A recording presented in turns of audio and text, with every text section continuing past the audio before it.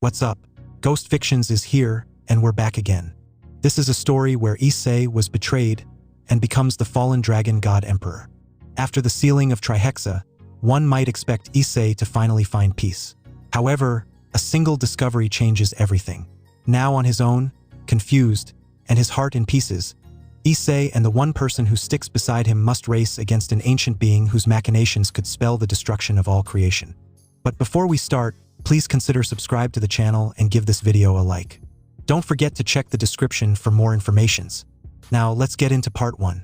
Since living things could first think, there has been much debate over how the universe and everything in it began. Ask any modern-day scientist and they will tell you that the universe began with an event known as the Big Bang over 14 billion years ago, in which all visible matter, time, space, and energy were released from a single point of infinite density and mass called a singularity. They are not completely wrong, as the universe is nearly that old. The singularity part, however, is wrong. Others will look to the various religions of the world. The Greeks believed that the universe began with chaos and that the protogenoi, beginning with Gaia, came from him and shaped the various natural forces of the planet.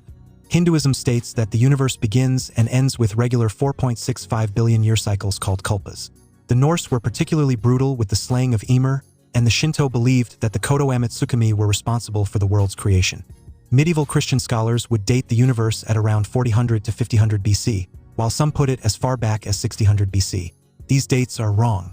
The famous Archbishop James Ussher states that the universe began on October 23, 4004 BC at 9 in the morning. He was wrong due to the fact that he was off by about 12 days and 22 hours. The entirety of creation began on October 10th at 8 in what would now be morning. This makes the Omniverse a Libra. Now keep this date in mind, because this date will be an important date in the story you are about to read. Before we truly begin with our story, we must first know who we are reading about. Our story is about a boy. Of course, the boy isn't the only one who participates in this story, but let's focus on the boy for now.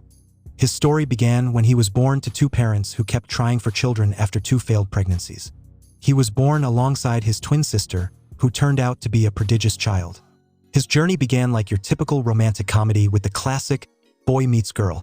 This would quickly devolve into the standard Issei harem anime plot for the supernatural, starting with boy gets killed by girl, all the way to boy saves the world. Let's focus on the last part, boy saves the world, or more specifically, boy saves the world from his rival psycho grandfather and his pet apocalypse beast. One would expect the boy to have found peace after this fight, but sadly, reality nor the universe is not kind to its heroes. In another world, he may have settled down with his harem, have kids, a house, 2 dogs, and 3 cats, but this is not that universe. So far, the boy has been getting lucky as one can get after entering the moonlit world. His defeat of the apocalypse beast was only the beginning. Before everything began, there existed 2 beings, one of existence and one of not, twins if you will. The first 2 beings, equal in power, neither gaining ground over the other. However, for one moment and one moment alone, existence won out against its counterpart and sealed it away in a place in which none can find it. Existence birthed from him the 7 original ones, 3 of which are famous and one of the 3 being defeated by the boy. But that's not what we're here to talk about. We're about the boy. Yes, I remember now. Now remember that date I told you before I started talking about the boy. That date just so happens to be today's date. Much like this date signifies a great change in the grand scheme of existence, this date will signify a massive change in the boy's life. Our story will truly begin much like where humanity began, in a garden. Whether this change is good for the boy or bad for him, we'll just have to find out, won't we? Issei opened his eyes. His expression turned into that of shock and horror. The sky was split open as if the world itself had been torn at the seams. Dark beings that were too horrible for words flew from the tears in the sky, while some crawled from the earth. Issei watched in horror as the angels, gods, and humans fought back against these monsters. An earth-shattering roar caught Issei's attention. A massive dragon with 7 heads descended from the clouds. Its jet-black body seemed to suck in all light, while everything around it corroded into nothingness. The ground shook as the familiar body of a massive red dragon fell down next to Issei. Red, Issei whispered in shock. Great Red's body was motionless as the great dragon god's eyes became cloudy as he exhaled his last. Bucho, anyone, Issei yelled as he tried to apply whatever magic he could to help the great dragon. I say. He turned and saw something that would haunt him forever. Rias was pinned to a wall, impaled by a cross. If Issei was a God-fearing man, which he wasn't, he would have called it poetic, but now it gave him nothing but despair and anger. Rias's eyes became cloudy as the arm she tried to reach out to him with fell limp. Blood poured from the cross as he noticed that one of her legs was torn off. Both her wings were on the ground next to him while her right leg was being gnawed on by one of those monsters. "Why, you bastards? Draig, let's go!" Issei yelled as he summoned boosted gear. "Draig!" Issei glanced down at his left arm to see something that horrified him. The boosted gear was mangled, broken beyond recognition. The gems, one blue and one green, were shattered. Another roar alerted him, and Issei turned to see the dragon, all 7 of its heads staring at him in sadistic glee, reveling in his despair. Its piercing red eyes sent waves of terror down his spine. The dragon reared its heads back and unleashed a torrent of black and red energy at Issei. Issei's eyes snapped open as he jolted awake, alerting the people next to him. A cold bead of sweat ran down his face as he frantically looked around for whatever the hell he just saw. Issei saw his classmates looking at him strangely, some struggling to hide their laughter. He noticed Kiba giving him a concerned look. "Mr. Hayudu, is my class really that boring that you would rather sleep than pay attention?" the teacher asked as her foot tapped impatiently on the wooden floor. Her coal-black eyes bore into Issei's, causing him to quake in slight fear. No Izini, I mean Amaranth-sensei," Issei said, rubbing the back of his head. The teacher shook her head and sighed. It was the 3rd day in a row now, and the school year just started. "Just don't let it happen again. Capiche?" the teacher said. Issei just nodded, not wanting to get into more trouble than he already was. Amaranth went back to lecturing about bees or something. Issei wasn't paying attention. He looked out the window, trying to ignore the insults being sent his way by his classmates. Pervert was probably having a wet dream. He gritted his teeth as he tried to suppress his annoyance. That dream again. The same dream he had been having every damn night. Ever since Trihexa had been defeated and resealed, Satan bless Rosweiss for finding a way to recreate the god of the Bible seals, Issei had been having nightmares of a sort. Well, night terrors are a more apt description. It was always the same. Him. The street littered with corpses, destroyed surroundings, and the dragon. He didn't know what it was. Draig, for all he was worth, tried to help Issei, but interpreting dreams was not his forte. The class went on until the bell rang, signaling that lunch has started. Issei began to pack his stuff back into his bag when he noticed someone standing next to him. "Issei." He looked up and saw a blond man with grayish-blue eyes. He had a mole underneath his left eye. He was known the school over as the Prince of Kuo and the wet dream of every female in their grade, Yudo Kiba. "Kiba," Issei said, greeting him. Kiba winced a little when he saw how horrible Issei looked. He had bags underneath his eyes and was looking paler than usual. Other than Kiba, only a few people had noticed his condition. Asia, Irina, Draig, and his sister were the only ones. His sister tried to help, but even with her status as valedictorian, she was no better than Draig at trying to find out what his dreams were. Asia suggested seeing a therapist while Irina went into his room every night to calm him down. Sadly, the twin-tailed angel had left for some mission for Michael in Berlin. "Are you okay? You look worse off than you did yesterday," Kiba asked. "I'm fine. I just need a nap is all. Let's go." Ria said that she needed to tell us something. Issei said, "Hey, wait. Are you sure we shouldn't tell her or something?" Kiba asked as he jogged to catch up to Issei. Issei looked down. Rias. She had been gone for a while. He saw less and less of her with each passing day. On top of that, the other girls were always busy now. They always had some sort of excuse which Issei could understand. Zenobia was the current president of the student council. Koneko was off training all the time now. Ravel had duties to her house, and Rias and Akeno were in college. He just wished that they made some time for him, even if it was just a little. "Yeah," Issei said as they walked down the hall to go buy some melon bread. "All right, remember, your reports on solutions in dealing with global warming are due at the end of the week. Don't copy.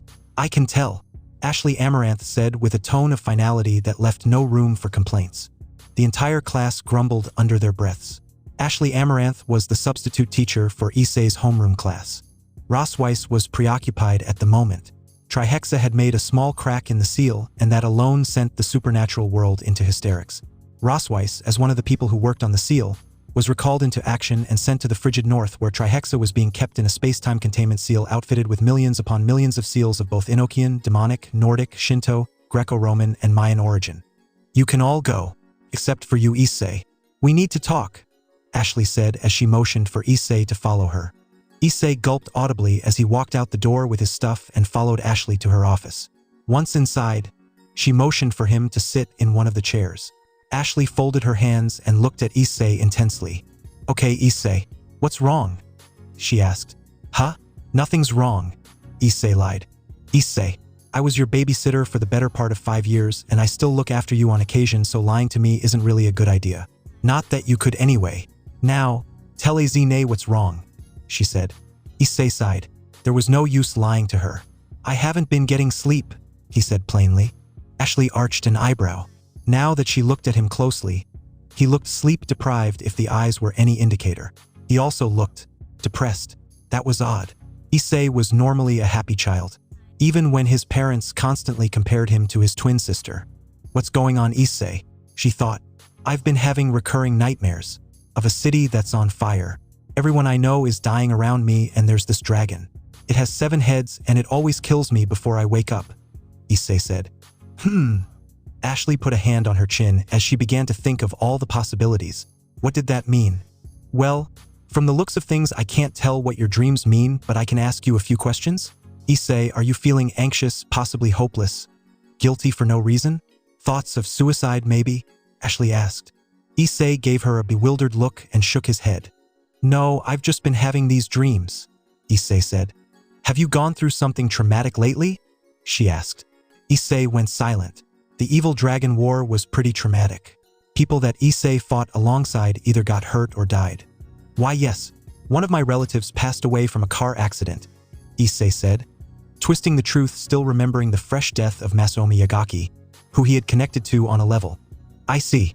If I may guess, you might be suffering from minor PTSD that's causing you to have these dreams, Ashley said.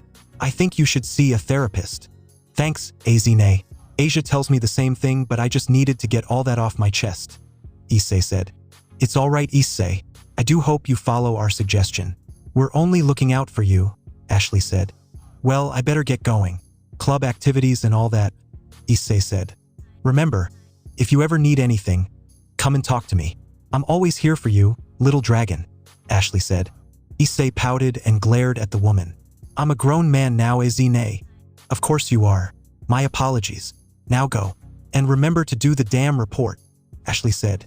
Issei responded with a yeah and closed the door. She sighed. Bad dreams, huh? If you were still here, what would you do, Wani-sama? Ashley thought to herself as she looked at an old photo of 7 children, specifically a white-haired girl that stood behind them smiling brightly. She sighed and went to grade the first paper from the pile on her desk when her day was promptly ruined by what she read. How the hell do you get 3.5 people as an answer, damn it? Learn to do math right, you little shits. Issei chuckled as he heard his former babysitter, now teacher, scream obscenities as she graded papers. He turned the hall to see Kiba standing next to a blonde girl with green eyes waiting for him. The girl's eyes lit up when she saw him. Ni-san, she said, waving. Issei chuckled. This girl was Asia Argento, a former nun turned devil after she was killed from having her sacred gear extracted by a fallen angel who shall remain unnamed. Did he fail to mention that she was Issei's adoptive younger sister?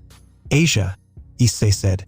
Asia walked up to him and placed a hand on his cheek, her eyes shimmering with worry. You're getting worse, she said. I'm fine. AZRAEL told me to go see a therapist, Issei said. Well, if Amaranth-sensei says that you need to go see someone, then we can schedule an appointment in Gremory territory this weekend, Kiba said. Yeah, Issei said. Come on. I only came out to get you too, Asia said. Rias Wani-sama and Akeno Wani-sama are waiting for us in the club. The Occult Research Club was located in the old-school building behind Kuo. The building was a 3-story building styled with its 3rd story serving as a clock tower. The building was white save for the black-tiled roof and had vines creeping up to its 2nd story. Issei, Kiba, and Asia ascended to the 2nd floor where they were greeted by everyone else, including their new additions to the club. Koneko sat on one of the couches, eating snacks as a blonde-haired kitsune sat next to her, trying to grab some for herself. This girl was Kunu, the princess of Kyoto, a Kyubi, and daughter of the current Kyubi no Yuko, Yasaka. There was another girl with white hair and blue eyes sitting next to Ravel. She wore the Kuo Academy middle school uniform. She was Tosca, a survivor of the Holy Sword Project and Kiba's old friend, now adopted sister. There were 2 more members, but both were away on duties. Lufei Pendragon, sister of Arthur Pendragon, and Benia, a reaper under the service of Sona Citri. Issei's eyes traveled immediately to the red-haired beauty sitting behind the desk, sipping a cup of tea. Next to her stood a woman with long dark lavender hair and violet eyes, pouring another cup for herself. To the men of this school, she was described as a Yamato Nadeshiko, or a perfect woman. These 2 were Rias Gremory and Akeno Himejima, the former president and vice president of the Occult Research Club. Rias, Akeno. Issei forced his thoughts down as he greeted them with a smile on his face. "Hello, Rias. Akeno," Issei said. "Ah, hello, Issei," Rias said in a tone that was not characteristic of her. While it sounded happy, it felt like she wasn't all there, like she was forcing it. Asia and Kiba looked at each other confused. What was wrong with her? She sounded off. Deciding to test the waters, Asia moved up to greet them. Hello, Rias Wanisama. Akeno Wanisama."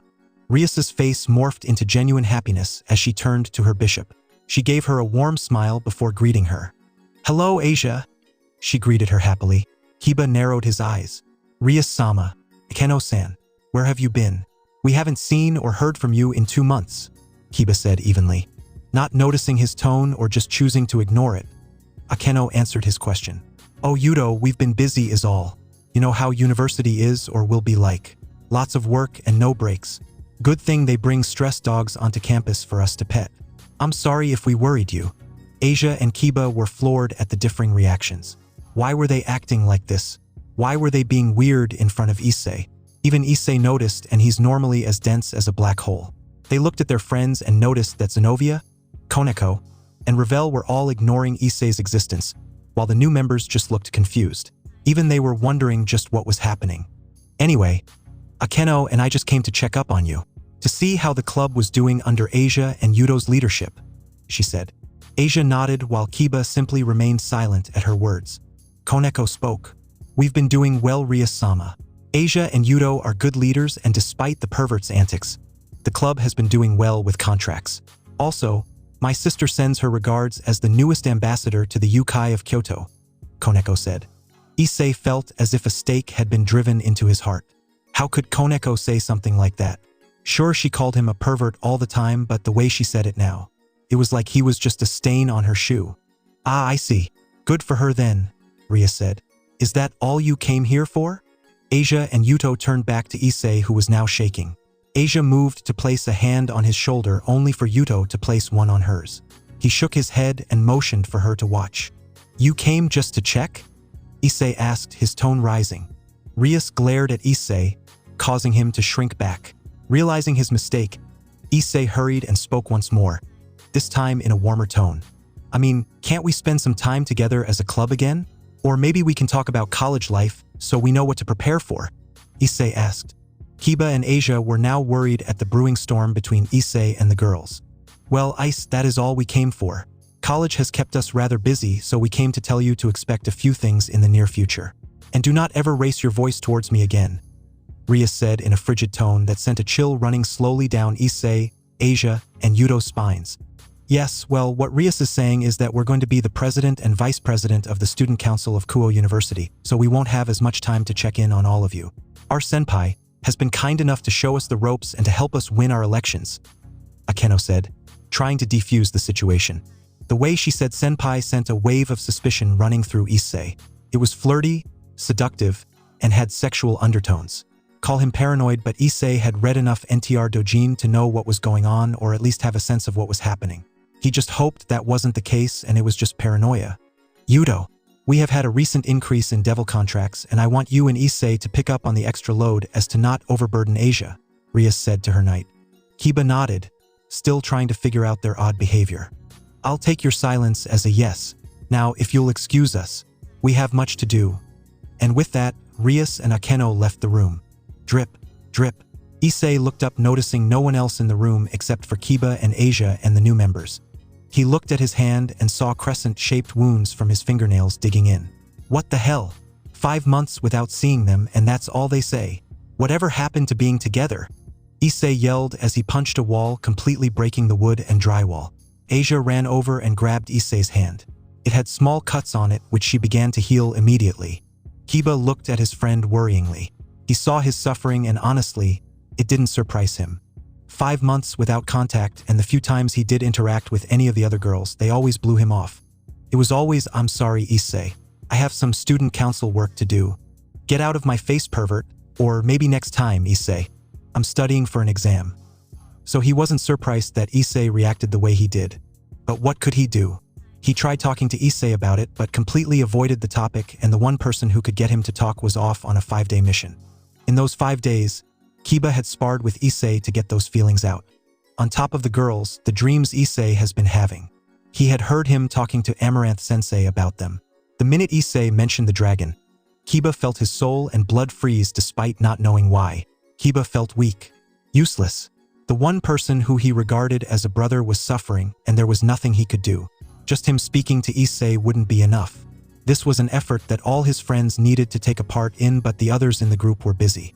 Gasper was staying with Valerie in the hospital. AZRAEL was always with the Grigori due to past events. The girls, well, Rosweiss was in the north. What remained of the student council was too busy dealing with the school under Zenobia and Sona with her pet project. And the 4 Satans, Valley Team, and Grafia were busy dealing with the fallout alongside the other leaders. The only solace Kiba, Asia, and Issei's twin sister had was that Arena would be back in a few days to snap Issei out of whatever funk he was in. But for now, there was nothing that could be done. He snapped out of his reverie when he heard Issei run out of the building. With Issei, Issei ran across campus ground, tracking 2 energy signatures that were headed for one location, Kuo Academy College Division. "Who'd you piss off this time? I hope it wasn't your cousin again. She specifically told you what would happen if you peeped on the Kendo Club one more time." A voice boomed inside his head. Issei slowed down to a jog as he heard it. "Drake? You're awake," Issei said happily.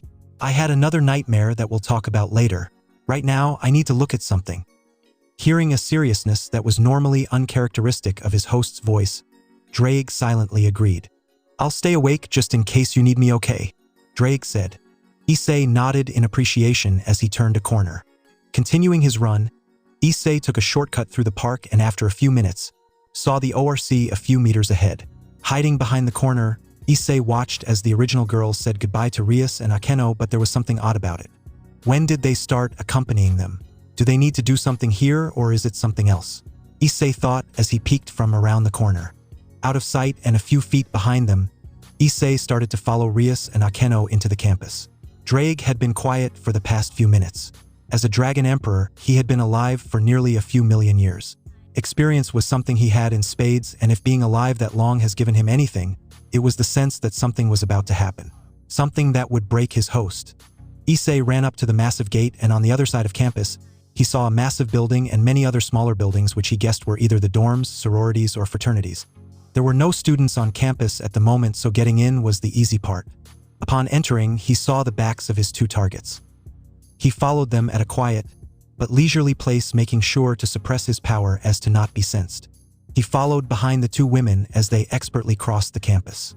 He walked past statues which he assumed to be founders or important teachers. He noticed one of them was Rias's father, Zeoticus Gremory. On the path, many trees adorned the path he was walking on. He couldn't identify them and silently wished that he paid more attention to Ashley's lectures during class. Maybe botany was his calling after he was done with everything. The buildings looked similar to that of Ivy League universities such as Cambridge when he was looking at their campuses for possible universities to apply to. He mentally laughed at the thought of getting into an Ivy League. While he wasn't smart as his twin sister, Mitsuki, Issei wasn't stupid, so he might have a chance. Maybe the founders were inspired? Snapping out of his dreams of being Lucasian professor of mathematics, he saw the building getting larger and saw Rias and Akeno enter. A few students were exiting the building for what Issei thought was to spend the weekend out. It was 5 p.m. after all, and most of the students had already left campus. Walking in, he followed Rias and Akeno, who were talking to each other. He wasn't able to make out what they were saying, but the way they looked from time to time made him suspicious of what they were saying. The very fact that he wasn't noticed was beyond him, as he wasn't the most subtle member of the peerage. That record went to Koneko. He watched as they crossed towards a massive staircase that seemed to span the entire room. Reaching the top, they made a left turn and stopped at a door. Issei, still at the edge, peeked out and saw the words, "Student Faculty," in bright gold letters in a wooden frame. Someone had spent money on this. A creaking sound of a door opening brought him out of whatever pyramid scheme he was planning. He saw a man step out. He was tall, maybe 6 feet, a bit taller, with short blonde hair and bright blue eyes. His physique showed that he did sports, and to Issei's guess, it was martial arts or something along the lines of a combat sport. His eyes told Issei a different story. Issei perceived him as a threat not in matters of actual power, but something else. Issei continued to watch the man as he talked to Rias and Akeno. After a few minutes, he invited them in. "I don't like this, partner. Something about this isn't right," Drake said after being silent for the entire walk. The man unnerved him, not in the sense that he was a danger, more in the sense of what he was. "I don't like it either, Drake, but I have to find out what's happening. Why they're being so damn distant," Issei said. Drake stayed silent, praying to whatever god that what they'll find out won't mess his partner up. But still, something about him isn't right. "You should leave while you still can. I have a feeling that things will get ugly with that guy," Drake said, trying to convince Issei. "Come on. There's nothing to worry about. This guy is weak. Probably low class or weaker," Issei mentally replied. "Just a peek and then I'll ask them at the door." "Okay." Issei looked in and saw the room. The room was beautifully decorated. There was a luxurious-looking couch, and the desks of the members of the faculty were arranged in a square formation with the president's desk at the head. Shelves lined the walls and were filled with various books. However, it wasn't the room that took Issei's breath. It was what he saw and heard. He watched as Rias and Akeno were leaning on the man. He had a smile and a heavy blush on his face. Rias and Akeno's eyes were filled with happiness, warmth, and want. It was the same look they used to give him when Issei saved Rias from her arranged marriage with Ricer Phoenix, and when Issei helped Akeno overcome her issues with her father and accept her fallen heritage. Drake's eyes grew wide upon witnessing the act. He hoped what he was seeing was just sort of sick illusion created by a wraith or something. The dragon checked on his partner's state. He found nothing, not a shred of emotion or conscience. It's as if his partner just shut down. Drake tried to enter his mindscape but was forcefully ejected. This is not good, Drake thought. He tried again, only for the same thing to happen over and over again. He turned his gaze back to the situation. Just what happened in the past 5 months. He had been busy recovering power and consoling Issei after every nightmare he had. Just what was going on? Drake needed answers. Issei watched as Rias and Akeno wrapped themselves around him.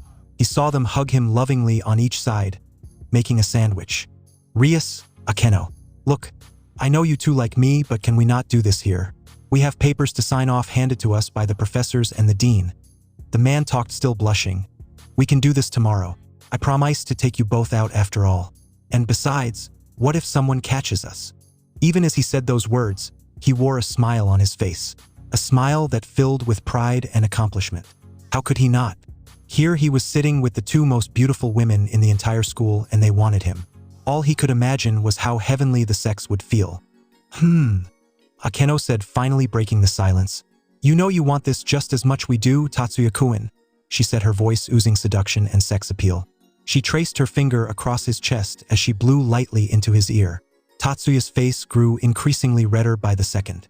"What the hell, Akeno? We agreed that we would do this together, and here you are trying to seduce him in front of me," Rias yelled hotly, crossing her arms in anger. She glared at her queen, who simply giggled at her reaction. Era, Rias-chan, what are you talking about? It's obvious he wants me right now," Akeno said, pushing out her chest and making it jiggle. Tatsuya's eyes were firmly glued to their hypnotic motion. "And secondly, you're right. It's so fun to see you get so riled up. I wonder what will happen if I do this," Akeno said as she began to nibble on Tatsuya's ear. Rias's blood boiled. Akeno loved doing this to her even when they were with Issei. She marched over to the 2 and held Tatsuya's face. Tatsuya leaned towards Rias and kissed her deeply, while Akeno pouted and Issei watched with silent horror. No, Issei thought as tears streamed down his face. Why was this happening? Every second he watched was like a stab in the heart. He felt his very soul being eroded by the action that was happening before him. Why would they do this to him? Hadn't he done enough for them? Was dying for them on more than one occasion not enough? Was fighting the apocalypse beast not enough for them? The kiss became heated, clashing for dominance but soon ended. Akeno was even more daring than Rias, that was for sure. Issei swore he heard her moan a couple of times. Tatsuya and Akeno broke apart and looked at the clock, still dazed from the kiss. 5:30 p.m. Oh shit, he thought. There were only 30 minutes left until the deadline. He saw Akeno and Rias were thinking the same thing and began to file papers. Issei ran out of the campus. He just needed to get out. It didn't matter where he went, just somewhere far away from that horrible scene. It replayed itself over and over inside Issei's head, each time being worse than the last. Issei tripped and fell face first. He groaned as he got up. His eyes widened as he recognized the place. It was the park where Rainier killed him, and it all began. "Will you die for me?" Issei began to hyperventilate as her words came back to his mind. He gripped his head in agony as the memories of Rainier killing him overlapped with Rias and Akeno's betrayal. "No, no, no, no, no," Issei chanted to himself. He stopped when he heard a voice inside of his head. Partner, snap out of it. Drake," Issei called out hopefully. "Thank the dead god you can hear me." "Issei, if you can still hear me, move your left hand," Drake ordered. Issei stared blankly at his left hand as he brought it up to his face. There was a flashing green light. "Fuck. Issei, I need you to listen. Whatever happened inside triggered something to happen to your pieces. I detected a residual piece of Loki's curse and some of Trihexa's corruptive energy that has latched onto your pieces. Now, I don't know how the Mao made these, but I do know that it reacts in a manner similar to an ant whenever it is sick. It's destroying itself to save you. It managed to do so to Loki's curse, but Trihexa's energy, it only amplified it. The pieces are now fully corrupted by the energy and have switched to sapping your life energy. Another thing is that there is a strange energy in your blood that is reacting to the energy inside your pieces. It's tearing you apart from the inside out. We need to get you somewhere quiet so you can stabilize," Drake urged. Issei nodded mutely as he tried to stand. When he did, an immense pain flared inside of him, causing him to fall to his knees. What? Issei gasped out silently in pain as his hand flew to his chest. His heart felt like it was going to explode. "Aniki!" Drake thanked whatever higher power was looking out for his host. In the distance, he was a girl that looked like the female version of Issei running up towards them. She had the same brown eyes, her hair was slightly darker and reached down to her back, and she had a sexy yet athletic build that was cute at the same time. "Emmi-chan," Issei rasped out as he gripped the end of the fountain. "What happened?" Mitsuki yelled as she supported Issei to his feet. "I'll explain later. Right now, we have to get Issei somewhere quiet so I can work in stabilizing him," Drake said. Mitsuki nodded and prepared a magic circle. "Wait, I don't know how teleportation will affect him. You'll need to help him walk," Drake said. Mitsuki frowned and dispersed the circle. She looked at her twin in worry. Mitsuki had come running immediately when she felt pain erupt inside her chest. "Baby steps, Aniki," Mitsuki said as she helped Issei walk. Every step he took was utter hell. It felt as if his every muscle, vein, and tendon were ripping themselves apart. The entire walk home was the greatest pain Issei ever felt. Mitsuki saw the gates and pushed them open. Hayadu Manor was not what one would expect to find in a suburban area.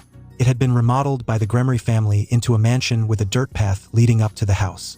The twins made their way up to the door, the pain becoming more unbearable with each step Issei took. Mitsuki helped Issei up the stairs and to his room, where Issei collapsed onto his bed. "I'll go get Asia," Mitsuki said as she ran out the door to retrieve the blonde nun. Issei just sighed and sat up after a few minutes.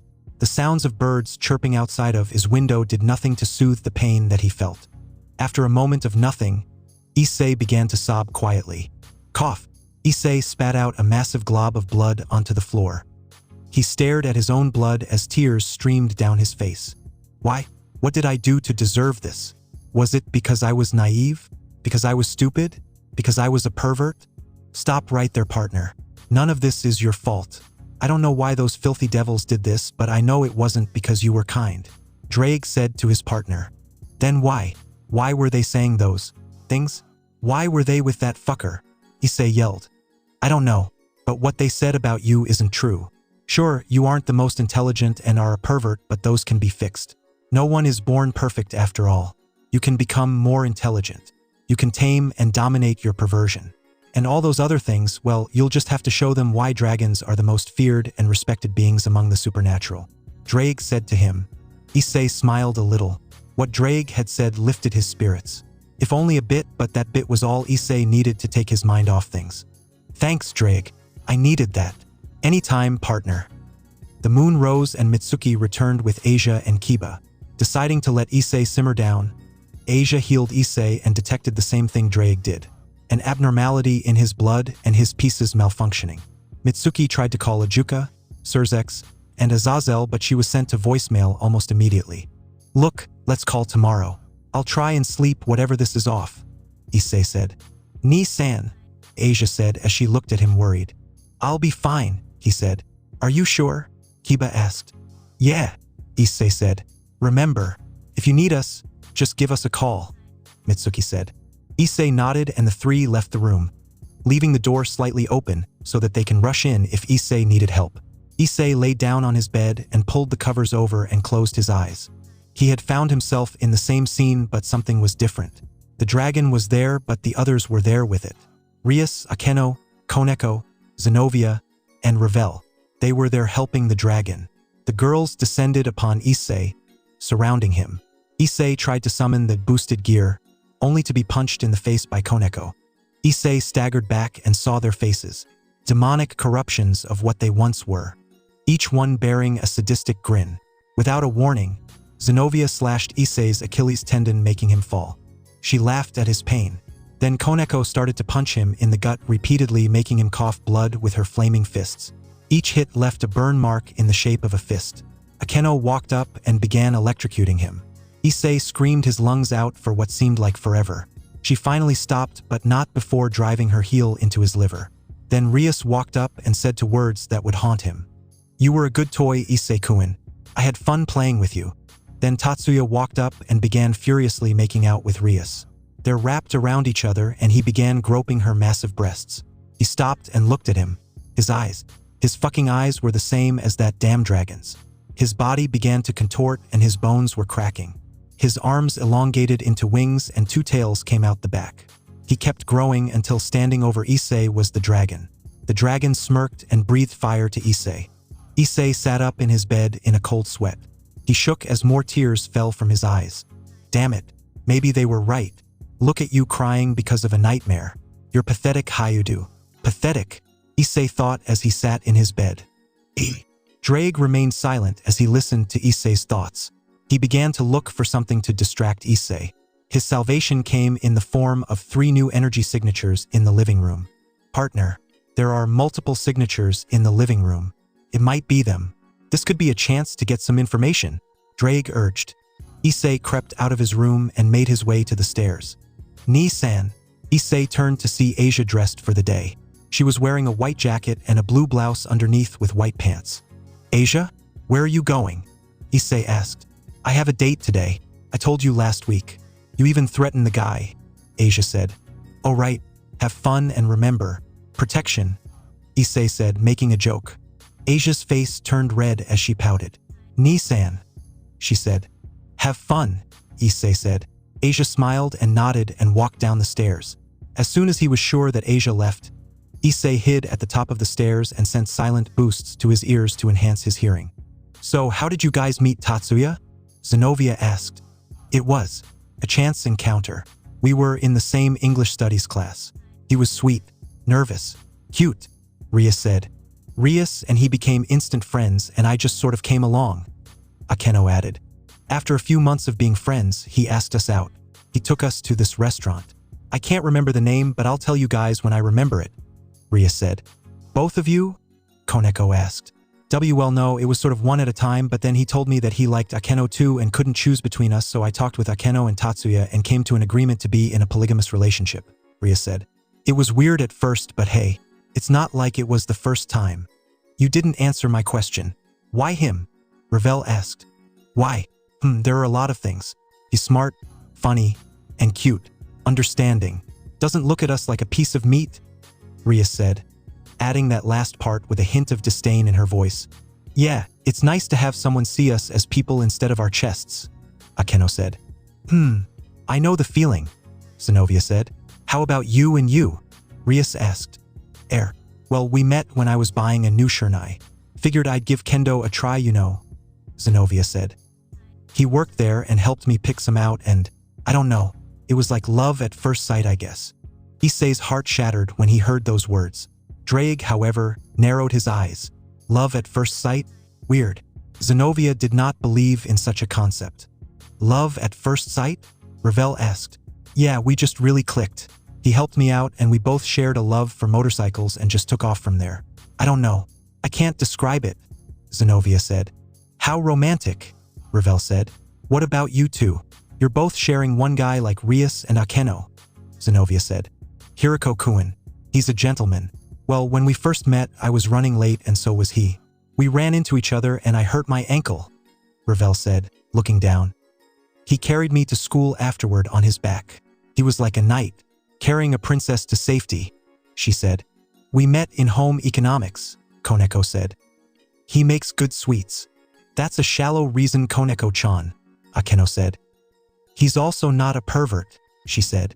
Also, I'll have him eating out of my palm by the end of the month. I spend more time with him than KFC over here, so it's sure that he'll date me and not Ravel. Issei arched an eyebrow. Something was off. Koneko never said that many words in a single sitting before. Partner. Yeah, Issei said. There's something off about how she's acting, Drake said. Yeah, she never says that many words in one sentence, Issei said. Maybe she's being blackmailed? No, her feelings, while spontaneous, seem to be genuine, Drake responded. So you're saying that? Issei asked. Yes, how they feel is real. How they act. Now that's a different story, Drake said. Issei didn't hear the final portion of what Drake said. Instead, he snuck away, not wanting to hear any more of their words. Partner, Drake asked as he noticed Issei climbing out the window and walking to an isolated portion of the estate he nicknamed the Grove. Was it all a lie, Drake? Issei asked. Was what a lie? Drake asked. Their love. Was it all just a lie? Was I just some sort of toy for them to use and get rid of the minute they find something better? Issei asked. Partner, Drake said. Our entire relationship was all just one fucking joke, wasn't it? Issei said as black flames began to manifest and lick the surroundings. It was all a lie. Issei roared as a dark aura exploded from him. Kuo town. Everyone in Kuo felt it. The dark, evil, and cold feeling that just enveloped their whole town. People felt goosebumps and some started hyperventilating. But as quickly as it came, it vanished. Some were lucky enough to faint, but others would know. Something happened. The beginning of something big. Everyone, supernatural or not, felt it. How could they not? The sun was blotted out and the wind was too cold even for fall. Inside Kuo College Division, Tatsuya let out a breath that turned to mist upon exiting his mouth. His window was frosting over. Impossible even for fall, it's too cold, he thought. He shrugged and got back to work, not all the while ignorant of what was occurring. Back at Hayudu Mansion, Rias, Akeno, Ravel, Koneko, and Zenobia felt it. They were rooted to their spots. The foremost feeling in their minds was fear. Utter fear. Whatever this was they felt was angry. They didn't dare report this out of fear for whatever thing was out there. The sun began to shine again, but things were never the same after. With Issei. Issei tried not to scream. Black flames licked his hands and the ground was cracking from the pressure of this oppressive dark energy. Issei looked at the sky and saw the sun was blocked by the clouds. His eyes were different. His irises were green and his scara became pitch black with a crimson tint. Letting his dark emotions control him, he summoned boosted gear, an action that surprised and terrified Drake. I who am about to awaken. Drake's eyes widened. He knew what was about to happen. He thought they got rid of it after Great Red and Ophis granted Issei dragon deification, but it was still there. The Juggernaut Drive. Am, the heavenly dragon who stole the principles of domination from God. Shit. Issei. Snap out of it. Drake yelled desperately at his partner. Noticing the next line in the chant was coming up, he began yelling again. I laugh at the infinite. I grieve at the dream. Damn it, Issei. Don't do this. Innocent people will die. Do you wish to have that type of blood on your hands? I know you're suffering and I know you want revenge, but this isn't the way to do things. If you do, you can never take it, BA. I shall become the red dragon of domination. Issei. Don't do this, please. You're the greatest possessor of boosted gear. The one with the most potential. My best friend. As Issei prepared the next chant, Drake tried his luck once more. Please. I don't want to lose you too. Think of Arena. Drake yelled out. I shall sin. The chant stopped. Issei fell to the ground, breathing heavily. Irina. Drake was right. He wasn't alone. Kiba. Drake. Irina. He couldn't abandon them like that. Thanks, Drake, Issei said through pants. Anytime. So, what now? We have to remove these pieces. But first, let me pass out. Drake laughed. His partner was full of surprises. He thought back to when Issei was activating the drive. What was that? That energy felt familiar. Dark but not evil. If he can master that power, he'll be as strong as Albion and I in our primes. Maybe stronger. Rest, Issei. We'll get these damned pieces out of you. Don't worry, Drake thought before slowly repairing his partner's body. Unknown location. He's awakened, a man said as he knelt before a shadowy figure. The man in question had stark white hair, dark skin, and wore a mask that resembled a bull's head except for the snout, which was shaped more like a beak. He wore dark clothing and had a black cloak. The figure turned, their blue eyes shining in the shadows. Good, they said. What do you wish us to do? The man said. The others will follow soon after. Find them and bring them here, they said. Understood, he said as he stood. Before he could leave, the figure spoke once more. Oh, and Beelzebub, to be careful when dealing with the first. He isn't an easy target, the figure said. Beelzebub chuckled before nodding. Beelzebub left in a swirl of black mist, leaving the figure alone in the room. The figure turned back and stared out the window.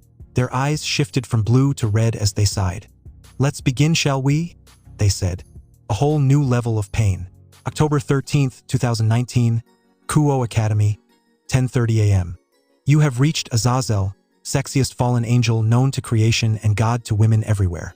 You know what to do. Do it after the blorp. Blorp, Issei sighed. This was the 5th time he had called AZRAEL today. Another wave of pain shot through him as he sat up in his chair.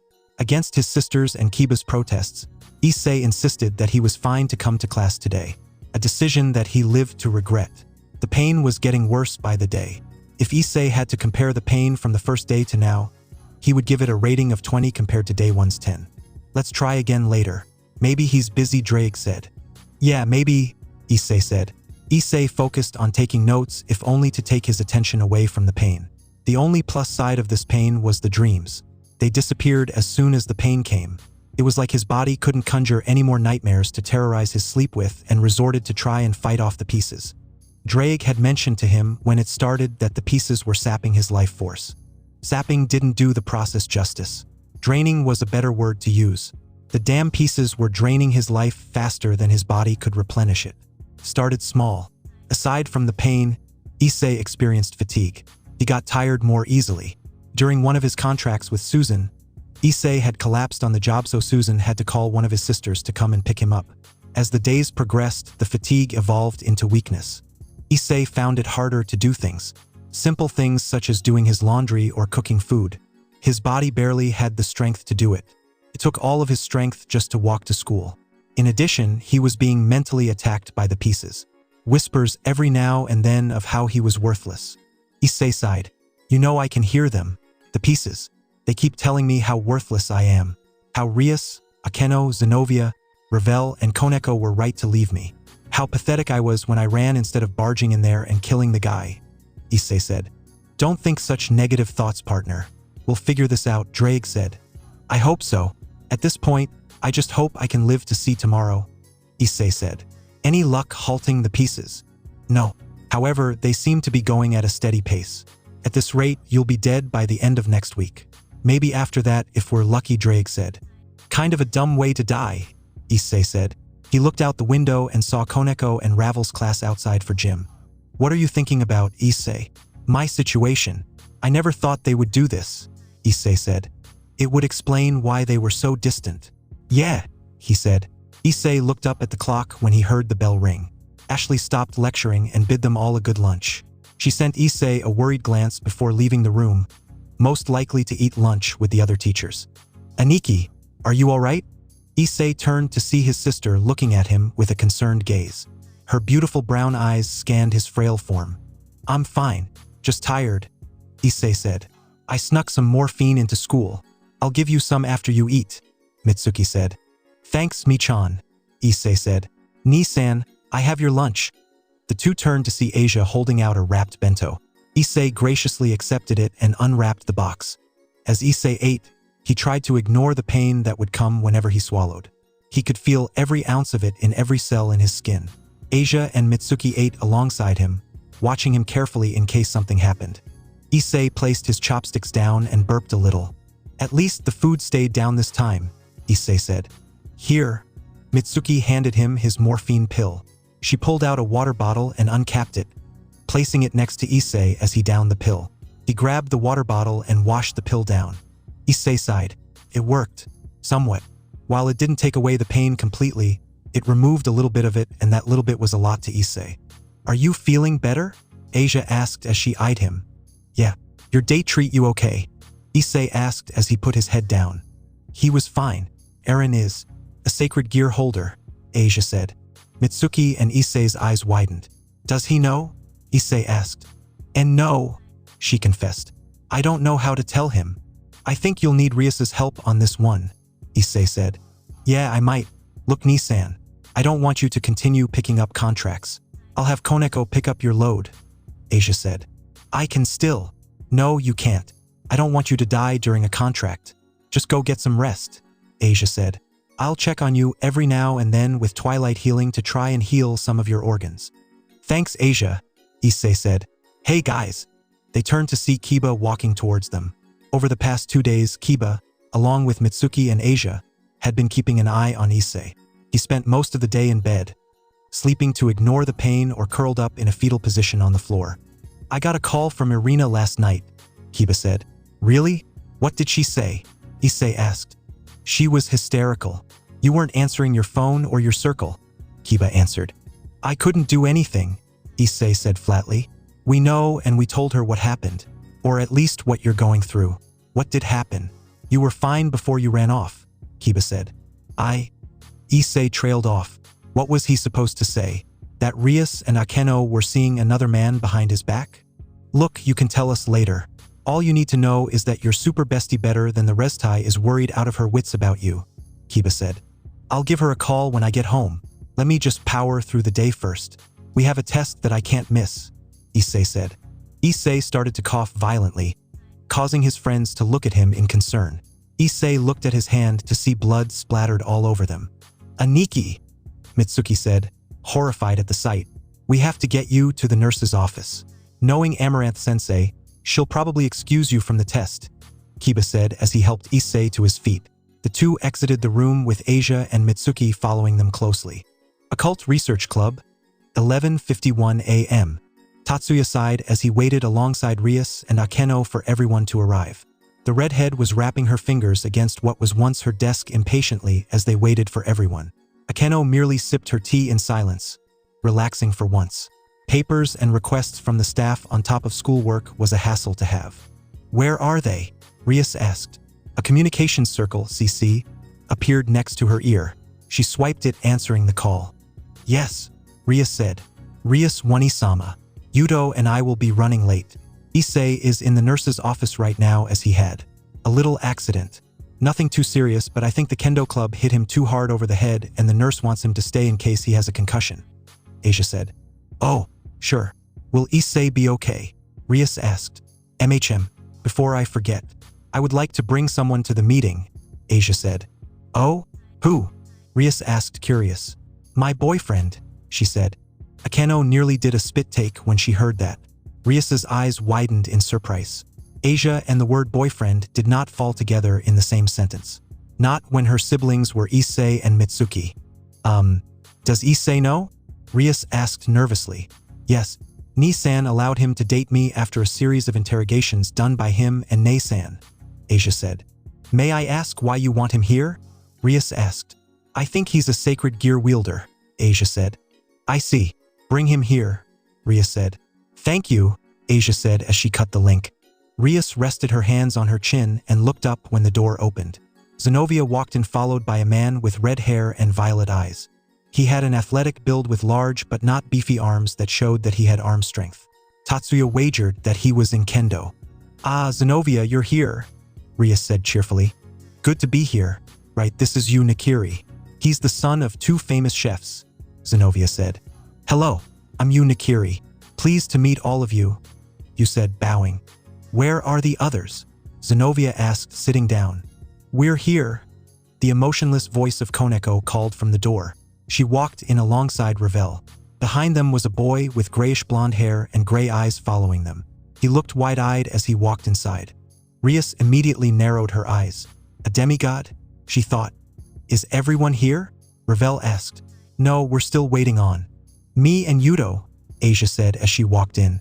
Kiba followed shortly behind her, talking to a man with black hair and green eyes. He was unlike the rest of them. He was completely human. No special heritage save for the odd energy signature that emanated from him. This is Aaron Yatagami, my boyfriend, Asia said, blushing as she introduced him. Hi, Aaron said nervously. Come on, Yatagami. You survived her siblings. You can survive her friends, Aaron thought. Kiba placed a hand on his shoulder, calming him down. That's everyone, Ria said, clapping her hands. No, it's not. Where's Issei? Zenobia asked. Issei is in the nurse's office. He's being kept there because the nurse thinks Inori-san hit him too hard in the head and he might have a concussion, Kiba said. Oh, Zenobia said. I hope he's okay. Asia and Kiba stiffened at the mention of Issei. Right, anyway, thank you for coming. The reason I called this meeting is because of one thing. Oni-sama told me that Issei is being considered for high class. Isn't this wonderful? Ria said. Ni-san? High class? Asia asked. Wait, what's high class?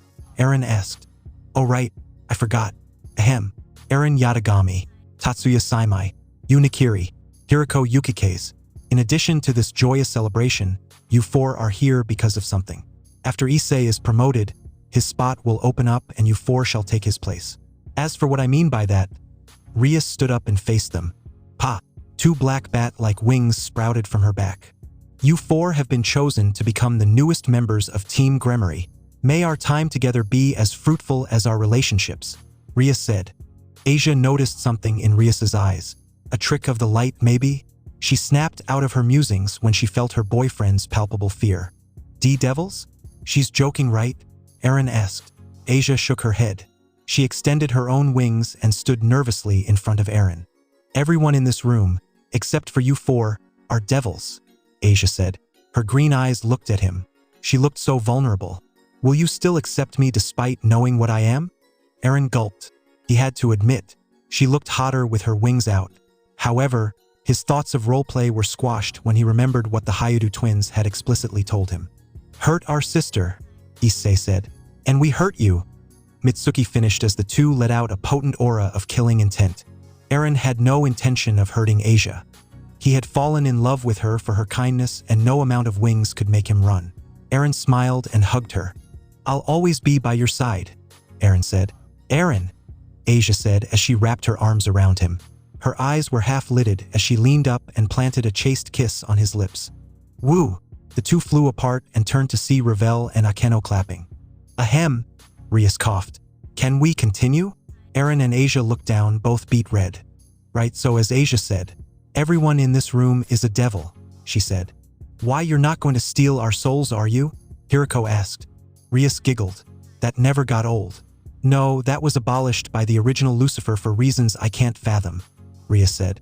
Anyway, before Rias goes into a tirade about how much she studied Lucifer-sama, allow me to explain another reason as to why we decided to meet. Other than Tatsuya, you've all been noticed to have something inside of you. A sacred gear, Akeno said. Tatsuya looked at her confused. What's a sacred gear? He asked. Sacred gear are tools created by the biblical god. Rias winced at the slight headache. As part of his system to enact miracles upon the earth, only humans or human hybrids can be born with sacred gears. Why tell us? You asked. There had to be some sort of catch. Right, my brother, the current Lucifer, told me that in a few days, the Pantheons will be voting on the creation of an annual worldwide tournament in which teams compete for a prize. The prize is a wish that can be granted by the gods, Rias said. We decided to have a bigger edge in battle by adding more to our forces. So you're using us? Tatsuya asked. No, dear, we're not. We were just informed of this a few hours ago, Akeno said, soothing Tatsuya. So we're going to compete? Will we need to train for this? Is there anything we need to know about Devil Society? You asked. To answer your first two questions. Yes, we will be. And third, I shall explain. Devil society is split into ranks, which indicates your societal status, political power, and more often than not, though this isn't always the case, power. The devil ranking system goes as follows. Low, middle, high, ultimate, and Satan. I am a high-class devil and a duke bearing the name Gremory, Rias explained. So you're nobility? Aaron asked. Yes, that's a simpler way to put it, Rias said. So what class would we be if we accept? Hiriko asked. You would be low class, but don't worry. You can climb the ranks like Issei did, Rias said. Yes, Akeno said. Issei and Mitsuki are middle-class devils on paper only. In reality, the two are ultimate-class devils, possibly even Satan-class at their full powers, Akeno said. Aaron paled when he heard that. He could picture it now. The Hayadu twins killing him in various gruesome ways. Any other questions? Rias asked. How do we awaken this sacred gear? Hiriko asked. We'll discuss that after we discuss the training regimen, Rias said. A CC popped up next to Asia's ear. Aaron, is it okay if you stay here while I go check on Nissan? Asia said as she cut the CC. Oh sure, give Issei my regards, Aaron said. Asia smiled and tiptoed to plant a kiss on his cheek before leaving the room. Era. Asia is so daring, Akeno said. I wonder how much more daring she'll be when you two give each other your precious purity for the first time. Aaron sputtered upon hearing Akeno's words. 3:45 p.m., Ku-O Town. Mitsuki walked right next to her brother as the two made their way home. Rias had called Asia and Kiba to the clubroom again for another meeting. That left Mitsuki to walk home with Issei.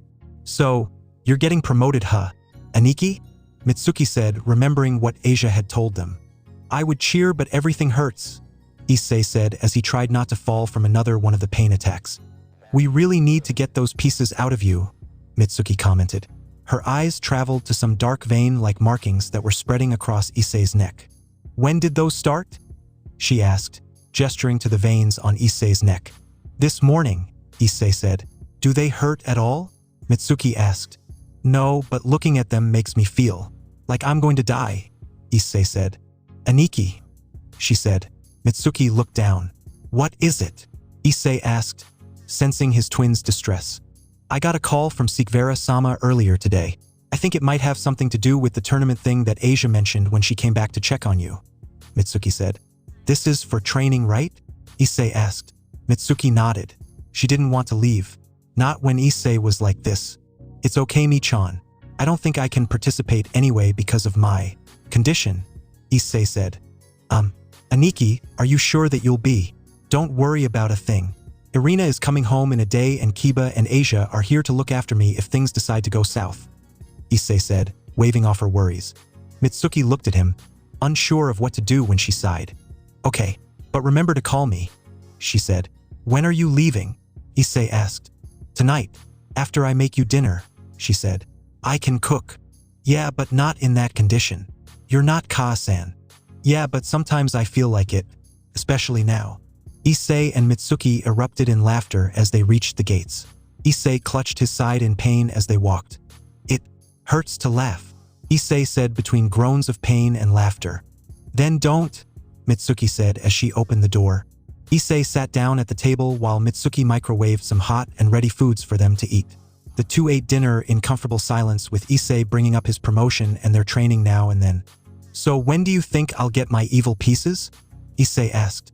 Probably after whatever this is, Mitsuki said. Come to think of it, Saji looked like someone beat the crap out of him when he walked to class, Issei said. Oh yeah, he did, didn't he? Mitsuki said.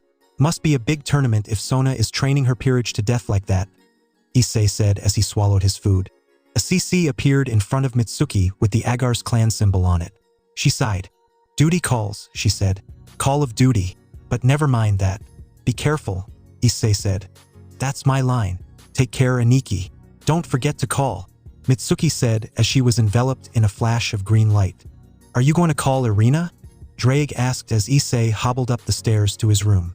Yeah, just let me try and call Sensei or Ajuka one more time, Issei said. He formed a CC and selected AZRAEL's contact. Ring, ring, ring. You have reached AZRAEL, sexiest fallen angel known to creation and God to women everywhere. You know what to do.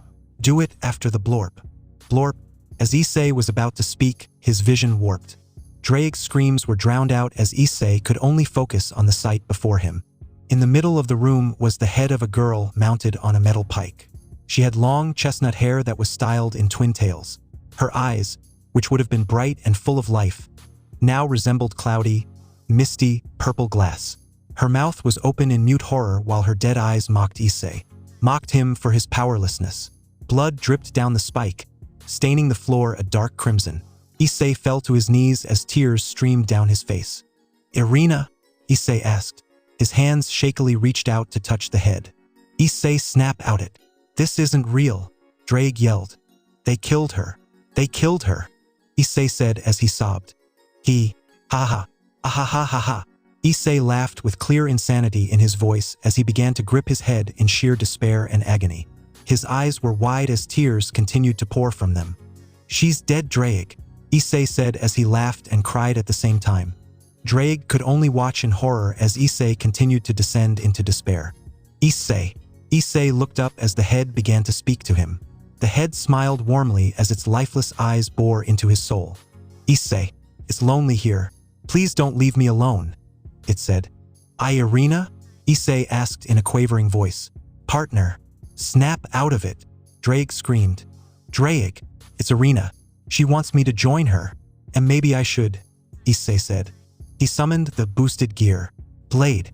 Ascalon materialized in his hand and Issei brought it up to his throat. "Issei, no." Issei dropped Ascalon as he felt himself get tackled to the ground. Issei fought against his attacker, but his weakened state prevented him from overpowering whoever attacked him. "Kiba?" Issei said as Kiba's face came into view. "Damn it! What the hell was that? You were about to slit your own damn throat," Kiba yelled. "Irina, she." Issei looked to where the pike with his best friend's head was only to see nothing. No. They're getting worse," Issei said as he curled up into a ball. Kiba looked at him sadly and saw an active CC next to Issei. He sighed as he ended the call and swiped the circle away. "I'll be right back, Issei." "Don't do anything," Kiba said as he ran out. He thanked whatever higher power that the person he was looking for was just down the hall. "Asia," said girl turned around and looked at him curiously. She was carrying a tray of food, presumably to bring down to the basement. Rias and the others were there with the boys as she had decided to begin training to get as much progress before the games. Kiba-kun," Asia said as she held the tray. "Asia, Issei, pant. Issei, Nissan? What happened?" Asia asked as a pit began to form in her stomach. "He just tried to slit his own damn throat," Kiba said. Asia dropped the tray in shock and immediately made a beeline for Issei's room with Kiba hot on her trail. He formed his own CC and located Irina's contact. Kiba hit the call function immediately and waited patiently for her to answer. Ring. "Hello?" Irina's chirpy voice could be heard from the circle. "Irina, thank Mao you answered," Kiba said in relief as he entered Issei's room with Asia. Issei was still curled up in a ball on the floor as Asia whispered soothing words into his ear while hugging him tightly. "Irina, you need to come home immediately," Kiba said. What's wrong? What happened?" Irina asked. "Issei, something went wrong. His pieces, they're making him see things. I don't know what Issei just saw, but he just tried to slit his throat," Kiba said. "What?" Irina screeched. "You need to come home," Kiba said. "Alright, we just finished up. I'll go and drop off my report and head there. Just give me 20 minutes, Irina said. "Right, we'll try to keep Issei stable until then," Kiba said as a warm liquid flowed from his hands. He clenched his fist tightly enough to draw blood. Irina cut the link and Kiba knelt next to Issei. Asia had fresh tears flowing from her face as Issei passed out on her lap. "Do they know?" Kiba asked. Asia shook her head. "They didn't even ask where he was," she said. "What's going on with them? First, they find new boyfriends and now, you saw how they interact with Issei. It was like normal except that it's..." Kiba trailed off. "I know," Asia said as she stroked Issei's hair softly. With her other hand, she formed a CC and dialed Mitsuki. "You're going to tell her?" Kiba asked. "She's my sister. She needs to know what happened to our brother," Asia said as she heard Mitsuki's voice. "Nei-san," Asia said nervously. "Yes," Mitsuki said. Heavy breaths could be heard alongside an explosion in the background. "You need to come home, Nissan. He just tried to hurt himself," Asia said, eyeing Ascalon. "Hurt himself? How?"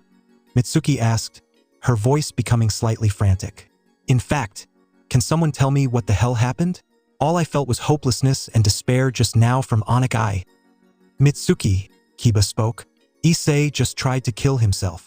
A green flash appeared behind them as Mitsuki, in her training clothes which consisted of blue track pants and a gray hoodie with a white shirt underneath, ran over to Issei and Asia. "Aniki," Mitsuki said. "We called Irina already. She'll be here in." Kiba looked at the clock in Issei's room. "She'll be here in 7 minutes," he said. Mitsuki nodded as she gripped Issei's hand. Heaven. Irina ran frantically through the first heaven with Griselda and Dulio trailing behind her. Her mind was focused on one thing, Issei. Ever since she got that call from Kiba, Irina had teleported immediately to heaven. "Irina, slow down," Dulio yelled. Irina ignored him in favor of her destination, the Axis Mundi, an ever-shifting dimensional pathway in heaven that lead to the other levels of heaven. The Axis Mundi appeared differently to all people. To Irina, it appeared as a road with a night sky. She immediately ran up the road and projected her thoughts into the Axis. Sixth heaven. Sixth heaven. A door appeared in front of Irina, and she burst through, surprising all of the occupants in the room. A man stood up and eyed her curiously. The man was very handsome, having long blonde hair and green eyes. Atop his head sat a golden halo, and on his back were 12 white and gold wings. He wore white and red robes with golden pauldrons and white sashes with crosses embroidered into the sashes. "Irina Kuin," the man said. "Michael-sama, here's my report. I'm sorry, but I have to leave. I just got a call that Issei is sick with dragon pox," Irina said. "Era? Issei-chan is sick?" A woman said from next to Michael. The woman had long blonde hair, green eyes, and a massive pear on her chest. She wore a white robe-like dress and had 12 massive snow-white and blue wings on her back. "Yes, Gabriel-sama. Now, if I may excuse myself," Irina said, bowing. Yeah," Gabriel and Michael said as they waved. Irina disappeared in a flutter of wings, leaving behind a few white feathers. A few moments later, Griselda and Dulio burst through the door, completely out of breath. "Damn, Pant the girl can run. Oh, I need to catch my breath," Dulio said as he fell on his butt, taking in large amounts of air. "Mind telling us what just happened?" Another man said. The man wore a green cape and had shaggy black hair with emerald green eyes that seemed to constantly shine with annoyance.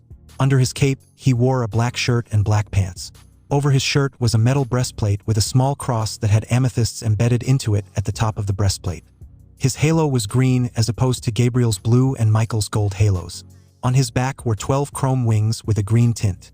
"We're just as in the dark as you are, Raphael-sama," Griselda said as she caught her breath. "Well, she is your student, Rafi," Gabriel teased. "At least someone wants to learn under me, you airhead chicken," Raphael fired back. "Shut up, you stuck-up pigeon," Gabriel retorted. "Retarded parrot. Friendless ostrich. Okay, shut up you too," Michael said. "But Oni-sama, Raphael is calling me names," Gabriel whined, pouting angrily while she pointed at the calm archangel behind her. "Can't take a joke, you flightless bird," Raphael said, snickering. Michael facepalmed. "How the hell did Oni-sama ever put up with us?" Michael thought. "Do any of you know why Irina just ran off?" Michael asked, looking specifically at his joker.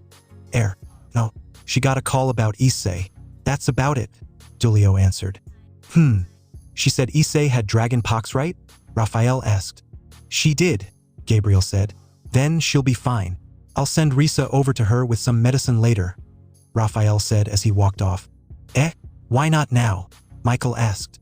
"I'm having her investigating an anomaly," Raphael said, turning around. He pulled a small gem out of his pocket and channeled his grace, the integral energy inherent in all angels, and the gem lit up and projected an image. That's impossible," Michael said as the blurry image of a man and woman could be seen walking down the street. "It is. It's why she's there," Raphael said. "I'll bring it up at the meeting," Michael said. Hyudu Manor, 6:45 p.m.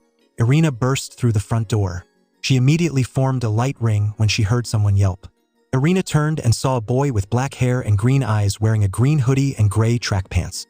Who are you? Irina asked. I'm Aaron. I'm Asia's boyfriend. Please don't kill me, Aaron said, raising his arms. Asia got a boyfriend? And Issei and Mitsuki didn't rip you in half? You know what, never mind that. I'll dig into this later, Irina said, leaving the boy in the living room as she ran up the stairs. Come on, Issei. Please be okay, she thought as she rounded the corner to see Issei's room.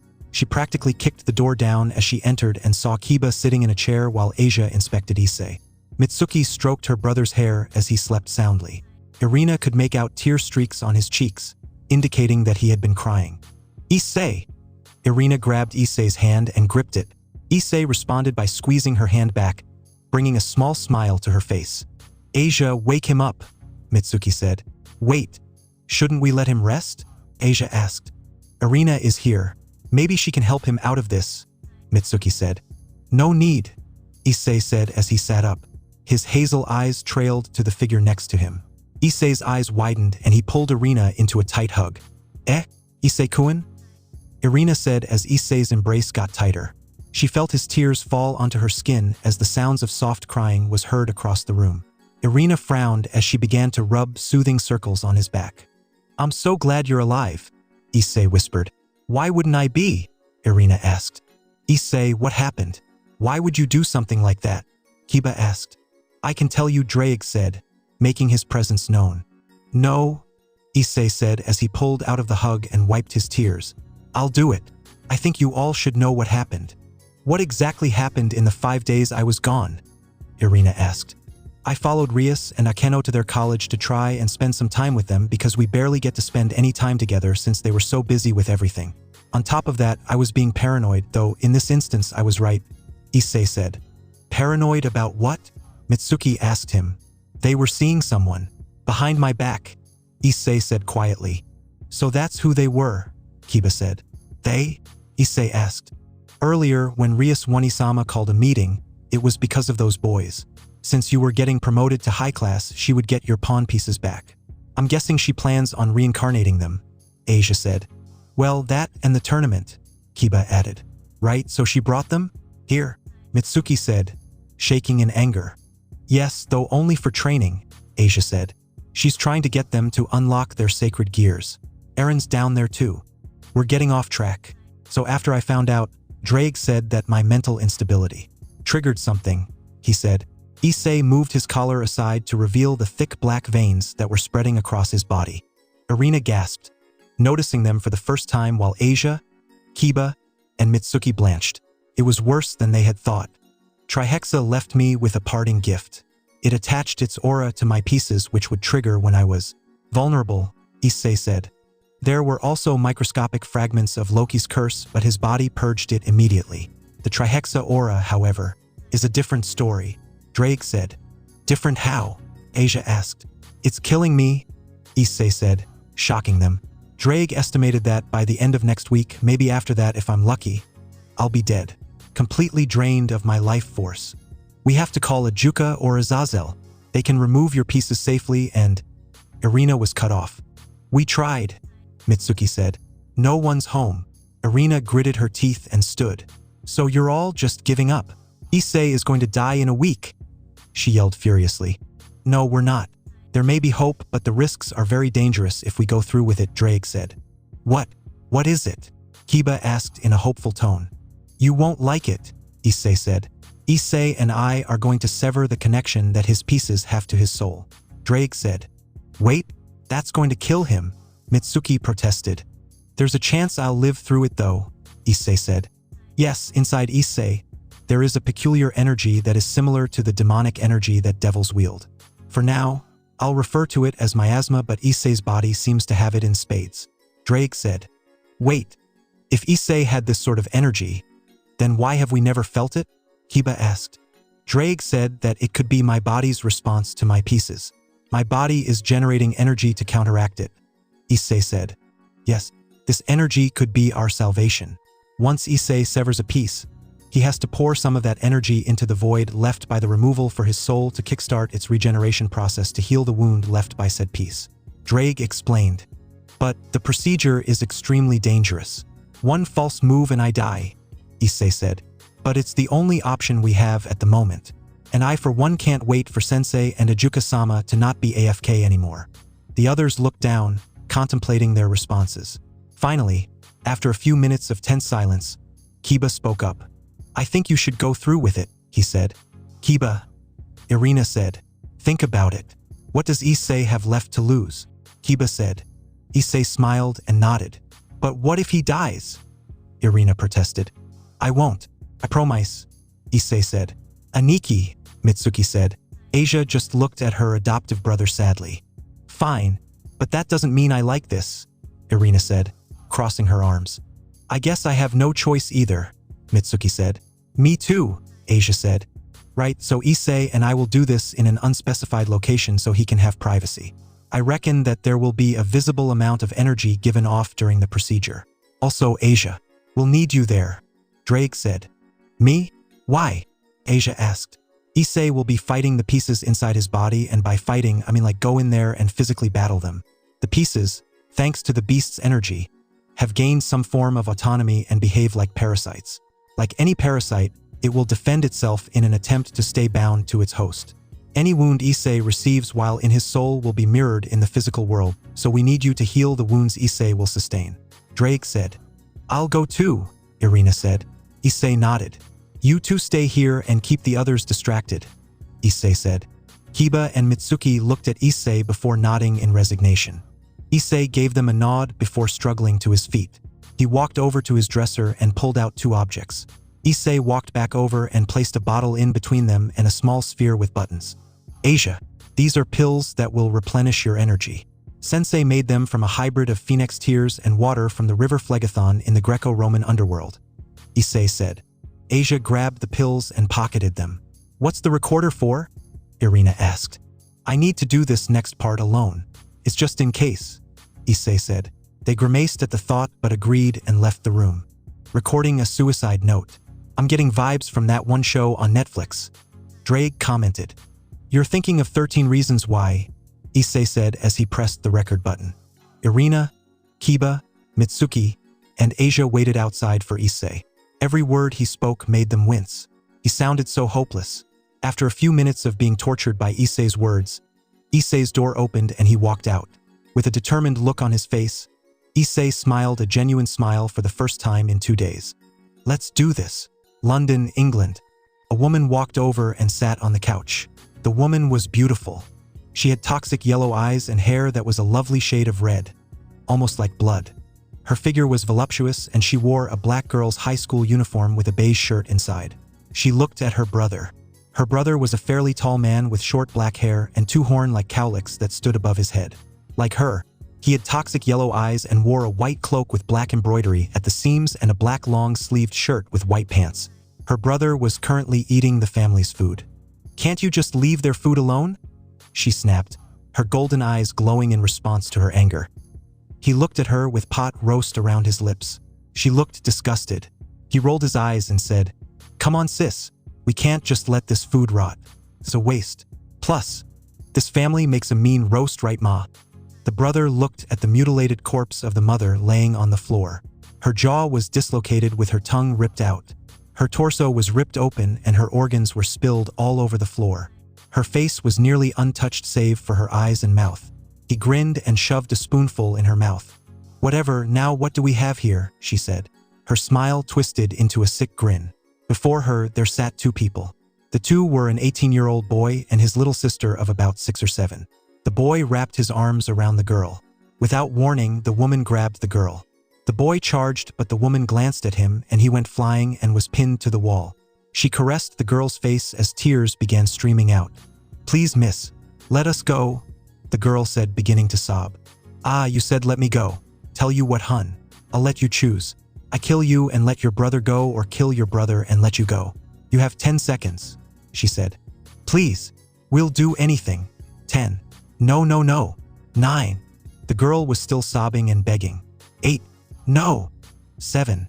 The girl punched her in the face. This surprised the woman and she let go. Her older brother fell and he grabbed her and run. Lily, don't look. Just keep your he irk. He looked down and saw a massive blade of pure energy jutting out of his chest. The blade warped and the boy's body was lifted and shredded to pieces. His blood rained on the little girl who watched on as her big brother was ripped in front of her. "That wasn't very nice, little girl." The woman calmly walked towards her. She stared at the pieces that were once her brother and then let out a blood-curdling scream. Her scara turned pitch black and her blue eyes shined and pulsated with power. The woman had to cover her face since the girl was emitting so much power that she was practically glowing. A blue aura of light was shining around her and the woman felt as her skin began to burn. All of a sudden, the little girl was wrapped in a black mist and disappeared. "TCH," the woman scoffed. She escaped. The little girl was one of them then. Her brother walked to her looking satisfied. "She got away, huh?" he said. The brother bent down and ripped the mother's arm off and took a bite out of it. "Are you eating the mom?" she said to her brother in an irritated manner. "Yes," she sighed. She really hated her brother sometimes. He could be such a glutton. "Whatever, plenty of fish in the sea, as they say. Let's find the others, but first we gotta erase the crime scene," the woman said. She stretched out her palm and a blue flame manifested. She let forth a deluge of blue fire all over the house, setting it ablaze. The lights in the surrounding houses went on as onlookers began to call the fire department. The two exited the house, through the back and disappeared in a cloud of black mist. However, they didn't notice a pair of red eyes watching them. Risa sat there, trying to process what she just saw. Those two. Power rolled off them in waves. And the little girl. What was she? The power she had matched that of an S-rank high-class being. "I need to report this to AZRAEL-sama," she thought and flew towards Kuo, Japan at breakneck speeds. Greco-Roman underworld, throne of Hades. "Nico?" A man sat on the throne holding a bident. The man had shoulder-length black hair and extremely pale skin. He wore a black suit. His pitch-black eyes looked up from his tablet as another man who looked like a miniature version of the man on the throne kneeled in front of him. "Father," Nico said, "we've detected a massive amount of power enter the underworld. Do you recognize this power?" a woman asked. She had back-length blonde hair that curled at the end and electric blue eyes. She wore black robes and had a miniature three-headed dog sleeping on her lap. Nico shook his head. "My lord Hades, should we not investigate this?" the woman asked. Hades placed a hand on his chin as he thought of what to do next. An explosion rocked the entire throne room, causing Hades to hop to his feet. "Nico, take Persephone and find the troops," Hades said as he grabbed his bident. "Father, do it," Hades ordered. Nico nodded and ran over to Persephone, grabbing her arm. "Hades, just go," Hades said. Persephone frowned but nodded. She yanked her arm from Nico's grasp and placed a hand on his shoulder. The two disappeared in a flash of violet light. Hades stood as the door to his throne room began to glow red. The doors burst open as they corroded into nothing. A hooded figure walked into the room and cast their scarlet gaze on the god of the dead. "Who are you to dare attack my realm?" Hades said, flaring an aura of power that shook the entire Greco-Roman underworld while pointing his bident at the hooded figure. "Surely you didn't forget about me, Hades?" the figure said in a silky, smooth voice. Hades' eyes widened in surprise and slight terror. "You, October 13th, 2019, Hyudu Manor, 7:25 p.m. "Do we have everything?" Issei asked. Irina paused before looking down at her backpack. "We have the pills. Sleeping bag for you to lie down on. A couple of snacks which include some Doritos, a couple of boxes of Poke, some Funyuns, several cups of ramen, and I think Asia said she is bringing a magic-powered portable stove," Irina said as she re-zipped the backpack back up. "I'm done," Asia said as she ran over wearing a green hoodie and black track pants. "I'm ready." "Asia." The three turned to see Aaron standing in the hallway. "Where are you guys going?" he asked. "Nissan needs me to go with him and Irina to the underworld to help him achieve a new form of his balance breaker. Since I'm the team healer, I kind of have to go," Asia said. "Oh, I understand. Have fun then," Aaron said, though his posture slouched a little. "Aaron, I'll only be there for a couple of hours. After that, I'll be back here," Asia said, walking over and planting a kiss on his cheek. Aaron smiled a goofy smile before nodding. "She has him wrapped around her finger," Irina whispered to Issei. Issei just nodded, holding himself back. Asia dating someone was still something he and Mitsuki had to get used to. "You ready?" Issei asked. Asia nodded. "Remember, form a transportation circle and don't specify the location, got it?" Irina said as she formed a blue magic circle that enveloped the three, and they disappeared in a flash of blue light. Aaron just stood there awkwardly before downing the rest of his water. I did it. He turned when he heard Yu's voice coming from the basement. Right. Got to unlock my gear. I have to prove myself to be enough for Asia, Aaron thought as he ran to the basement. Appalachian Mountains, Monongahela National Forest, Virginia, U.S., 5:30 a.m. A flash of blue light illuminated the forest as every animal in a 50-foot radius froze. Sensing the change in the air, Irina, Issei, and Asia appeared in a clearing in the middle of a group of pine trees. Asia spotted a deer running off as soon as she made eye contact with it. A soft orange glow cast its light on the trees. Come on. I see a cave off in the distance, Irina said as she began to walk. She summoned a sword. Its blade was silver and shined with a soft white glow while its guard was gold, and with a black handle and a small blue gem on its pommel. What's the sword for? Issei asked as he and Asia walked behind her.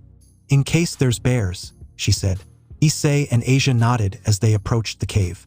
The cave itself was dug into the cliffside. The opening was large enough to allow for a full-grown man to enter with very little difficulty. The cavern was larger than what the entrance had suggested, as the inside was at least 20 feet in height. The length of the cavern was 100 feet to the back, which was a dead end. The floor was littered with the bones of small animals, suggesting that something had made its home there. Irina unzipped her backpack and laid out a sleeping bag. Are you two ready? Issei asked as he took off his shoes and lay down on the sleeping bag. Asia and Irina nodded.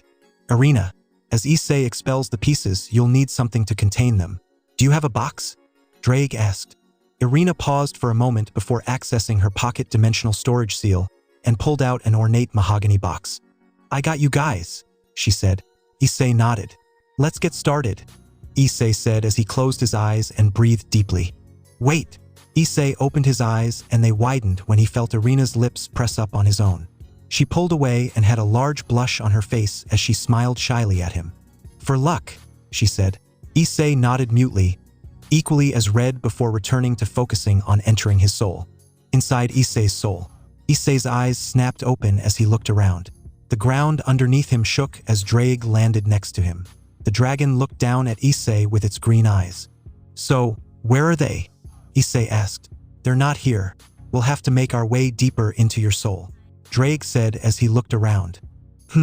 At least we know they're here, Issei said, pointing at the massive dark tendrils that dotted the skies of Issei's soul landscape. That looks imposing, Drake said as he sensed out the tendrils. His eyes widened when he felt Trihexa's maddening aura inside of them. Gaining ground, Issei looked around as he saw a portion of his soul crumble. We need to move fast, Issei said as he spread his wings. Drake nodded and followed after him.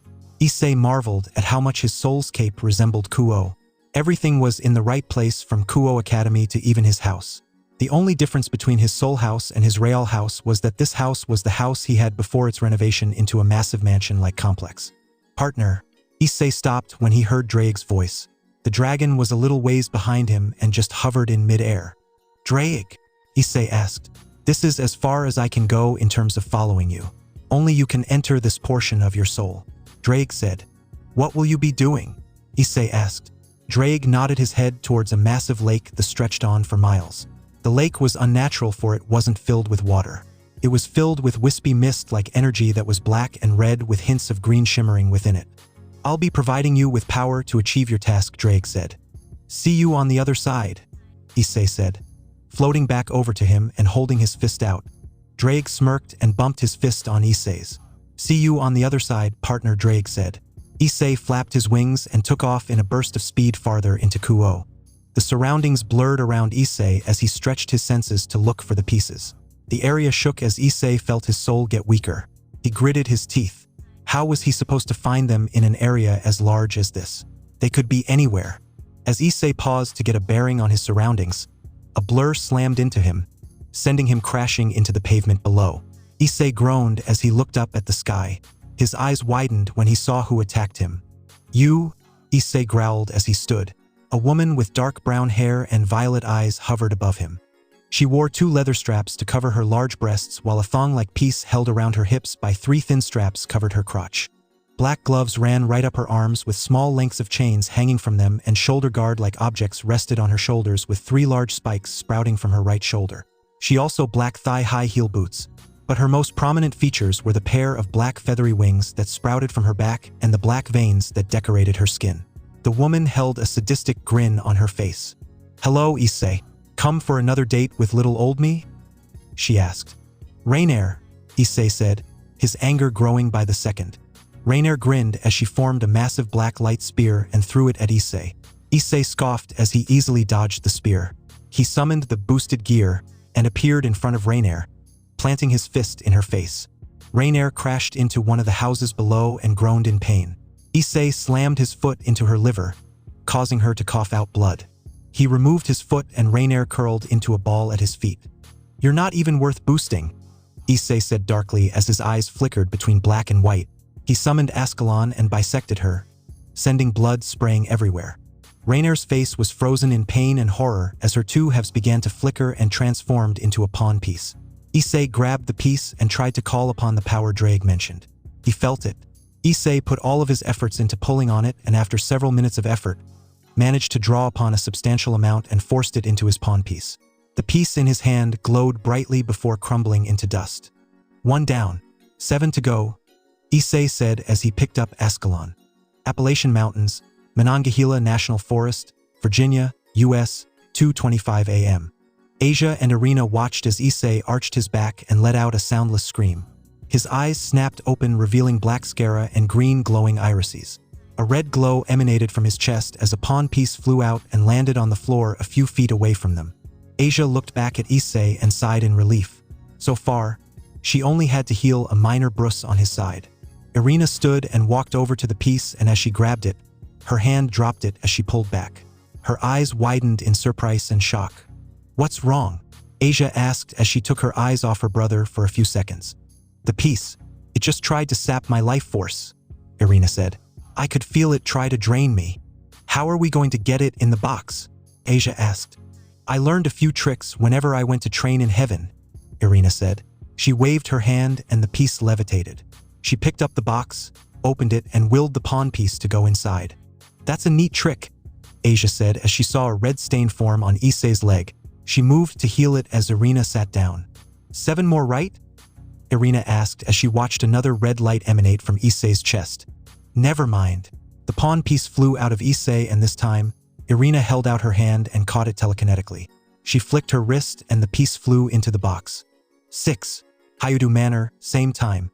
Mitsuki walked down the stairs and to the broom closet. She sighed. Why did they not get a maid to help them clean the house? Mitsuki grabbed the broom and dustpan and made her way to the stairs when she felt someone's presence behind her. Her eyes widened as her aura flared. She thrust the broom and leveled it at a petrified Ravel and Hiriko. Mitsuki sighed and calmed down.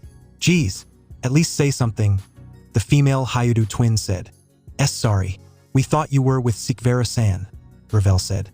No, I'm just a bit on edge, the training is all," Mitsuki said, waving off her concern. Ravel noticed the broom and dustpan in her hands for the first time. "What's going on? Did something fall?" she asked. "Yeah, Asia dropped the plate of food," Mitsuki answered. "Where did Asia go anyway?" Hiriko asked. "She went with Irina and Issei to go get something from the Mao. They'll be back in a couple of hours." "What about you two?" Mitsuki asked. "Oh, I'm going home. My parents called and they're worried," Hiriko said. "Oh, well, stay safe you too," Mitsuki said as she walked up the stairs.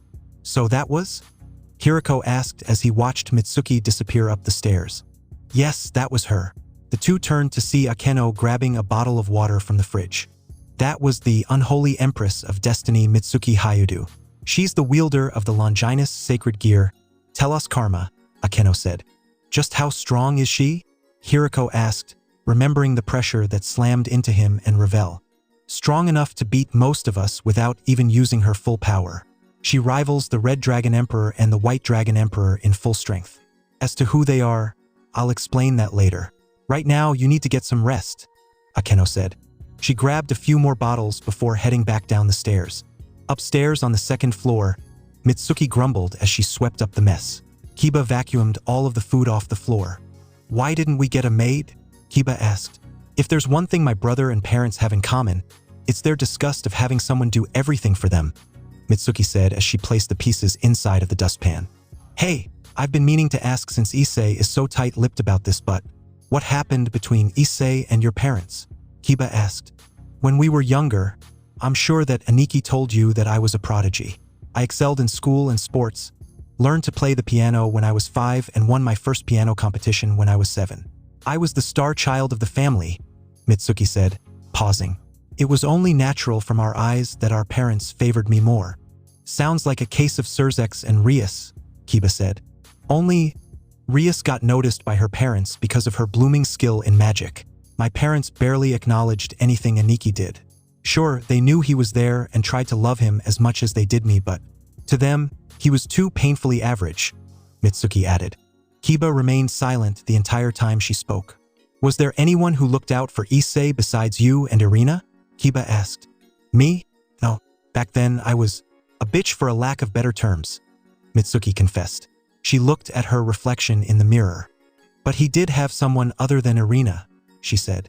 My parents hired a babysitter for Issei. I don't know what happened to her, but Issei adored her. Her name was Lily, if I remember correctly. I think Ka-sen fired her because Issei was starting to get too attached to her or something. All I know is she just up and left one day. Then, Ka-sen hired Azine and the rest was history. Ha! Kiba said as he turned on the vacuum again. Yeah, Mitsuki said. Her eyes trailed over to a picture on the wall of her and Issei as they graduated from middle school. She could be seen, her brown hair blowing in the wind as a bright smile adorned her face. Her arm was wrapped around Issei's and made a peace sign while Issei smiled back at the camera. She smiled a little before returning to her task with one thought pervading her mind. Please be okay, Aniki, inside Issei's soul. Issei twisted out of the way of Akeno's lightning blast. The blast destroyed the houses behind him as he stared up at the demonized version of Akeno. TCH, Issei flipped as Akeno threw another blast of lightning. Issei summoned the boosted gear and punched a lightning blast headed his way. Issei looked up at her. Era Issei-kun, are you tired already? Akeno asked in a demonic voice. Her grin was twisted as she stared at Issei with so much hatred that he wanted to puke. Not even. Besides, Koneko was more of a challenge than you and she only has rook strength. You have rook strength, bishop magic, and knight speed and you still haven't made me break a sweat. Issei taunted as he placed his hands behind his head in a relaxed manner. Akeno growled as her eye twitched. You are nothing. Your parents don't even love you. Your sister only pretends to love you. Why? Akeno was silenced as Issei planted his foot in her solar plexus. Akeno let out a silent gasp as she was sent flying through the air. Issei appeared above her and drove his elbow into her back, breaking her spine. Akeno laid there in the pavement, in a crater created by her crash. She was unmoving and her face contorted in pain as she felt nothing in the lower half of her body. Issei landed in front of her and began walking slowly. Issei, please, don't. I'm sorry. Akeno said as she reached out to him with her hand. Issei sighed. Can't you pieces say anything original? Issei asked as he began to boost. Boost, boost, boost, boost, boost, boost, boost, boost, boost, boost, boost, boost, boost, boost, boost, boost, boost, boost, boost, boost. Issei held his hand out and a small red sphere formed in front of him. The demon Akeno's eyes widened as she let out a scream of agony when the red orb completely enveloped her, destroying her entire being. A massive explosion shook the entire area, sending dust and debris everywhere. As the dust cleared, the piece lay at the beginning of a massive scorched trench that stretched on into the distance. Issei sighed as he grabbed the piece. This was piece number 6. He picked it up and performed the same thing he had done 5 times already. Issei sat down to take a short break as he watched the piece dissolved into red lights. Just 2 more pieces. Woo! These pieces know where to hit. He laughed as he remembered when one of the pieces morphed into his parents. We never loved you. You could never compare to Asia or Mitsuki. A twisted mockery of his mother's voice echoed through his head as Issei recounted the battle. In the end, Issei just ignored them and finished his parents off with Ascalon. Hey Drake, you there? Issei asked. Still here. The connection out here is great. Drake said, laughing through their mental link. You mind checking up on my status? Issei asked. Give me a second, Drake said. Issei waited, looking up the hazy sky of his soul's cape, wondering who the next person he would fight would be. Would it be Asia, one of the boys? Valley? Rezavim even? As he thought about who his next foe would be, he noticed a pattern between the pieces. The first piece was Rainair, the second was Ravel, then Koneko, then my parents, then Drake, then Akeno. The pieces seem to be mimicking people who are close to me, Issei said. Talk about kicking someone in the emotional genitals. Issei looked around at the houses around him. Damn, didn't think a single dragon shot could do this much damage? As he observed the trench next to him. Issei, you there? Yeah, I'm here. What's our status? Issei asked. It seems that what we're doing is working. Your body is already beginning to kickstart a mass purge of the corrupted energy from your system. And your miasma seems to be naturally repairing any holes left in your soul by the absence of your pieces. Drake said. That's good. I have 2 more pieces left before I finish, Issei said. Be careful. You don't know how the pieces will react now that there's only 2, Issei said. You know one of the pieces mimicked you? Issei said. No, I didn't. Drake replied. I had to go into Balance Breaker for that one. The copy was weak though. Only had your basic boost, Issei commented as he spread his wings and took off. Of course, no mere copy is going to be stronger than the actual thing, Drake said, pride evident in his voice. Okay, calm down before your ego becomes bigger than your non-existent D. Issei widened his eyes as he blocked the kick of a shadowy figure that appeared in front of him. Issei dodged as the figure threw a right hook at his face and sent one of his own to its side. The figure stumbled back, allowing Issei enough time to land a roundhouse kick into the figure's neck, sending it crashing into one of the houses below. Issei hovered above the ruined building as the figure walked out. Oh, my dear Issei, how can you hit me like that? The figure said as it walked out. Issei's eyes widened as he looked down at it. That familiar red hair, those blue eyes, even the sweep, supple curves that Issei had fallen in love with long ago. The figure smiled as it brushed some dust off before flipping its hair out of the way. Rias, Issei asked. Hello, my dear Issei, Rias said, twisting the deer into a twisted hateful mockery of how the real Rias usually said it. God damn it, Issei said, ignoring the headache that just assaulted his brain. God's not here, Issei. He's dead. Remember, Rias said as she appeared in front of him. She's fast, Issei thought as he barely blocked a high jump kick from Rias. Rias smirked before coating her leg in the familiar black and red energy of the power of destruction. Issei screamed as he felt his skin being disintegrated. He gritted his teeth before glaring at Rias. Cardinal Crimson full drive. Issei was covered in a sleek, bulky scarlet armor. 2 bony protrusions extended from the back of Issei's armor and energy like wings became projected from them. Go to hell, Issei said, grabbing Rias's leg and spun around before throwing her. Rias crashed through several buildings. Rias groaned as she shakily got to her feet and glared at Issei. Issei sped towards her with his fist cocked back. Rias let out an unholy scream before digging her feet into the ground and taking off towards Issei. She cocked her fist back and coated it in the power of destruction. They met in the middle and the entire area was bathed in red light. A massive explosion destroyed every structure in the area. A massive mushroom cloud towered over Kuo as a shockwave that emanated and shattered the glass of every window within the town. Drake looked up as he felt a powerful wind wash over him. In the distance, he saw a large smoke cloud rising from the town. Be careful, partner, Drake said. Issei blocked another kick from Rias and countered with a punch to her stomach. Rias stumbled back before forming a swirling sphere of power of destruction in her left hand and slamming it into Issei's chest, grinding into the armor. Shit. She's drilling away at my armor. Damn it. Issei threw a punch at Rias's shoulder, forcing her to take a step back. Boost. Boost. Boost. Boost. Boost. Boost. Boost. Boost. Boost. Crimson Blaster. Rias's eyes widened as the red beam enveloped her. The beam traveled across his soul's version of Kuo, crashing into Kuo Academy and then into the old school building. Issei sped towards Rias before she could recover. He froze when Rias smirked. She pointed up, causing Issei to look at the sky. A massive red sphere was currently rocketing towards Issei. Shit! The sphere impacted the ground, destroying the entire old school building and vaporizing a large portion of the high school area of Kuo. Rias hovered above the smoke, looking around for any signs of Issei. After sensing nothing, Rias smirked and began to fly away. When she turned, she was met with the gauntlet-covered fist of Issei, sending her crashing into the ground. As she struggled to stand up, Issei slammed his foot from 50 feet in the air onto her torso, causing her to cough up a dark tar-like substance that Issei could only guess was her blood. "Okay, bitch. I know you're not Rias, so you can cut the act and get the hell out of my body," Issei roared as he drove the blade into her skull. Her body spasmed and Issei brought the armored fist down on the pommel of Ascalon, driving it deeper into the ground. Her body went limp and flickered a few times before disappearing. Ascalon was driven right through the pawn piece.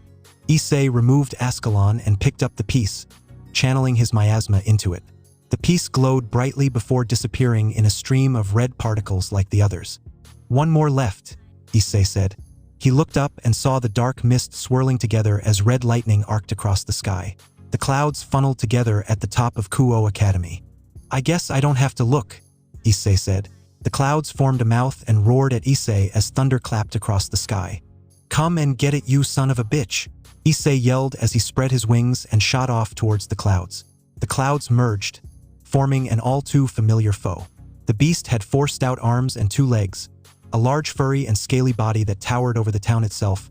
Its 7 tails, which differed in their shapes, extended well over a few hundred meters. The beast had 7 heads, each belonging to a different animal. "Trihexa," Issei growled. The beast roared, shaking Issei's entire soul's cape and sending him flying back a little. He narrowed his eyes at the beast. "You're not supposed to be here," Issei said. The beast responded with words for the first time since Issei met Trihexa. "So are you," the beast said. "So you can talk," Issei said, summoning Ascalon. The beast merely growled and grunted as its heads all looked down at Issei. The beast's form flickered before being engulfed in black and white energy, swirling into a compressed white sphere. The sphere shone for a second before shattering. A man with white hair and 2 different colored eyes. His left eye was red with black scara, while his right eye was blue. The man wore a pure white robe with 6 pairs of wings extending from his back, belonging to an eagle's, a dragon's, a bat, a locust's, a wasp's, and a raven's. Trihexa appeared in front of Issei, causing him to barely block its attacks. Issei's eyes narrowed when he felt something was off. "You're not as strong as your original self. Even one of your cores required someone on Indrasama's level to defeat," Issei said. He forced Trihexa back and delivered a devastating kick to his stomach. Trihexa rocketed back and landed on the roof of a house. He looked up and his eyes glowed. Several blue spears of light manifested in the air and fired in rapid succession at Issei. Issei shot towards Trihexa, swinging Ascalon at the incoming spears. He disappeared in a burst of speed and appeared behind the beast. Trihexa's eyes widened as a large wound appeared on his chest and left shoulder, spraying blood everywhere. The beast roared, falling to one knee. It furiously turned and stretched its palm, firing a massive blast of fire at Issei. "Boost! Boost! Boost! Boost! Boost! Boost! Boost! Boost! Boost! Boost! Boost! Boost! Boost! Boost! Boost! Boost! Boost! Boost! Crimson Blaster. A scarlet beam of energy was fired from Issei's wings, punching straight through the fireball. Issei quickly turned when Trihexa appeared behind him with 2 spears made of blue light in his hands. He used his sword to deflect the spears and sever Trihexa's left arm. Trihexa roared and released a powerful telekinetic blast that leveled the building they were on and sent Issei flying and crashing into Kuo Academy University. A black and white mist poured from the stump that was Trihexa's arm, solidifying and forming another arm. Issei shakily got to his feet and glared intensely at the beast. "Get the hell out of my body!" Issei yelled as his scara bled black and his pupils began to glow green. 4 pairs of black wispy raven-like wings erupted and from under his cardinal crimson promotion wings. Issei thrust his hand forward for a dragon shot, but mistakenly called upon another energy. A green bolt of energy surrounded by a black aura appeared in front of Issei and fired at Trihexa. Trihexa merely roared in response and fired a black and white beam of energy that collided with Issei's beam. The beams clashed for dominance, darkening the sky in their brilliant display of light. The ground shook as a massive crater began to form on the academy grounds. "Grow!" Trihexa roared, baring his fangs and his eyes glowing with power. "Go to HL, Issei shouted as he began boosting. Trihexa's eyes widened when he felt himself being pushed back. Issei's energy beam punched through Trihexa's beam. The beam pierced through the beast, leaving a gaping hole in his torso. Trihexa fell to the ground and Issei appeared above him and drove Ascalon through his chest. Trihexa gasped for air as blood flowed from his mouth. He looked at Issei, who was now pulling Ascalon from the beast's chest. He sat up, surprising Issei, and grasped his forearm. "Thank you, and tell my children I'm sorry. You remind me of her," Trihexa said as the red faded from his eye. His body began to glow and faded into red particles of light, leaving behind the final pawn piece. Issei looked at the piece in confusion as Trihexa's words replayed over and over in his mind. "Children? That thing had children? Sucks to be them," Issei said as he poured his miasma into the pawn piece. A burst of power exuded from the pawn piece as it faded into red particles of light. The dark clouds above faded as light slowly began to creep into Issei's soul. "Draig?" Issei asked. "I'm here," Draig responded. Ha ha ha, "I'm free.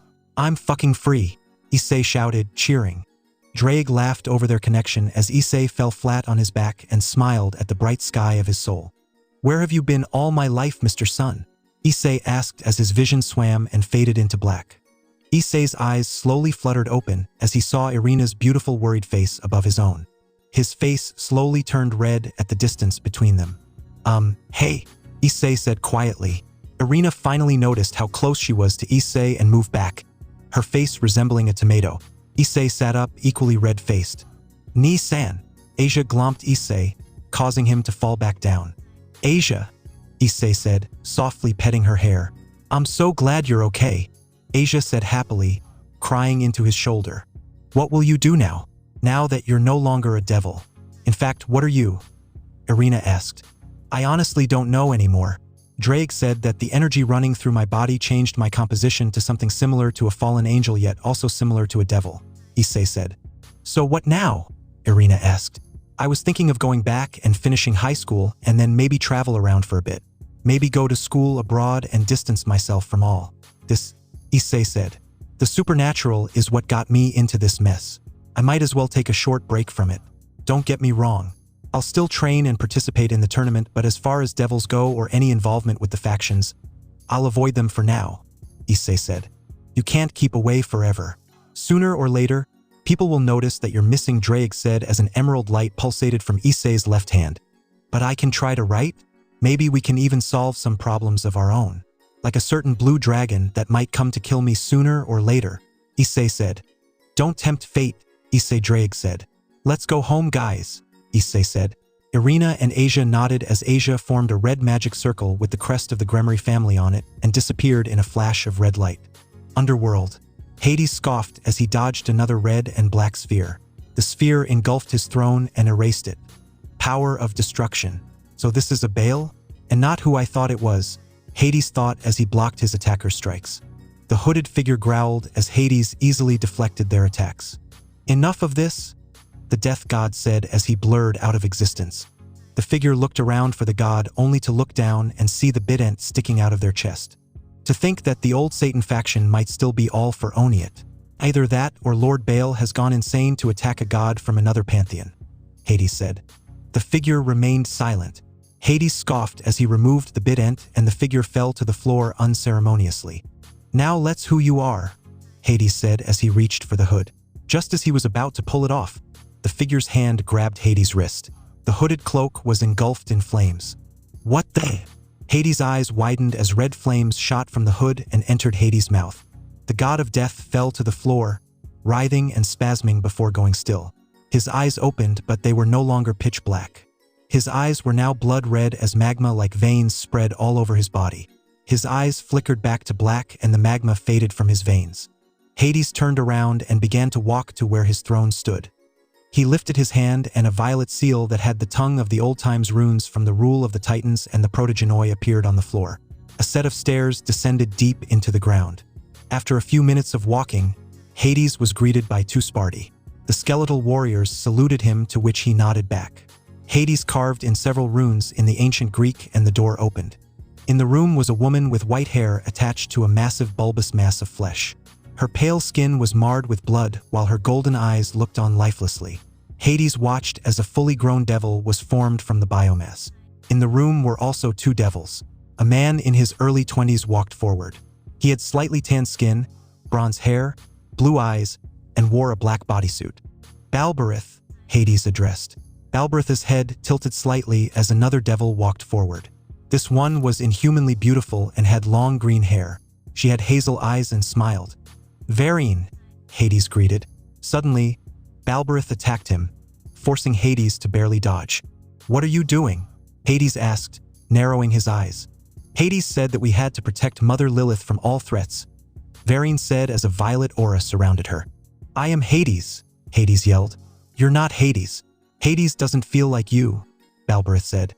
Hades took a step back as a bead of sweat trickled down his forehead. He suddenly smiled and adopted a calm posture. Varian and Balberith both shot off with the intent of eradicating the god of the Greek underworld when Hades' eyes flashed crimson. The two devils fell to the floor, gasping for air as they felt their very essence being twisted and attacked. The pain they felt was unreal as the sensation of 1,000 daggers that had been heated to the point where the blade was glowing and being stabbed into them spread across their body. Hades walked up to Lilith and placed a hand on her cheek. She seemed to respond and nuzzled her cheek against his hand. "What have they done to you?" Hades whispered. A black and red sphere of energy formed in Hades' palm as he swiped it at the mass of flesh holding Lilith. She was cut free and fell to the floor. Hades snapped his fingers and a blanket materialized and covered her naked form. "Be free," Hades said. "I'll see you soon." His eyes glowed red as Lilith disappeared in a flash of black light. He sighed and turned around to the two struggling devils on the floor. "You two won't remember what happened, and neither will he. He won't even know what this room was used for. I'll leave you two behind and fabricate false memories that he had found you and taken you in, but the rest of them I'll take," Hades said as he snapped his fingers. Every sleeping devil that was in the room disappeared, leaving just the three of them. Hades placed a finger on their foreheads and the two devils fell asleep. He smirked before his head was thrown back and his mouth opened. A red and black mist poured out of Hades' mouth and dispersed into the air, leaving two unconscious devils and an unconscious god of the dead. Hayudu Manor. Issei, Irina, and Asia reappeared in Issei's room. Issei collapsed on his bed as he heard two sets of footsteps running towards his room. Kiba and Mitsuki burst in to see Irina, Asia, and Issei. Their gaze locked onto a box Irina was holding. "Is that?" Kiba asked. Irina nodded and opened it. Kiba walked over to take a look and felt their pull. Curious, he reached his hand inside the box to pick up one of the pieces when he pulled his hand back suddenly. What? Is that what was inside of you?" Kiba asked, horrified at what just happened. "What happened?" Mitsuki asked. "The piece just tried to drain my life force. I could feel it when I tried to touch it," he said. "At least it's gone," Mitsuki said, taking the box from Irina and closing it. She placed it on Issei's dresser next to the recorder. "So what now?" Kiba asked. "Well, I was thinking of finishing up the semester, then going on a little trip. A break from all this. And to get away from them," Issei said. Everyone looked at each other and nodded. "Where are you thinking of going?" Mitsuki asked. "Well, I might go seek out Valley and his team or maybe go to America. I've always wanted to go there," Issei said. "Become a member of the Ghost Adventures team or something." "That's it." "Yeah," Issei said. "What about the tournament?" Mitsuki asked. Issei went silent. "People will be expecting you to join as a member of Team Gremory," his twin reminded. "I'm not going to," Issei said. Everyone remained silent. "But people will still expect you to be a part of it. You just disappearing out of nowhere will send the factions into a panic," Irina said. "Then I'll leave a note because honestly, I deserve a break." "We all do," Issei said. "Okay," Irina said. Everyone looked at her. "Really? You'll let me take off by myself just like that?" Issei asked. Asia, Mitsuki, and Kiba nodded alongside his words. That was not a very Irina-like thing to do. "Not by yourself, of course. Together, like we always do," she said.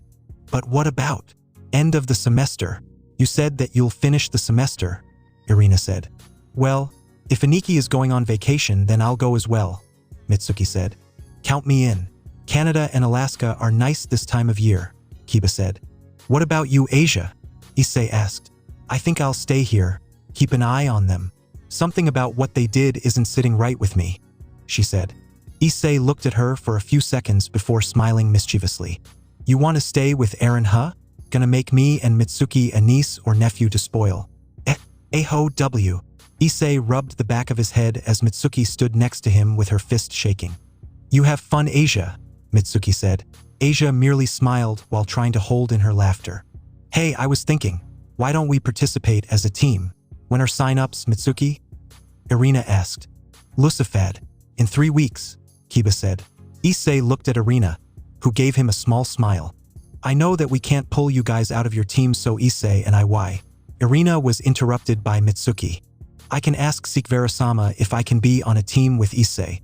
Have an excuse like we want to be a twin tag team, Mitsuki said. Are you sure about this, Irina? Issei asked. Of course. I'm not bound to a peerage and I'm sure Michael-sama won't participate. Unless you don't want to form a team with me? Irina asked, her hair shadowing her face as her eyes glowed an eerie shade of violet. A sickly sweet smile adorned her face as an aura of killing intent surrounded her. Of course I want you on my team, Issei squeaked out. Good, Irina said, her smile becoming calming and serene once more. Irina looked and saw Mitsuki, Kiba, and Asia huddled together a few feet away from her. Then it's settled. In 3 weeks, we head to the Devil Capital and sign up, Issei said. Unification of the gods. After the war with Rezavim and Clippith, the situation the moonlit world found themselves in became tense, to say the least.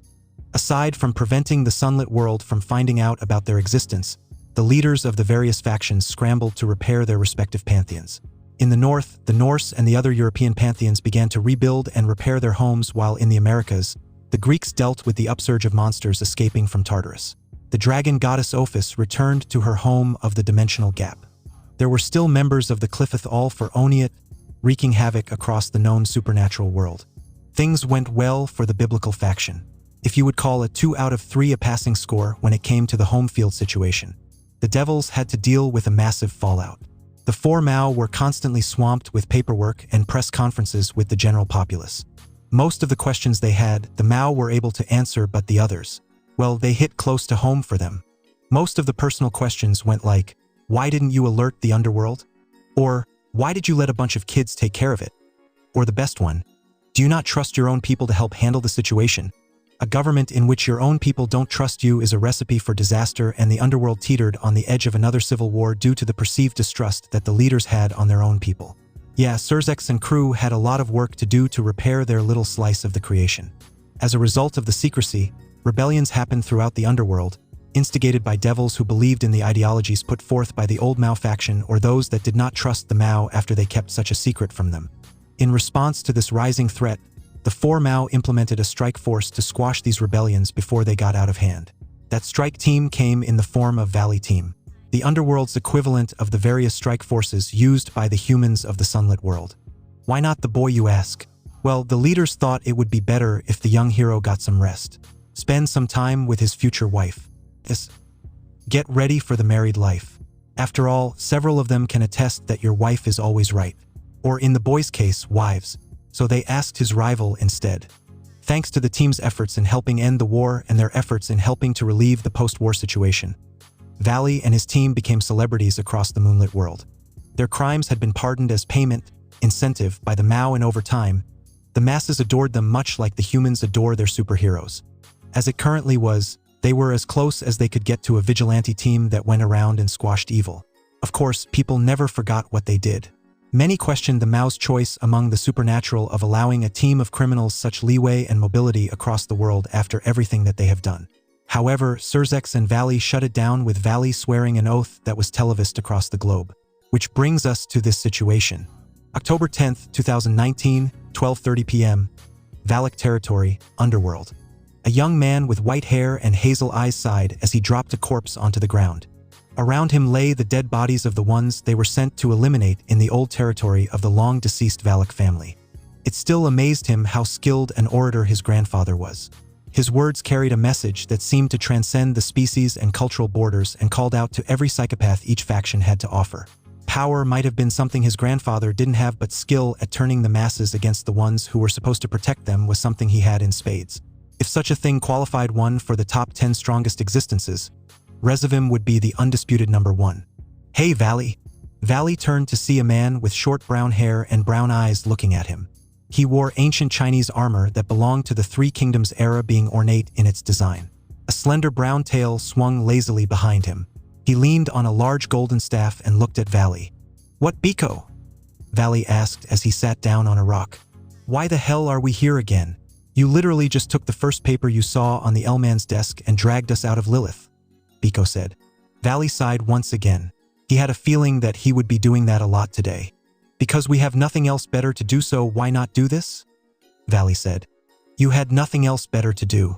"I had something to do," Biko said, giggling pervertedly. "If ogling females at the capital of the underworld counts as doing something, then yes, you were doing something." A man with blonde hair and spectacles piped up. He wore a long blue trench coat and black pants with a silver sweater. He sat on the floor, wiping the blood off his blade. His blue-green eyes looked at Biko blankly. "I'm the only one here who doesn't have someone going for them. You have Elaine back at House Pendragon waiting for your ass to sweep her off her feet, and Valley. You have Issei's fucking bombshell of a twin sister gunning for you," Biko said, pointing at the two of them. "How is the fact that you can't get a girlfriend our fault?" Valley asked. "You should be helping me get one," Biko said. "I don't think you'll be scoring any girls in Ku-O after what happened at the movies," Valley said. A few weeks before they were sent on a mission, Valley and his team decided to take the week off and watch The Nun. Valley had laughed the entire movie. It was nothing but cheap jump scares and twists on an actual devil family, which was ironically had the same name as the family who owned this land. Valley could still remember Kuroka's mad laughter when Biko had pissed himself during the movie. "Come on," Valley said, standing up. His stomach rumbled, causing the others to look at him. "I'm starving. Let's go." The two nodded and got up. "Where did Kuroka run off to a few days?" Biko asked as he placed his hand behind his head. Kuroka said that she was being called to Kyoto by Lady Yasaka. Something about becoming the ambassador between the Devil faction and Yukai and Shinto faction. Arthur answered as he tried to form a magic circle. The circle fizzled out and Arthur sighed. "Looks like the ambient energy is too much for the circles," Valley said, glancing back at the corpse of a large black dragon. "It's the only reason we were able to find these guys anyway. Maybe if we walk for a bit, we'll be able to teleport if we get far enough," Arthur theorized. "Ugh, this is your fault, Valley," Biko complained. "HN," Valley said as they walked. "Do you know why Kuroka accepted the job, Valley?" Biko asked as they walked out of the gate. "I can only guess," Valley said. "It's probably because of Issei. Issei holds a high position in society after all. Kuroka probably wants to impress my rival and prove himself worthy to be one of his lovers. I mean, she doesn't have to go through all that. All Issei likes in a girl are their boobs," Biko said. Arthur nodded sagely. "Issei is a man of simple taste," he added. "No, Issei just doesn't care where you come from," Valley said. "But he does look for other aspects in a girl." "Oh? Had a heart-to-heart with your rival?" Biko asked. "Humph, we're rivals. We need to know every—" Valley stiffened and his eyes widened as a cold chill swept and enveloped his entire body. Every hair on his body stood on end as he stopped walking. "Valley, did you feel that?" A voice called from inside his head. "There's no mistaking it," Valley said, clenching his fists. Arthur and Biko had noticed that Valley had stopped walking and fell behind them. The two turned and saw Valley with a dark look on his face. "Yo, Val, what's wrong?" Biko asked. "You look like Mitsuki just got asked out by another guy." "Biko," Arthur said. Biko went silent as he felt Arthur's stare and the growing pressure of Valley's aura. Arthur turned to Valley. "What is it?" he asked. "I felt something just now, for a split second," Valley said. "It felt like, and I know you'll think I'm crazy, but it felt like Hayadu was entering the Juggernaut Drive." Arthur and Biko gave each other confused and surprised glances before turning back to Valley. Are you sure?" Biko asked. A pair of white draconic wings with blue energy like feathers manifested on Valley's back. The feathers pulsated as Albion's voice could be heard coming from it. "Do not doubt my senses, ape. I'd know Drake's energy from anywhere," Albion said. "But you also felt the other thing mixed into it, right?" Valley asked. "Yes, I did. Felt familiar," Albion said. Arthur looked at Valley for a second with a scrutinizing gaze before sighing. Pushing up his glasses, Arthur attempted to form a transportation circle only to succeed in his efforts.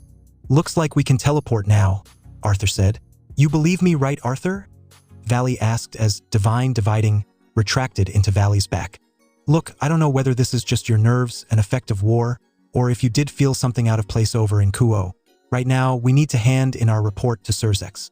You should tell him what you felt and see if he can get someone to look into it, Arthur said.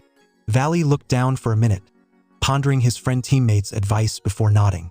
Stepping onto the circle with Arthur and Biko, the three disappeared in a flash of white light.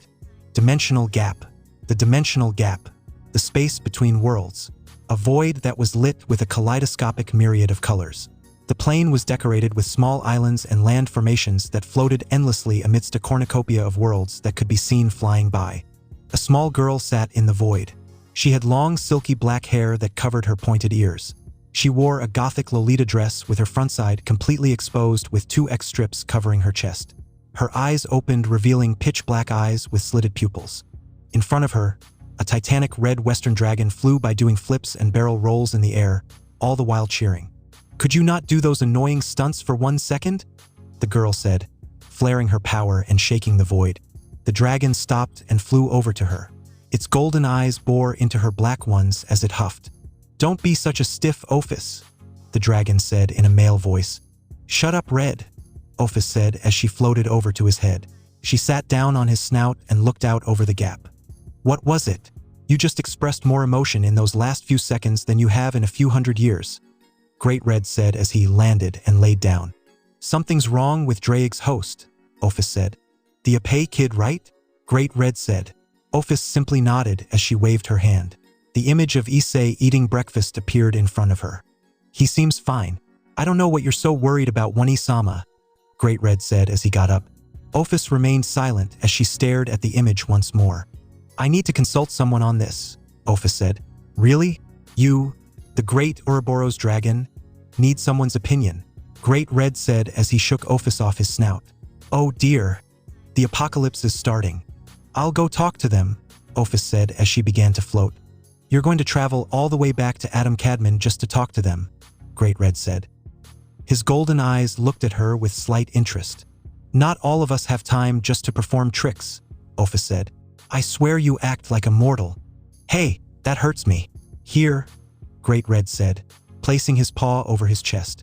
Ophis rolled her eyes and sighed in annoyance before her entire form rippled and disappeared in a small vortex of black energy. Lilith. Valley ran through the streets of Lilith, weaving around the people walking about on the streets. He ignored the people who greeted him in favor of trying to get to his intended destination as fast as possible. "Hey, Valley, wait!" Biko yelled as he and Arthur struggled to catch up with the Devil Prince as he sprinted at top speed. "Valley, the Ars Nova isn't going anywhere, just calm down," Arthur said. Valley ignored them and turned the corner. After several minutes of running, Valley arrived at his destination. The Capitol building of Lilith, the Ars Nova. The Ars Nova was a large building, larger in area coverage than the Pentagon from the U.S., which was the largest office building on Earth. Each corner had 4 cubic towers in which each of the 4 Satans performed their duties. The tower Valley was heading for had arcane symbols alongside an emblem that contained a small crown that had bat-like wings sprouting from the sides. Valley rushed through the front door, practically breaking it down. The secretary yelled at him as he ran by and headed for the elevator on the right side of the hall. "We are very sorry about him," Arthur said, stopping for a few seconds by the desk before running to catch up with Biko and Valley. Valley stood, tapping his foot impatiently as he waited for the elevator to open. The elevator dinged and the door opened as Valley rushed inside with his compatriots. Surzex's office was located at the top of the 6-story tower. "Geez, don't smash the 6 on the elevator," Biko said. Valley ignored him as the door closed. "Valley, you need to stay calm," Arthur said. "I am calm. It's just that this information we need to get to them is crucial," Valley said. Arthur and Biko looked at each other before nodding. "We know, but fretting over this isn't going to help anyone," Biko said. Valley inhaled deeply before leveling his breathing. They waited patiently as the elevator took them to the 6th floor. After a ding, the elevator door opened and Valley and the others walked out into the hallway. Surzex's office was located on the far end of the hall on their left side. As they arrived, Valley knocked on the door. "Enter." A voice called from behind the door. Valley pushed the door open and entered the room with Biko and Arthur. Surzex's office was simply designed yet elegant at the same time. Several desks with large stacks of paper could be seen as a different person, each belonging to Surzex's peerage, worked on the ever-growing piles. A small silver chandelier hung from the ceiling as bookshelves stood proudly, lined up against the walls. Surzex sat at the very back of the room in front of a large window. Surzex Lucifer, the current Mao Lucifer of the Hell, was a fairly tall man who appeared to be in his early 20s. He had shoulder-length hair with bangs that framed his jaw and a single ahogue standing atop his head. His hair was the famous Gremory red and his eyes were a deep shade of blue. He wore a simple white suit with red embroidery on the sleeves. His desk was larger and more ornately designed than the others, with the designer taking into account the man's comfort preferences yet also taking in efficiency at the same time. Beside him stood a woman that, if Valley had to be honest, was extremely beautiful. She had long back-length silver hair that was split into 2 long French braids. 2 smaller braids adorned the sides of her face. She had silver eyes that held an aura of strictness within them, but also had the look of a loving wife and mother. The oddest thing about her was that she wore a maid's uniform when it was clear that she did not have the position of one. "Lord Lucifer," Valley said, getting the attention of the duo. They stopped what they were doing and looked up at Valley. Surzex's eyes shined with relief upon seeing Valley, Arthur, and Biko. Next to him, the woman let out a small sigh as she smiled slightly. "How was the mission? Did you complete all your assigned objectives?" Surzex asked as he took his hands off his keyboard. Valley nodded and began his report. "As the intelligence showed, we were able to locate and destroy the cell of individuals that belonged to or were associated with Cliffith. They consisted of a dozen devils, most of them high class in strength, while there were a few ultimate class, a couple of fallen angels, some vampires, and stray exorcists. We managed to eliminate them and halt their project with minimal injuries to our persons."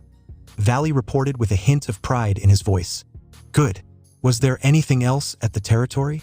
Surzex asked. "Yes, we found attempts to clone evil dragons. They managed to succeed, it seems, with a few," Valley said. "However, they lacked the resources to pull off anything on the level that Cliffith was capable of doing." "I see," Surzex said. He turned to the woman. "Graphia, please hand Valley his next mission." "Of course, Lord Lucifer," Graphia said as she grabbed a piece of paper from a small pile at the edge of Surzex's desk. She walked over and handed it to Valley, who looked at the paper with slight confusion. "Azazel?" Valley asked, looking at the details. "Ah yes, Azazel Dano said that he needed you for something." "Just you," Surzex said. "What about us?" Biko asked. "You are free to return for the time being until we need you for another mission," Graphia said. "Oh sweet," Biko said, grinning. "Valley, right? I got to tell them what I sensed. But what are the chances they'll even believe me?" Valley asked. "Just do it. We have nothing to lose as it stands. At least we'll have peace of mind," Albion said. Valley nodded internally at him and spoke one more time. "Lord Lucifer, Lady Lucifuge, there's something else I would like to report and, if possible, have it looked into," Valley said. Surzex and Graphia gave each other a glance before turning back to the white-haired Cambion. "Go on," Surzex said. "Following our mission, I detected an odd energy signature that I believe came from Issei Hayudu. The nature of the signature leads me to believe that he is in some sort of danger," Valley said. Graphia's eyes widened while Surzex's face became more serious than Valley had ever seen. The Mao motioned for Valley to continue. "Earlier today, I sensed Issei enter the Juggernaut Drive," he stated. Surzex and Graphia paused for a moment, thinking about what Valley had just stated. Finally, Graphia spoke up. "Are you positive that what you sensed was Issei?" Graphia asked. "I do not doubt it for a second," Valley said, irritation clear in his voice. "If what you say is true, then why have I not felt anything or received any calls from my sister or the other leaders?" Surzex asked. "It was very brief," Valley answered. Surzex glanced at Graphia and the two had a silent conversation with their stare alone. The interaction reminded Valley of Issei and Irina. The two knew each other as well, if not better than they did the back of their hand. Despite Rias's many claims of knowing Issei the best, that position belonged solely to Irina and no one else. "We shall look into it," Graphia answered as she looked at Valley. He nodded and turned around. "She's lying," Albion said. "I know. It's no longer in our hands," Albion said. "I wouldn't say that. We can always go check ourselves since the two can't take a few minutes to call or send someone to check," Valley said as he walked out of the room with Biko and Arthur. After a few minutes, Surzex glanced outside the window and watched the three disappear within a magic circle. Would you like me to send someone? Graphia asked. Graphia, tell me honestly, do you believe what he said? About Issei? Circex asked. I have my doubts, but if something did happen, we would have been notified immediately by Rias and Sona, or Michael and AZRAEL would have called us, Graphia said, placing a hand on her husband's shoulder. Still though, Circex said. Don't worry, dear. I'm sure that he's okay, Graphia said. Circex smiled. She always knew how to calm him down. And besides, in a few weeks we'll be done with this and we can take a vacation to Kuo. Enroll Millicast there for school even, Graphia said. And we can visit Issei and tell him about the good news. Circex smiled. I'm sure he'll love it, he said as he rubbed Graphia's stomach lovingly, all the while unaware of the torment a certain brown-haired boy was going through. Grigori Headquarters, Salmavet, October 11th, 2019, 5:30 a.m. Valley arrived alone at the headquarters of the Grigori. The Grigori, also known as the Watchers of God, was better known as the Fallen Angel faction. They were located in the third level of hell known as Salmavet, or the Shadow of Death, as opposed to devils who lived on the first level, which was known as Gehenna. This level was massive, even more so than the one before it, as the realm itself contained stars and a moon. A moon? That wasn't there before. Looks like AZRAEL finally drove the old man insane and got what she wanted, Valley thought as he trudged up the path to the headquarters. The headquarters was a large complex with several buildings. It was akin to a small city with streets, lights, and even a wall surrounding it. A large obelisk tower stood in the middle and functioned as the capital building, much like the Ars Nova did back in Gehenna. Valley entered the city and after a few minutes, reached the base of the tower. He opened the door where he was greeted by the secretary. AZRAEL said that he wanted to see me? Valley said. The secretary nodded and pointed to the elevator. Valley walked over and pressed the button at the top and waited. The trip to the top floor took several minutes. When Valley arrived, he walked to a pair of massive French doors. What do you think the old man wants? Valley asked. I don't know, but we should tell him what we told them. The Fallen Seas Drags host like a son. If anyone would react to your statement, it would be him, Albion said. Valley nodded as he opened the door. As soon as he stepped inside, he was greeted by a man with black and blonde hair. He had violet eyes that held mischief inside of them. The man wore a violet trench coat with a wide open collar and parted at the hem. AZRAEL, Valley greeted. Come on. Everyone is waiting for you, AZRAEL said as he grabbed Valley by the arm and dragged him through a door. Look, whatever it is you need, can it? Why? Valley froze when he heard a voice calling out. Via Kaona. Valley took a step back as a blue and yellow missile crashed into him and pinned him to the floor. He felt his face being shoved in between two soft mounds of flesh as he struggled to breathe. His cries for help were muffled by the fleshy prison his face had found itself in. Valley heard Albion laughing alongside every other occupant in the room. Okay. As amusing as this is, I'm going to need you to get off him so he can breathe. Lavinia, AZRAEL said. Lavinia hesitantly removed herself from Valley, allowing the poor man to breathe. Valley gasped as he took in large quantities of air, praising whatever higher power had intervened. Lavinia Rennie was a beautiful woman. She had long, flowing blonde hair and sapphire blue eyes. She had a voluptuous figure with a sizable rear and large breasts. Lavinia wore white hooded mage robes. On the zone for all, still snickering at Valley, was a man with short cropped black hair. He appeared to be in his early 20s and had flint gray eyes. The man wore a beige trench coat over a reinforced vest that was on top of a white dress shirt. He wore black pants and military-grade combat boots, giving him the persona of a bartender who can kick ass if his bar has been disturbed. Valley knew this man. He was Tobio Accuse, wielder of the sacred gear Canis Lycaon, or as Valley liked to call it, the Great Grey Wolf Sif ripoff. Careful, Valley. If she sees this, she might be jealous, Tobio teased. Valley glared at him. Stop teasing the boy and let's get on with this meeting, a man on the right said. He had silver hair and violet eyes. The man wore a violet tunic with yellow and green embroidery alongside silver slacks and black Oxfords. He was Shemhazai, the current Governor-General of the Grigori. I concur, AZRAEL, another man said. This man was extremely muscular. Unlike the others, he appeared to be the oldest in the room, looking like a middle-aged man. He had black hair and a scruffy black beard. He wore a black bodysuit. He was Barakiel, the Vice-Governor-General of the Grigori. Right? AZRAEL gestured to a woman sitting on a zone for all. The woman was extremely beautiful. She had creamy skin and soft violet eyes. Her hair was dark violet and flowed down to her waist where it curled into small spirals at the end. She wore a violet formal dress that parted at her leg, revealing a black and gray skirt. She nodded and pulled something out of her breast pocket. "Ah, here," she said as a small silver orb floated into the air. "Thanks, Penemu," Azazel said, leaning down to plant a kiss on her cheek. She smiled and nodded. Azazel walked up to the orb and pressed a red triangle button located on the back. The projection of an arena appeared in the air as Azazel turned around and coughed into his mouth. "Ahem. Now you might be wondering why you were all called here from your lives to my office," Azazel said.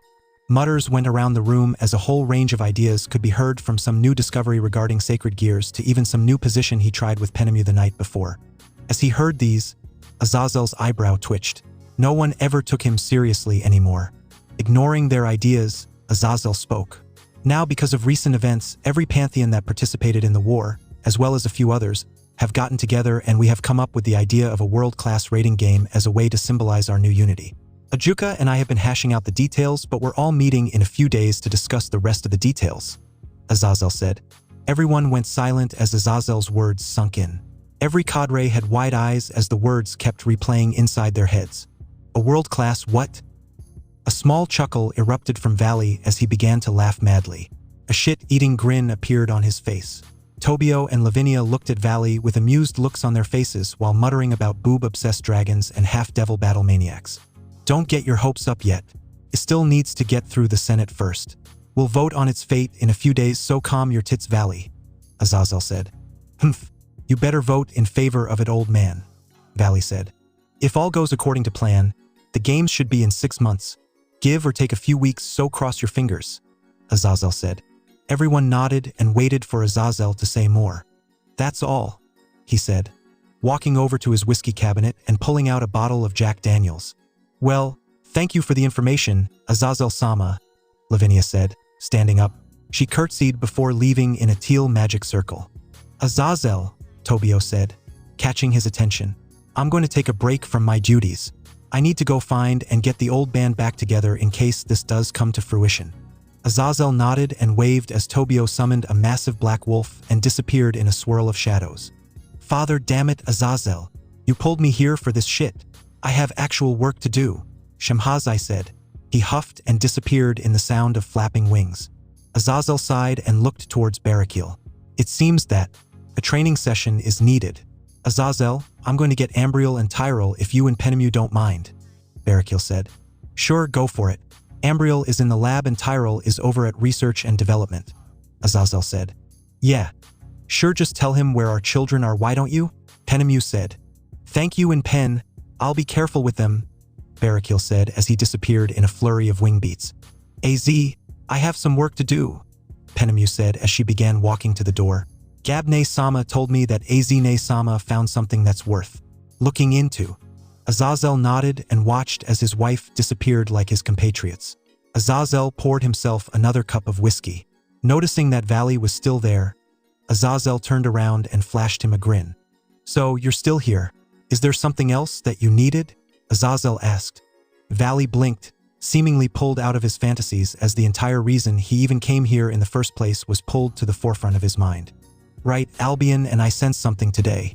Something familiar and alarming. I told Surzex and Graphia, but anyway, I think that you'd want to hear this," Valley said. "What is it?" Azazel asked as his face became serious. "Issei, earlier today, I sensed him enter the Juggernaut Drive," Valley said. Azazel's eyes widened as he performed the mother of all spit takes, spraying whiskey and saliva all over Valley's face. The Cambion looked at him with a deadpan as he wiped the whiskey and the fallen angel lords spit off his face. Azazel looked down, millions of possible scenarios running through his head as to how this could have happened. All of them were refuted with reasons as to why it could be impossible. Valley watched as Azazel dissected his words inside his mind and waited for his response. "Valley, are you sure it was Issei and not just some random dragon entering outrage mode?" Azazel asked. Valley and Albion were floored. Azazel didn't believe them either. "It was worth a shot. Looks like we're going to go check on Issei after we draft our training regimen for the tournament," Valley said to Albion. "I don't blame him. No one else other than us sensed that power spike," Albion said. "Well, I'm off to train then. You might be right," It was probably nothing, Valley said, walking off.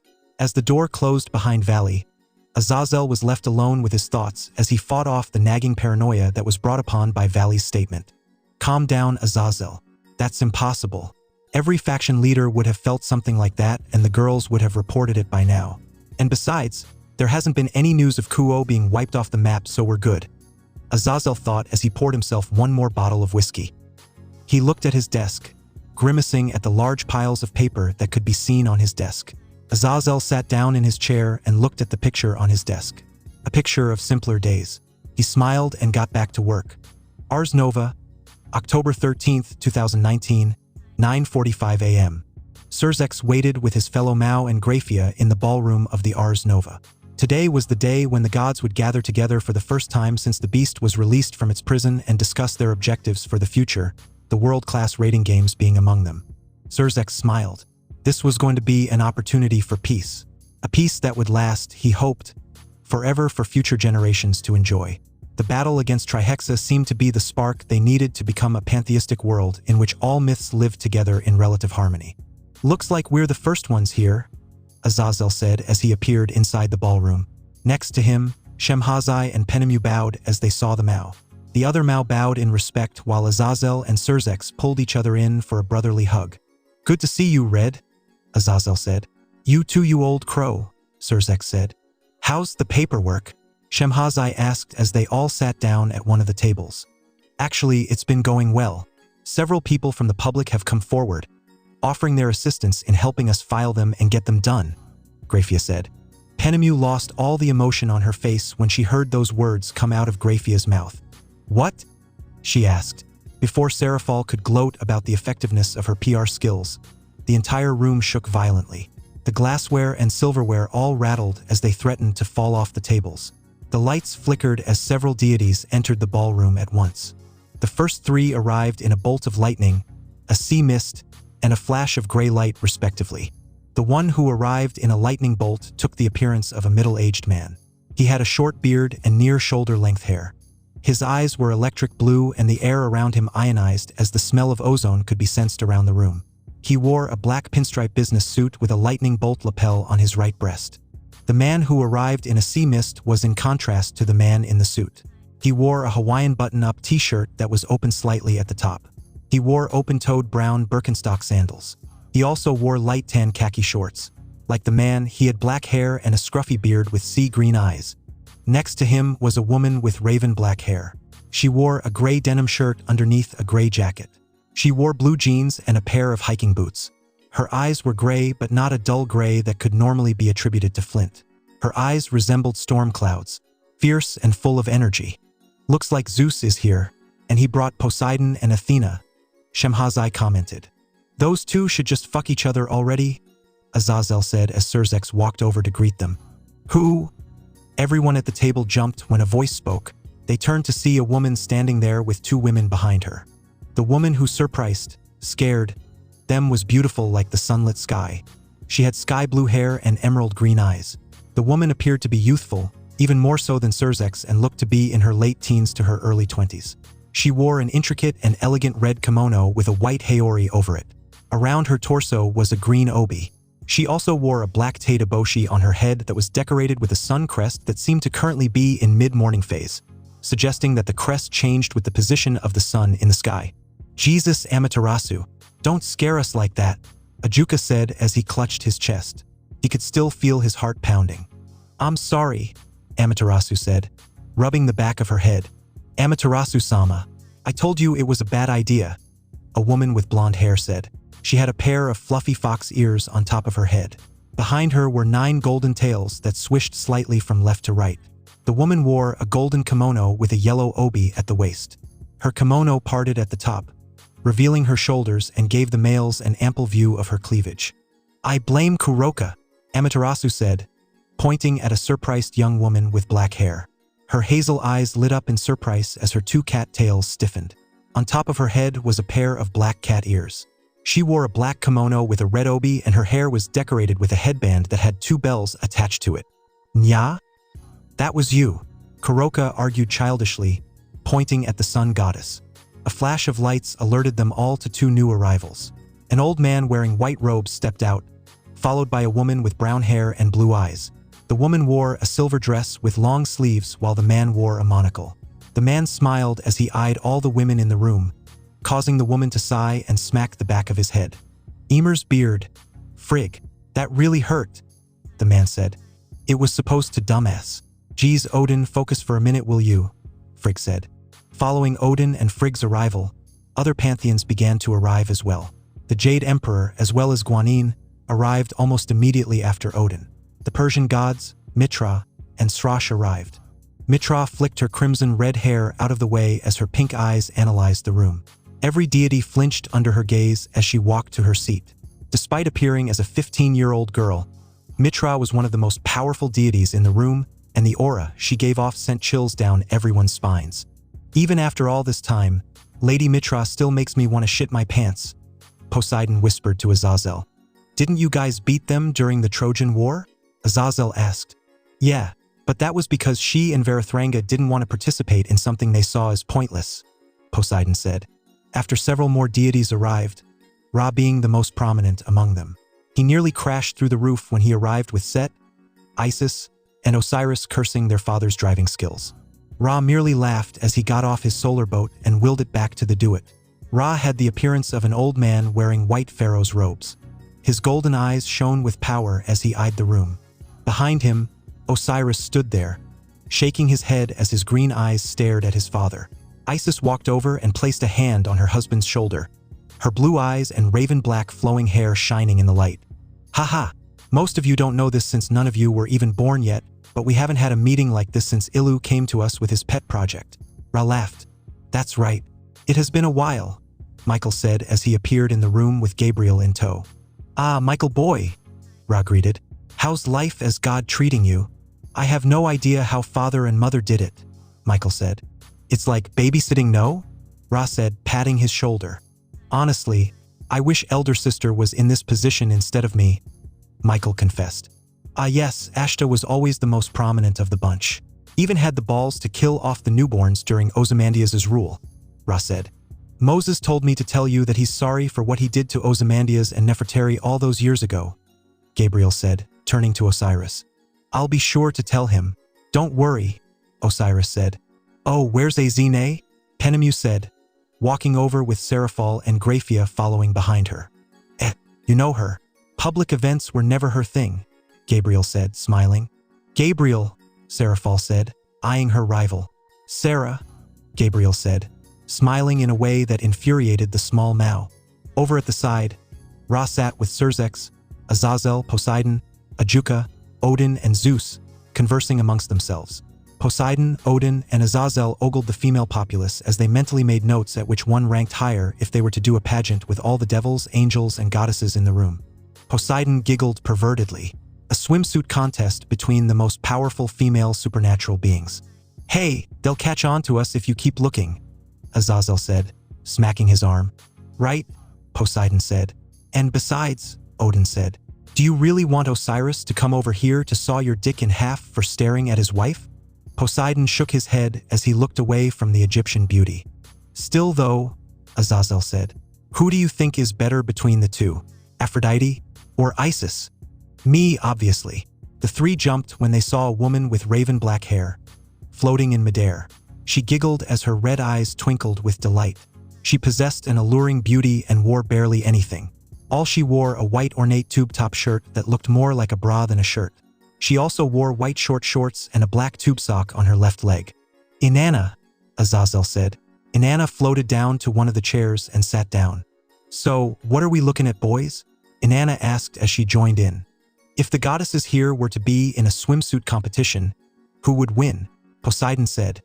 I'm not as narcissistic as Aphrodite as to vote for myself, Inanna said.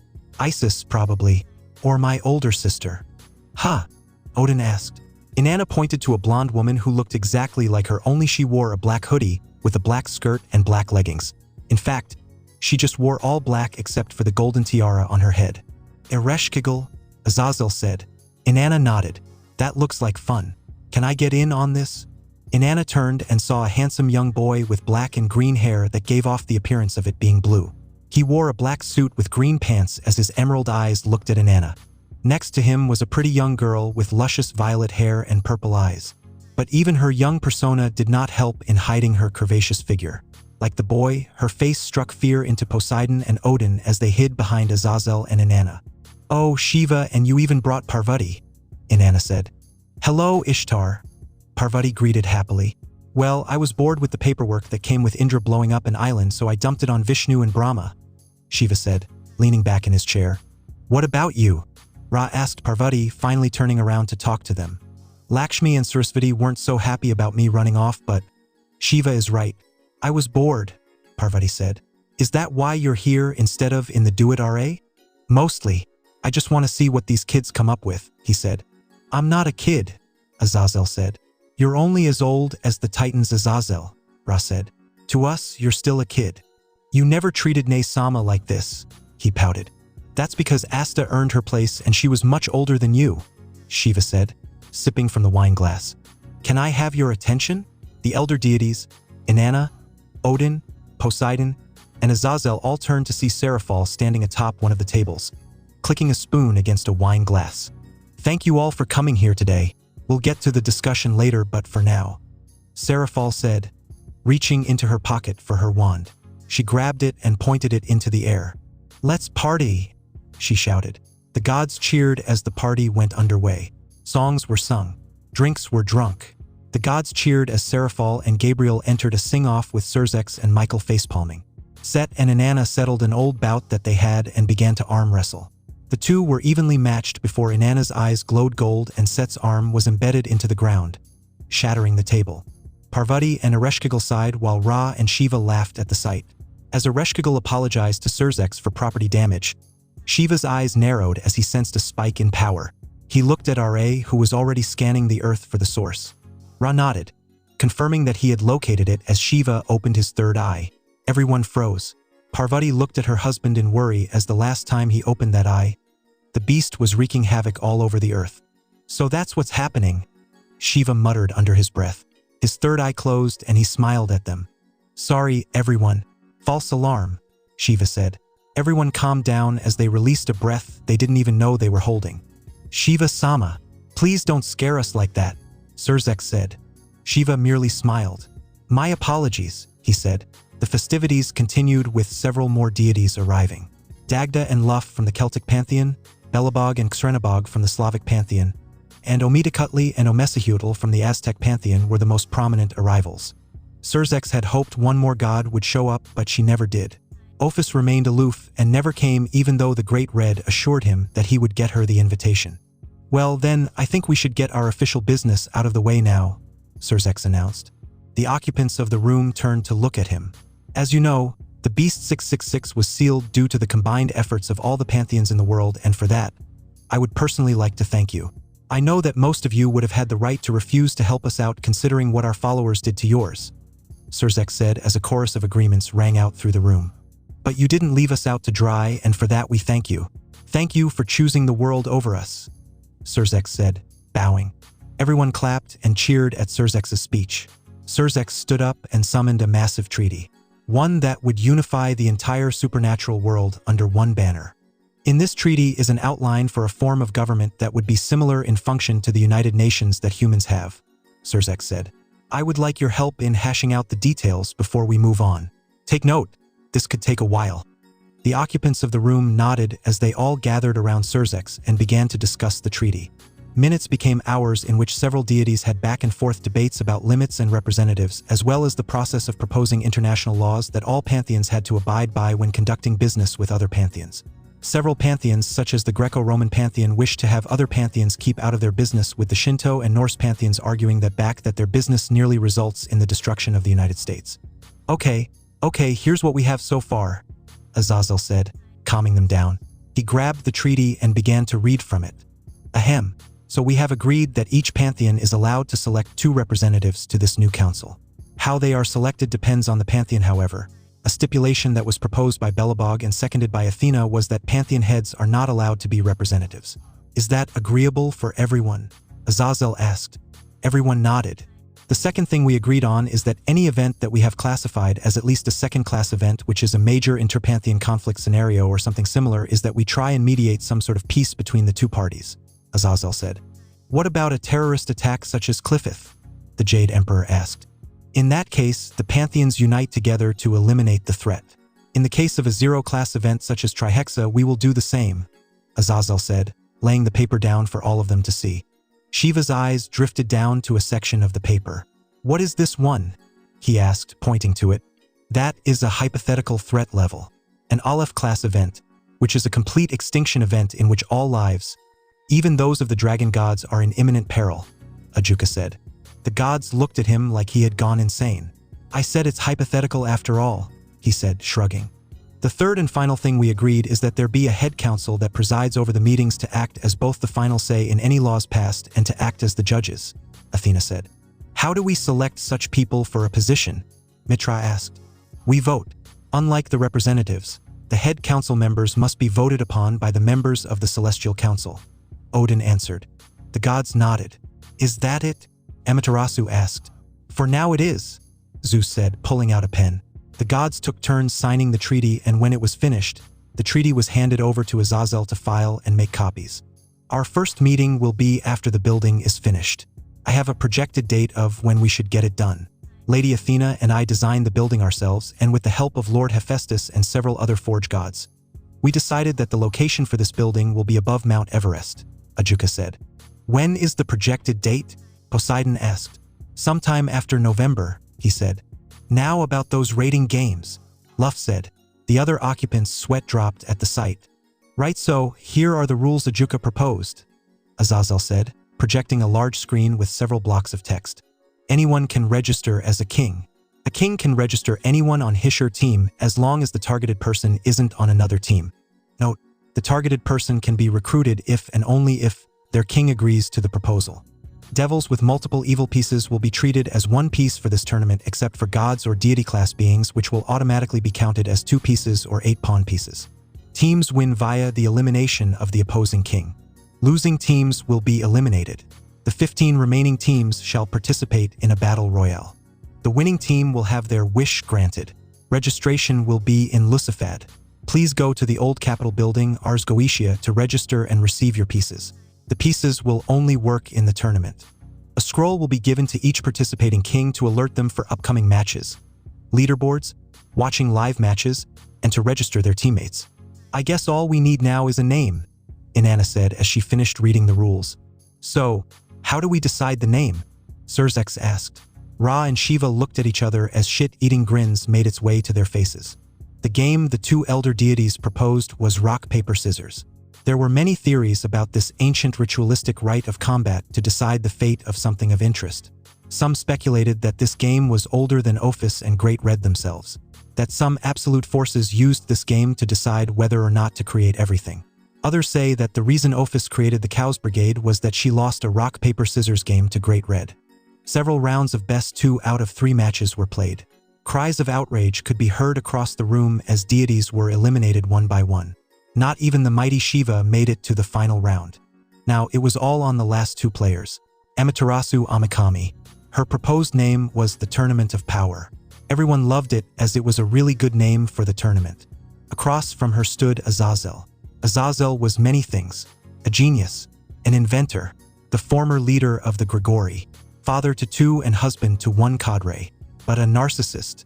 People always assumed he was, but no one ever knew how far it went until now. His proposed name was the AZRAEL Cup. Several people blanched at the thought of naming the tournament after AZRAEL. They might as well find a scapegoat and name the tournament after it. AZRAEL stared down his opponent, a woman that was renowned as the most powerful goddess in the world, a being that rivaled or even equaled Indra in pure power. Though she was not officially among the top 10, she had power equal to them.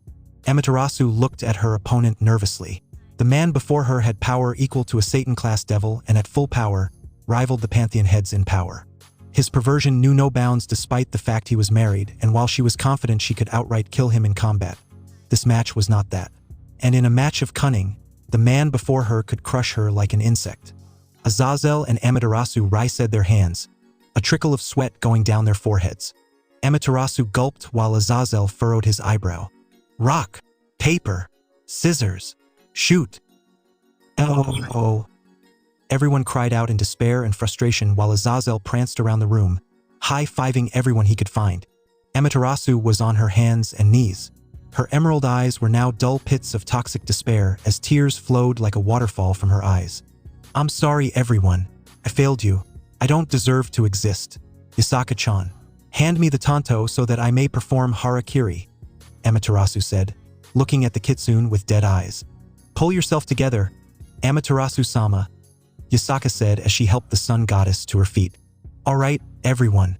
I think we're done for now. It's been, wow, nearly 48 hours since we started, Ajuka said, whistling as he checked his watch. Everyone groaned at the prospect of doing more work but began to leave anyway. Amaterasu left in a vortex of black flames, still crying over her loss. Ra walked over to Azazel and patted him on the back. And you wonder why I call you a kid and not Helel, Ra said before disappearing in a flash of golden light. Soon, it was just the biblical pantheon that was left within the room. Penemu and Shemhazai had long since left as to catch up on any backlog that might have built up in their 2-day absence. Hey, before you guys leave, I want to talk about Issei, Surzek said, halting the archangels and fallen archangel in their tracks. Michael and Gabriel turned around to face Surzek while Azazel crossed his arms. What about Issei? Azazel asked. We've been discussing it amongst ourselves and even gained the support of the Elder Council for this, Surzek said. He inhaled deeply before saying his next words. Issei is going to be promoted to high class. Michael and Gabriel looked at each other before Gabriel looked back at Surzek. Yes, I believe that would be wonderful. He's done so much as of late. I think that he deserves this after everything he's been through, Gabriel said. Yeah, I agree with Gabney. Issei's been through a lot and the kid deserves a break, Azazel said. Hard to believe that you could be capable of raising a kid with such a good head on his shoulders, Otudo-chan, Gabriel said, flicking his cheek. Azazel grumbled as a tint of red appeared on his face while he rubbed his cheek. Well, if that is all, I'm afraid that we must take our leave. Thank you for inviting us, Michael said as he and Gabriel disappeared, leaving behind the sound of flapping wings. I'll go too. I need to check up on Valley anyway and maybe tell Issei what happened, Azazel said. Hey wait, Azazel. If you would, I would like to tell Issei personally. Rias is bringing her peerage in a few days. She says she has someone she wants us to meet, Surzek said. Azazel quirked an eyebrow before nodding. Azazel saluted them as he disappeared in the same manner as his older siblings did. Man, I'm really jealous of that instantaneous teleportation, Surzek said. Then go ask Zikram to teach you or something. He doesn't use magic circles to teleport either. Anyway, I'm gonna go prep the lab for this weekend. See you around Surzek, Ajuka said as he disappeared in a green magic circle. I need to go tell Sotan about this. By Zex-chan. Gray-chan, Seraphal said as she vanished in a sparkle of pink light. Falbium merely nodded at them and stepped into his own magic circle and disappearing from the room. Just a few more days, Grafia said. Yeah, things are really looking up for us, Surzek said as he bent down to kiss his wife on the cheek. The two interlocked their hands and disappeared in a flash of crimson light. Hyudu Manor, October 15th, 2019, 10 a.m. Valley sighed as he made his way up to the front door of Hyudu Manor. He decided that now was a good time to check on Issei as it was getting in the way of his training. Possible scenarios of what he might find assailed his mind as he slowly reached for the doorbell. What if he's dead, Albion? Valley asked. He's not going to be dead, Valley. It only occurred for a split second. Albion said, You're right. This is stressing me out. I just need to see and then we can get back to training, Valley said. The door slowly opened to reveal Mitsuki, Issei's twin sister, standing at the door wearing nothing but a baggy shirt that was 2 sizes too large for her and gray sweatpants. Mitsuki looked up and saw Valley before standing straight. Valley? What are you doing here? She asked. Oh Mao, I look horrible too, she thought. Oh, I'm here to see Issei. Do you know where he is? Valley asked. His heart was racing as he talked to her. Oh, Irina and Aniki went out to do groceries, Mitsuki said as she and Valley sat down in the living room. I thought he'd be training for the games, Valley said as he looked at the TV. He is. It's just, today was his turn to do the groceries, Mitsuki said as she grabbed her box of Crave cereal which she had left out on the table. She grabbed a few pieces and popped them in her mouth. "Want some?" Mitsuki asked as she held the box out to Valley. "Sure," Valley said as he reached into the box and grabbed a few pieces. Valley looked down as he tried to formulate how to tell Mitsuki that he sensed her twin enter the Juggernaut drive. Deciding to take a leap, Valley looked at her. "Hey Mitsuki, I don't know how to tell you this," Valley said. Mitsuki looked at him with a quirked eyebrow. "What is it?" she asked. "Issei, your brother. I sensed him enter the Juggernaut drive a few days ago," Valley said. "I know," she said. "And so I think we need to." "What?" Valley looked at her like she had sprouted a second head. "I know. He told me," she said.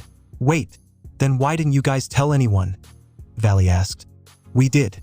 We tried calling Ajuka, Surzex, AZRAEL, hell even Odin, but no one picked up," Mitsuki said. "Oh," Valley said as he focused his attention back at the movie. "Yeah," she said. "What happened anyway, to make Issei like that?" Valley asked. Mitsuki looked down. "It's not my place to tell. You should ask Aniki sometime when he gets back," Mitsuki said. Valley nodded before returning his attention to the movie.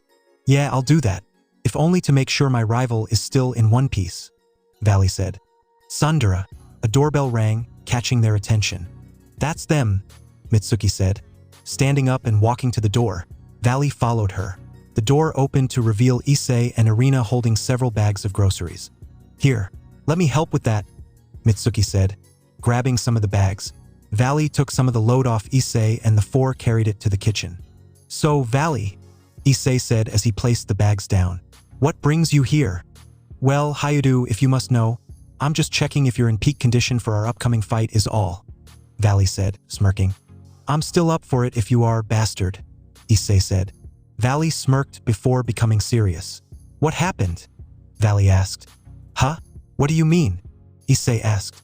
"A few days ago, I sensed you activate the Juggernaut drive, and now Albion says he can't sense Drake," Valley said. "So I want to know, just what the hell happened?" Issei looked down at the produce he was holding, his grip tightening on the pour box. Issei sighed before looking at Valley. He was getting tired of telling this story. However, despite that, Issei told Valley everything that happened from the discovery of Rias and Akeno with another man to his meeting of Trihexa and his removal of the pieces. Valley's face remained emotionless while Irina and Mitsuki simply listened in the background. He looked at Issei for a few seconds before talking. "Looks like they struck out," Valley said. "Huh?" Issei looked at him curiously. "Those girls, if they were willing to cheat on someone as loyal, kind, and supportive as you are, then they didn't deserve you," Valley said. "Valley," Issei said as he looked at him. "Don't let this bring you down, Hayudu. Find something new to fight for, or rather, someone," Valley said, discreetly glancing at Irina. "Besides, if you go stale, you'll break our promise." Issei looked at him shocked before his bangs covered his eyes and a small grin appeared on his face. "I'd never go back on that promise, Valley. We'll have our fight. I can promise you that, but not as enemies," Issei said, holding his hand out. "As rivals," Valley said, grasping his arm. "As brothers," Issei said. Kuo Academy, October 19th, 2019, 3 p.m. Issei stretched his arms as he made his way out of the classroom. Today was one of those days when they had a substitute teacher. Ashley had called in all of her sick hours and just up and left. Said it was a family emergency. Issei hadn't heard from her in several days and their substitute was a teacher from the university. "Man, what I wouldn't give for a massage right now," Issei complained as he felt his vertebrae pop. "I can give you one when we get home." Issei turned to see Irina smiling at him, her violet eyes twinkling in mischief. Issei's face turned red as blood slowly started to leak out of his nose. The image of Irina clad in nothing but a black lacy bra and panties with her entire body oiled up appeared inside his mind. "You look tense, Issei. Please let me help with that," imaginary Irina said as she pressed herself up against him. "Ow!" Issei rubbed the back of his head when he saw Irina looking at him with a scowl on her face. Her fist was steaming as she looked at him. "You were thinking lewd thoughts, weren't you?" Irina asked, placing her hands on her hips. Issei chuckled and took her bag from her and slung it over his shoulder. "My thoughts are 1,000 times more lewd than you can possibly imagine," Issei said. "Pervert," Irina huffed, walking off. Issei smiled before walking after her. "Don't be such a bitch," Issei said in a smug tone. Can it, jerk? Irina said. So, what are we going to do now? Irina asked as they walked out of the school.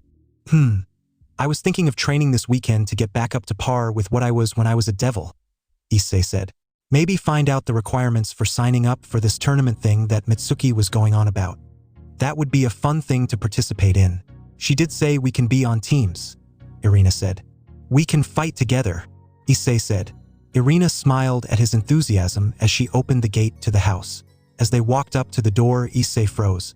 Upon reaching for the doorknob, Irina noticed that Issei had fallen behind. She turned around and looked at him curiously. What? Irina asked. They're here, Issei said. Irina stopped reaching for the doorknob and walked up to Issei. She walked up to Issei and cupped his cheek with her right hand. Issei, you don't have to go in if you don't want to, Irina said. I know, but Dragon, a pay dragon. Click, click, zoom, zoom, I in. Issei blinked when he heard his phone's ringtone go off. He reached into his pocket and pulled out his phone and was surprised by the caller. He slid to answer and placed it up to his ear. Yellow? Issei said. Issei, I need your help. My car is broken and I'm trying to go somewhere, the caller said. What? Murayama? Slow down. What are you saying? Issei asked. I'm saying that there's something wrong with my car, and the only person I know who knows how to fix one just so happens to be the biggest pervert in the school and my cousin, so please, come over to my house and help me fix my car, Murayama said. Yeah, I'll be there in a few, Issei said before hanging up. Looks like my cousin's car broke down, Issei said. He handed Irina her bag. I'll see you later, yeah? Oh, Issei and Irina. The two turned to see the door open. Eren stood there, putting his shoes on. He was carrying a large wad of yen in his hand and had a bruise on the left side of his face. Oh, Eren, Irina greeted. Her eyes drifted down to the money in his hand. What's that for? Oh, this, Eren said, holding the money up. They sent me to get food for them. Really? Issei said. That's kinda demeaning. I mean, they could always just order food online. I don't mind. It gets my mind off the fact that I can't summon my sacred gear yet, Eren said. Irina and Issei looked at each other before Irina walked over and swiped the wad of yen from his hand. Go with Issei to Inori-san's house. I'll go order some food to be delivered to the house, Irina said. Wait, what? Issei said. Eren looked equally as confused as Issei did. Come on. Think of this as an opportunity to bond with your future brother-in-law, Issei, Irina said. What? Issei asked incredulously. Yup, so go you too, Irina said, pushing Eren towards Issei and shutting the door behind her. Eren gulped and looked meekly at Issei. He smiled awkwardly as Issei sighed and began walking back towards the gate. Eren walked immediately after him. So, looks like we're stuck together, huh? Eren said, chuckling nervously. Just, don't be annoying, Issei said as he walked down the street. So where does your cousin live? Eren asked. She lives down the street from where I live, Issei said. She and her parents were the only ones who moved here alongside us. The rest stayed in Kyoto. Oh, Eren said. I hope you're not just talking to me because you're trying to suck up to me. You know Asia doesn't like suck-ups, right? Issei said, smiling at Eren. Eren blinked and tried to think of how to respond to Issei's statement. Relax. I'm messing with you, Issei said as he turned the corner. He saw the house he had been looking for. The house was the standard Japanese suburban household with 2 stories. He walked up to the gate and rang the buzzer. The gate swung open to reveal a girl with back-length brown hair. Her bangs covered her forehead and had 2 pigtails decorating the side of her head. She wore a yellow zip-up jacket with a white blouse underneath. The girl also wore white shorts and had on a pair of pink fuzzy slippers. Her hazel eyes drifted over to Eren and quirked her eyebrow. Who's he? The girl asked. Murayama. This is Asia's boyfriend, Eren, Issei said, gesturing to him. Boyfriend? And he's still alive? Props to you, Murayama praised as she led them inside. So what's wrong with your car? Issei asked as he followed her to her house's carport. I really don't know. I tried to start it, but it wouldn't go. The lights still work, so the battery must still be full, and when I popped the hood, smoke came out of the car, Murayama said. Must be the engine. Eren and I'll have a look at it, Issei said. Wait, me? Eren asked, pointing to himself. Yes, you, now come on, Issei said. Bifrost Terminal, Asgard, 4:15 p.m. Asgard. the divine realm which housed the Aesir and one of the 9 Norse realms. It is here that the king of the gods, Odin, makes his home. Asgard was a massive sprawling city with large buildings made of lustrous steel and wood. The streets were littered with people of all kinds, mingling with each other and walking. A massive palace stood at the center of Asgard. The palace was massive, towering above all the other buildings, and seemed to be comprised of multiple towers and structures all arranged in a triangular formation. The entire palace gave off a golden shine, giving off the appearance that it was made entirely out of gold. Past the life of the city, there was a large building that was connected to the rest of Asgard via a bridge. It is here that a woman stood in line with everyone else. The woman had long silver hair that reached down past her waist, stopping just barely above her thighs. She had 2 ahogs sticking out of her hair while her bangs framed her jaw and reached down to her chest. The woman had mesmerizing turquoise eyes and wore a blue dress with a beige shrug jacket that accentuated her curves. The woman walked forward, nervously gripping 2 passports in her left hand and the hem of her dress with the other. Rossweiss-sensei? Rossweiss looked down and saw an androgynous blonde vampire. If you were to ask anyone, they would say that the vampire before them was female, only for their souls to be crushed upon the revelation that the vampire was a male. The vampire had pink eyes and a hair styled in a Heim cut. The effeminate vampire wore a pink jacket with a black skirt and long socks that stopped at halfway up his thighs. He looked up at the woman next to him and pointed to the empty spot in front of her. "Next in line, please," the Valkyrie at the front said. "Oh, right. Sorry." Rossweiss stepped forward and handed the Valkyrie the 2 passports. The Valkyrie looked at Rossweiss' passport and then the vampires before granting them passage. "Destination?" a man asked as they stepped onto a circular platform. "Kuo, Hyudu Manor. Oh, and drop us off at the front, Lord Heimdall," Rossweiss said politely. "Of course," Heimdall said as he slammed his sword into a slot and twisted it. "Hang on, Gasper," Rossweiss said. Gasper nodded and held onto Rossweiss' hand as the 2 disappeared in a flash of multicolored lights. Irina sat on the couch, her head propped up on her hand as she lazily shifted from channel to channel on the TV. She began regretting staying here and not heading over to Murayama's house with Issei as boredom began to creep in. And most of all, Irina was still waiting. "Where's that pizza?" Irina complained as she sat up and changed the channel once more. The doorbell rang and she shot to her feet, sprinting towards the door. "Finally, I've been waiting for half an hour, Rossweiss?" Irina said as she saw the silver-haired Valkyrie standing at the door.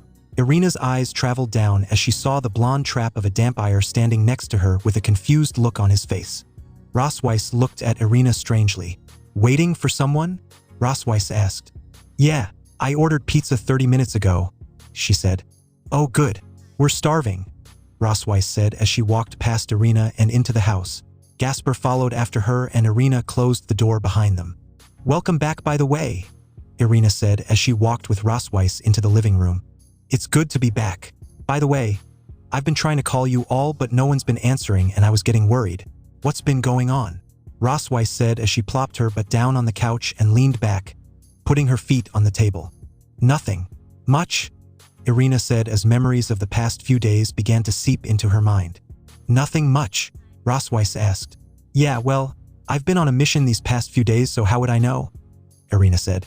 She felt her wings flickering despite being folded away. "Aha," Rossweiss said as she looked at the TV. "Where's Senpai?" Gasper asked. "He's out right now," Irina said. "And the others?" Rossweiss asked. "Mitsuki got called out by Agar-sama and Rias, and the others are in the basement training. Did you know that there's going to be a worldwide rating game?" Rossweiss finished as she grabbed the bag of chips that was lying on the table. "Yeah, did Odin-sama mention it or something?" Irina asked. "Yeah, he did. Even told me the name. Did you know they're calling it the Azazel Cup?" Rossweiss asked. "The what now?" "Azazel Cup. They're naming it after Azazel-sama," Gasper said. "Right? I was just confirming the fact that I heard what you said correctly," Irina said, rubbing her temples in annoyance. The doorbell rang again and Irina got up to go answer it. "I think that's the pizza," Irina said as she ran to the door. Grigori headquarters, same time. Azazel began to jitter in excitement as his pen made its way across the last piece of paper. The last thing in creation that kept him shackled to his office. As his pen finished its stroke on the signature line, Azazel placed the paper into the finished pile and slowly stood up. He walked around his desk to the center of his study and stood there, unmoving for several seconds before. Finally, I'm free, AZRAEL yelled as he jumped up and down. A CC appeared in front of AZRAEL, causing him to groan as he answered it. Hello, AZRAEL said. Dad? The caller said. AZRAEL? What is it? AZRAEL said as he walked over to his liquor cabinet. I was wondering if I could grab something from your lab. I need a stabilizer. Barakil Ajisen broke mine when he hit Sanguine Twilight to hard in a spar. AZRAEL said. Sure, come by later. I'm a bit busy right now, AZRAEL said. Okay, love you, Dad. See ya, AZRAEL said as she hung up. AZRAEL sighed and saw something in his voicemail box. His eyes bugged out when he saw the number of voicemail. A majority were from Issei, but there were some from Asia, Mitsuki, and Kiba as well. Jesus, I wondered what they needed, AZRAEL said as he selected one of Issei's voicemail messages. Sensei? It's me, Issei. I think something's wrong with my pieces. Call me back if you get this. AZRAEL raised an eyebrow. Something wrong with his pieces? Ignoring the thought, AZRAEL played the next message. Sensei, please answer this. I can't take it any aggh. Oh no. Make it stop. AZRAEL's eyes widened as he began to play more and more of the messages. Each one tore away pieces of his heart and soul as he listened to Issei's suffering in gruesome detail. The horror he had on his face grew more and more until his voice managed to shakily command the CC to play the most recent message. Play the most recent message from Issei Hayudu, AZRAEL said. Playing message from Issei Hayudu, received on October 13, 2019, at 7:18 p.m. Beep. AZRAEL waited there as nothing but silence came through the CC. His apprehension kept growing and growing until he jumped when he heard Issei speak. Irina? AZRAEL frowned. Irina? He listened to the tone of Issei's voice. It sounded broken. They killed her. They killed her. AZRAEL's eyes widened. Irina was dead? His horror grew when he heard Issei's sobs of anguish transition into insane laughter. Ha ha ha. Ah ha ha ha. What happened to you, Issei? AZRAEL thought as the horrifying message played out. She's dead? DDRAIG. He heard Issei yell. Suddenly, the message went silent with the only audible noise being Issei's frantic breathing. Irina? Draig. It's Irina. She wants me to join her. And maybe I should. AZRAEL's eyes widened as terror gripped his heart when he heard the next words that came from the CC. Blade. Issei no. AZRAEL froze as he heard a crashing noise and the sounds of struggling coming from the CC. Kiba? Damn it. What the hell was that? You were about to slit your own damn throat. Irina. No. They're getting worse. Issei's sobs came through the CC once more before the feed cut. AZRAEL stood there stunned at the revelation of what was going on with Issei. All messages from Issei Hayudu have been played. Now playing messages from. AZRAEL swiped the recorder and gripped the bottle in his hand. The bottle began to crack before shattering, shards of glass flying all over the room. AZRAEL's eyes were wide in horror as the pressure around him began to glow. A bright aura of light surrounded his body as lightning began to crash outside his window. Issei, just what the hell? No, now's not the time to freak out, AZRAEL said as he reined in his aura. I need answers. What the fuck is going on? Why didn't we know about this? AZRAEL snapped his fingers as the broken glass flew from their places on the floor and reformed on the table. AZRAEL braced himself for what he would find as he teleported to Hayudu Manor. And then I said that, hey, if you call my god fake one more time, I'll... The doors slammed open, causing Irina, Rosweiss, and Gasper to turn to the doorway. AZRAEL burst into the house, looking like death as his eyes frantically searched the household. AZRAEL Dano? Haven't you ever heard of knocking? Rosweiss said as AZRAEL just ignored her and ran upstairs. His actions left the three dumbfounded but just shrugged, chalking it up to something they called an AZRAEL thing. However, his actions bothered them, but they decided to ask later. I wonder what crawled up his ass and died, Irina said as she continued to tell her story. AZRAEL ran down the hall on the second floor towards his destination. He practically broke the door to Issei's room down as he ran inside. His violet eyes searched the entire room for something out of place. He walked around and noticed a box sitting on Issei's desk alongside a small familiar device. This is the recorder I gave him. But where's Issei? AZRAEL said as he scanned the room. He ran his hand across the desk and jerked his hand back when he felt his life force being sucked out of him. What the? Azazel's eyes fell on what his hand had run into, the mahogany box that sat on Issei's desk. He waved his hand, opening the box, and his heart dropped. I need to tell the others, Azazel said as he forced the box shut and lifted it telekinetically. Azazel disappeared in a flurry of wing beats from Hyudu Manor. Inori House, 7:59 p.m. And done, Issei said as he closed the hood. He looked over to Eren and Murayama, who was sitting inside the car. Is it good? Murayama asked. Try it, Issei said. Murayama turned the keys and the engine sputtered to life. Murayama cheered in delight as Eren stuck his head out the passenger seat window. Told you it was the fuse. Yeah, don't get a big head, Elon Musk, Issei said. Come on, get in the car. I'll take you two out to get some food as a treat, Murayama said. Sure, I'm game, Issei said as he made his way to the back and climbed in. Ars Nova, 8:05 p.m. Azazel appeared in front of Surzek's office box, levitating next to him. He knocked frantically on the door to receive no response. He waited for 15 seconds, tapping his foot against the floor as the last of his patience left him. Fuck it. Azazel kicked the door open and his jaw dropped. Surzex and Grafia looked at Azazel like a deer caught in the headlights as Grafia covered herself while Surzex desperately tried to pull his pants up. He grabbed Grafia's uniform and threw it at her. Azazel just slowly closed the door and stood outside. His face was blank before he heard a come in from Grafia. Azazel opened the door to see the Mao Lucifer and his wife sitting down at his desk. Their faces were red from embarrassment, but Azazel ignored it and walked up to Surzex and placed the box down on his desk. Call everyone, Azazel said as he looked Surzex in the eye. What? Surzex asked, looking between Azazel and the box. Call everyone. This is important. It has to do with Issei, Azazel said in a grave tone. Surzex nodded and motioned to Grafia, who began to make calls to the other Mao and the Archangels. Several minutes later, the room shook as the rest of the Mao and the Archangels appeared inside Surzex's office. Michael and Gabriel looked confused while Raphael and a red-haired angel just stood by. An angel with white hair made her way forward and looked at Azazel in the eye. She had obsidian black eyes and tan skin. The Archangel wore a blue shirt with a black skirt and sneakers with white socks on. Her eyes bore into Azazel as she scowled. What is it, brother? We were busy, the Archangel said. That's why I called you here, AZRAEL. It's important. It has to do with your ward, Azazel said as he opened the box. Issei? What happened to him? AZRAEL said as worry began to grow in her heart. Azazel, whose pieces are these? Surzex asked as he reached in the box to grab it. He immediately jerked his hand back when he felt the pieces latch onto him and begin to drain his energy. Where did you get these? Surzex asked as he looked down at them. Ajuka, I want you to run a scan on those pieces, Azazel said as he picked up the recorder. Ajuka nodded and gingerly grabbed one of the pieces, coating his hand in magic before doing so.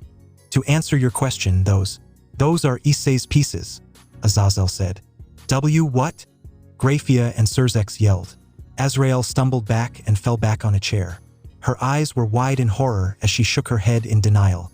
Why, you're lying, AZRAEL said. I wish I was. I found them in his room. It has his signature all over it along with this, Azazel said, levitating the sphere. What is that? Raphael asked. This is a recorder that I got Issei for his birthday, Azazel said. The red-haired angel spoke up. His orange eyes bore into Azazel. Didn't your ace need to head back to Kuo because something happened to the Red Dragon Emperor, Aniyui? The angel asked. Michael looked down, his hand on his chin. She did. You're right, Uriel, she did, Michael said as he looked at him. What? Is there something you know? Azazel asked. Irina. She was acting strangely and immediately asked to go home, leaving Griselda and Dulio to perform the debriefing. We let her because she told us that Issei had dragon pox. I had no idea it was more grave than that, Michael said as he gestured to the pawn piece in Ajuka's hand. I finished analyzing it, Ajuka said. What did you find, Ajuka-chan? Seraphal asked. It's not good. Issei's pieces were corrupted, for a lack of better terms. It was triggered by a familiar code, Ajuka said. What code? Grafia asked. The Juggernaut Drive. It's the only thing I can think of that can trigger this. A little present left to Issei by the beast, Ajuka said. Everyone's eyes widened. The beast did this? Wait, triggered? AZRAEL asked. It seems to only be triggered by unstable emotions. Whatever made Issei go, or at least momentarily go into Juggernaut Drive, must have triggered the energy, Ajuka said. I don't even want to think of what would happen if these were left in his body for any longer, considering what they were doing. What were they doing? Uriel asked. They were draining his life force slowly, attacking him both physically and mentally, Ajuka said. By my estimate, if these were still in there, Issei would have been dead in a week and a half too if he's lucky. The best case scenario of his death is that he would be a mummified corpse. The worst case, we wouldn't even have a body to bury nor a soul to mourn. The room shook violently. Everyone stepped away as Surzex gritted his teeth, rage present in his eyes. A red and black aura began to pour out of him as everything it came in contact with corroded into nothing. The chair, the table, the molecules in the air around him, all gone, reduced to nothing. The aura suddenly dispersed as Surzex stood there, fists clenched so tightly that he drew blood. The temperature suddenly dropped as Graphia was covered in a silver aura. Her tears poured down her face as her silver eyes became pits of bottomless despair. Ice began to form on the window panes as a chill began to slowly creep up their spines, as if it were enjoying their misery. After a few minutes, Graphia fell to her knees sobbing, her aura gone. Surzex and AZRAEL walked over and began to comfort her as the words that left her mouth broke everyone's heart. I'm sorry, Otuto. I'm sorry, I'm sorry, I'm sorry. Graphia sobbed while AZRAEL looked up at her twin. All the plant life in the room died as AZRAEL glared. Play the recording, AZRAEL said. Azazel nodded and pressed the play button. God, I feel like that one girl. A projection of Issei appeared in front of them. Their eyes widened when they looked upon his form. He looked terrible. His eyes had dark circles under them, indicating that he got little to no sleep. His hair was messy and tear streaks ran down his face. The most worrying aspect was the black veins that seemed to travel across Issei's skin. AZRAEL covered her mouth as she nearly threw up just from looking. I know that, but it's kind of poetic, isn't it? Make this memorable like 13 Reasons Why. Right? That's enough Netflix for you. Anyway, if you found this, then congratulations. That means one of two things happened. 1. My ass is grass and you need something to play at my funeral. Word of advice. I am a simple man with simple needs. Eat, I drink, I fap, and I yell at people online when they can't get their shit together, so please, don't throw a massive funeral for me. 2. You finally decided to come check on me and found this little miracle, Issei said. It doesn't really matter anymore. I'm doing this so the world might know what happened to me in case the worst case scenario comes true. In several hours, Draig and I will attempt to remove my evil pieces, Issei said. Their eyes widened. That was tantamount to suicide. We even have a catchy little name for it. It's called Operation KMS. Neat, right? For those of you too old to know what KMS means, it basically means kill myself, Issei said. As to why I'm doing this, well, for one, these little fuckers inside of me are the worst things that are happening to me right now, and I would trade one of my kidneys to get them removed. Second, I don't know about you, but I like being alive. Living is good. Especially when the only girl who never went behind your back is a hot angel woman you've known all your life. So to whoever finds this, let's keep this our little secret, okay? Or I swear, I will find a way to come back and haunt you. Also, tell Irina thank you and I love her. Please, do it for me. It's the one thing I'll ask from you, whoever finds this. The feed cut and everyone just remained silent at what they heard. Well, at least we won't have to plan a funeral or anything, Azazel said. Everyone turned and glared at him. Was he seriously making jokes now? Oh, fuck off, you dumb nuts. It's obvious that he's still alive, Azazel said. How else would this box have made it into his room? Did it just magically grow legs and teleport like the rest of us? Everyone went silent at his words, relief growing inside their bodies. You know, the most fucked up thing was that Valley told us about this, Azazel said. Surzex and Graphia shattered when he said those words, but none more so than the Silver Queen herself. It was her that kept Surzex from sending someone to go check on Kuo. This was her fault. Who's going to tell Rias and the others? Falbium asked. Right, we still need to tell her, Azazel said. I'll do it, Surzex said. They all nodded and Azazel grabbed the box from Ajuka and gave it to the red-haired Mao. Don't tell her why these are here. Keep those reasons to yourself. Until you can find out more, they're just as much to blame as we are, Azazel said. Wait, Everyone turned to look at Grafia. I'll go with you, she said, tugging on her husband's sleeve. Surzex nodded and helped his wife to his feet. The two nodded at everyone else and disappeared in a crimson flash. I'm going to go and find some old contacts of mine, AZRAEL said. Maybe go back to Kuo and look for Issei there. Good idea, Azazel said. That's all. Everyone nodded and disappeared from the room differently. Issei and Murayama laughed as Eren told his story. And then, my brother pulled off his underwear in public and added it to the line. He was so focused on making his team's clothes chain the longest but forgot that he was in public and everyone saw. Issei guffawed as he nearly choked on his food, while Murayama hid her mouth behind her hands as her body was racked with giggles. What a dumbass, Issei said, wiping a tear from his eye. Right? Eren said. The ringing of a phone could be heard in the restaurant as both Eren and Murayama pulled their phones out of their pockets. Issei patiently waited, sipping his Pepsi as the two talked on their phones. I have to go. Tusan and Ka-san are getting worried, so I might as well see you later. Do you want me to drive you home? Murayama asked, looking at her cousin. No, I'll stay out for a bit more. What about you, Eren? Issei asked. Asia is asking where I am, so can I get a ride with you, Inori-san? Eren asked. Sure. See you, Issei, Murayama said. See you back at the house, man, Eren said as the two left the restaurant. Issei smiled before he looked down at the bill. He kept smiling as his mouth opened and a transparent Issei began to leave his mouth. Partner, don't die, Draig yelled.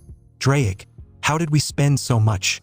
Issei asked as he pulled out every last wad of cash from his pocket.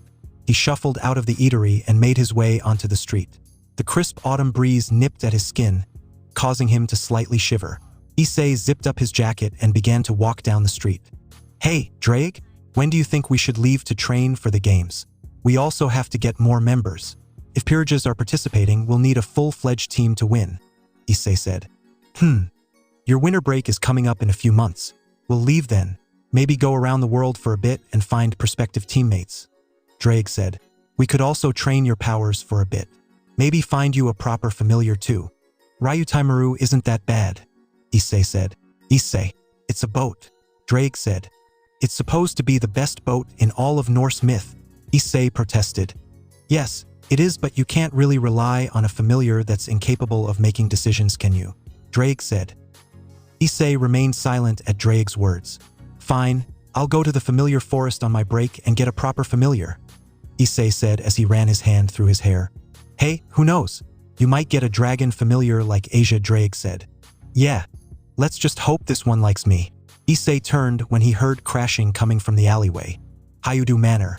Irina placed her hand on her cheek while Rosweiss blew her nose. Tears were streaming from her face as the scene in front of her played out. I won't let go. I promise. Why? Irina, why did Jack have to die? Rosweiss said as she shook the cherub. Irina felt her head spinning as she was rocked back and forth by the rook strength of the Valkyrie before her as a gasper sweat dropped on the seat next to them. Rosweiss let me go. Why you're making me dizzy? Irina said. Rosweiss took her hands off Irina's shoulders and began to bawl into her hands. Geez, it's like you've never watched Titanic before, Irina said as she looked at the crying Valkyrie. This is the most romantic movie I've ever watched, Rosweiss said as a waterfall of tears streamed down her face. Irina looked at her with a bewildered expression and just chalked it up to the Valkyrie not having any free time while during her time as a university student. A flash of red light drew their attention away from the TV and to the spot in the room behind the couch that was now occupied by Surzex Lucifer and Grafia Lucifuge. The air the two carried into the house was one of depression, as if they had just lost someone that they held dear in their hearts. Their eyes were red-rimmed from what they assumed was crying, and Irina's eyes widened slightly when she spotted the mahogany box in Surzex's hand. Do you know where Rias is? We have something to tell all of you, Surzex said in a solemn tone. Irina adopted a confused look on her face before pointing to the basement door. Surzex nodded in thanks and gestured for them to follow him and Grafia into the basement. Rosweiss and Gasper looked confused and were about to ask before Irina gave them a look. Once she was sure that they were out of earshot, Irina turned to them. Whatever you hear, do not tell them where Issei is, Irina said. Rosweiss looked confused. But why? She asked. You'll see, Irina said as she stood and began making her way to the basement door. Rosweiss blinked and looked at Gasper, who just shrugged and began to follow her. Rias smiled as Tatsuya fired, slammed his palm on the ground, and a massive spear of ice erupted from the floor, forcing Koneko to dodge. Her blue eyes twinkled as she thought of the victories she would achieve with such a formidable team. "Things are going according to Kikaku," Rias said as she crossed her arms underneath her massive breasts. Rias-sama," Akeno said, tapping her shoulder. "What?" Rias asked, looking at her queen. Akeno pointed to the door where Surzex and Grafia stood there, looking like they had just been to a funeral. Rias's eyes widened. "What's going on? Why does Ni-sama and Ne-sama look so broken?" Rias thought. A pit in her stomach began to form when she saw the small wooden box in Surzex's hands. "Who's that?" Yu asked as he sat upon the ground. He was panting heavily, just having finished a brutal sparring session with Kiba. The blonde knight did not pull his punches even on a newbie. "Rias," Surzex said as he walked towards her. "Right, guys. This is my brother, the Mao, Surzex Lucifer," Rias said as she gestured to him proudly. Surzex and Grafia looked at the group and noticed 3 faces that they didn't recognize. They filed that thought away as a question for later, deciding to just rip the band-aid off and get it over with. "Surzex-sama." They turned and saw Irina walking in with Rosweiss and Gasper. "What did you need us for?" Surzex motioned for the 3 to stand with Rias and the rest of the Gremory peerage. Kiba and Asia made eye contact with Irina, and a look of understanding passed between the 3. A look that was not noticed by anyone. "Right, so, Rias, I need you to remain calm," Surzex said. "What we're about to say, it might make you do something stupid." Rias tilted her head in confusion. "We found these in Issei's room," Grafia said, handing the box to Rias. She took the box from her sister-in-law and opened it. Her eyes widened as she dropped them. "What?" No, Rias said as she shook her head in denial. On the floor, spilled from the box, were 8 pawn pieces. "How did this happen?" Rias screamed at her brother as tears began to flow down her face. "AZRAEL, he came here to check on Issei for the games and found these in his room," Surzex said. "Rias, why didn't you tell us what was happening to Issei?" As Rias moved to speak, she felt something inside her head, whispering to her. "Issei was okay. Nothing happened to him. This is just a joke." "What?" "And oh, Issei's pieces. Issei is in trouble." "Issei? Who's Issei?" "Wait, no. Issei is... Suddenly, Rias gripped her head in pain as she fell to the floor, screaming as tears streamed from her eyes in greater volume. "Oniai-sama? Why are you talking about Issei? He's not important." Rias gasped as her eyes flashed pink. Her eyes were constantly flickering pink as Surzex saw the visible struggle inside of her. "Rias." Irina narrowed her eyes as she looked at the redhead. Surzex knelt next to his sister and placed a hand on her. "A spell," Surzex said as he began working on dispelling it. "A spell? On Rias?" Grafia asked. "The magic. It's from the Neama family," Surzex said as he dispelled the magic. "Issei!" Rias screamed as she looked around frantically. The past several minutes came crashing down on her as she looked at the pieces and began to sob. "Grafia, check the other girls," Surzex said. Grafia nodded and waved her hand. Every girl in the room was frozen up to their necks in ice. "Hey, what are you doing?" Hiriko yelled. "It's the same," Grafia said as she took her hand off Akeno's head. "Neama family magic." Grafia walked over to Asia and quirked an eyebrow when she sensed nothing. The same happened for Irina and Rosweiss. "It seems that 3 of them aren't infected with the Neama family magic," Grafia said as she walked back to Akeno and began casting a counter-curse. "How did this happen?" "The Neama family were wiped out during the Civil War in the final confrontation," Surzex said as he consoled a sobbing Rias. "More importantly, how did they get into this town?" Grafia asked as she broke the ice around them. "Ni-sama, Issei, he's..." Rias sobbed, pointing at the pieces. "Relax, Issei isn't dead. He's just missing. Since he removed his pieces, we can't give him the status of stray, but the others are organizing a search party to scour the globe for him," Surzex said. "Ni-sama, let us help," Rias said. "No, you focus on getting better. The Neama family magic, Luxuria, plays with the mind of its victims, and while it's not perfect mind control, it is an extremely powerful suggestion spell, so I suggest that you take the time to recover," Surzex said. "I'll clean this up, Surzex-sama," Irina said as she moved the pieces telekinetically into the box. Surzex nodded and looked at Rias. I'll be coming back in a few days with new pawn pieces for you, Surzex said as he and Grafia disappeared in a crimson flash. AZRAEL leaned back in her chair and covered her eyes with her arm. She gritted her teeth as a stream of tears began to make its way down her face. How could I not see? Issei. I'm sorry, she said as she sobbed silently. Ano, AZRAEL-sama? AZRAEL turned to see a girl in her early 20s standing at the door of her office. She had long waist-length light brown hair. Her eyes were light red and shone like rubies in the light. Atop her head was a pair of fluffy tanuki ears while a brown bushy tail could be seen on her behind. She wore a tan jacket with a white shirt underneath, a red skirt, black thigh-high socks, and brown boots. Ah, Risa, AZRAEL said, wiping her eyes. What is it? Are you okay? She asked. I'm fine. Just thinking of the past, AZRAEL said. Oh, there's someone at the door. They said that they needed to see you immediately, Risa said. AZRAEL blinked when she heard a loud knocking. She sighed in annoyance as she stood and exited her office, making her way to the door. When she opened it, her eyes widened in shock and her jaw fell open. AZRAEL, I need your help now. Issei stood at her doorstep with an unconscious red-headed little girl in his arms. AZRAEL's apartment, October 19, 2019, 9:57 p.m. Issei? AZRAEL said in relief and joy as she saw the boy she looked after standing at her doorstep. Her black eyes traveled down to the small girl in his arms. The girl was filthy and had cuts and bruises all over her person. AZRAEL sighed when she saw Issei's desperate face and stepped aside, allowing the young man to run in.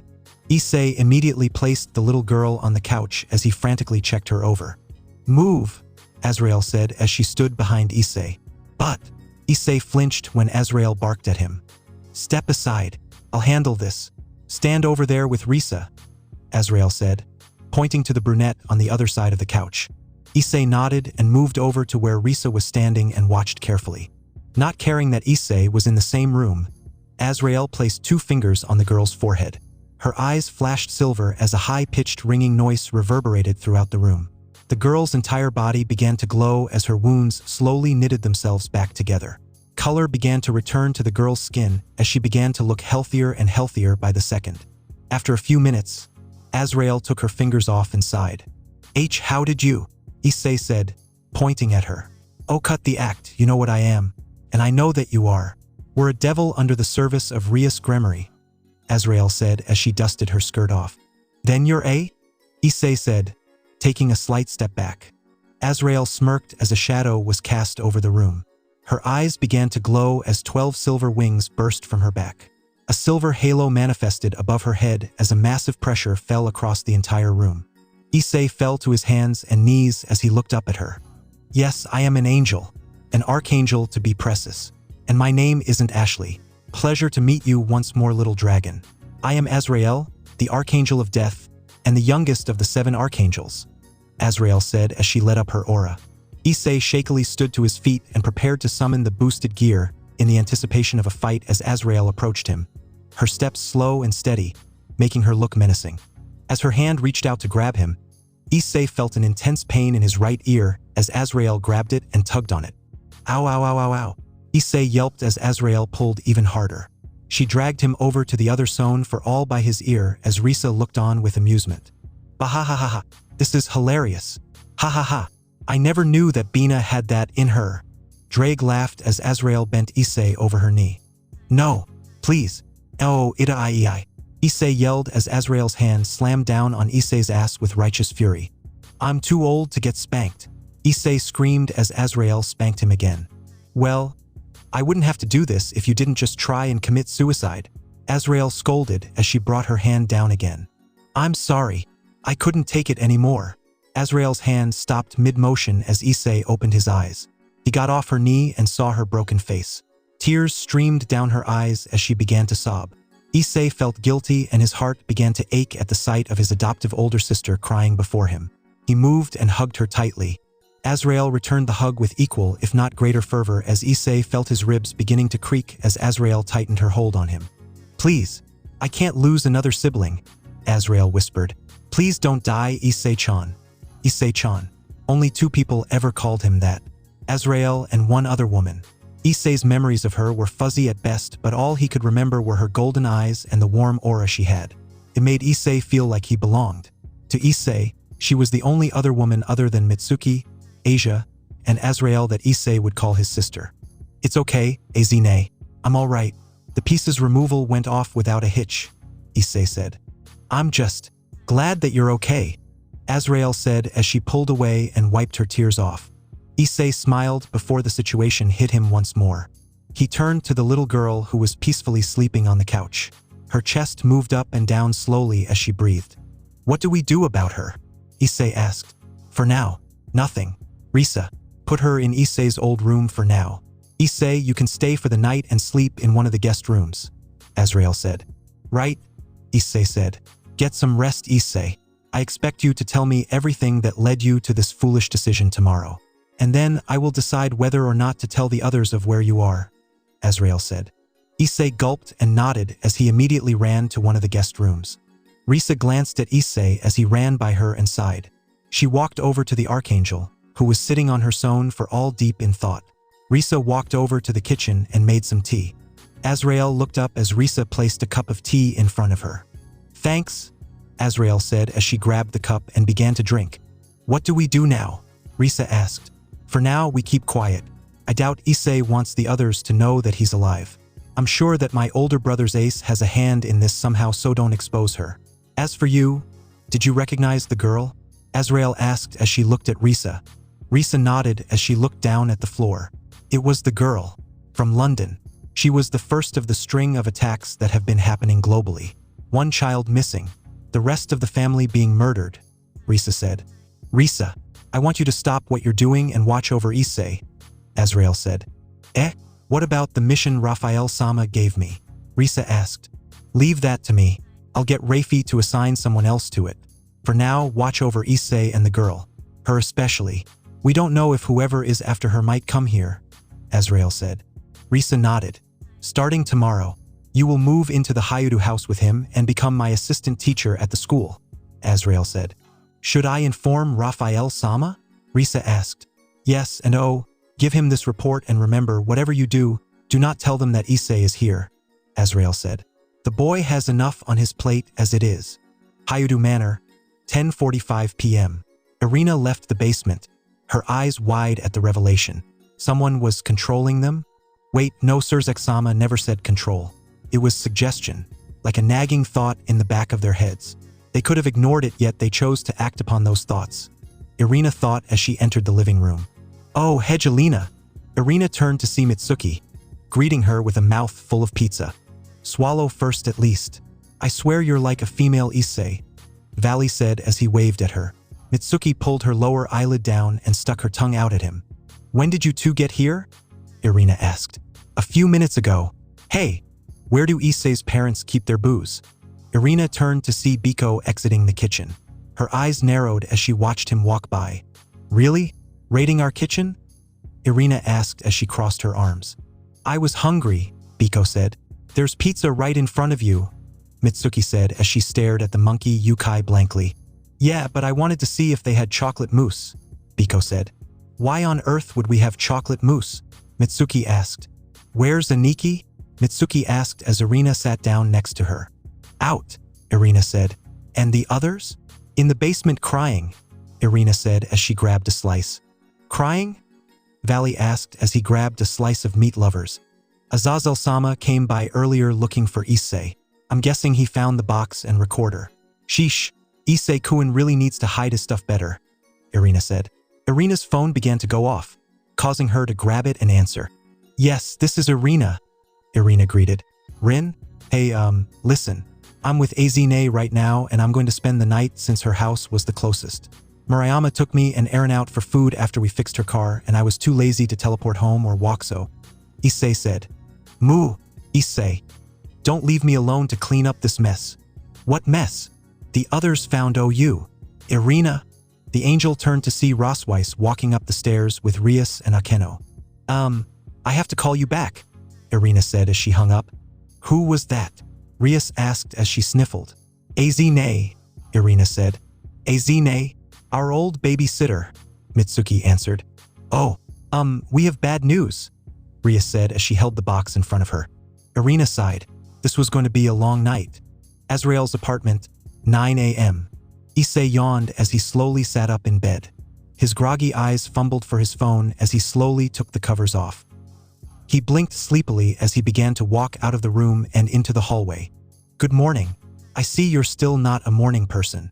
Issei turned to see AZRAEL standing in the hallway, wearing a red jacket and black pajamas as she sipped a cup of coffee. I wonder who I got it from?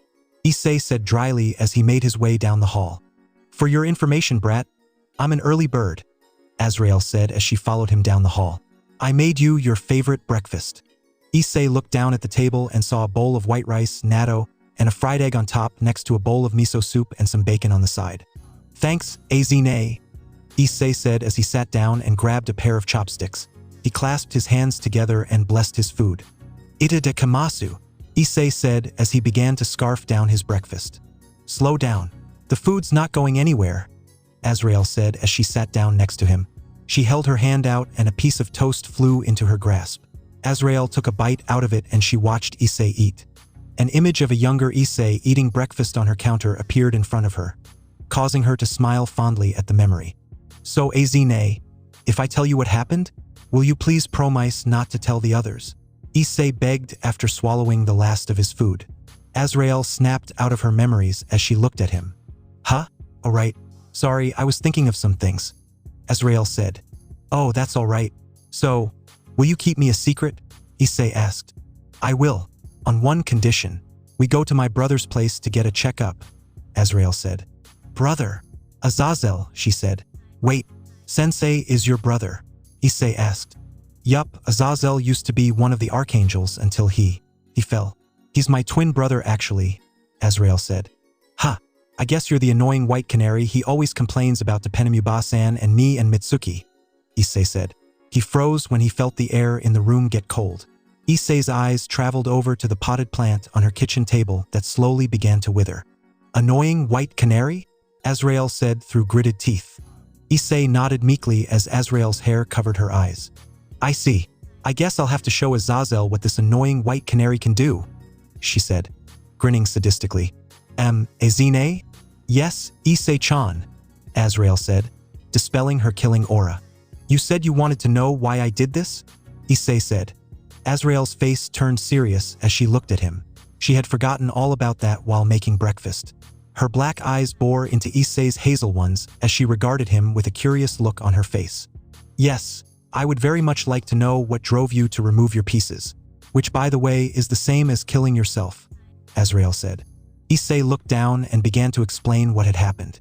I guess it started a month or so after Trihexa was sealed away. Rias and the other ORC girls started acting distant from me. They always blew me off, had excuses as to why they couldn't spend some time with me. It was all very strange and it hurt me, Issei said. And this drove you to the Juggernaut Drive? AZRAEL asked, quirking her eyebrow. It wasn't that. I'm guessing you know that through the recording, Issei asked. Don't change the subject. But yes, AZRAEL found your recording. Anyway, continue, AZRAEL said. A few months after, I started having those dreams. The ones with the 7-headed dragon. Couldn't sleep. Irina and my sisters tried helping me and then Kiba found out and he tried to help me too, but nothing they did worked, Issei said. AZRAEL remained silent as Issei told his story. A couple of days ago, I decided to find out just why they were being so far away from not just me but everyone else. I followed them to the school, Issei said. He clenched his fist as tears threatened to fall from his eyes as he remembered that horrid moment. His entire body shook as he forced himself to continue with his story. I found them in a room, pressed up against some guy and doing things to him, Issei said. And after that, my mind just went blank. Drake said that I ran, but I don't remember running. I felt pain. Nothing but pain across my entire body. Mitsuki found me at the park and carried me back. She said that she felt it too. After that, I went to sleep and then I woke up and walked downstairs to hear the girls talking about there. Issei gulped as he struggled to force the words out of his mouth. Boyfriends. AZRAEL looked at him sadly as his body became racked with sobs. AZRAEL, did I do something wrong? Issei asked. Why did they do this? I honestly can't tell you why they did what they did, Issei, but you're better off without them, AZRAEL said. She placed a hand on his head and ruffled his hair. You don't have to tell me the rest, I think I got the gist, but who helped you in this little stunt of yours? Issei said as he gulped. Asia, Irina, Kiba, and Mitsuki all helped me. AZRAEL sighed in frustration. Why is it whenever something goes wrong it's either one of you for a combination of two or more of you or all of you? Because you love us? Love is a very strong term to use in this situation, AZRAEL said. Well, a scream from down the hall alerted them. AZRAEL shot out of her seat and disappeared before Issei's eyes, with the only thing indicating that she was there were a few silver feathers. Issei snapped out of his daze and ran down the hall and saw the door to the girl's room open. AZRAEL was rocking the girl in her arms as the girl struggled to get away from her. Eventually, the girl broke free and ran towards Issei and hid behind him. Eh? AZRAEL looked confused as the girl hugged Issei's leg tightly. Issei said as he knelt next to the girl. She seems attached to you, AZRAEL said. Are you okay? Issei said as he reached out to touch her. The girl recoiled in fright as she reset her arms in self-defense. Issei immediately froze and backed off, retracting his hand as he looked at her with pity. Is she? Issei asked. A victim of abuse? Probably. Judging by the way she reacted, she must have been hit multiple times, AZRAEL said. AZRAEL walked over and knelt before the girl. She smiled before releasing a calming aura that made the little girl visibly relax, though her entire body was still tensed up. Hello, I'm Issei. What's your name? AZRAEL asked. The little girl looked at her before shaking her head and hiding behind Issei. AZRAEL sighed once more. She must have latched onto you. Where did you find her anyway? I found her in a dumpster, Issei said. In a dumpster? I was taking a walk after I got food, and I heard a crashing noise coming from the alleyway. I went to go investigate and… Issei turned and immediately went on guard as he heard a crashing noise come from the alleyway. Be careful. I'm sensing high-class power coming from there, Drake said. High class? Issei asked. He summoned the boosted gear and began to approach the noise slowly. Issei turned when he heard something fall inside. Just a lid. Calm down, Hyudu, Issei said as he kept his guard up. I can feel you. Come out. The sound of small feet caught Issei's attention as he saw the shadow of a rather small person peek out from behind the dumpster. Come out now, Issei said, pointing the boosted gear at them. The figure yelped, which confused Issei as they meekly walked into the street light. Issei's eyes widened upon the sight of the high-class being. In front of him was a little girl. She looked filthy. Her clothes were dirty and torn at the legs and sleeves. Her hair was covered in dust and was a dull rust color. Issei assumed her hair was bright red. Her blue eyes were dull and full of fear as she looked at Issei. She had a bruise on the left side of her face, and Issei could make out more on her arms and shoulder. Hey, Issei said, unsummoning the boosted gear and kneeling before her. Are you all right? It's okay. I'm sorry if I scared you. I'm here to… Please don't hurt me, she yelled, raising her hands in front of her. Issei's eyes widened as he was blasted back by an intense force. Issei skidded and stopped when he hit the street light and looked up. The girl was backpedaling and hit a wall as she looked at Issei with frightened eyes. I'm sorry. Please don't hit me, she begged as Issei got up and walked over to her. She closed her eyes and braced for impact when she felt nothing but the warm embrace of Issei enveloping her. The little girl opened her eyes and began to cry. Shoo, it's okay. I'm not going to hurt you, Issei said as the girl continued to cry. Eventually, she passed out in Issei's arms and Issei gently picked her up. I have to take her somewhere safe. AZRAEL lives close to here. I'll go see if she's home, Issei said as he began to form a transportation circle. And then I took her here, Issei said. He reached out one more time in an attempt to pet her head.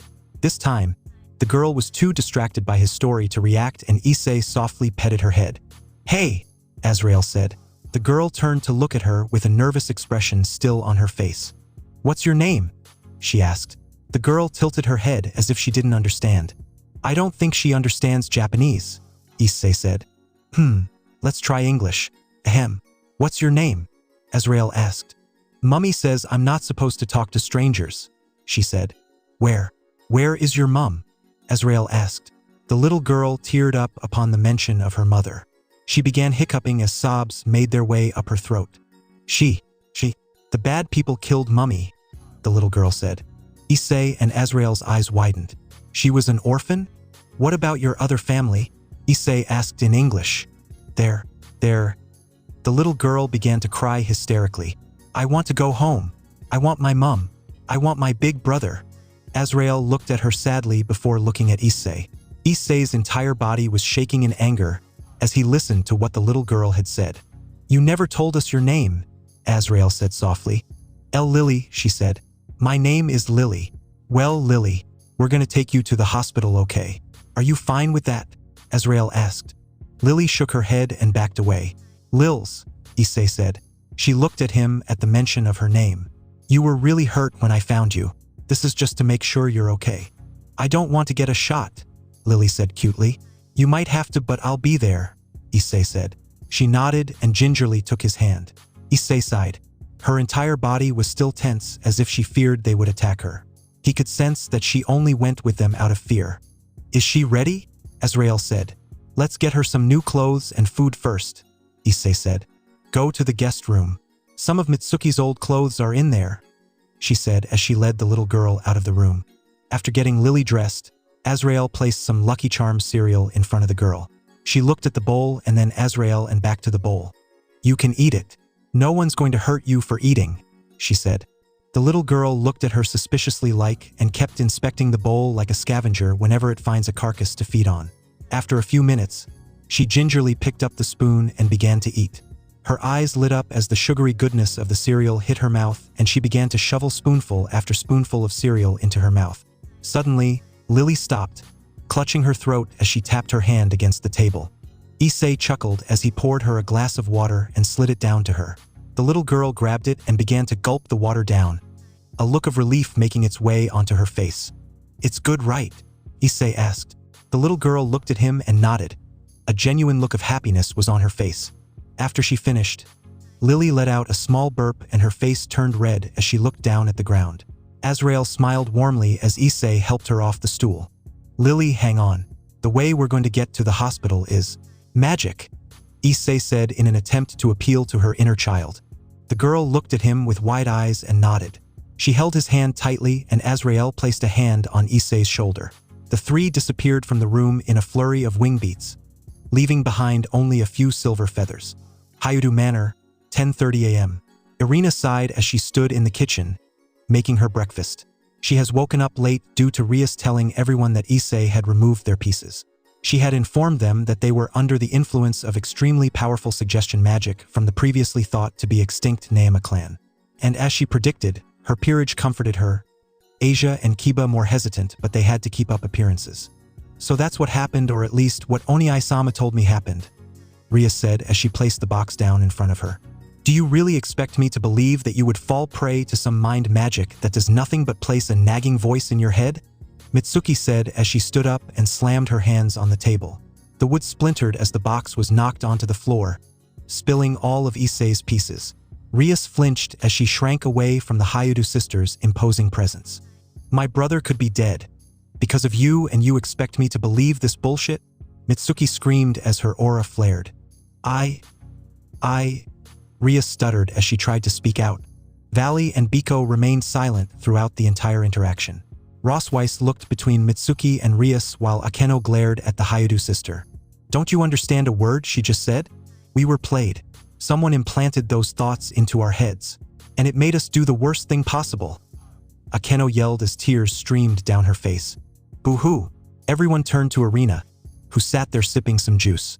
Her violet eyes bore down on the entire Gremory peerage, making the offending girls feel like a mouse before a lion. Like Mitsuki said, you could have easily ignored those thoughts, yet you found them so compelling that you gave in to them. I thought your love for Issei-kun would have been stronger than that, or am I right to say that he was merely an accessory to increase your fame, Gremory? Irina said, spitting out Rias's family name like it was poison. Irina, that's enough. You're taking this too far. If those thoughts were inside your head, you would've. Zenobia was interrupted as Irina slammed her against a wall, shaking the room and sending spiderweb cracks across the entire wall. Everyone's eyes widened at her action. Irina never lashed out, ever, against anyone. I would have never fallen for such cheap thoughts. I would rather die than give in. My love for Issei is stronger than some momentary, Cheap lust. Whore. Irina hissed. Zenovia's eyes were wide with fear as Irina's violet eyes glowed with intensity. A high-pitched ringing sound echoed throughout the room, increasing by the second as all the occupants were forced to cover their ears. The ringing slowly died down as Irina let Zenovia go, causing the devil to fall to the ground gasping for air. "What are you guys talking about?" Rosweiss asked. "I'm so confused. Rias, what do they mean by you falling to your lustful thoughts? Did you?" "No." Rosweiss backed away from her, shaking her head. "Wait, Rosweiss, it's as we said. Those thoughts weren't ours. They were placed in our head by someone, to make us stray from Issei," Rias protested. "I can't believe you. You actually fell for those. Why didn't you brush them away? Issei faces those thoughts on a daily basis, yet he remains loyal to all of us. You most of all," Rosweiss said, pointing at her. "Rosweiss, please believe me when I say that it wasn't me," Rias said. "You heard what Sirzek said down there," Irina said. "It was suggestion. If it was perfect mind control, you would be off the hook, but no, it was just implanting thoughts. Suggestion. You could have easily shrugged it off as a stray momentary lapse, but you didn't. You went along with it. I'm starting to doubt how strong this love is that you claim to have." "How dare you?" Rias said, her rage boiling over. Her aura of destruction flared, disintegrating all the furniture around her. "I dare. Take back," Rias said lowly. "Or what?" Irina challenged, unfolding all 6 of her wings. "Gonna go running to Issei?" "Enough!" Irina and Rias backed down when Valley got between them. Divine Dividing activated. "Look, it's late. Why don't we all get some rest and look for Issei in the morning? It's only been a couple of days. How far could he have gotten?" Valley said, glancing at the 2 of them. Irina powered down upon seeing the twinkle in Valley's eye. "Fine," Irina said as she sat back down on the couch. "Humph." Rias looked away in a huff and made her way back to the basement, followed by Akeno and Zenovia. Rosweiss looked between Irina and Rias, conflicted at who to follow. She sighed and eventually sat down next to the angel. "So, is Issei really?" Rosweiss trailed off, not wanting to finish. "Don't tell Rias. Issei is at his old babysitter's house. It was getting late and he was too lazy to teleport," Irina said, quietly. "But we should tell her that she made her choice. Why should she get to know that he's okay?" Irina said coldly. "This is a bit too far, don't you think?" Mitsuki asked. "No. I'll forgive them when Issei decides to move on," Irina said. "Until then, I'll only help them because of the camaraderie we shared during the battles with Cliffith and Cow's brigade." Irina paused when she felt someone enter the kitchen. "Oh, Irai-chin, you're back." Irina turned and relaxed when she saw Miki Hayadu. Miki Hayadu was a woman in her late 30s but appeared slightly younger. She had long brown hair like her daughter and hazel eyes like Issei. She smiled as she walked forward to the sink. Irina stepped aside and let the older woman wash her hands. "Have you seen Issei?" Miki asked. Irina shook her head. Miki chuckled. "That boy, always a troublemaker. Why can't he be more like Mitsuki and Asia-chan?" Irina just nodded mutely and kept preparing her food. "It's a good thing he has Rias-chan and the other girls to keep him in line," Miki said. "I have to go. Mitsuki and I are having a girls' day with Rosweiss and Asia," Irina said, smiling. "Have fun, you guys," Miki said. Grigori headquarters. Salmavet, Hell, 11:05 a.m. "So, this is what the old man's lab looks like?" Issei said as he stared at some of the scientific tools on Azazel's tables. He picked up one of the flasks and started to shake it. "Don't shake that," AZRAEL said as she led Lily over to one of the chairs. "What is this?" Issei asked as he held out a device that looked oddly like a calculator. "That's a flux detector. It's designed to detect changes in the energy of another being," AZRAEL said. "Ooh, oh look, I think Sensei was working on a new sacred gear," Issei said as he looked over the blueprints. Orbitars? That's an interesting concept. It looks like Sensei placed a small receptor on here that when it bonds to the wielder, it'll pick up on their neural waves and allow them to control them via their thoughts." "What?" AZRAEL looked over at Issei with a bewildered expression on her face. Her black eyes looked at him with a hint of pride. Pride for actually deciphering her eccentric twin's blueprints. "I just deciphered Sensei's blueprints is all. It's not that hard, see?" Issei said, walking over to her with the blueprints. No, I don't want to see Azazel's plans. Maybe later. Now stay here with the girl. I'll go and call Azazel or maybe one of his kids or Penemu if he's not here, AZRAEL said. Look after her for now, okay? AZRAEL said as she walked out of the lab. Issei sat awkwardly as Lily sat on the table, looking around her and swinging her legs slowly. He glanced at the small girl as she was awed by the things around her. The look of wonder contained inside her eyes made Issei smile. Hey, Issei said, catching her attention. Lily glanced at him and tilted her head. The person we're about to see. He might be a little. Okay, he's weird, but he's not a bad person. He's just here to make sure that we're okay, Issei said, scooting over to her. Especially you. He reached over and gave her a light poke on the forehead. Lily smiled a little and rubbed the spot on her forehead. His name was Azela? Lily asked. Close enough. I think I'll call him that for now on, Issei said, grinning. Lily giggled a little as Issei said that. Okay, now don't freak out. Issei and Lily went silent as they heard AZRAEL's voice from behind the doorway. Issei looked at Lily and winked before slinking down and hiding behind the table. Don't freak out about what? Lily watched as AZRAEL walked in followed by a man with black hair and blonde bangs. His gaze traveled over to the little girl sitting at the table. Her gaze became nervous as she stiffened up, fearing that Azazel would attack her. A Nephilim? Azazel asked as he looked at her. She's a what now? AZRAEL asked. She's a Nephilim, albeit a weird one, Azazel said, looking her over. He slowly approached her and she began to back away as he got close. Azazel, stop it, you're scaring her, AZRAEL said, placing a hand on his shoulder and giving him a stern look. Azazel backed away and placed his hands in the air in surrender. That's not why I called you here. Come out, brat.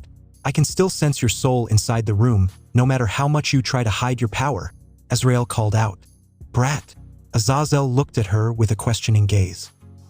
He heard rustling and his eyes widened when he saw someone very familiar slowly rise and walk out from behind his table. Hey sensei, long time no see, Issei said as he looked at Azazel. Azazel just stood there frozen, his entire body shakily reaching out to Issei.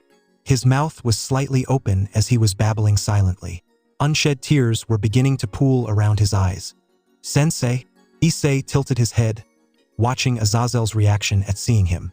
His eyes widened in surprise as Azazel wrapped him in a tight hug. Wet spots began to form on his shoulder. Sensei, are you all right? Issei asked. You damn brat. We thought you died, Azazel yelled. If I did, then how did my pieces get back in my room? I know that you guys saw it, judging by the way you reacted, Issei said. But you're okay. You're okay, Azazel said as he increased the force of his hug. Well, I won't be if you keep this up. Air, Issei squeaked as his face slowly started to turn blue. AZRAEL walked over to Azazel and chopped him on top of his head, forcing the fallen archangel to release Issei. Geez, don't kill him, AZRAEL said. Well, don't hit me, Azazel fired back. Right, so I came here to get Issei checked out. See if anything is going on with his body after he removed his pieces. Also, this little girl. She has signs of physical and mental trauma and we have decided that she wasn't abused, rather. Something happened to her family and she had to flee, AZRAEL said. Is that so? Azazel said, wiping his tears and looking between her and Issei. We'll talk later, Issei, for now. Lie down on that reclining chair over there. The one with the mounted surgical light. I'll need to run a few tests on you, Azazel said. Issei nodded and walked over to the chair, sitting down. You and the girl might want to wait in the other room. This might take a while, Azazel said. AZRAEL nodded and beckoned Lily over to her. Lily hopped off the table and waved at Issei. She seems attached to you. You're recruiting kinda young, don't you think? Azazel said. That's disgusting, Issei retorted. Well, now stay still for me, Azazel said. Kuo Town, 12:05 p.m. Irina remained silent as Rosweiss went over what happened over in the north. Her mind was still focused on why Issei hadn't returned and why he wasn't returning her calls. What if something happened to him like a member of Cliffith that's still here jumped him? Or AZRAEL's place was attacked and now? Irina! Irina blinked and saw Rosweiss and Mitsuki looking at her strangely. To her side, Asia shot her a worried stare. Are you all right? Asia asked. Yeah, just worried about Issei. He's out with AZRAEL and he still hasn't come back yet, Irina said. Well, it is the weekend. Aniki tends to sleep in on the weekends, Mitsuki said, resting her head on her hand. Are you sure that we shouldn't have invited Rias? She seemed like she and the other girls could use some cheering up, Rosweiss said. Rosweiss, you weren't here for what happened to Aniki. He looked like he was going to die, Mitsuki said. And remember what Lucifer-sama said down there in the training area. It was just suggestion, implantation of annoying thoughts. They could have just shrugged it off, Irina said. Right? Sorry, I'm just having a hard time wrapping my head around the situation, Rosweiss said. Rias was just so in love with Issei.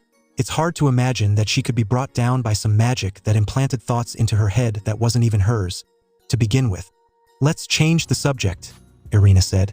Asia, is Aaron okay? He had a pretty nasty bruise on the side of his face. Oh, that, Asia said, tightening her grip on her drink.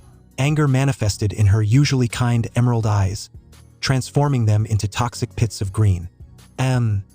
Irina began to slowly back away as Asia slowly started emitting what was the closest thing Irina could describe as killing intent. She definitely picked this up from Issei and Mitsuki, Irina thought. Tatsuya, Rias and Akeno's boyfriend or whatever he was, did that. That guy. He's gotten this into his head that since his sacred gear was rated as a high-tier elemental sacred gear that he was the top dog of the boys. Don't get me wrong. He's nice and all, but I think it's all going to his head. Aaron. He hasn't unlocked his gear yet, so right now, they're all pushing him. Picking on him more like, Asia said. I don't know what to say, Mitsuki said as she sipped her drink. Let's help him, Irina said. Huh. Asia looked at her. I think Irina's right. If we helped him and you provide him with some encouragement, Rosweiss said. Mitsuki's eyes widened at Rosweiss' use of the word encouragement. Oh no, Mitsuki said. She is not going to do that. Do what? Asia said. Basically, you do what we did for Issei when he needed a power-up or encouragement, Rosweiss said. Oh hell no. I am not letting that guy touch my sister's boobs for encouragement. The entire cafe they were in went silent as the customers and workers all looked at their table. Mitsuki's face turned red as she slammed her head down on the table and buried her face in her arms. Well, not the idea I had in mind, Rosweiss said. More like a kiss on the cheek or something. Asia isn't Issei. I wouldn't mind, Asia said, blushing brightly. Irina looked at her, mouth agape at what she just heard. Okay, moving on. Team formations for the Azaz. Ugh, Azazel Cup. I know that Aniki's trying to work on getting Mitsuki on our team, so we need a team name. Can't we just decide this when Aniki gets back? Mitsuki asked, looking up. I mean, it'll just be the three of us since Rosweiss, Kiba, Gasper, and Asia have to stay on Rias's team to, maintain our cover, Irina said. Speaking of which, sign-ups are supposed to be in a couple of days, so how will you get to the underworld without being noticed? Mitsuki asked. I haven't thought of that yet, Irina said. I know. How about? Okay, that's it for now, Azazel said as he finished scanning Issei's body. He held a small vial of Issei's blood in his hand as the boy got off the chair and put his jacket back on. So, am I okay? Azazel went silent and then tightened his grip slightly on the vial before smiling. You're okay, at least from what the scans show, Azazel said. Issei nodded and began to walk when he felt Azazel's hand on his shoulder. Hey, can we talk about the calls? Azazel said. Sensei, you don't need to say anything. I know you were busy, Issei said without skipping a beat. Issei, I know that you're hurt that we ignored you and you're right to be. Just please, let me make this up to you in any way I can, Azazel said. Issei sighed, his shoulders drooping slightly. You're right.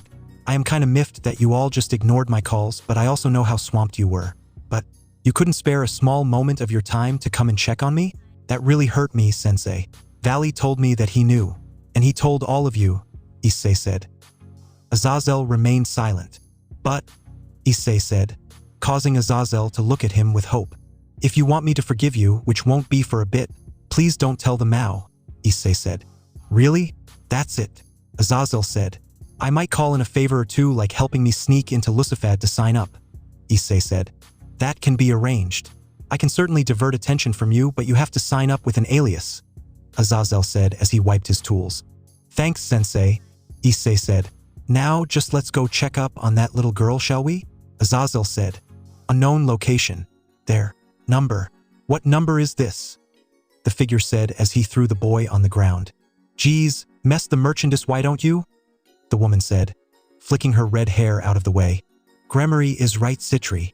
The two turned to see Beelzebub walking over to them with a wide smile on his face. Citri huffed as he crossed his arms, his toxic yellow eyes staring at the demon before him. Place him with the rest, Beelzebub said, motioning to two devils that were standing in the room with them. So is she? Citri asked. No, she's not. At least not yet, Beelzebub said, walking past them. The two looked at each other and followed him. Before them were two massive double doors. The devils standing guard bowed before pushing the door open. A man with light violet hair awaited them inside. He wore a white overcoat. Underneath it was a gray suit and dark gray pants. He wore dark brown Oxford shoes and had black gloves. In his hand was a clipboard. Upon sensing their arrival, his yellow eyes drifted over to them. Beelzebub, he greeted jovially. Leviathan, Beelzebub greeted.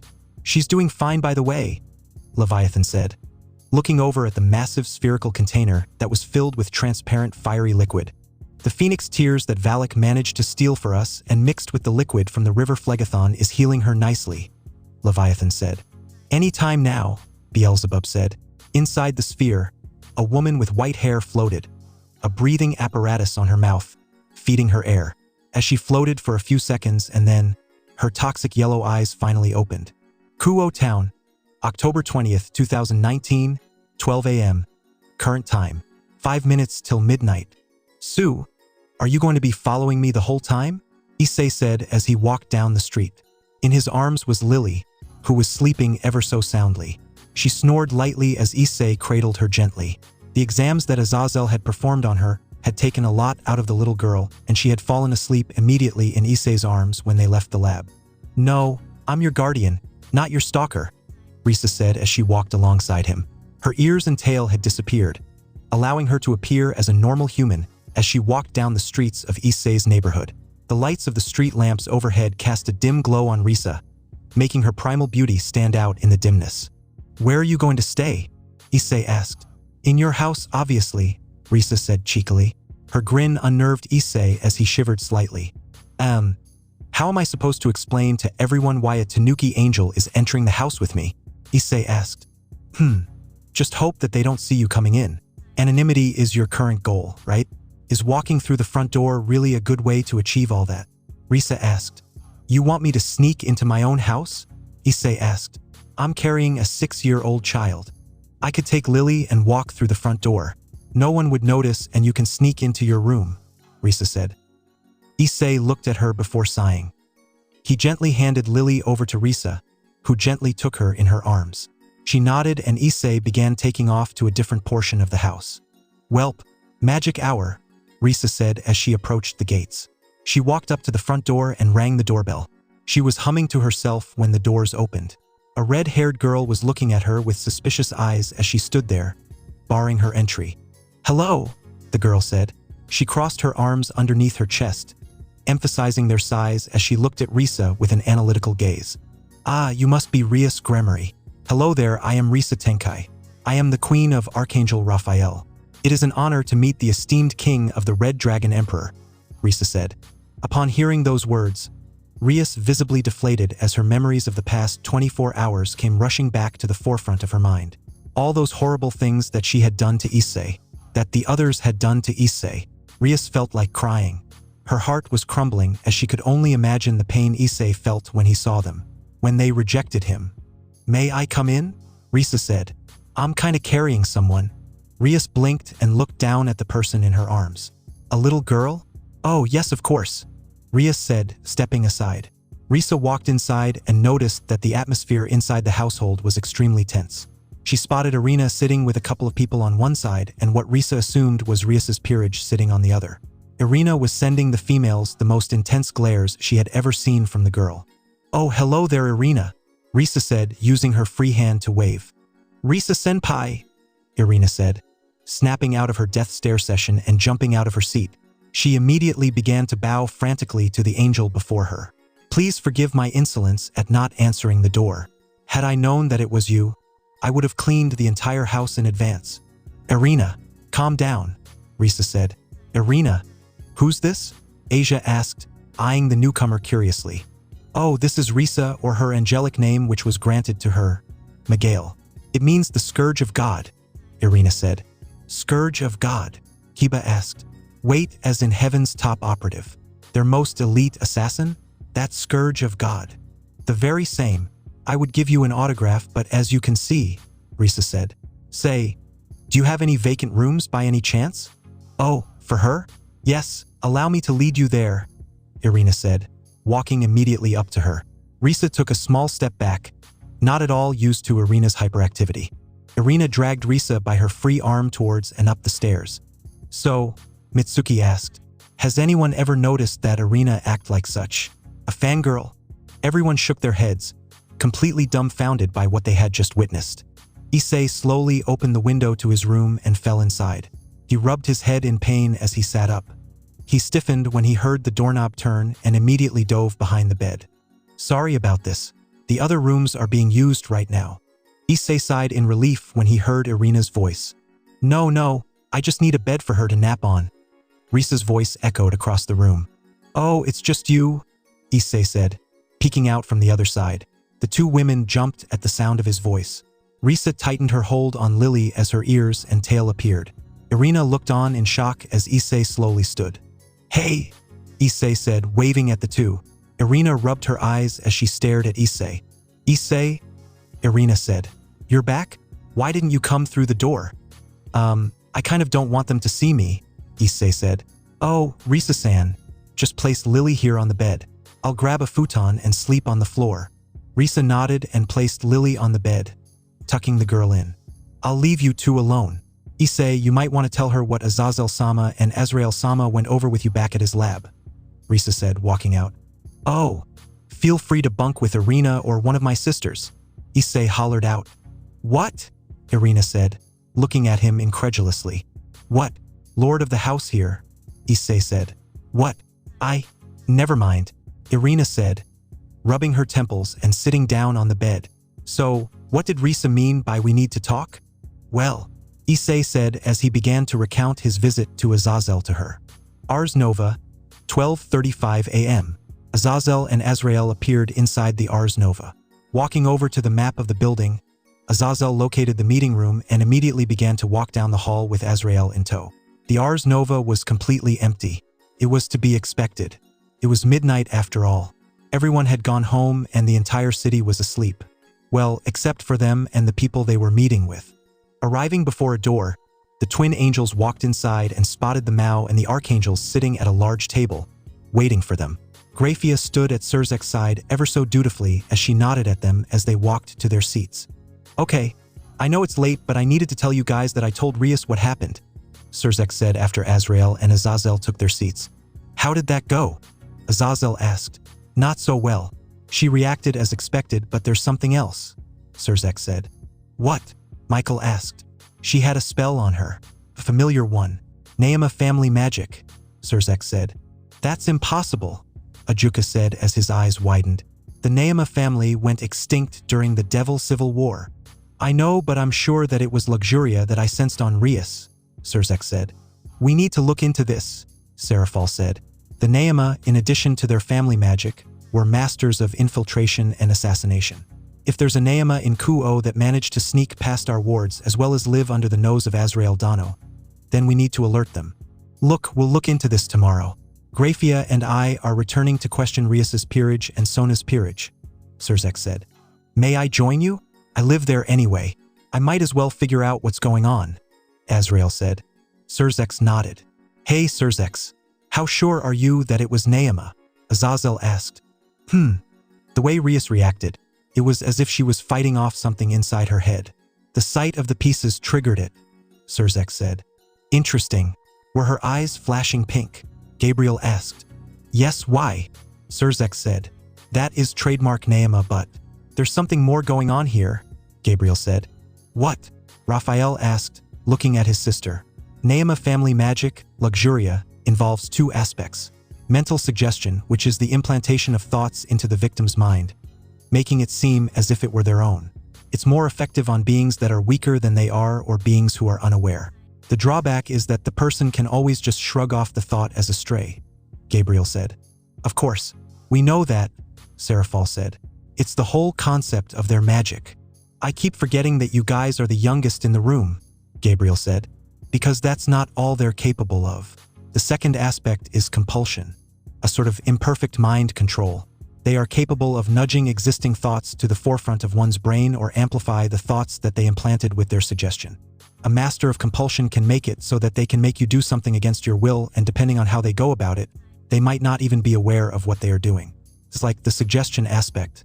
A stronger being or someone aware of what is happening can easily shrug it off or resist it, but if the person using compulsion is much stronger, then Gabriel trailed off. You get mind control, Graphia said, horror etching itself across her face. Exactly. Whoever did this to them is skilled but not skilled enough, Gabriel said. How so? Surzex asked. If they were powerful, Issei wouldn't have any support from anyone except for AZRAEL. Even his sisters would have abandoned him. That and the fact that a strong emotion was able to break the compulsive hold they had on Rias. That means that whoever is doing this is around your sister's level of power, she said. Surzex and Graphia looked down, deep in thought as they contemplated Gabriel's words. Michael, did you bring the orb? Gabriel asked all of a sudden. Yeah, I figured that this meeting would be a good way to inform them, and it might have something to do with our little Neema interloper, Michael said as he walked over to the hanging projector. He levitated the orb and attached it to the projector. Ajuka, can you turn this on? Michael asked. Yeah, sure, but what exactly is it that you need to show us? Ajuka said as he turned on the projector. The image of a red-haired woman with yellow eyes standing next to a man with black hair and yellow eyes appeared in front of them. That's impossible, Azazel said, his eyes widening at the image. Quite, Raphael said, crossing his arms. We're in the dark on them as well, Uriel said, looking at Azazel with a bored look. Okay, I'm confused. Who is that? Surzex asked. Don't recognize the red hair? AZRAEL said. No. Should I? Surzex said. That is Gremory, Michael said, and the male next to her is Citri. Wait, the originals? But that's... They died during the Great War.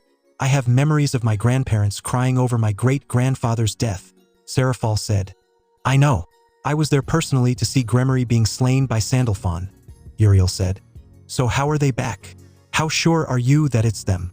Falbium asked, narrowing his eyes at the sight of the image. Trust me, Azazel said. It's them. The eyes give it all away. As you know, your ancestors, the original 72 and the progenitors of the extra houses are referred to by the older devils as demons. Zikram Baal is a demon as he is the first Baal. A trademark trait of demons is their yellow eyes. That and everything Risa reported these past several days, including the use of the Gremory clan power, the power of foresight, only solidifies our theory, Michael said. However, we don't know why they're back, but we might think that they are connected to that attack on Hades that the Greco-Roman pantheon reported a few days ago, Gabriel said. What are you insinuating? Surzex asked. Well, if these two are back, then it isn't out of the realm of possibility that the others are back too. That also means that someone is responsible for bringing them back, and that whoever's bringing them back is the one that sent the Neema to infiltrate Kuo. Think about it. Issei is a symbol across the world. If they get him out of the way, we'll be too distracted trying to find who did this, and it'll let them gain the upper hand, Raphael said. The only thing weird about this is that the Neema only answer to one person, Lilith, and Lilith's been missing for hundreds of years. So Lilith's behind all this? Seraphal asked. No, I know Lilith, AZRAEL said. She wouldn't order something like this. Something else is all for Oniat. What else do we know? Surzex asked. We know that these two are connected to the abduction of people whose ages range from 6 to 20 years, and that we think that they are taking orders from someone else. We can deduce that whoever it is also commands the Neema within Kuo, or at least, that's what we think, Gabriel said. Why are they targeting those people? Ajuka asked. I have a theory. Earlier today, AZRAEL brought me a child that she needed to get checked up. Apparently, that child was a victim who escaped, and she's a Nephilim, Azazel said. A Nephilim? Why would they take Nephilim? Should we be worried about Akeno? Surzex asked. No. The thing is, she's not a normal Nephilim, Azazel said. What do you mean by not normal? Michael said. I'm still working on it, but the thing I'm trying to say is that she was made into one, Azazel said. We'll discuss this later. Right now, we have more pressing issues to deal with. The situation in Kuo involving the Neema who may or may not be linked to the abductions and the original devils is at the top of our priority, Surzek said. The girl, is she in? Grafia asked, trailing off. At the moment, she's with Risa in Kuo. Tomorrow, I'm having Risa watch over her and relocate to one of my contacts in America, AZRAEL said. Who's your contact? If I say, then it would compromise him. Just trust me for now, she said. We have no other choice but to trust you, Surzek said. Wait, what? Irina said as she stared at Issei with an open mouth. Yeah, I'm heading to the States, Issei said. AZRAEL feels as if it would be a good thing for me to go there and get some training from someone she knows and to protect her. The two turned to look at the sleeping girl on Issei's bed. So wait, let me get this straight. The Archangel AZRAEL, who by the way was your and sometimes my babysitter, is telling you that you are transferring schools and moving to America to protect this girl and to escape your problems here? Tell me if I missed something, Irina said, crossing her arms. I know how it sounds and I don't want to leave, but I'm kind of responsible for this girl now, Issei said. What? Says who? Irina asked incredulously. Me? Issei, I'm not letting you go to America. I doubt that Mitsuki and Asia would let you go to America, Irina said. Look, I just want to get away for a while. This place. It brings too many memories, Issei said. Issei, look. About them, Irina said. Huh? What about them? Issei asked. Surzek-sama came here earlier and he found out that Rias and the other girls had magic used on them that made them act the way they did, Irina said. So it's not their fault then, Issei said hopefully. Here's the thing though. Surzek-sama said that it was mental suggestion. The thoughts were placed in their heads and they could have easily played it off, but Irina said, trailing off.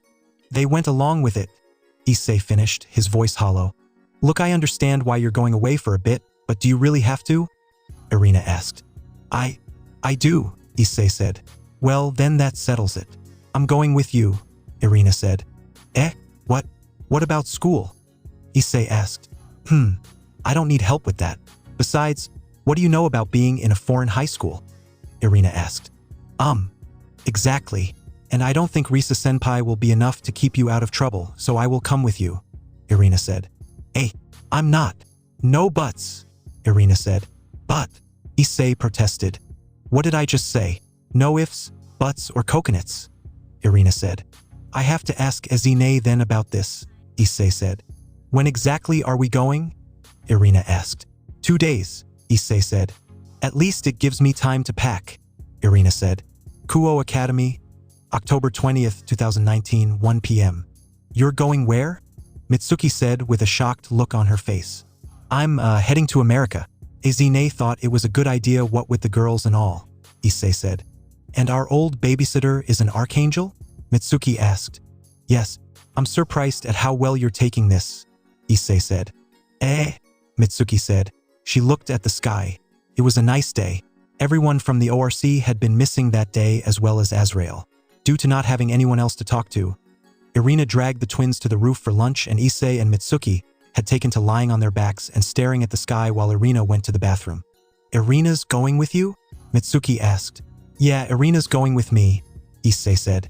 Then I'll go too, Mitsuki said. Not you too, Issei groaned. What? Wanna be rid of me?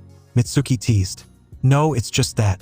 Risa-san will have a lot of people to look after, and I don't think AZRAEL's contact will appreciate his house being invaded by a lot of people, Issei said. Come on, Aniki. I've always wanted to see what it's like to go to school in another country, Mitsuki said. I'll ask her. Hey, do you know why Kiba and Asia aren't here? Issei asked as he shoved some onigiri into his mouth. Beats me, Mitsuki said, looking at the clouds. That cloud looks like a dragon, Issei said. You're no fun. Occult Research Club. Asia tapped her foot as she sat in a chair outside of Rias's office. Next to her, Rosweiss gripped the hem of her skirt as her nervousness began to settle in. Surzek and Grafia had summoned them all to the old school building to ask them some questions about Issei. She was surprised when she saw her teacher, Ashley Amaranth, who she discovered was not human at all. She was an archangel who had been living here in Kuo for the past several years. Where was she when we were fighting Kokabeel? Asia thought as she sighed. There were many things that Asia Argento had acquired from the Hayadu twins ever since her rescue and resurrection, and one of those things was their impatience. The door opened and Kiba walked out, looking tired. He leaned against the wall and slid down, a look of relief manifesting on his weary face. "What happened in there?" Asia asked. "They asked about what we knew about Issei, interrogated us more like it. They were especially fixated on asking us if we noticed anyone strange here in Kuo," Kiba said. "Strange how?" Rosweiss asked. "Strange power signature, strange behavior, strange magic. The standard stuff," Kiba said. "Does seeing a rabbit mating with another rabbit count as strange?" Asia asked. "No." "Asia Argento." Asia looked to the door and saw Grafia standing there holding it open. She looked at Rosweiss and Kiba and bade them farewell before standing up and walking into the office. "Ah, Asia-chan, please sit," Surzek said, gesturing to a chair as she entered the room. Asia nodded nervously before sitting down and looking at the Mao. Next to him, looking at her with an intense gaze, was Ashley Amaranth, or AZRAEL, the Archangel of Death. Her pitch-black eyes caused chills to run down Asia's spine, and she began to involuntarily shake in fear.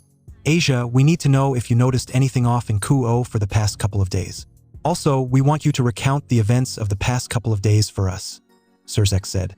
"Oh, well, to start with my recount of the past couple of days, would you like me to start at when I think this whole thing happened?" Asia asked. "Yes, please," AZRAEL said. "Well, on Thursday, I think it was, Nissan woke up to some nightmares again. We walked to school. Nothing was off, except for maybe the behavior of Koneko-san, Ravel-san, and Zenobia-san, but other than that, everything was fine," Asia said. We had class. Nissan went to Amaranth-sensei's office, and then we went to the ORC where Rias Wanisama and Akeno Wanisama talked to us for a bit. Nissan followed them to the school, and then the next thing I knew, Nason called me and said that Nissan got hurt. It was horrible. He looked pale. He vomited blood, and I couldn't find anything wrong with his physical body, but there was something wrong with his pieces and this weird abnormality in his blood." "Weird how?" Surzek asked. "It felt like grace. Angelic grace, but dark," Asia said. AZRAEL narrowed her eyes and shook her head. "What else?" "Well, for most of the day, I was on a date with my boyfriend and nothing much happened. Nissan's condition got worse to the point where the piece's corruption started to manifest itself across his body in the form of black spiderweb-like veins. After that, Nissan, he asked for help in removing his pieces," Asia said. "So you knew and didn't think to contact any of us?" Grafia asked, her aura flaring. Grafia calmed down. "This was a spur-of-the-moment decision," AZRAEL said. Grafia relaxed and motioned for Asia to continue. "What about Rias and the girls? You didn't notice anything about them that was weird? Like a strange energy signature mixed with their aura or something?" AZRAEL asked. Asia placed a finger on her chin as she began to think about all her interactions with them. I remember seeing this strange light in Rias Wanisama's eyes when she introduced us to her boyfriend," Asia said. "Boyfriend?" Surzek asked. "You met them the night you came to the house," Asia said. "Wait, those boys were," Surzek said. He felt sick. Yes? I thought you knew." Rias Wanisama said that she messaged you about introducing them after Nissan's high-class promotion," Asia said. "Anything else, Asia?"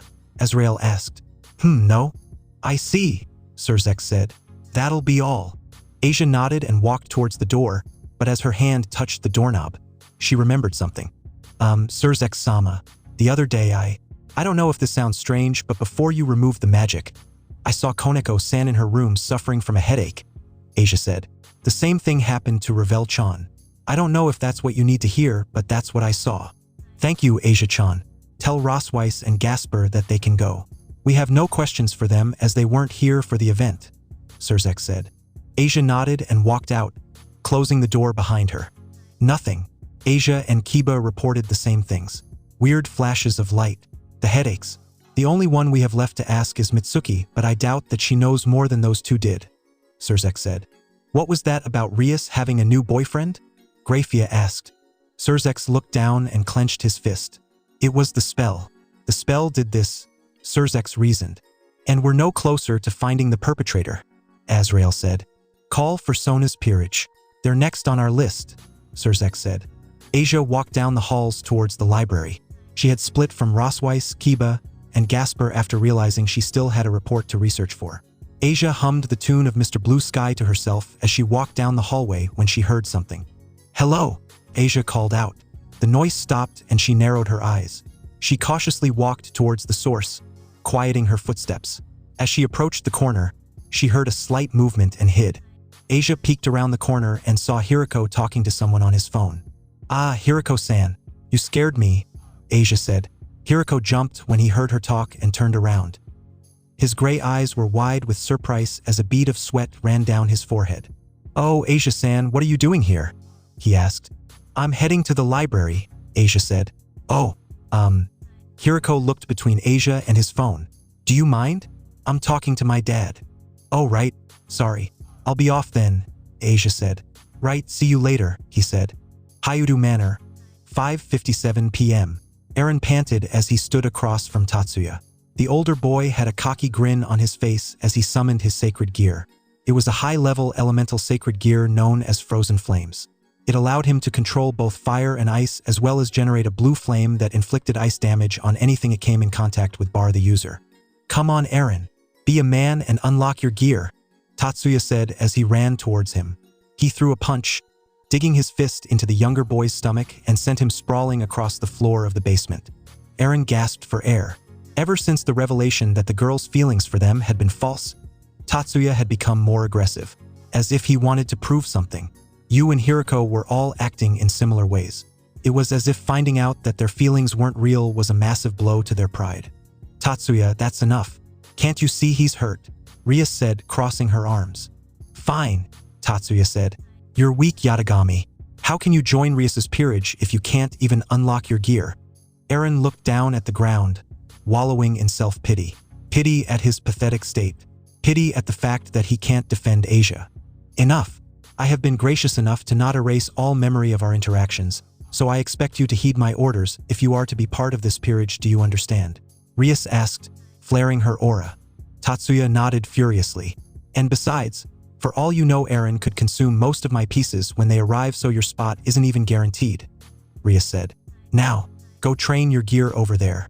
The only reason you're still here is because I may have some use for you in the games." Tatsuya gulped and ran to another section of the training area. "Heya!" Rias turned to see Mitsuki entering the training arena. She was dressed in a black shirt and track pants. Her hair was tied in a ponytail and she had her about face on.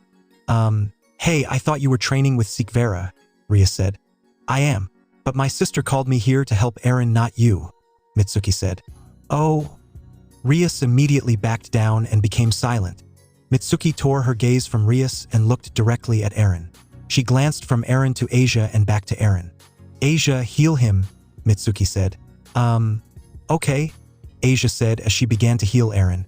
In a few minutes, all of Eren's bruises and wounds had practically vanished, leaving no trace of the abuse he had suffered during training. "Right? Okay, lover boy. Encouragement hasn't gotten anywhere, so we're going to do it my way," Mitsuki said.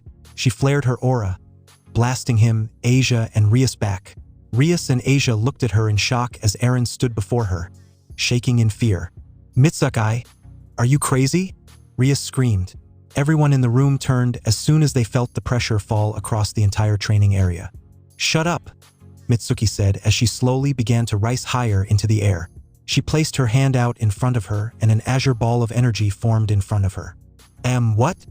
Eren said as he saw Mitsuki aim at him. "Okay, I'm sure that Rias and everyone else told you how I'm ultimate class Su. This is going to be an ultimate class blast. As a non-ultimate class, your only responses are to awaken your sacred gear or dodge. However, I will not allow you to dodge." "Understood," Mitsuki said. "Wait, what?" Eren said as he stared at her in horror. "Time's up." Mitsuki fired the ball at Eren and he froze, standing in horror as time slowed down and the energy ball approached him. "I have to know. She won't let me dodge," Eren said. "I'm going to die here. No one's going to save me. I'm too weak.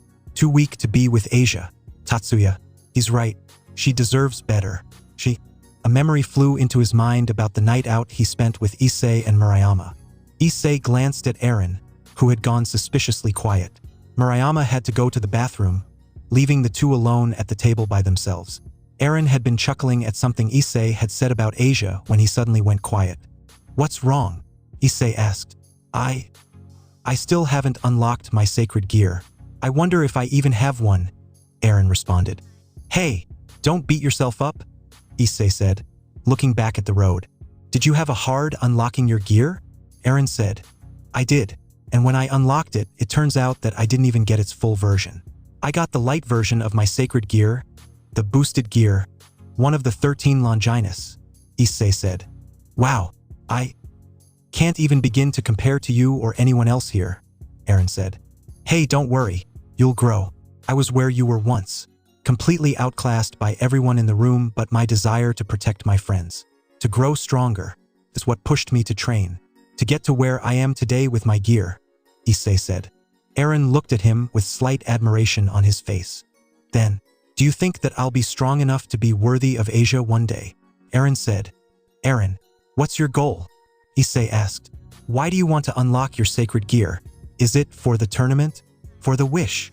And no, first I was going to use the wish to give Asia the best life I could provide her with, but now, I'm in a world where demons are real, where angels are real, where gods and monsters are real. I need to be able to protect her and the people I love, and I can't protect myself, then how can I possibly protect them? It's why I want to unlock this stupid gear, to get stronger. For her, Eren said with resolve in his eyes. Issei smiled. Then hold on to that desire, Eren. Eren's eyes flashed and turned violet. A black bracelet appeared on his right wrist. In the middle of the bracelet was a gem.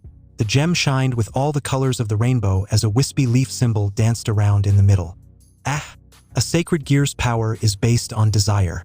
The stronger your feelings, the more power you'll be able to wield. The ground shook as massive black vines erupted from the ground and formed a massive dome around Eren. The blast impacted the vines, clashing against it in an intense struggle that shook the entire household. Eventually, the blast dispersed and the shaking ceased. Mitsuki smiled as she hovered in midair before dropping and landing on the ground in front of Eren. Show's over, tough guy. You can let down the shield down now, Mitsuki said. Asia walked over to her adoptive older sister and stomped hard on her foot, digging her heel into her toes. Oh, www. Asia, let go. I'm sorry. At least he unlocked it, Mitsuki said as she tried to free her foot from underneath Asia's. The vines suddenly shriveled up and turned to dust, and Eren was at the center, on his hands and knees. How pant was pant that? Eren said, looking at Mitsuki with a weary face.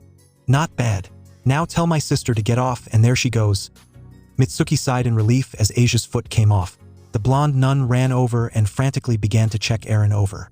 You did it, Asia said as she laid his head on her lap. A beautiful smile graced her face as she looked down at him. I did. Did I look cool doing it? Eren asked. You were the coolest, Asia said. The world around them fell apart as they stared deep into each other's eyes. Emerald green into pine green. Their faces inched closer together until the sound of Mitsuki's coughing brought them out of their universe. Ahem. Please go be disgustingly adorable somewhere else, Mitsuki said. This is a training area, not a dating venue. So what sacred gear do I have? Eren asked. Rias looked at Akeno, who immediately pulled a grimoire out of a magic circle. Summon it for us again, Rias said. Eren summoned the black bracelet on his right wrist once more, allowing Rias to analyze it in depth. Akeno? It looks like Eden's Wrath, but... Akeno trailed off. But, Mitsuki said, forgetting her animosity towards them for a few seconds. Eden's Wrath is a green bracelet and it doesn't have a gem, Akeno replied. Boo, maybe a subspecies? Rias said, analyzing it. We'll figure this out later.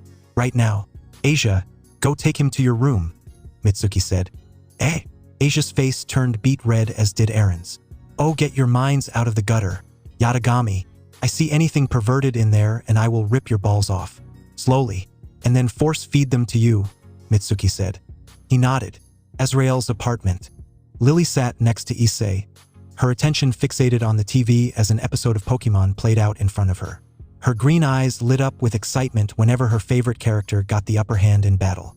Issei, you wanted to talk, AZRAEL said as she walked out of her office. Yeah. Lily, stay here, okay? Issei said, glancing at her. Lily nodded and returned her attention back to the show. Still having a hard time breaking through to her? AZRAEL said as she opened the door to her office. Yeah, last night, She woke up screaming and I had to spend 20 minutes calming her down, Issei said. Anyway, before I tell you what I need to tell you what happened today, the entire ORC was missing and the student council. We were asking around to see what happened. With the girls? Irina told me. Ah, I see. So you know that. There was a magic that implanted thoughts into their minds? Yeah. I was, hopeful that it wasn't their fault, but it seems that they couldn't resist. Even for me, Issei said. Issei, the magic is so much more than just implanting thoughts into your head. Anyway, enough of this for now. What did you want? AZRAEL asked as she sat down in her chair. Irina and Mitsuki want to come with me. AZRAEL spat out the coffee she was drinking all over her desk, drenching some of the tests she was grading. What? AZRAEL said after wiping her mouth. Irina and Mitsuki want to come with me? Why? AZRAEL asked. Well, they want to look after me, so they kind of forced themselves into the situation, Issei said. AZRAEL placed a hand on her chin as she went deep into thought.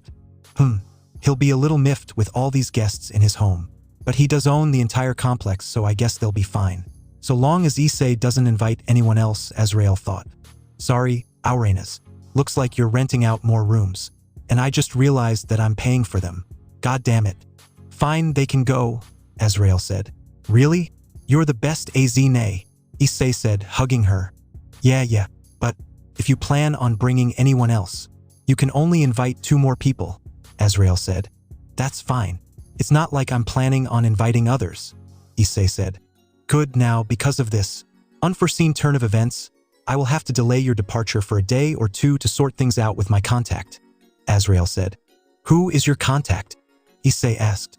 I'll tell you when we go meet him, but for now, I'd like to keep his name unsaid. He is a very reclusive person, AZRAEL said. And he owes you these favors? Sort of. You blackmailed him, didn't you? What? I did not. I'm an angel, for God's sake. Look, I should go back to the house and pack. I'm going to leave Lily here for a bit, then come and get her, Issei said. What am I? A babysitter? AZRAEL asked as she watched him leave. You kind of are, Issei called back. Hyudu Manor, 8 p.m. Issei slinked past the gates of the house. He ducked behind some foliage when he heard footsteps in the distance. He peeked out and sighed. It was just Kiba. Issei walked out of the bushes and began to walk up the wall of the house. Issei, Kiba said as he spotted Issei walking to the wall. The knight walked over with great speed towards Issei. Issei, Kiba said. Oh, hey Kiba, Issei said. You know that you can walk through the door, right? Kiba said. I know, but I kinda don't want to confront them right now. I'm just here to pack my stuff for a trip that AZRAEL said she's taking me on in a few days, Issei said. Ah, I see. Well, have fun packing, Kiba said. Where are you heading off to, by the way? To America. She's taking me there to see someone who'll help me train for the games, Issei said. Well then good luck, Kiba said. They froze when they heard the front door open. Hide, Kiba hissed. Issei dove behind the AC unit located by the wall and pressed his back up against it. He slowed his breathing so that whoever Kiba was distracting wouldn't hear. Against his better judgment, Issei peeked from the side and saw that Kiba was speaking with Zenobia, who was carrying a few boxes of food with her. As soon as Kiba and Zenobia went inside the house, Issei sighed in relief. Welp, Drake buddy, looks like we're climbing, Issei said. Or you could just see if you can fly. You were able to do so while inside your mindscape with your new powers, Drake said in a bored tone. Yeah, but they'll be able to sense me, so, Issei said as he began to try and scale the walls. Just fly, Drake said. But it'll be faster if you do, Drake responded, cutting Issei off. Fine, but if they find me, this is on you, Issei said.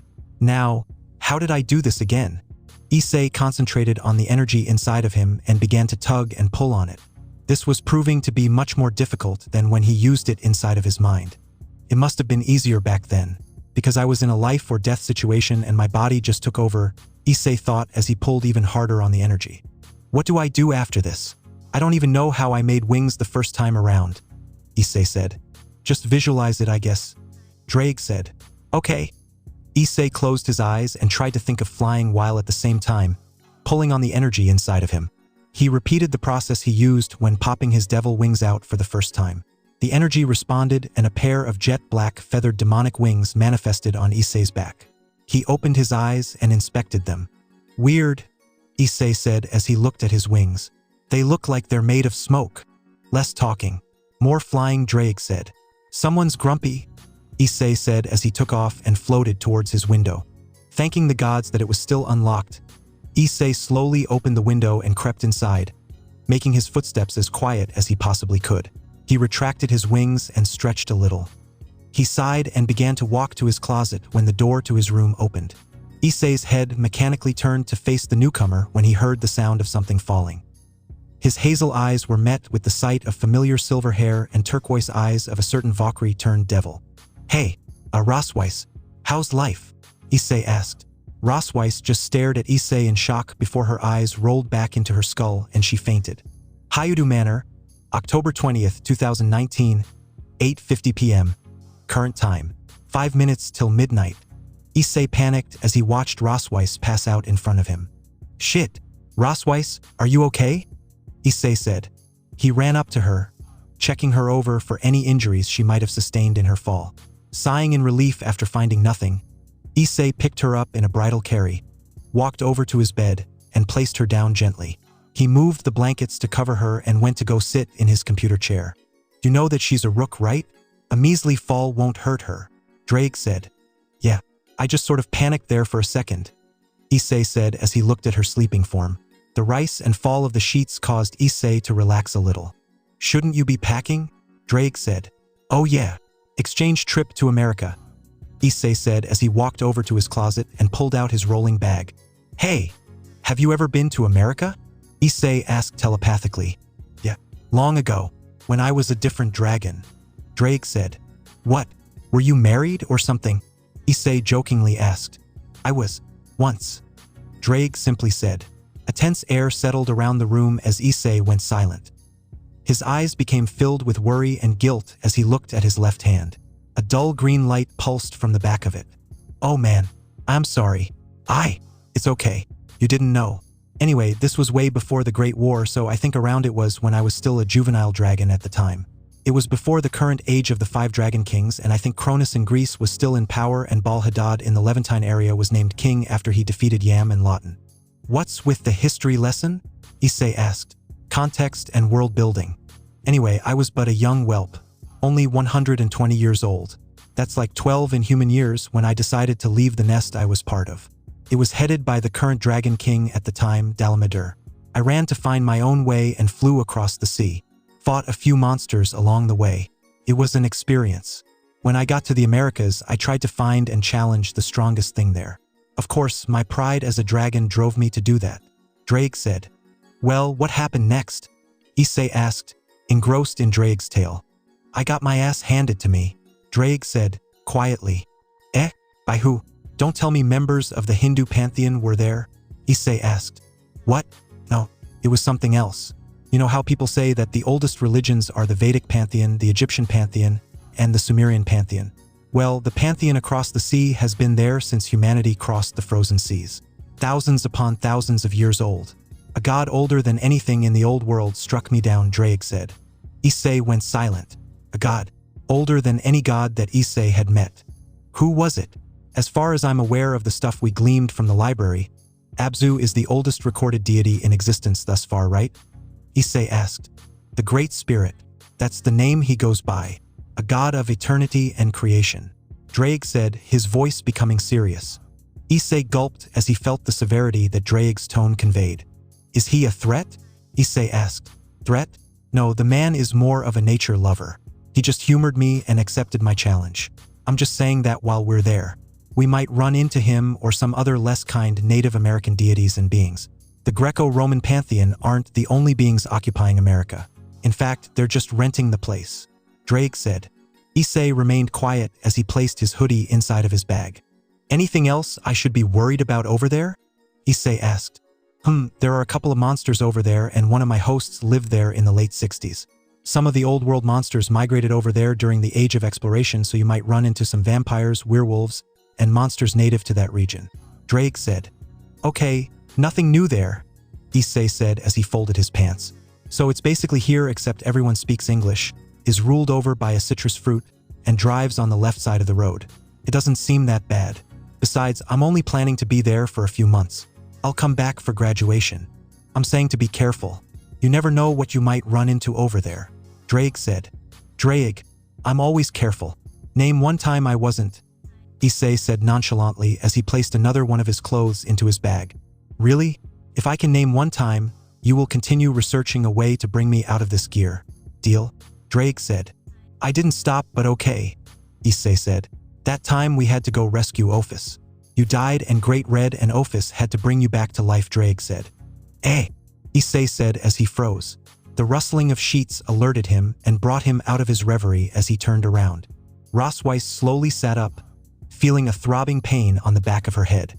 Her hand reached up and rubbed the sore part on the back of her scalp when she noticed that she wasn't in her room. Her turquoise eyes darted around, taking in the surroundings. Issei's room. Why am I in? The memories of before her blackout came rushing back to her as her eyes grew wide. Tears started to build up around her eyes. Hey you're finally awake. Her head snapped sideways as she saw Issei's familiar figure sitting on the floor, a traveling bag open in front of him as piles of clothes was littered around it. She couldn't believe what she was seeing. Issei was there in front of her. Noticing her demeanor, Issei tilted his head in confusion as he looked at her. Rosweiss shakily got out of the bed as she took slow steps towards him. Her eyes became overshadowed by her bangs. Her hands slowly reached out for Issei. Rosweiss. Issei looked at her worried. Issei fell to the ground as Rosweiss lunged forward, wrapping her arms around him. He groaned as he saw a mess of silver hair spread out across his chest. Rosweiss? Issei asked as he heard silent sobs. His shirt began to feel wet as Rosweiss's body began to shake. He looked at her and wrapped his arms around her. He began rubbing soothing circles on her back as he heard her sobs gradually begin to grow louder. Shoo, I'm here. It's going to be okay. Issei cooed as he sat up. Rosweiss still wrapped around him. I thought you were. Rosweiss said, her voice muffled by his shirt. I'm okay, see? Issei said as he gently pushed her off his shirt. His heart clenched as he saw her sorrowful tear-streaked face. Rosweiss looked at him before raising her hand and slapping his face. Issei's face snapped to the side, fully accepting the fact that Rosweiss had just hit him. You idiot! Do you worried I was when Surzex showed us the pieces? How could you just leave without telling anyone except for Irina, Kiba, and your sisters? What about me? Do I mean nothing to you? Was I just some trope to ADD to your hair? Rosweiss's eyes widened when Issei wrapped her in another embrace. She struggled to push him off as she slammed her rook-enhanced fists on his chest. Let me go, Rosweiss said. Her struggles began to die down as Issei tightened his embrace on her. She began to break down, crying once more as her tears fell onto Issei's shoulders. I'm sorry that I worried you, Issei said as he rubbed her back. Rosweiss sniffled as she tightened her hold on him. I thought you died, even if Irina kept telling me that you were okay, Rosweiss said. Come on, you think a couple of evil pieces would be enough to kill me? Issei asked. Rosweiss chuckled a little as she pulled away. She wiped her tears off as she looked at Issei with a small smile on her face. It was then that she noticed the open travel bag that was next to them. Her mood dropped as she began to look at it. Issei, are you leaving? Rosweiss asked. I am, only for a little bit. AZRAEL told me that if I wanted to, I could go over to America for a while. Take time to cool down after everything that happened. I was thinking that I could go there as an exchange student for a few months and then come back here for the games and graduation. I've always wanted to experience what high school was like in other countries. I guess that my wish is getting granted, Issei said. I'll go with you. Rosweiss, I need you to stay here and keep an eye out, Issei said. What? You don't want me to go with you? She asked, tearing up. I need someone I can trust to help Kiba and Asia keep an eye on things here. Something tells me that the magic that forced the girls to have those thoughts has more to it than just inserting them, Issei said. Rosweiss remained silent as she looked at Issei. She had to admit, it was very strange how they just fell to their thoughts. After several seconds of debating with herself, Rosweiss sighed. Okay, but when you get back, I want you all to myself for a few days. You get to spend all that time with Irina and not me, so it's only fair, Rosweiss said. The two went silent for a few seconds before Rosweiss decided to speak again. When? Issei looked at her, confused by her question. When what? Issei asked. When are you leaving? Rosweiss asked. This weekend, Issei said. Just Just promise me that you'll be safe and that you won't piss off the beings there. The Greco-Roman gods aren't the ones truly in charge there, Rosweiss said. I know. Drake told me about the Great Spirit, Issei said. Not just the Great Spirit or their gods. There are monsters there that even Greco-Roman demigods are too afraid to fight. Just be careful. The monsters there are bestial and savage. Even the old world monsters have a hard time maintaining their footing, Rosweiss warned, her face becoming even more serious. Geez, you make it sound like I'm gonna get attacked on the first day over there, Issei said. Rosweiss remained silent, slightly cowed by Issei's nonchalant attitude. Whatever, if you get attacked by a Wendigo or a Thunderbird, just remember, I told you so. Come on now, Irina and Mitsuki will be there with me, so what's the worst that could happen? Issei said. Rosweiss looked at Issei blankly before sighing. She walked over to her dropped cup, picked it up and left the room. Was it something I said? Issei said. Partner, don't disregard our warnings. The Americas are an entirely different beast from what you're used to over here in the old world. Drake said. I know. I'll be careful, Issei said, as he stuffed a pair of socks into the bag. I wonder where Asia is. Issei mused as he packed the last of his boxers. Yatagami household, same time. Are you sure your sister will like me? Asia asked, fidgeting with her skirt. Her green eyes stared at the wooden door before her nervously. My sister will love you, and besides, you'll have an easier time with her than I did with your siblings, Aaron joked. That's not funny, and you know they're joking, right? Asia said. I'm sure Nat will love you, Aaron said. He rang the doorbell and Asia gulped.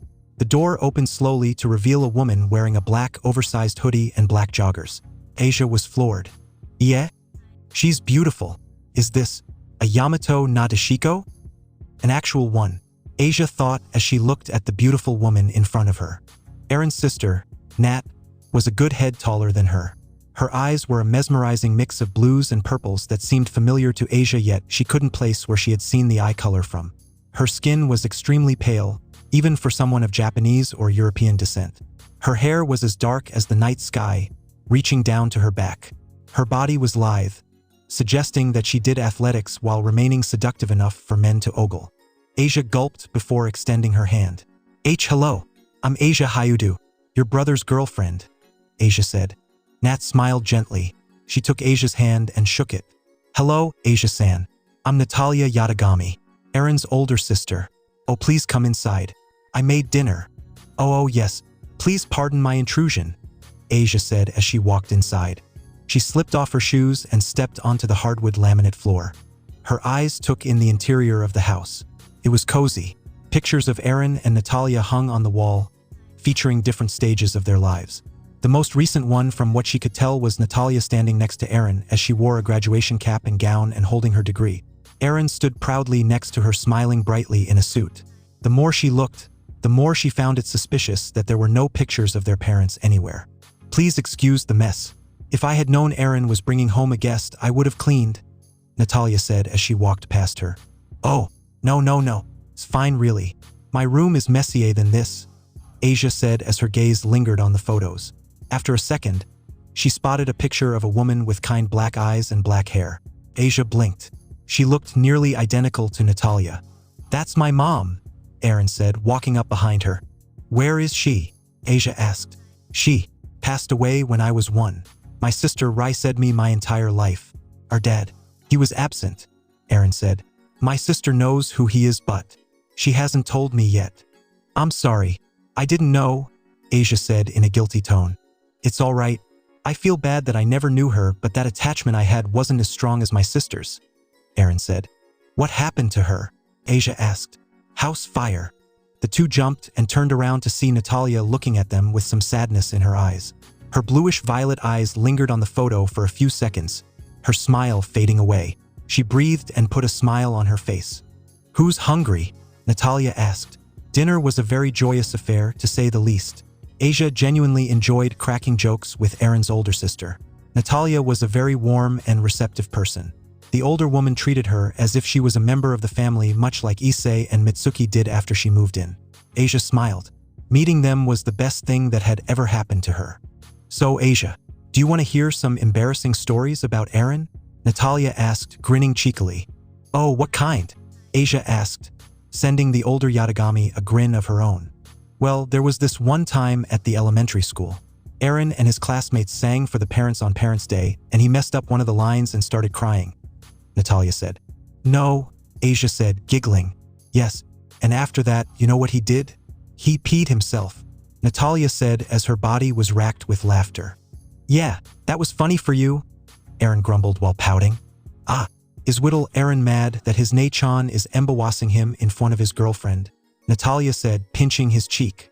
Nei-chan, Aaron complained as he pulled her hand off his cheek. Asia, what about you? What are your older siblings like? Natalia said as she sipped her tea. My brother is a pervert, but he dated the most popular girl in school, Rias Gremory, Asia said. Natalia nodded, closing her eyes as if she was deep in thought. Lucky him. I heard that you had a sister as well. I guess you can sympathize with Aaron on that front, Natalia said. I can somewhat. Mitsuki is protective of me like Issei. When Aaron met her, he nearly pissed himself in front of them. My brother Issei just does it to troll him, but he does worry. My sister, she expresses genuine concern. I didn't have good experiences with men when it came to dating. The last guy tried to turn me into. Asia shivered before continuing. A sex slave. Aaron and Natalia's eyes widened. Aaron's brows furrowed in anger as he slammed his fist on the table. Where is he? Aaron asked coldly. He died in a car crash, Asia said. He was chasing after us. Good, Natalia said. Asia looked at the drastic change in demeanor in the elder Yatagami. Good riddance. Asia's eyes widened. Now let's lighten the mood, shall we? Let me go get some cake, Natalia said, her face returning to her Wani-sama persona. Aaron? Do you know where the ladies' room is? Asia asked. Oh yeah, it's upstairs and down the hall. Don't be late. Nei-chan's cake is sublime, he said. She smiled and walked out of the room, silently making her way up the stairs. Asia went inside the bathroom and looked in the mirror. No, it was nothing, Asia said as she splashed water on her face. Turning off the sink, Asia walked out of the bathroom and noticed a dim light coming from the office. Aaron looked up from his plate upon seeing his girlfriend's return. Asia, you have to try this, Aaron said. Asia looked at Aaron and gave him a small smile before sitting down and looking at her cake. Are you all right, Asia? Natalia asked. Yes, I'm fine, Asia said, as she put some of the cake in her mouth. Aaron was right. This cake was divine. Would you mind telling me your secret? Asia asked. My secret? To the cake? It's just chocolate cheesecake. Nothing special, Natalia said, smiling. Still, I feel like there's something more to this cake, Asia said, eyeing the cake intensely. Natalia said as she looked at Asia. The rest of dinner went by without a hitch as Asia traded stories with Natalia. All of them involved Aaron in some embarrassing way. Aaron just sat there with a red face as his girlfriend and older sister laughed at his misery. He really did that? Natalia asked. Yeah, Irina was so mad. She chased him around the house with a shurnai for hours. Asia cackled in an attempt to push down how she felt around her. After Asia finished the last of her cake, Asia looked at the clock. 10:45 p.m. Looks I have to go, Asia said as she looked back at them. Natalia blinked and eyed the wall clock. It is getting late. Aaron, be a dear and walk Asia home. I don't want her getting hurt, Natalia said. Aaron nodded as he got up. Let's go, Asia, Aaron said, smiling. Asia nodded as she took his hand. Bye, Asia, Natalia said. I hope we see you soon. Yeah, me too, Asia said, smiling. As soon as the two left the house, Asia looked at the ground. You okay? Aaron asked. Yeah, I was just a bit intimidated, that's all, Asia said. She wasn't bad, was she? Aaron asked, grinning. She was interesting, Asia said. She made me feel accepted. That's Nei-chan for you. She always makes people feel calm. It's like she has this aura and voice that just calms you down, Aaron said. Asia nodded. Hey, Aaron, Asia said as they approached her house. Thanks for walking me home. No problem. Can't let you walk home by yourself anyway, Aaron said.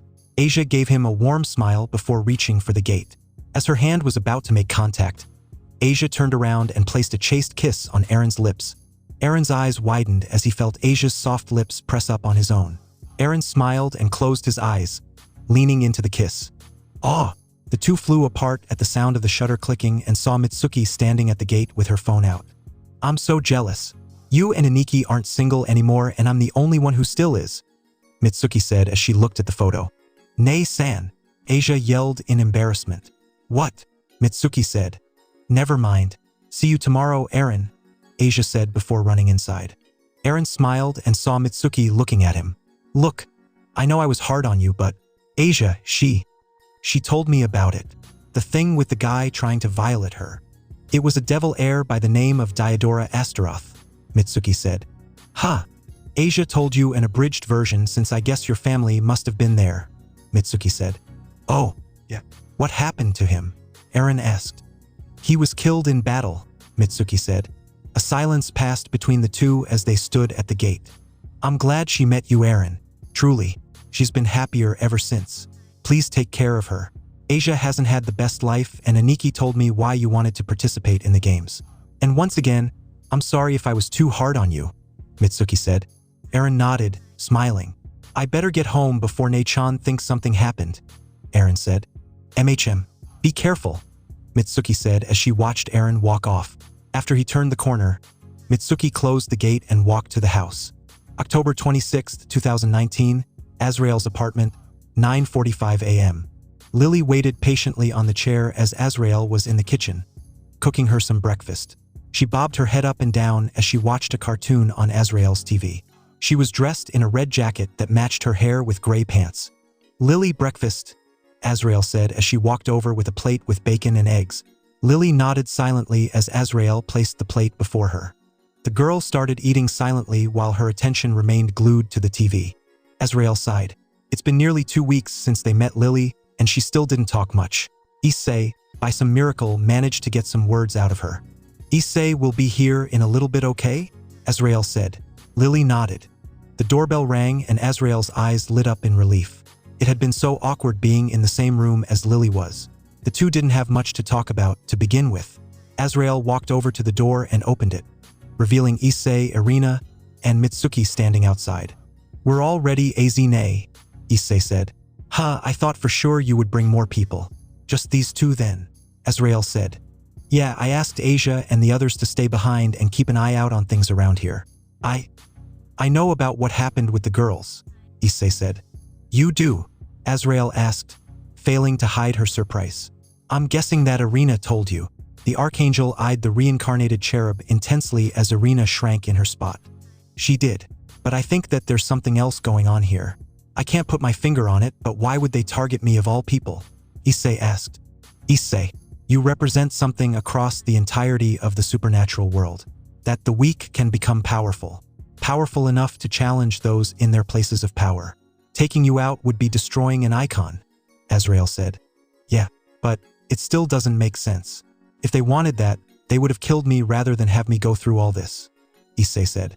AZRAEL remained silent as she looked at Issei. Come inside. I have some things to discuss with you three before I send you over there. If you might know, the Greco-Roman gods are over in the US occupying it. They move with what they call the heart of the West. It's just a fancy way of saying we're going to live in the most powerful Western country. So you might encounter Greco-Roman demigods and Greco-Roman monsters. Do you understand? AZRAEL said. The three nodded. Issei suddenly had a thought and raised his hand. We're not in a classroom, Issei. You don't need to raise your hand, AZRAEL said. Right. What about the Native American pantheons?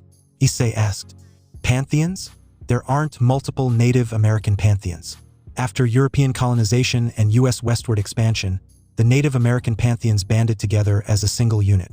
Every single plague which attacked the Americans was generated by the Native American gods. So they're evil? Irina asked. They're as evil as a lion defending its territory. No, they aren't. They're just their people and their land. From the point of view of the Egyptian pantheon, what I did to the firstborn sons would be considered heinous. I do too, but I was protecting the people our pantheon swore to protect, AZRAEL said. Anyway, keep a low profile. I don't want anyone from either pantheon finding you. Well, it might be better if the Native American pantheon discovered you. At least you'd be treated hospitably. The Greco-Roman pantheon would report you to the Mao and you'd be dragged back here ahead of schedule, AZRAEL said. The three nodded. Who are we staying with? Mitsuki asked, curious about who their ward was.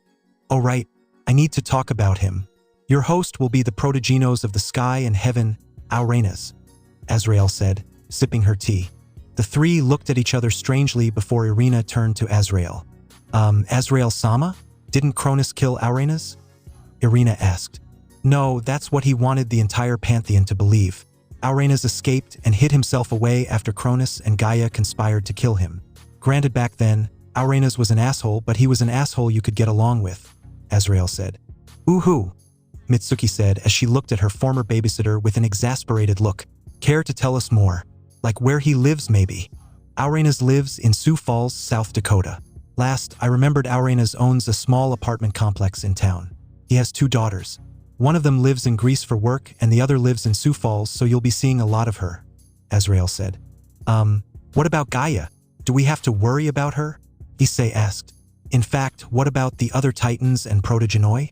Won't they just invade the house or something? No, the only Protogenoi that are aware that AZRAEL is alive is Ion, Erebus, and Ananke. That and AZRAEL is friends with several deities in the Americas, so hiding isn't a real issue, AZRAEL said. Right, so we have an MIA sky god as our host in a land where there are monsters that even monsters from over here have a hard time dealing with, and gods whose pantheon is older than every major religion. Did I leave anything out? Irina asked. No, that basically sums up where you're going. But if you maintain a low profile, you won't be seeing a hide or hair of any of those other than AZRAEL. Well, actually, you might run into a few Native American gods that visit AZRAEL like the moon goddess. Hanwi, so show them your utmost respect, AZRAEL said. The three nodded. You three ready? AZRAEL asked. They nodded once more and grabbed their bags. Okay, wait there. Let me get Lily and I'll have Risa transport you all to America, AZRAEL said. I'll get Lily, Issei said. AZRAEL's eyes traveled over to Issei and lingered on him for a few seconds. Sure. She responds to you better than any of us, AZRAEL said. Issei nodded and walked out of the kitchen and into the living room to see Lily sitting on the couch, watching TV with a red backpack right next to her. In front of the red-headed child was an empty plate and an empty glass. She smiled whenever something funny came on, causing Issei to smile a little as well. Lily turned when she felt someone sitting next to her. Her body relaxed when she saw that it was Issei sitting there, watching TV with her. It's time to go, Lily, Issei said. Lily tilted her head in confusion as she looked at Issei. Go where? Lily asked quietly. We're going to America for a little bit, Issei said, smiling. Are you excited? Lily stayed quiet as she turned her attention back to the TV. Issei looked at her for a bit before speaking once more. Come on, Lils. We have to go now, Issei said. Lily looked at him again with nigh emotionless eyes before nodding. She reached over and grabbed her backpack. Putting it on, she stood in front of him and waited for him to move. Issei stood and held her small hand as the two walked back into the kitchen. Is she ready? AZRAEL asked as she noticed the two walking in. Yeah, she's as ready as she can be, Issei said. You might want to work with her in overcoming her trauma. I know that losing your parents is a difficult thing to overcome. I have personal experience in that field, AZRAEL said sadly. The three looked at her sadly. Neither of them could imagine the pain AZRAEL must have went through losing her father, nor how Lily must have felt right now. Stay here. I'll call Risa, AZRAEL said. As soon as AZRAEL left the room, Mitsuki bent down and looked at Lily. She smiled at the young girl. It's going to be okay, Lily. We're going to look after you and we won't go anywhere, Mitsuki said. Lily looked at her with slightly wide eyes and nodded. She let go of Issei's hand and walked over to Mitsuki. Her action confused the older girl as Lily grabbed Mitsuki's hand and stood next to her. Heh. Guess she likes me better, huh, Aniki? Mitsuki said. Issei looked at her with a blank face and was about to retort when he saw Lily looking at him with an expectant gaze. She held out her free left hand, waiting for him. Issei smiled and held her left hand before giving his twin sister a smug grin. Mitsuki scoffed and noticed Irina was stifling her laughter behind her hands. What's so funny? Mitsuki asked. Nothing. Nothing. It just reminds of me of how you and Issei used to act when you were kids, Irina said, smiling at them. I don't like to remember that. I wasn't the best sister to Issei, Mitsuki said. Hey, we were kids. Now we're adults. That's all in the past, little sis, Issei said. You're only 3 minutes older than me, Mitsuki said, pouting. Still older than you, Issei said. The two stopped arguing when AZRAEL walked in with Risa, who was dressed in a white jacket with a red sweater underneath. Her eyes were filled with amusement as she looked at the twins. "It kinda reminds me of you and Azazel-sama," Risa said. "We were not like that.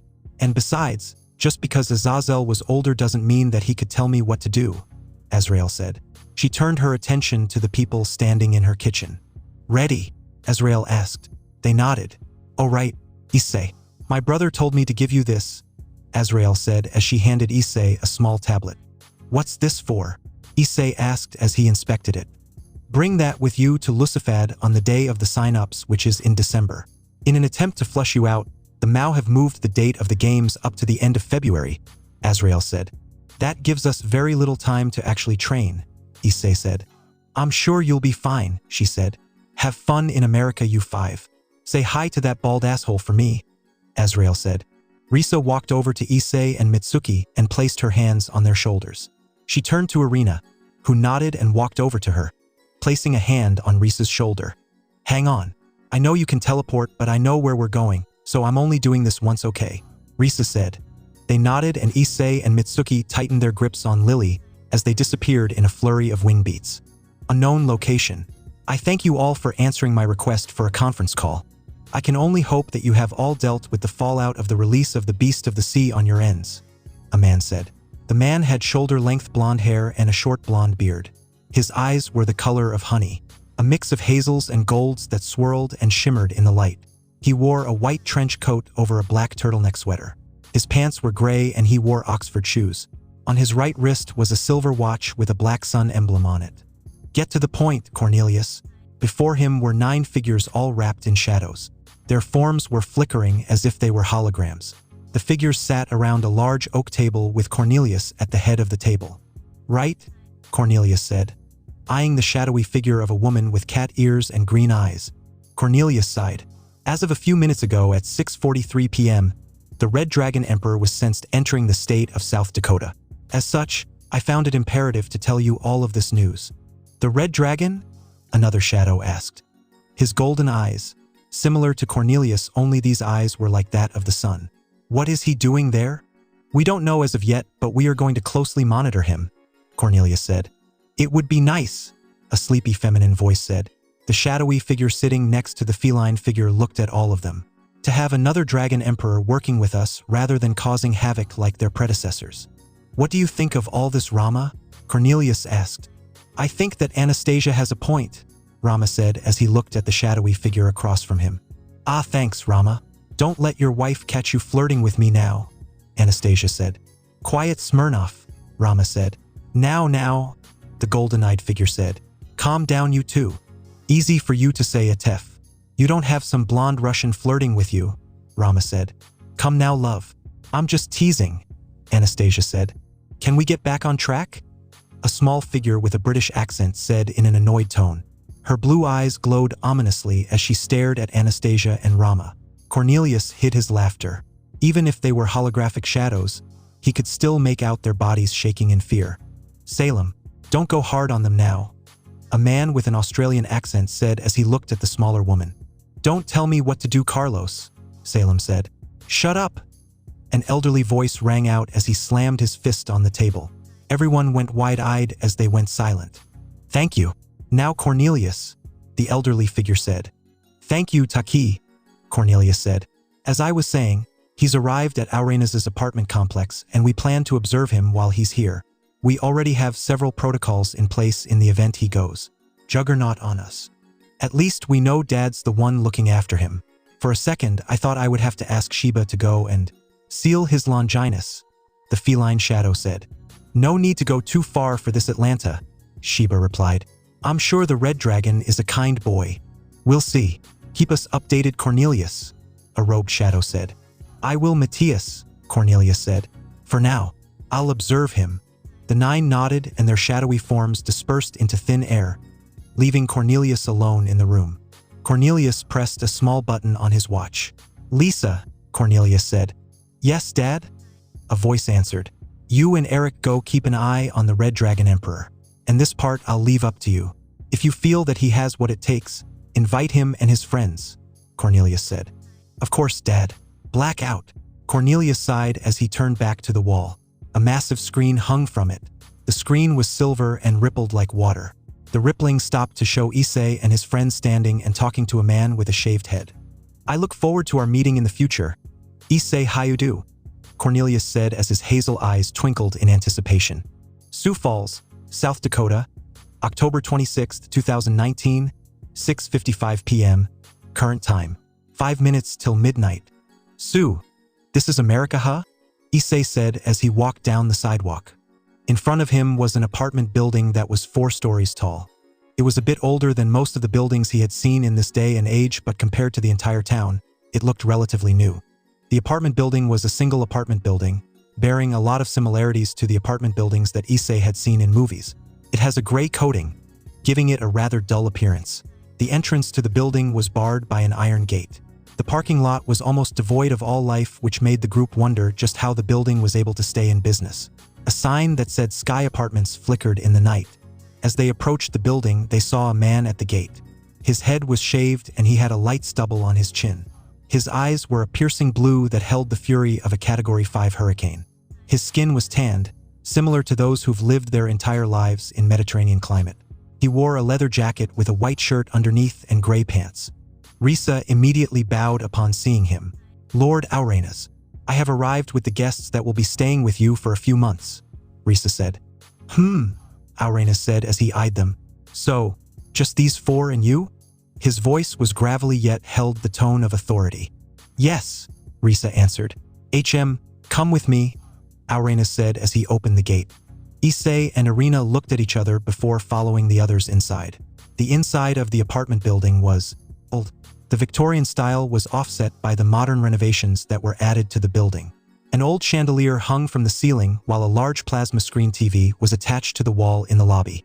Leather couches and a couple of lazy boys made up the lounge area with a coffee table in between them. Auranas led them to the elevator where once inside, he clicked the 3. Lord Auranas, sir?" Issei asked. "Yes?" the old god said, not even glancing at him. "Will we have to worry about anything?" he asked. "I'll go over that once we get to my apartment," Auranas said. "Oh, right," Issei said. "Auranas' power hasn't waned since the Gaia incident," Drake said. "How can you tell?" Issei asked. "The man is radiating an immense level of power, higher than that of the Mao Lucifer and Mao Beelzebub put together." "Hell, Indra has nothing on this," Drake said. "Well, let's hope he doesn't try to destroy us after we get inside," Issei said. The elevator dinged and Auranas led them down the hall. He stopped outside the door with the number 323 etched on the front. Fumbling for his keys, Auranas pulled them out and unlocked the door. "Please sit," Auranas said, gesturing to the couches. They nodded gratefully and took their seats, leaving their luggage at the door. Auranas disappeared into the kitchen and returned a few moments later with some drinks and snacks. "So, what brings you here?" Auranas asked as he sat down in a vacant chair. Issei trailed off as he began to speak. Auranas raised an eyebrow. What Aniki is trying to say is that some things happened back in Japan and Aniki came here to cool off, for a lack of better words. Mitsuki answered for her brother.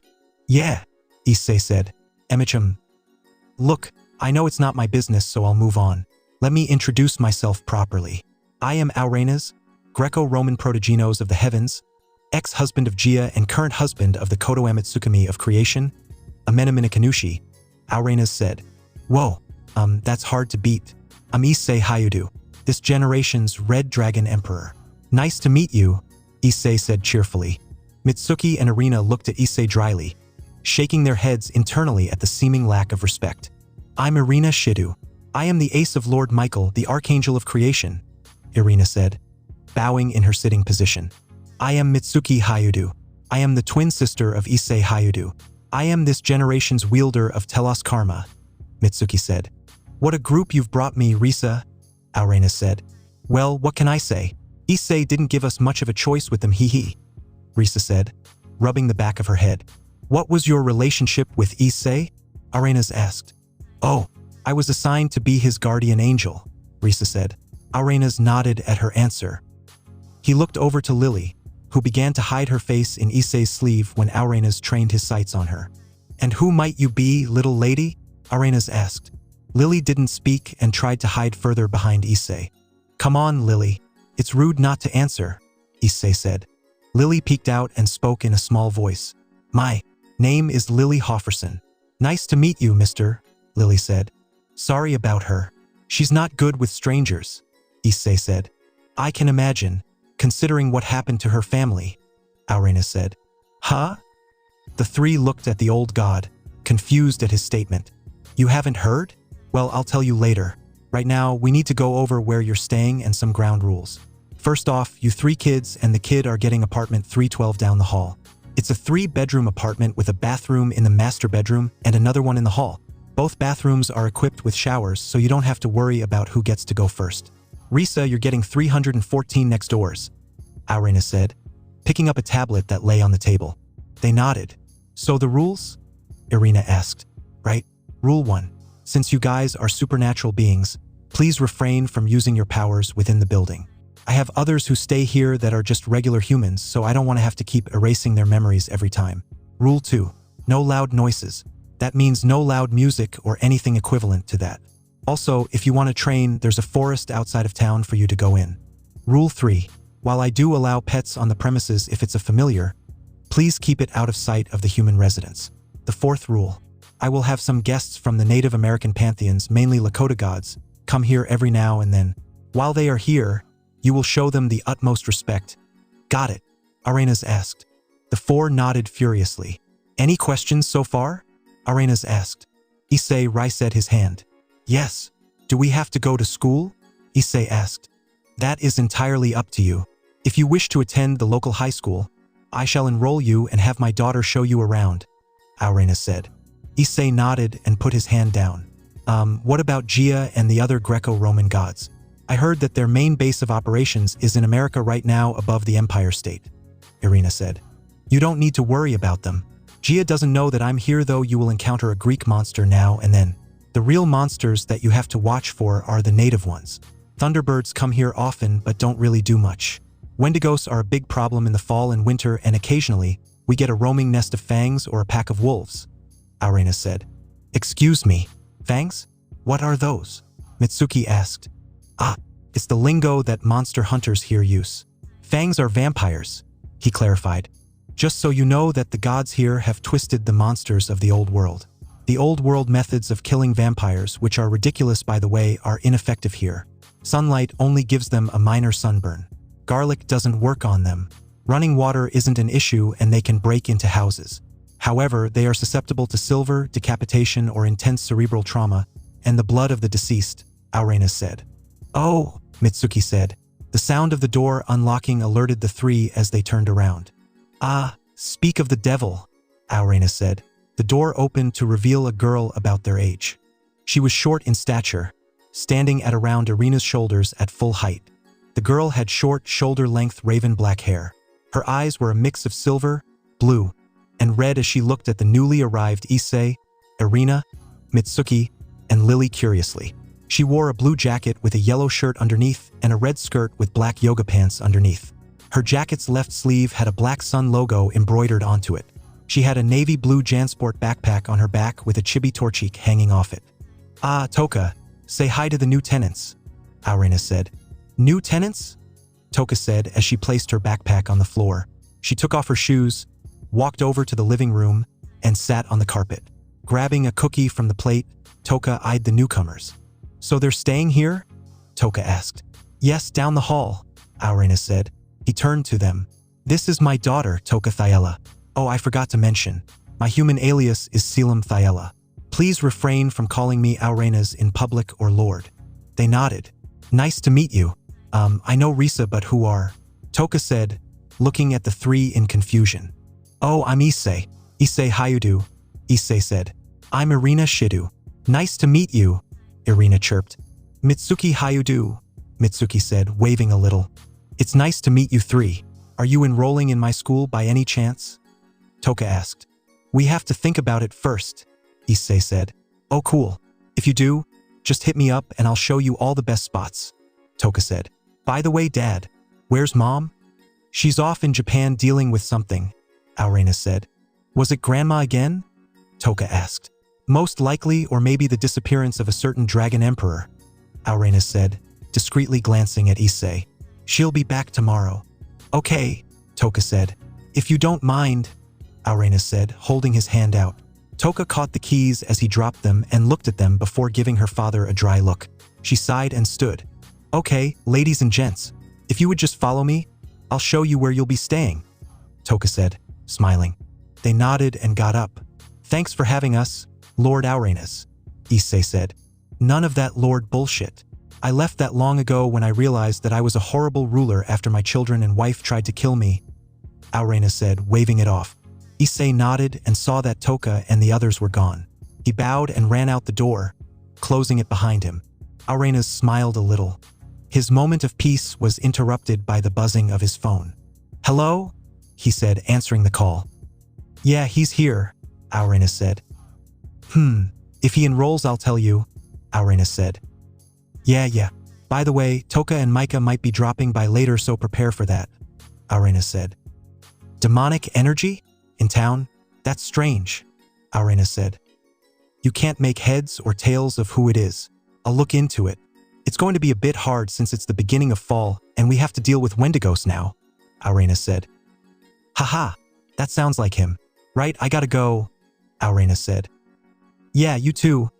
Arenas hung up and saw a few messages on the screen. All were from his wife. The latest one read, AZRAEL met up with me. Is he there now? Arenas chuckled and typed a yes and sent it. His eyes widened when her next message arrived and a goofy, perverted smile spread across his face. This is where the fun begins, Arenas said. Kuo Town, 3:45 p.m. Natalia sat in her office, sipping coffee. She sighed.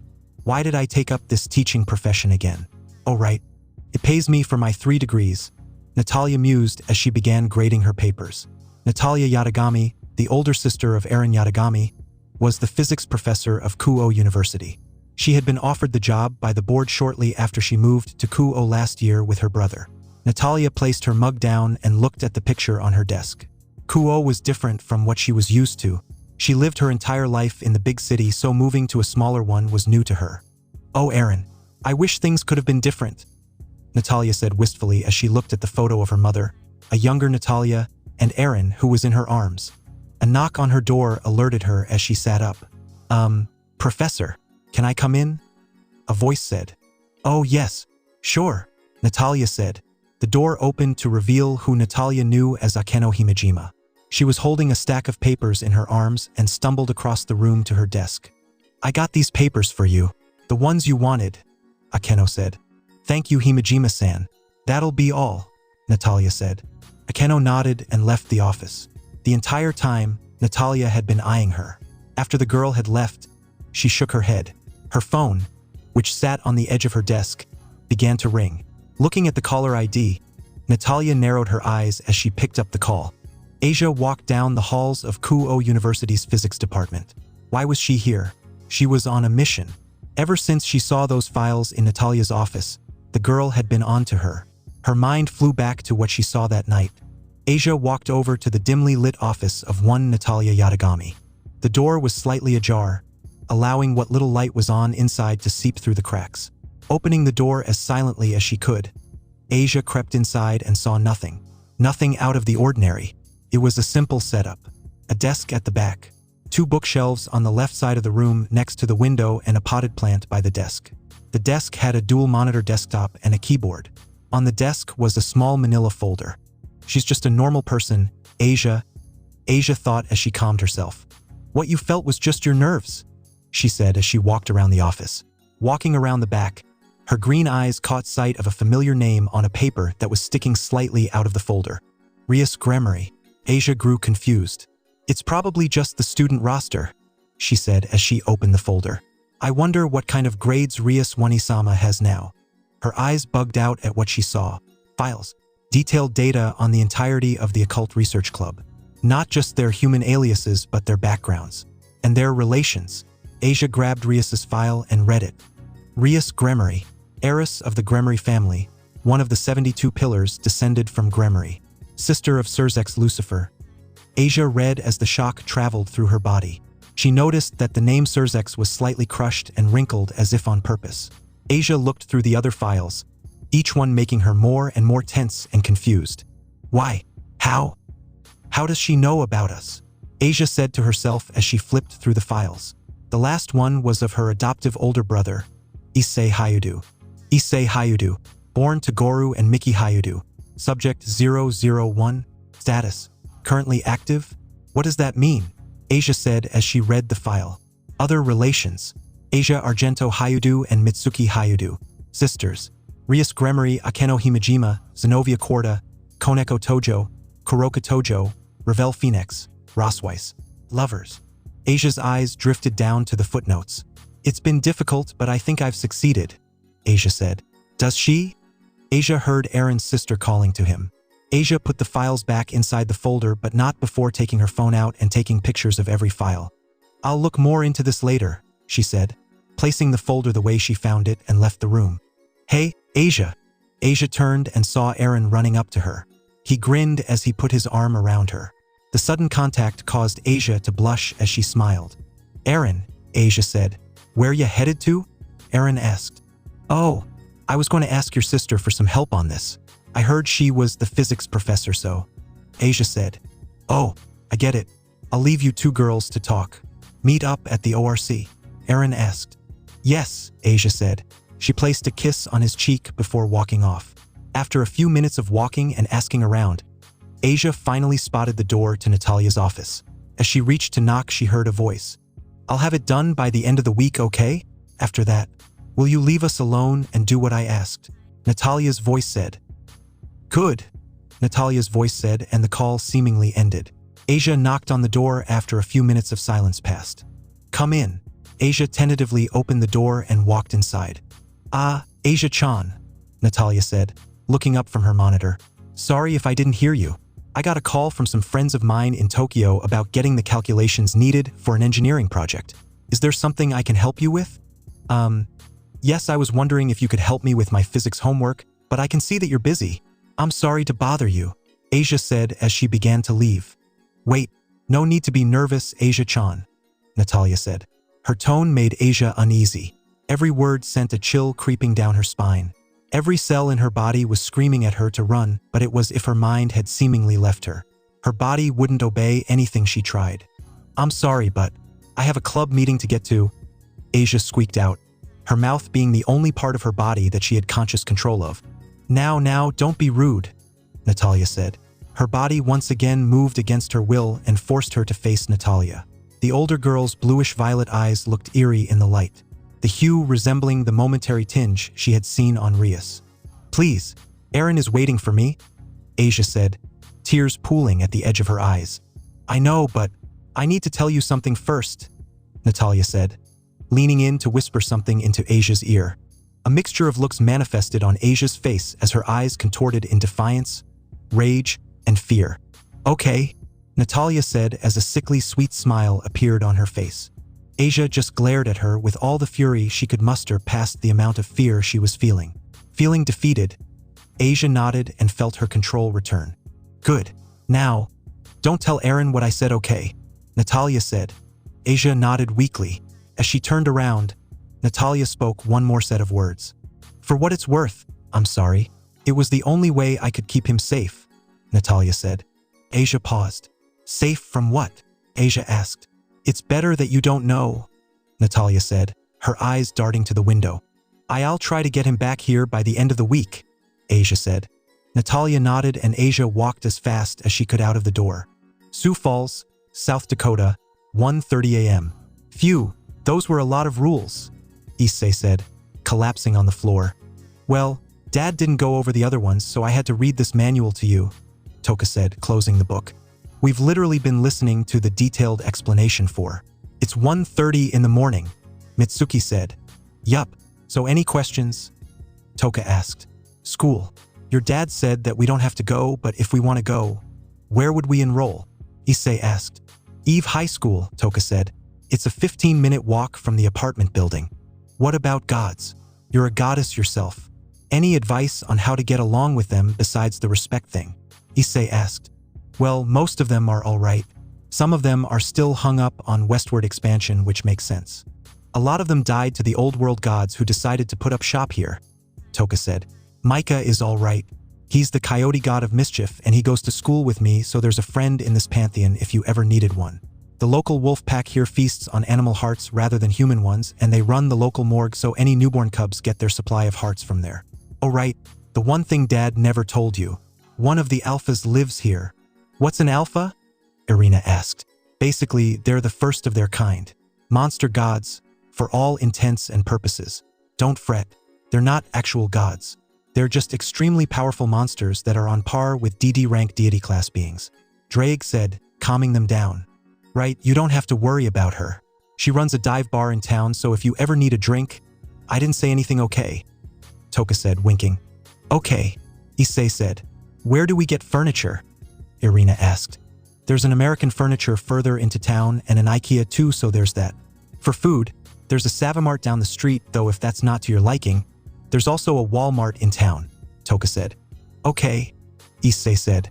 A thought popped into his head about what Aurenas had said earlier about Lily. Hey Toka. The girl said, turning her gaze onto Issei. What did your old man mean by, what happened to Lily's family? Issei asked. Toka went silent. She glanced over at the young redhead, who had fallen asleep. Seeing that the girl wouldn't be able to hear what she said, Toka sighed and began to tell them the story.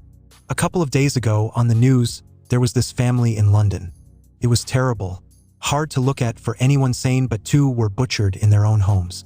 The mother was mutilated and had bite marks and chunks taken out of her, indicating that whoever killed her was also eating her. The second person, who they identified as the son through DNA analysis, was now a red stain across their entire house. The only one reported missing was her, Toka said, nodding to the sleeping Lily. She's been declared missing and there's a search going on. That's horrible, Irina said, covering her mouth. Her face was slightly green as her eyes looked wide in horror. That's not all, Toka said. Not all, Issei asked. There have been several more similar cases around the globe, all ending in the same way. Everyone else dead and one of the family members ends up missing.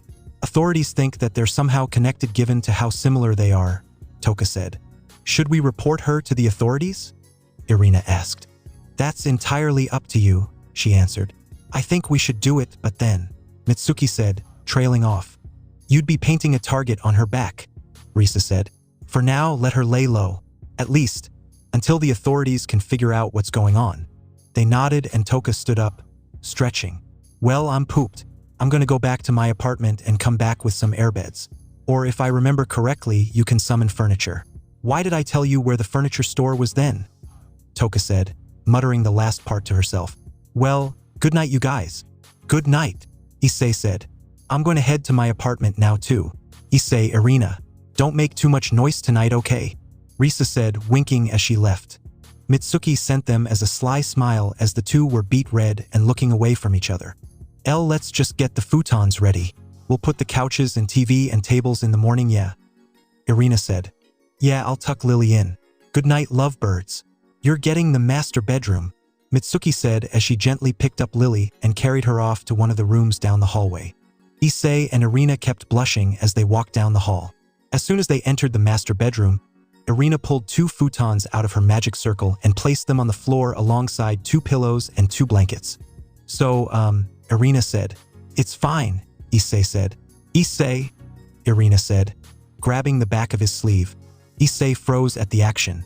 I know that you're not ready yet and that what we had before the girls is on hold even if you didn't say anything, but I'm here for you, Irina said, smiling. Just, please remember that I'll always have your back. Issei didn't turn, instead opting to stare at the floor in front of him. Irina, seeing that Issei didn't respond, let go and turned around. As she was about to lie down, Irina felt Issei's arms wrap around her. Her breath hitched as she glanced at Issei, whose head was on her shoulders. I'm sorry if I look like I'm not returning your affections. It's just, I'm trying to forget this, so I put on this face and these airs. I'm sorry if I'm giving you mixed signals, but please, don't go, Issei said, his hot breath tickling her skin. Irina untangled herself from Issei's arms and turned around. She cupped his cheek in her hand and smiled. I'm not going anywhere, Issei. I'll wait for you to be ready again, no matter how long it takes, Irina said. What if I'm ready now? Issei asked. What do yo? Irina's eyes widened when Issei crashed his lips into hers. The taste of Issei ingrained itself into her memories. the touch of his lips on hers. She closed her eyes and leaned into the kiss, her heart jumping. Issei smiled into the kiss when he felt Irina lean into it. He savored this moment and memorized every detail. The softness of her lips against his own, the taste of strawberries that accompanied the kiss, the scent of her hair. This was not the first time that they had kissed. They had shared many before the mind-controlled harem incident, but this one was more magical than any of the past kisses that they had. The two pulled away from each other, a trail of saliva connecting them, and looked into each other's eyes. That was, wow, Issei said. Irina merely smiled as Issei struggled to get words out. I love you, Issei, Irina said. I love you too, Issei said. The young couple leaned in and shared one more kiss as the light of the moon shone through the windows of their apartment. Occult Research Club, 5:30 p.m. Asia sat behind what was formerly Rias's desk as she read over several papers regarding the contracts. Aaron stood next to her, helping her with the claims. He sifted through several papers and filed them into piles that corresponded to a member of the Gremory peerage. Hey Aaron, Asia said. Aaron responded as he placed another contract in the Kiba file. Rias Wanisama called me earlier and told me that she retrieved her new set of evil pieces. Do you want to join her peerage? Asia asked. If it means spending an eternity with you, then I'd gladly be a devil, Aaron said, grinning. Asia smiled, but the more she looked at Aaron, the more of Natalia Asia was able to see in him. She frowned and looked down. Asia sent glances at him which worried the boy. Hey, are you all right? Aaron asked. Asia began. Should I tell him? Asia looked at her boyfriend and her heart clenched. Should she tell him what she discovered and quite possibly alter his perception of his older sister forever? Never mind. It was a silly thing anyway, Asia said, returning to her work. Are you sure? You know I like silly things, Aaron said. Yeah, it's nothing important, Asia said. All right, but if it's bothering you, tell me, okay? Aaron said as he got back to work. Oh, Aaron, Asia thought as she glanced at him. I know it was you who snuck into my office, Asia. If you want to keep seeing him, don't tell him. It's the only way to keep him safe. Safe? Safe from what? No, the way she meant it. Who is she afraid of? Asia thought as she placed a paper in the Koneko pile. What is Subject 001? What's Project Special Child, and what does Aaron's family have to do with this? Asia thought as her mind went over the details she perused from Natalia's office. I need to tell someone. Ni-san and Ne-san? No, I don't want to bother them. Surzek-sama. He's still here investigating the thing with Rias Wanisama's Min. Asia's mind connected the dots as she remembered what happened in Natalia's office. I have to tell them, Asia thought frantically. Aaron? Asia said. Yeah, Aaron said. Can you watch the ORC for a bit? I need to go speak to Lucifer-sama about something, Asia said. Oh, sure, Aaron said. I won't be long, Asia said, placing a kiss on her boyfriend's cheek. As soon as Asia closed the door behind her, she formed a CC and ran for the main academy building. Hello, Asia? Surzek's voice called over the CC. Surzek-sama, are you on campus? Asia asked. Yes, I'm in the student council room. Why? He asked. There's something important I need to tell you, Asia said. As she ran into the school, Asia was unaware of a presence watching her from a distance. Its golden eyes shimmered ominously before disappearing in a swirl of orange flames. South Dakota, 9:30 a.m. Mitsuki rubbed her eyes sleepily as she exited her room. Her eyes adjusted and she realized that she wasn't in her own house. Mitsuki chuckled silently as the realization of yesterday's events came rushing back to her mind. She was in another country with her brother and his maybe girlfriend. The sound of a rumbling stomach alerted her to the lack of food in their apartment. I need food. Aniki should go buy some, Mitsuki said as she headed towards the door of the master bedroom. Mitsuki opened the door slowly, as to not wake them up immediately, and was met with a heartwarming sight. It took all of her strength not to break and let the cooing noise exit her mouth. Issei slept, his arm wrapped around Irina, while Irina rested her head upon his chest. She covered her mouth as a squeak threatened to escape from inside of her. Her brown eyes sparkled as she fumbled for her phone. The sound of a camera shutter going off caused the sleeping couple to stir as Mitsuki quickly put her phone away. For the memories and the blackmail, Mitsuki thought as she smiled at them. Issei's eyes slowly opened as he looked at his twin sister groggily. Irina, feeling the warmth leaving her, grasped for Issei or a blanket. At this point, she didn't care, to keep herself warm. "Mi-chan, it's early. Go back to sleep," Issei yawned. "Aniki, it's 9. Mitsuki answered, looking at the time on her phone. "It's 9:45 in the morning. Wake up. We have no food, so I need you to come with me into town to go buy some." "Why don't you just go with Toka?" Issei said as he began to lie down. "No, you need to get your lazy ass into gear and help. Other than me, you're the only one here that can cook, so come on," Mitsuki said, grabbing his arm. Issei groaned as he stood up. "Let me get ready at least," Issei said. "Fine. I need to take a shower anyways too," Mitsuki said as she left the room. Issei smiled and prepared to lie down when Mitsuki called out to him. "Don't you dare lie down," she said. "Ugh. Fucking twin telepathy," Issei said as he stood up. He made his way over to his bag and began to dig for his towel, shampoo, and soap.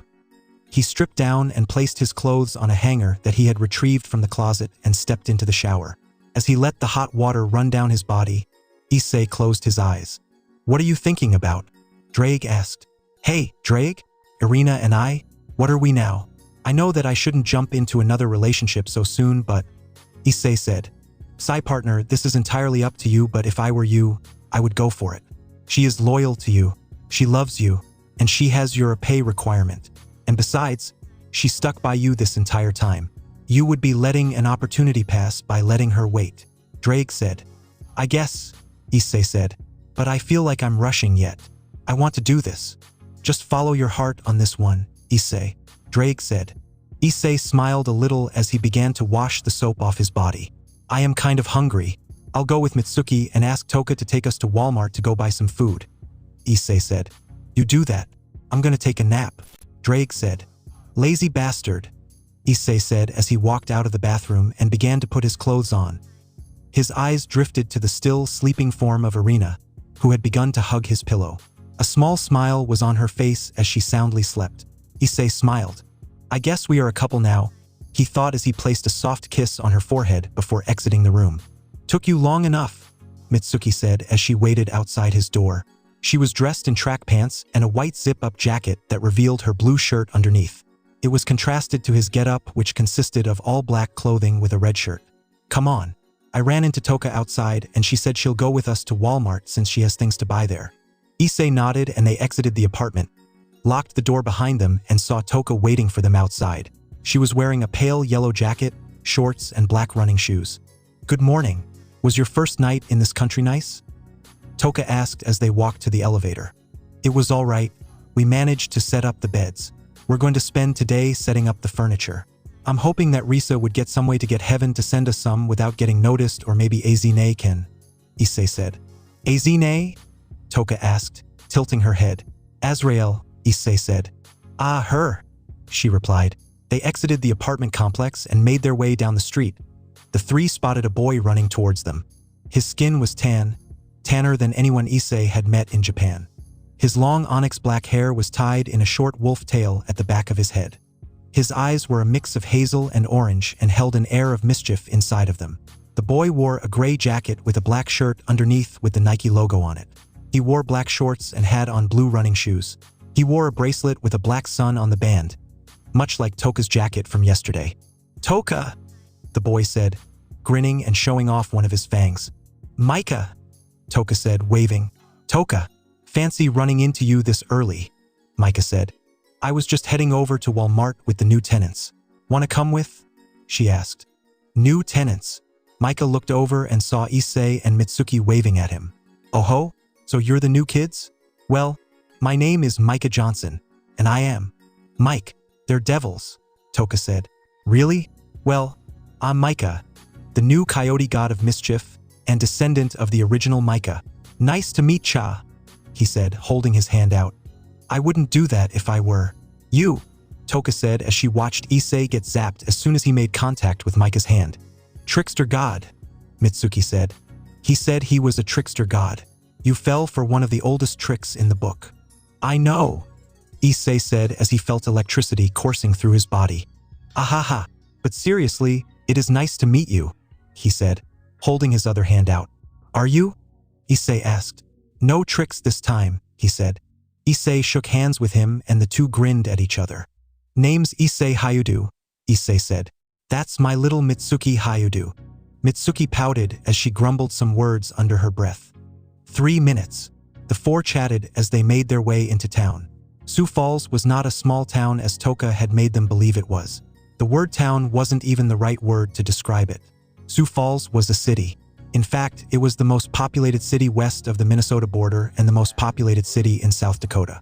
Issei and Mitsuki looked around, seeing and looked at Toka, who looked at them in a confused manner. Do you know what a small town is? Issei asked. Okay, I get that it's not small, but it's no New York. We don't have that many big buildings, Toka said as she looked at all the businesses. She was right. Issei saw no high-rise buildings nor skyscrapers like he had seen in Kyoto or even the Gremory territory in the underworld. As they arrived at the Walmart, Issei and Mitsuki grabbed a cart and went off, saying to Toka and Micah that they would meet up with them after they were finished. Mitsuki ran ahead of Issei to the produce section and came back with a bag of fruits and some vegetables. Hey, Aniki, I'm going to head off to the restroom. You mind going to the deli and getting some meat? Mitsuki asked. Issei nodded and pushed his cart. He was absent-mindedly looking at different cuts that they had laid out. Feeling satisfied with the pork belly, Issei picked it up. We might be able to make some katsudon tonight. Now, where do I find the rice? Issei said to himself. Excuse me? A voice called out to Issei from his left. Huh. Issei turned around and saw a girl standing in front of him with a shy smile on her face. The girl had soft caramel orange eyes. Her face was heart-shaped with a soft, kind smile on her face. She had long back-length violet hair with a large cowlick at the front. The girl wore a white jacket with khakis and white tennis shoes. She also had a silver necklace with a black sun emblem at the end. On her right arm was a grocery basket filled with several items. I'm sorry. I overheard you talking to yourself. The rice is in the grains aisle. I can take you there if you want, she said. Oh, really? Thanks, Issei said, placing the meat cuts into his cart. Just follow me, the girl said. Issei followed her to the grains and rice aisle. Thanks, Issei said as he bent down and grabbed several bags of rice. It's Ingveld and you're welcome, the girl said, smiling at her. She began to walk off when Issei called out to her. Aniki! Issei turned around and saw Mitsuki running up to him. Toka and Micah were right behind her, walking and each carrying a large tub of ice cream. Mitsuki herself was carrying a box of fish sticks and a packet of bacon. Oh, there you guys are, Issei said. Mitsuki said as she placed the food inside. Toka and Micah placed their ice cream tubs into the cart. So you ready to pay for it? Toka asked as she watched Issei and Mitsuki go through the cart. Yeah, I think we're good for now. All we need are eggs, Mitsuki said. She walked off in front of them while Issei, Toka, and Micah lagged behind her. Hey, I have a question, Issei said. I'll try my best to answer, Toka said. Is it okay for me and my friends to enroll in your school this week? I don't really want to fall behind when I get back, Issei said. Sure, I'll ask Dad to help you get your paperwork ready, Toka said. This is going to be fun. Another person like us at the school, Micah said. Anakai. Toka. Micah, come on, Mitsuki called. Well, we better catch up with her, Issei said as they began to walk faster. Natalia sat in her office, typing at her computer when she felt it. Presence behind her. She didn't even spare a glance at the figure when they spoke to her. That nun has discovered you, the voice spoke. It was the voice of a woman. The temperature in the room rose with every word she spoke. Natalia ignored the rising heat as her violet eyes finally met the woman's golden ones. How is that my problem? I did what you all asked. All I'm waiting for is for you to fulfill your end of the bargain, she said. It was the wrong thing to say as Natalia found herself pinned to the wall, a hand firmly clasped around her throat. Natalia felt her throat begin to constrict as the woman tightened her grip. Silly girl, you're done when we say you're done. You wouldn't want let's say your brother to be barbecued alive, would you? The woman said as her blonde hair began to flicker with flames. TCH, fine, I understand, Natalia choked out. Good. Now, he might be awakened, but he's not here. Find him and report his location, or better yet, bring him to me. And take care of the nun, the woman said. Natalia looked up at the woman with a glare and nodded. A wide smile appeared on the woman's face before she disappeared in a vortex of flames. Natalia rubbed her throat before sitting down on the floor. She leaned against the wall and brought her knees up to her chest and began to sob. October 30th, 2019, Sky Apartments, 7:45 p.m. Current time, 4 minutes and 55 seconds till midnight. Smash! Issei groaned as he sat up. He blinked his eyes sleepily as he rubbed his eyes. Issei yawned as he started to get out of bed. Issei, come back to bed. Irina moaned as she tugged on his arm. I want to, but today's the first day of our classes here, Issei said. Wah! Irina said as the words finally sunk in. Her eyes shot open as she dashed out of bed. Shit! Shit! Shit! Shit! Irina cursed as she ran into the bathroom, leaving Issei stupefied. Irina cursed rarely if ever. He heard the shower turn on and sighed. It would be a while before she got out, and Mitsuki was most likely occupying the other bathroom as well, so that left him with nowhere to go to take a shower. Deciding to take the first shower in their apartment that was open, Issei walked out of the bedroom and towards the kitchen. Better make some food while those two are in the shower, Issei said as he opened the fridge. He felt a presence enter the room and turned around. A familiar mop of red hair was standing right behind him, and Issei smiled. Good morning, Lily, Issei said. Morning, the little girl said as she clutched a stuffed lion in her arms. Issei smiled. She was opening up little by little. Issei bent down and picked her up, placing her on the chair. Lily swung her legs, looking at Issei with apt interest. Issei grabbed a pan from the cabinet and broke the eggs, beginning to cook the eggs. Ah, Aniki, the shower's ready if you want, Mitsuki said, walking into the kitchen with a towel wrapped around her still drying hair. Her hazel eyes traveled over to Lily and lit up. She walked over and picked up the girl, twirling her around in the air. Good morning, Lil, Mitsuki said. Lily smiled and laughed as Mitsuki spun her around, causing Issei. Mi-chan, Issei said. Mitsuki stopped to look at her brother. Mitsuki said as she looked at Issei expectantly. Can you finish cooking the food while I go shower? Issei asked. Sure, Mitsuki said as she placed Lily down and walked over to the pan. Issei then promptly left the room to take a shower. So Toka, Issei said as he walked down the street with her, slightly ahead of Mitsuki, Micah, and Irina, who were chatting happily with each other. Yeah? Toka said. So, when we asked Aurinas if he could enroll us, he never actually took us to see the school, so can you tell us what your school is like? Issei asked. My school? Toka asked. Well, she placed a finger on her chin. Our school. Well, there's fights left and right. Micah butted in as he got in between them, grinning. His fong glinted in the light as he looked at Issei. Fights? Issei asked. Toka chopped Micah in the forehead, sending the god into the ground. Don't listen to him. Our school is okay. Why? Did you have a preconceived notion of American high schools from movies or something? I know that's what most exchange students say when they first come here, Toka said. Well, Issei began. Yeah, kind of, Mitsuki said. I'm sorry about those two. They've never been outside of Japan in terms of school, Irina said. Oh? Did you go to school somewhere else before Japan? Micah asked as he pulled out a stick of gum from his pocket. Yeah, I went to a girls' school while I was in England, Irina said. Really? Which school? Micah asked in apt interest. Salem Academy. Why? Irina asked.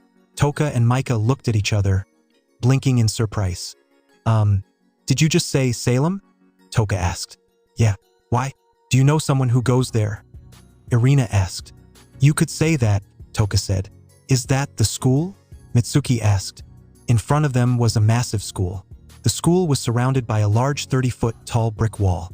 There was a large iron gate underneath an elegant arch decorated and guarded by ebony gargoyles that looked down imposingly on them. The school grounds were large, larger than the combined land area of both Kuo Elementary and Kuo Middle School. A large fountain stood out in the main quad as students walked around chatting happily amongst themselves. The main school building was massive with at least 4 stories in height. The presence of Greek architecture could be seen as columns as well as a massive dome at the center stood proudly, towering over the school. The American flag, as well as the Union Jack of the UK and the Nishoki of Japan, flew proudly in the air.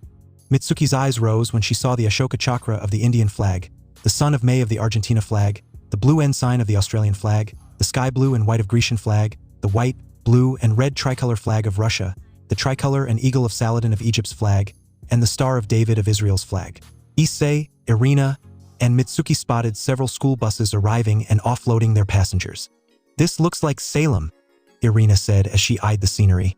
"I thought you said this was a public school," Issei said as he looked at the extravagant architecture. "It is, sort of," Micah said. "Sort of?" Mitsuki asked. "It's funded by a family," Micah said. "I think you've heard of them. One of their ancestors was pretty famous back during the 100 Years' War. Dark." Issei, Irina, and Mitsuki froze at the mention of the name. Did you say Dark?" Issei asked. "Like Jeanne d'Arc?" Mitsuki asked. "That's the one, but the people who run this school are descended from her sister, Catherine d'Arc," Toka said. "I didn't know the Maid of Orleans had a sister," Irina asked. "No one knows much of Jeanne d'Arc's personal life, but the family who owns the school does, since the sister inherited her diaries. One of the teachers is descended from her, and she said that the school in the UK was established by the descendant of Jeanne d'Arc's brother, Pierre d'Arc," Toka said as they entered the school. "Wow, amazing," Issei said. "I'll take you to the principal's office to get your schedules." "Micah, I'll see you in first period," Toka said. "See ya," Micah said as he took a left down the hall. The interior of the school was reminiscent of the schools that Issei and Mitsuki saw in movies. Their feet clacked on the tile floor as the three followed Toka through the halls. Rows of lockers lined the hall as they made their way to the administration office. They stopped outside the door with the words, "Administration office." "Wait here while I talk to the principal," Toka said. The three nodded and Toka walked inside. Inside, for people were waiting for her. The first was a woman. She had an aloof beauty about her and possessed platinum blonde hair. Her eyes were a deep shade of gold. A small ahogue stood atop her head. The woman wore a black jacket with a dark shirt underneath as well as black pants. The man next to her had pale silver hair as well as deep blue eyes. He had slight stubble on his chin. Like the woman, he wore a black shirt as well as a red zip-up jacket. The man also wore blue jeans and brown hiking boots. "Hey, Tokes," the man said. "Come on, Eric. Let the girl speak." A woman to sitting behind the desk said. The woman possessed an unholy aura about her. Her hair was a pale blue, almost silver. She possessed toxic yellow eyes that unnerved Toka the more she looked into them. She wore a white long-sleeve dress shirt with a black vest over it. She wore a black skirt with black leggings. "Yes, girl. Speak," the man next to her said. He had dark skin and his head was shaven. His eyes were silver, possessing boundless wisdom hidden beneath the mercuric pools. He wore an inverted version of the woman's clothing with a black dress shirt and white vest with white pants and black shoes. A necklace with a heron's head hung around his neck. Right. So I came into contact with the Red Dragon Emperor and he enrolled in this school," Toka said. "I see," the blonde woman said, placing her hand on her chin. "What are we going to do, Lisa?" the silver-haired man asked. "Nothing for now, Eric. Dantalion, Thoth, make sure the Red Dragons and his friends' schedules line up completely with Toka and Micah's schedules," Lisa said, her golden eyes darting over to the two behind the desk. "Sure thing, Lisa," Dantalion said as she began to type away. "Here," Thoth said, handing her the schedules. "Thanks, Thoth," Toka said, smiling. "You're most welcome, Shinto princess," Thoth said. "Oh, and one more thing." Toka asked, blinking at the god. "Tell your aunt to stop sending me these. I'm told her that if she wants to send cats, to send them to Batet," Thoth said, handing Toka a white kitten. "Ah, she's cute," Toka said as the kitten licked her cheek. "Shouldn't you be going to class?" Lisa asked. "Shouldn't you?" Toka asked, handing her the cat before walking out. "Cheeky," Lisa remarked. "She's right though. We should probably head to our classrooms. We are teachers after all," Eric said. "Only as a cover," Lisa said, grabbing a bag laying on one of the tables and walking out. Kuo Town, 11:45 p.m. Asia sat in the middle of the training room as Eren dodged an attack from Tatsuya. Over the past few days, Eren had grown in power as he trained the use of his sacred gear. Eren was now capable of generating plant life from magic circles that he summoned from his gear. The plants generated by Eren's sacred gear, as they had discovered, was flame retardant. Asia was training as well. The moment she had with Eren's older sister was the last straw for her. The level of power Eren's sister wielded was overwhelming.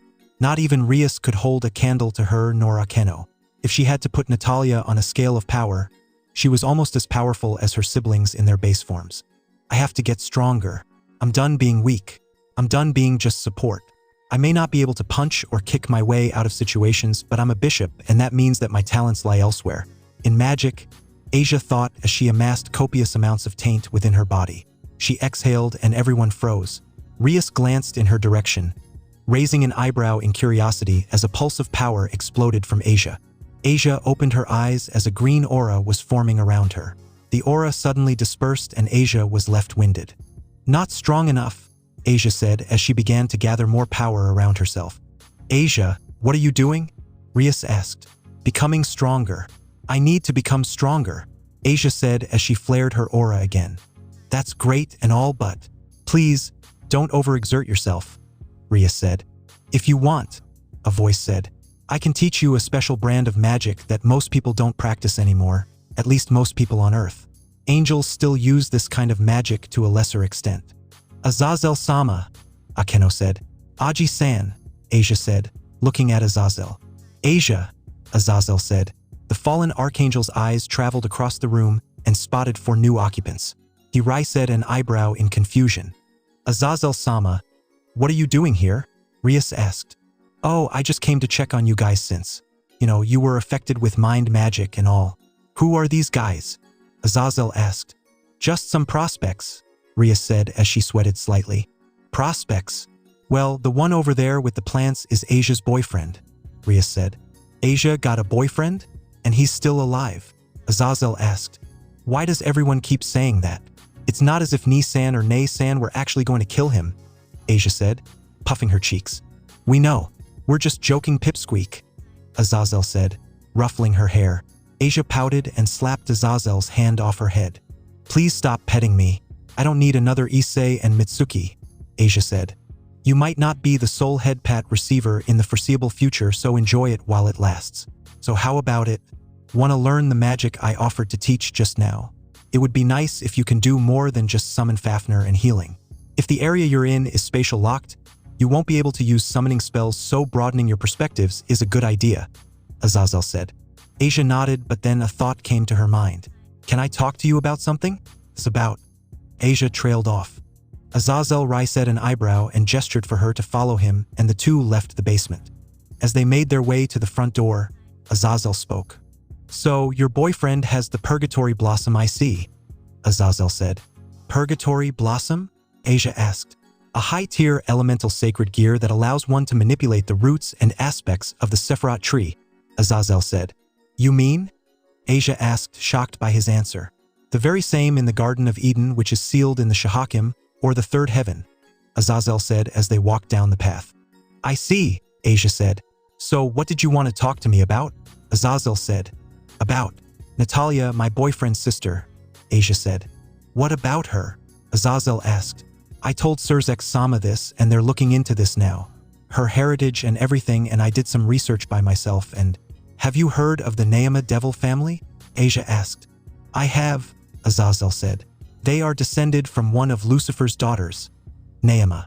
I think that Aaron and his sister are descendants of the Neama family from reading about them, Asia said, stopping. Really? What proof do you have of this? Azazel asked, curious about her theory. The power of the Neama, from what I read, is called Luxuria. That power can implant thoughts into the minds of others and even control them. Force them to obey their commands with just their voice or amplify thoughts of their own creation and make you think it's yours, Asia said. That's how Luxuria works. It's a power that messes with your mind, Azazel said. I was on the receiving end of it a few days ago, Asia said. What? Azazel exclaimed as he looked at her incredulously. Aaron's older sister, she had me under a hold, made my entire body freeze with just her voice. Nothing I did worked. My mind left me. My body became her puppet, Asia said. And she wants me to bring Issei back here. Azazel looked down. Nothing about this situation made sense. Everything that had happened in the past few weeks was completely illogical. Something bigger was happening. Why?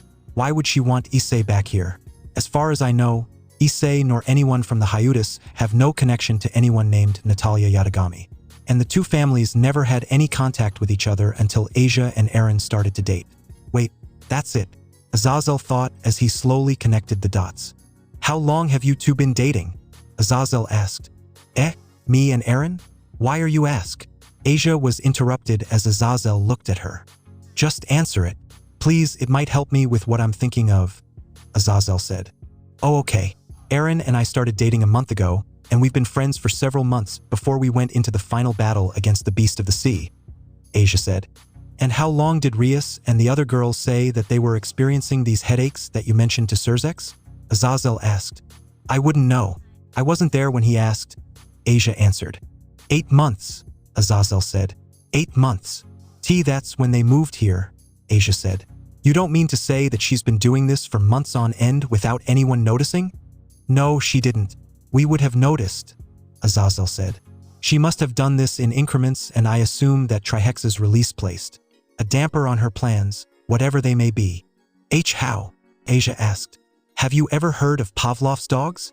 Azazel asked. The ones that respond whenever a bell is rung because, after countless trials in which they rang the bell and brought food, they've come to associate the bell with their meal, Asia said. That's what she was doing. Doing it so subtly that we wouldn't notice, and how would we? Rias didn't act out of the ordinary. It was only until after the fight that the constant subtle exposure began to take hold.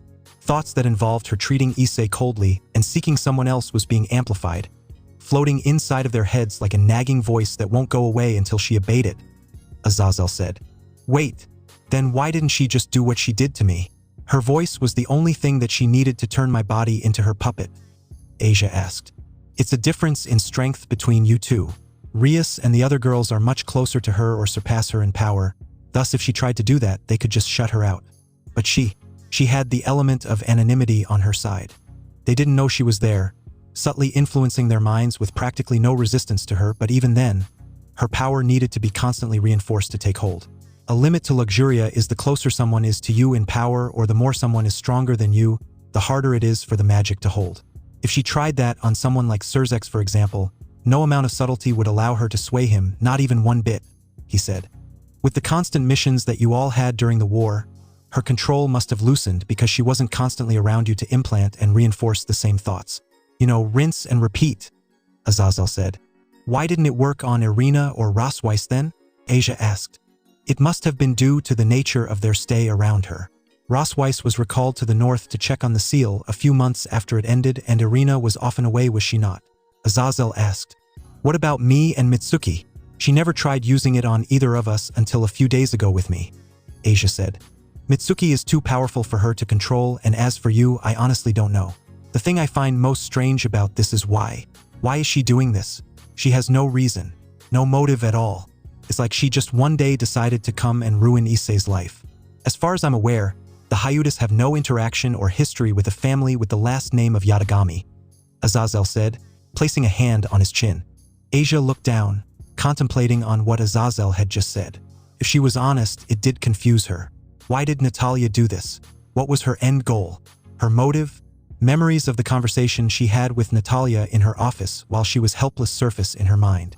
She said that she was doing this to protect Aaron, Asia said. Huh? Azazel looked up at her.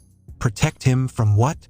I don't know, but I think it might be connected to this, Asia said as she pulled her phone out and handed it to Azazel. On it was a picture of the files she had found on Natalia's desk the night she went to their house for dinner.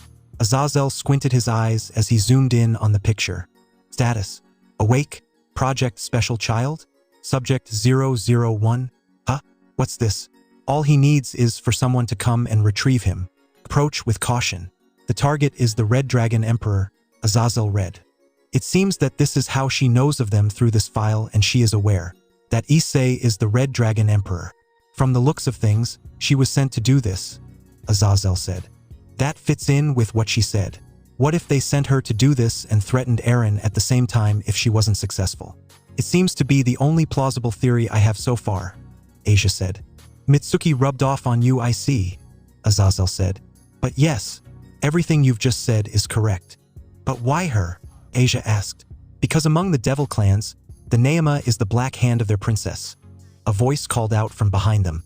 Azazel and Asia turned around and saw AZRAEL standing behind them, her obsidian eyes twinkling in the night. In her right hand was Rosweiss, who looked at them sheepishly. Rosweiss sensei? Asia said.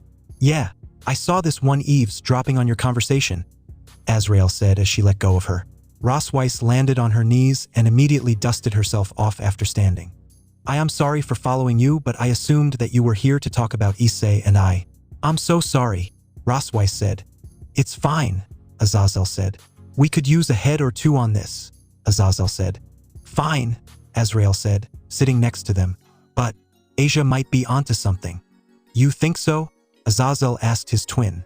Yes, and I have something that might finally settle this once and for all, AZRAEL said. But it involves you putting yourself in harm's way. Are you okay with that? Asia furrowed her brows in concentration, deciding what she should do. Her green eyes twinkled as she thought her choice over. I have to do this, for Nissan, to finally end this and have things go back to normal and maybe even save them from whatever it is or whoever it is that made them do it, Asia said to herself. I'll do it, Asia said. Rosweiss, who had been silently observing her this whole time, looked at her with wide eyes. What? She yelled. I'll do it, Asia said once more. I see. Well then, AZRAEL said. Wait a minute. Are we seriously going to just let Asia put herself in harm's way just to get the person who did this? Are you all insane? Rosweiss yelled.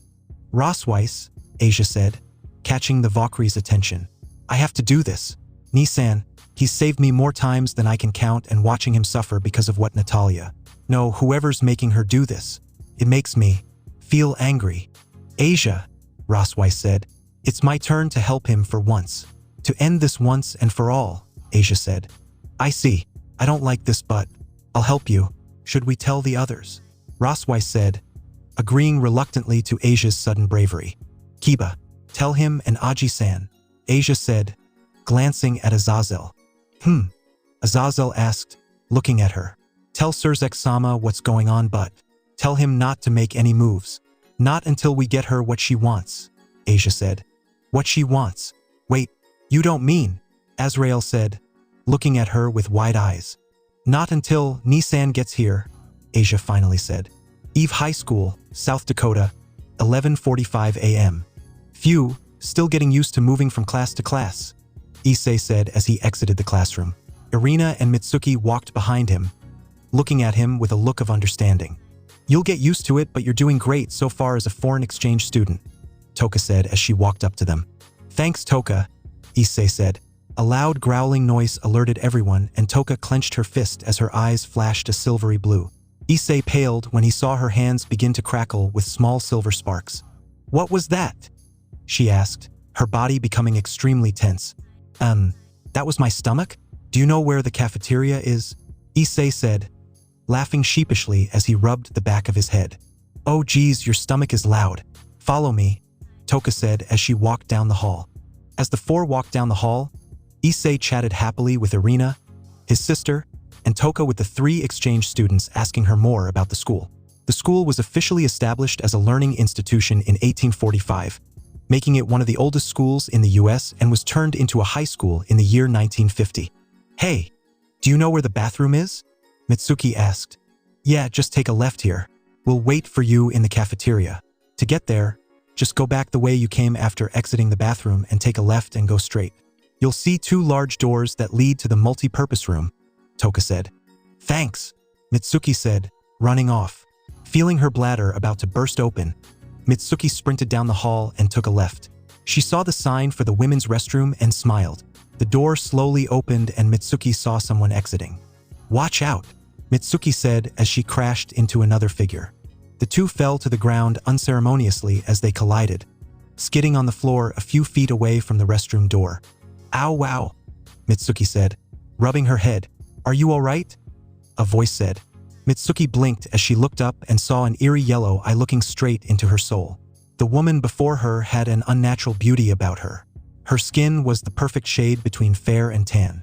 Her hair was long and flowing, reaching down to her back with one of her bangs covering her left eye. Her hair was as red as blood. She wore a blue sweater and skin-tight black pants. Yeah, Mitsuki said, standing up. I'm Rei, the woman said. Mitsuki, Mitsuki answered in kind. It was nice to see you, Mitsuki, Rei said as she dusted herself and walked off. Yeah, nice to meet you too, Mitsuki said as she waved goodbye. So this is high school lunch in America? Issei said as he looked down at his tray, which contained one slice of pizza, a milk carton, and a baked potato wrapped inside of aluminum foil. Yeah, new right? Is Japanese high school lunch as tasty as I imagine it to be? Micah said as he sat down in front of Issei.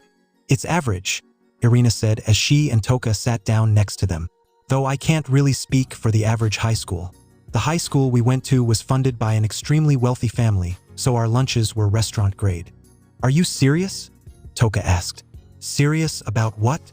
The four turned and saw Mitsuki walking over to them with a tray of food. The food at Kuo, Irina said, sipping her juice. The food at Kuo? Well, it's good. I mean, it has to be. It's funded by the Gremory family after all, Mitsuki said, sitting down. The Gremories? That's interesting, Micah said. You have any stray devil problems over here? Mitsuki asked. We do from time to time, but the monsters over here tend to take care of them. A few weeks ago, we had a member of the Nibirius clan, I think it was. He tried to get a Thunderbird to be his familiar, but the thing pecked and electrocuted him until he died, Toka said. That being said, the devils tend to stay out of here mainly due to some of the monsters here being too wild, even for them. Wendigos are a big problem here, especially where we live. Didn't we have to get one later? The one that wiped out an entire campsite, Micah asked. Yeah, I think Ingveld mentioned something about it, Toka said. Wait, I think I've met someone with that name before, Issei said. Toka and Micah blinked and looked at each other. Did she have purple hair? Micah asked. Orange eyes? Toka asked. Wears a necklace with a sun on it? They both asked simultaneously. Yeah? Why? Do you guys know her or something? Issei asked. Yeah, we're friends. Irina, Issei, and Mitsuki jumped in their seats when they saw a violet-haired girl sit down next to them. Her orange eyes were sparkling in amusement as she looked at their surprised faces. Oh, Ingveld, nice of you to join us, Toka said as she popped a chicken nugget in her mouth. It's nice to see you again, Issei, Ingveld said, smiling with a slight red tint on her cheeks. Yeah, Issei said. You too.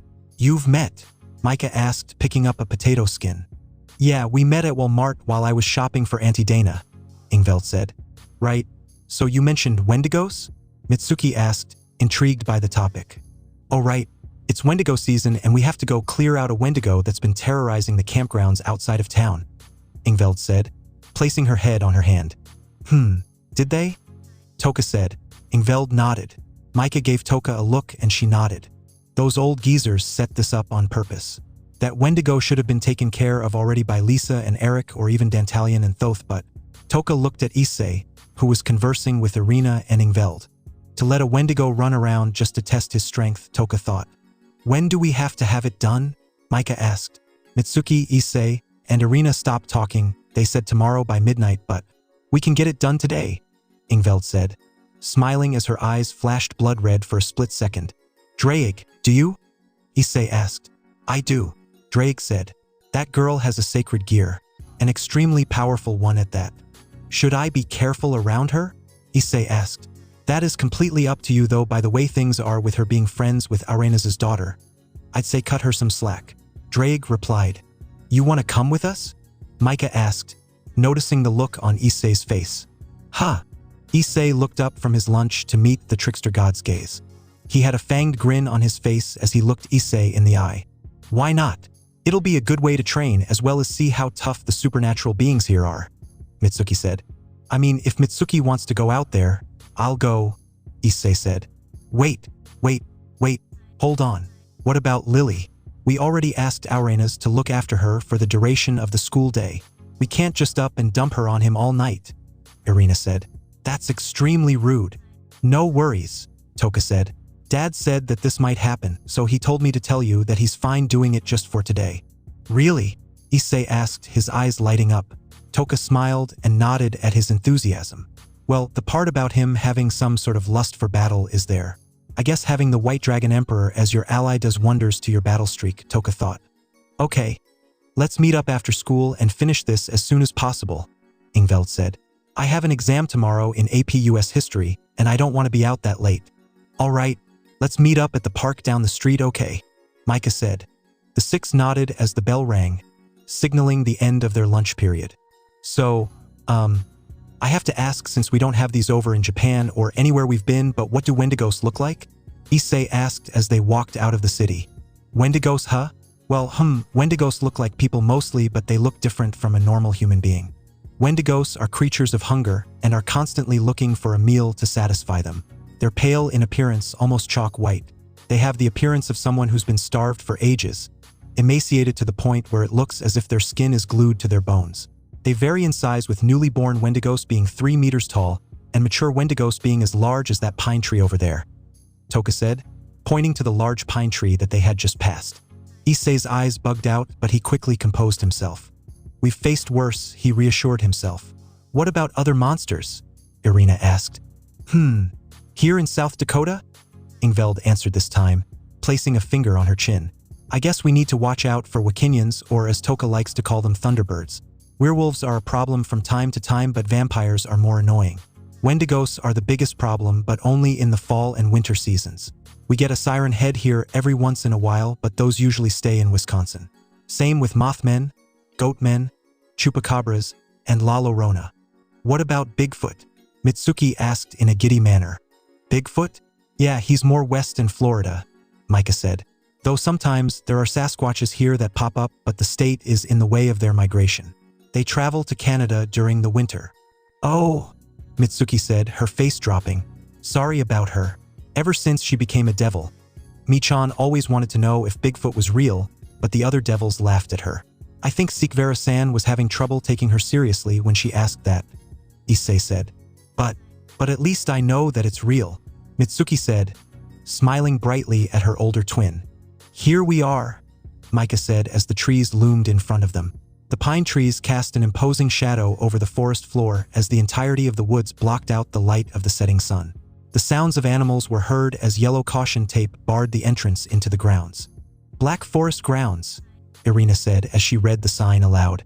This used to be tribal grounds until the Americans showed up, Micah said as he placed a hand on the ground. Feel anything? Ingveld asked. Yeah, it's here and so are others, he said. Others? Irina asked. There are people here. Campers most likely, or some idiots from our high school, Toka said as she unsheathed a black dagger that was tied to her hip. Issei summoned the boosted gear, while Mitsuki summoned Telos Karma and Irina unsheathed her holy sword, Hautaclear. The boosted gear? You must be the Red Dragon Emperor then? Ingveld said, shocked at the appearance of the red gauntlet on Issei's arm. Yeah, pretty neat, right? Issei said. Yes, very, Ingveld said. Let's split up, Toka said.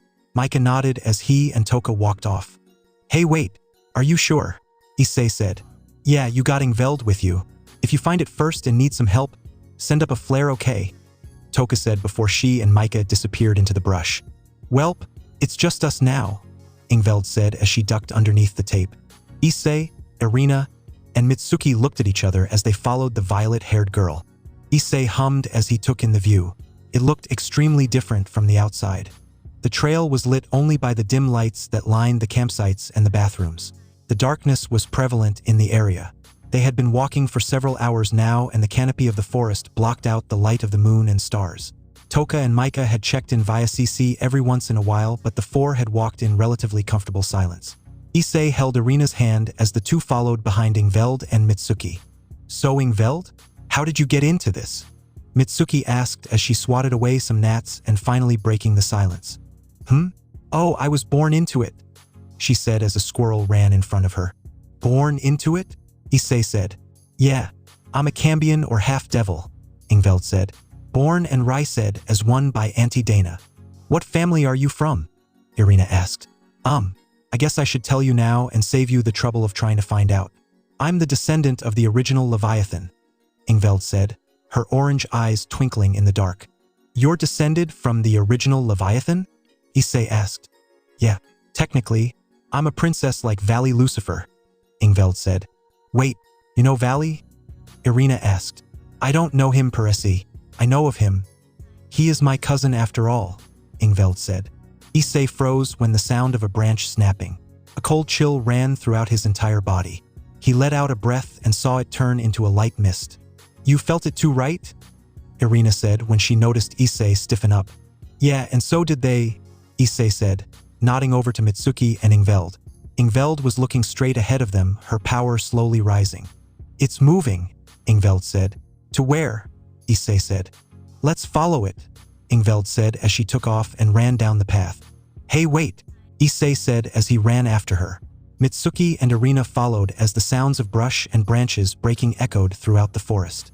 Issei narrowed his eyes as he spotted something pale darting through the trees at a speed that shouldn't be possible for something that large and fragile in appearance. That's a...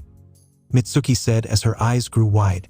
A scream ripped through the night sky, making them run even faster. The four broke into the campground where Issei's eyes widened.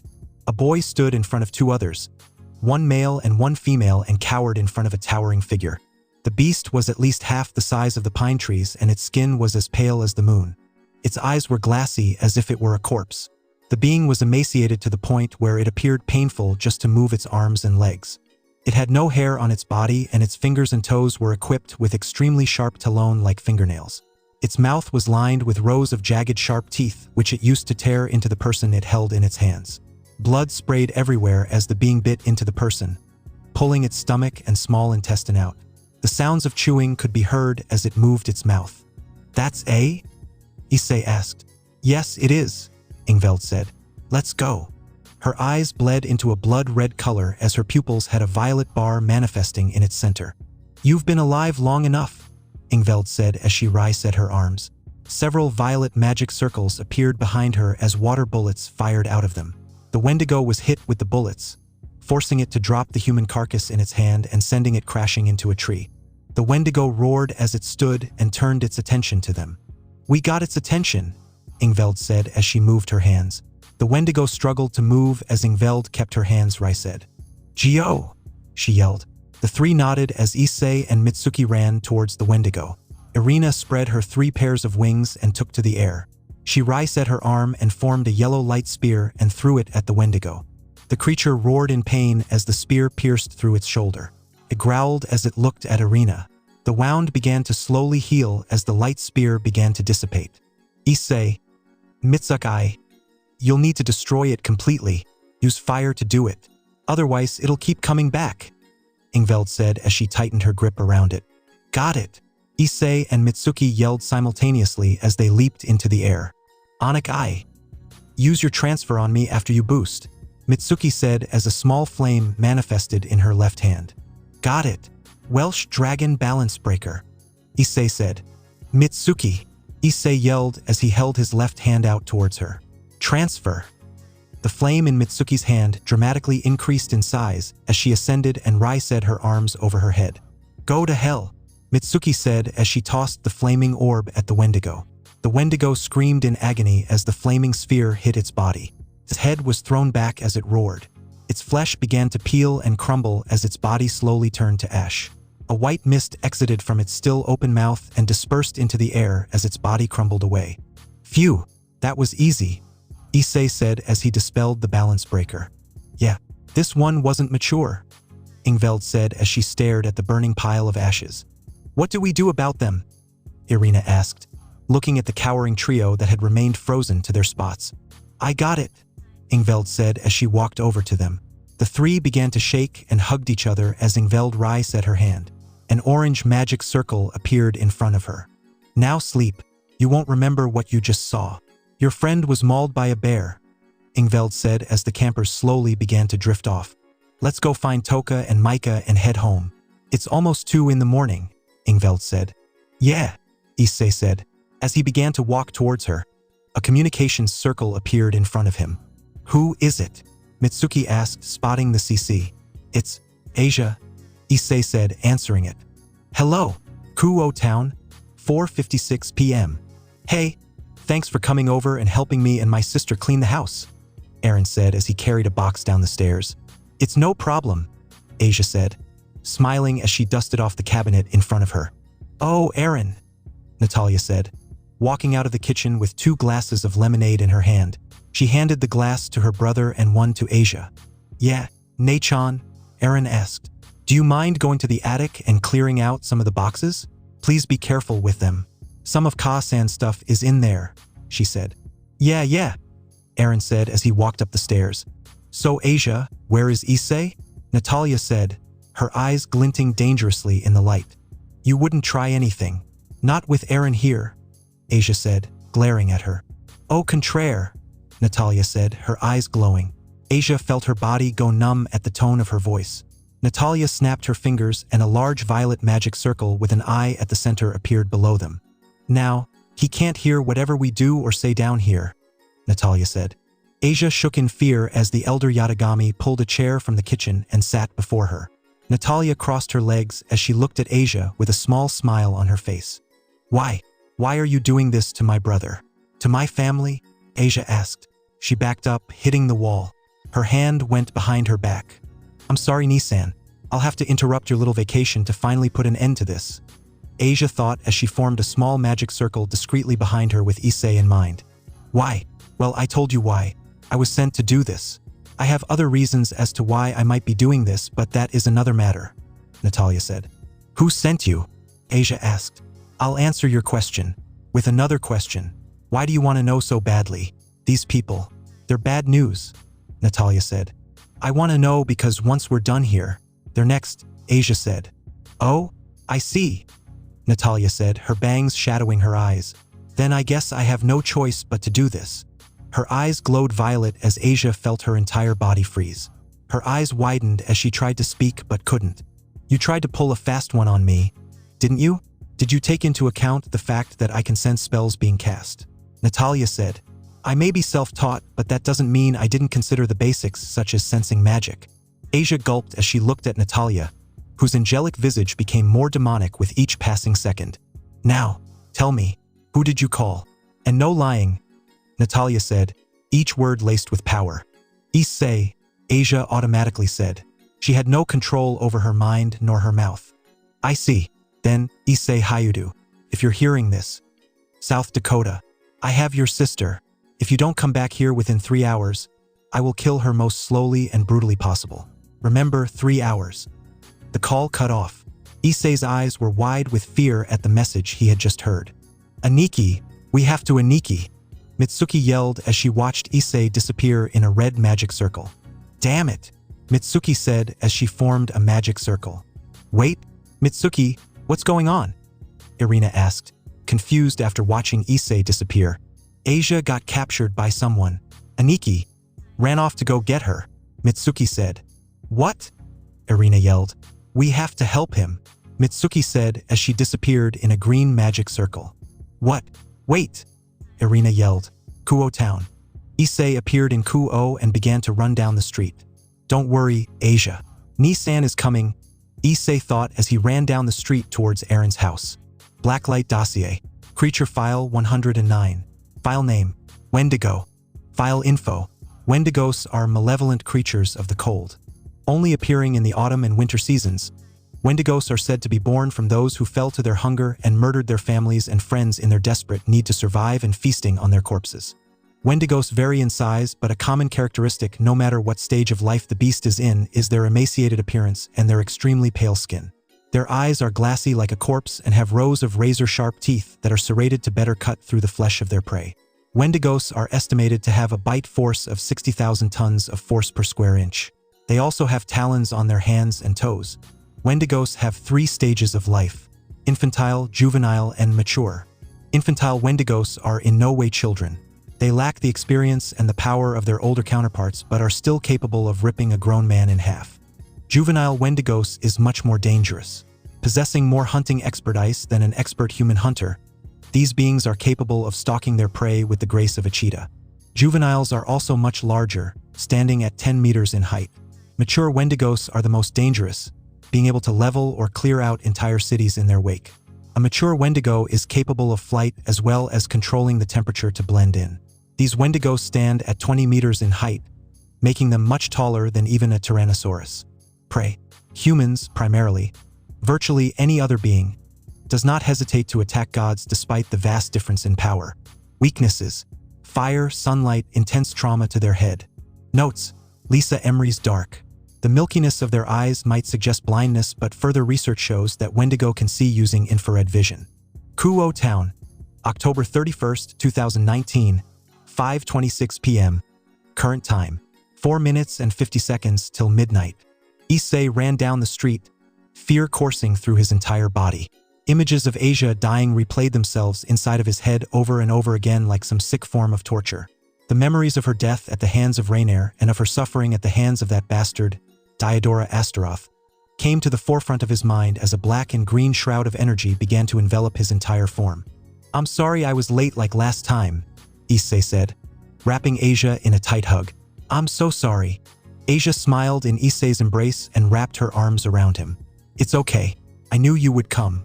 Ever since you and your family took me in and treated me as your own, I never doubted for a second that you wouldn't come and save me. Let's make more happy memories together." "Ni-san," Asia said.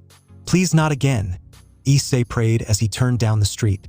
He slowed down and stopped outside of the house of his sister's boyfriend. His knees buckled when he felt it. That overwhelming amount of demonic power.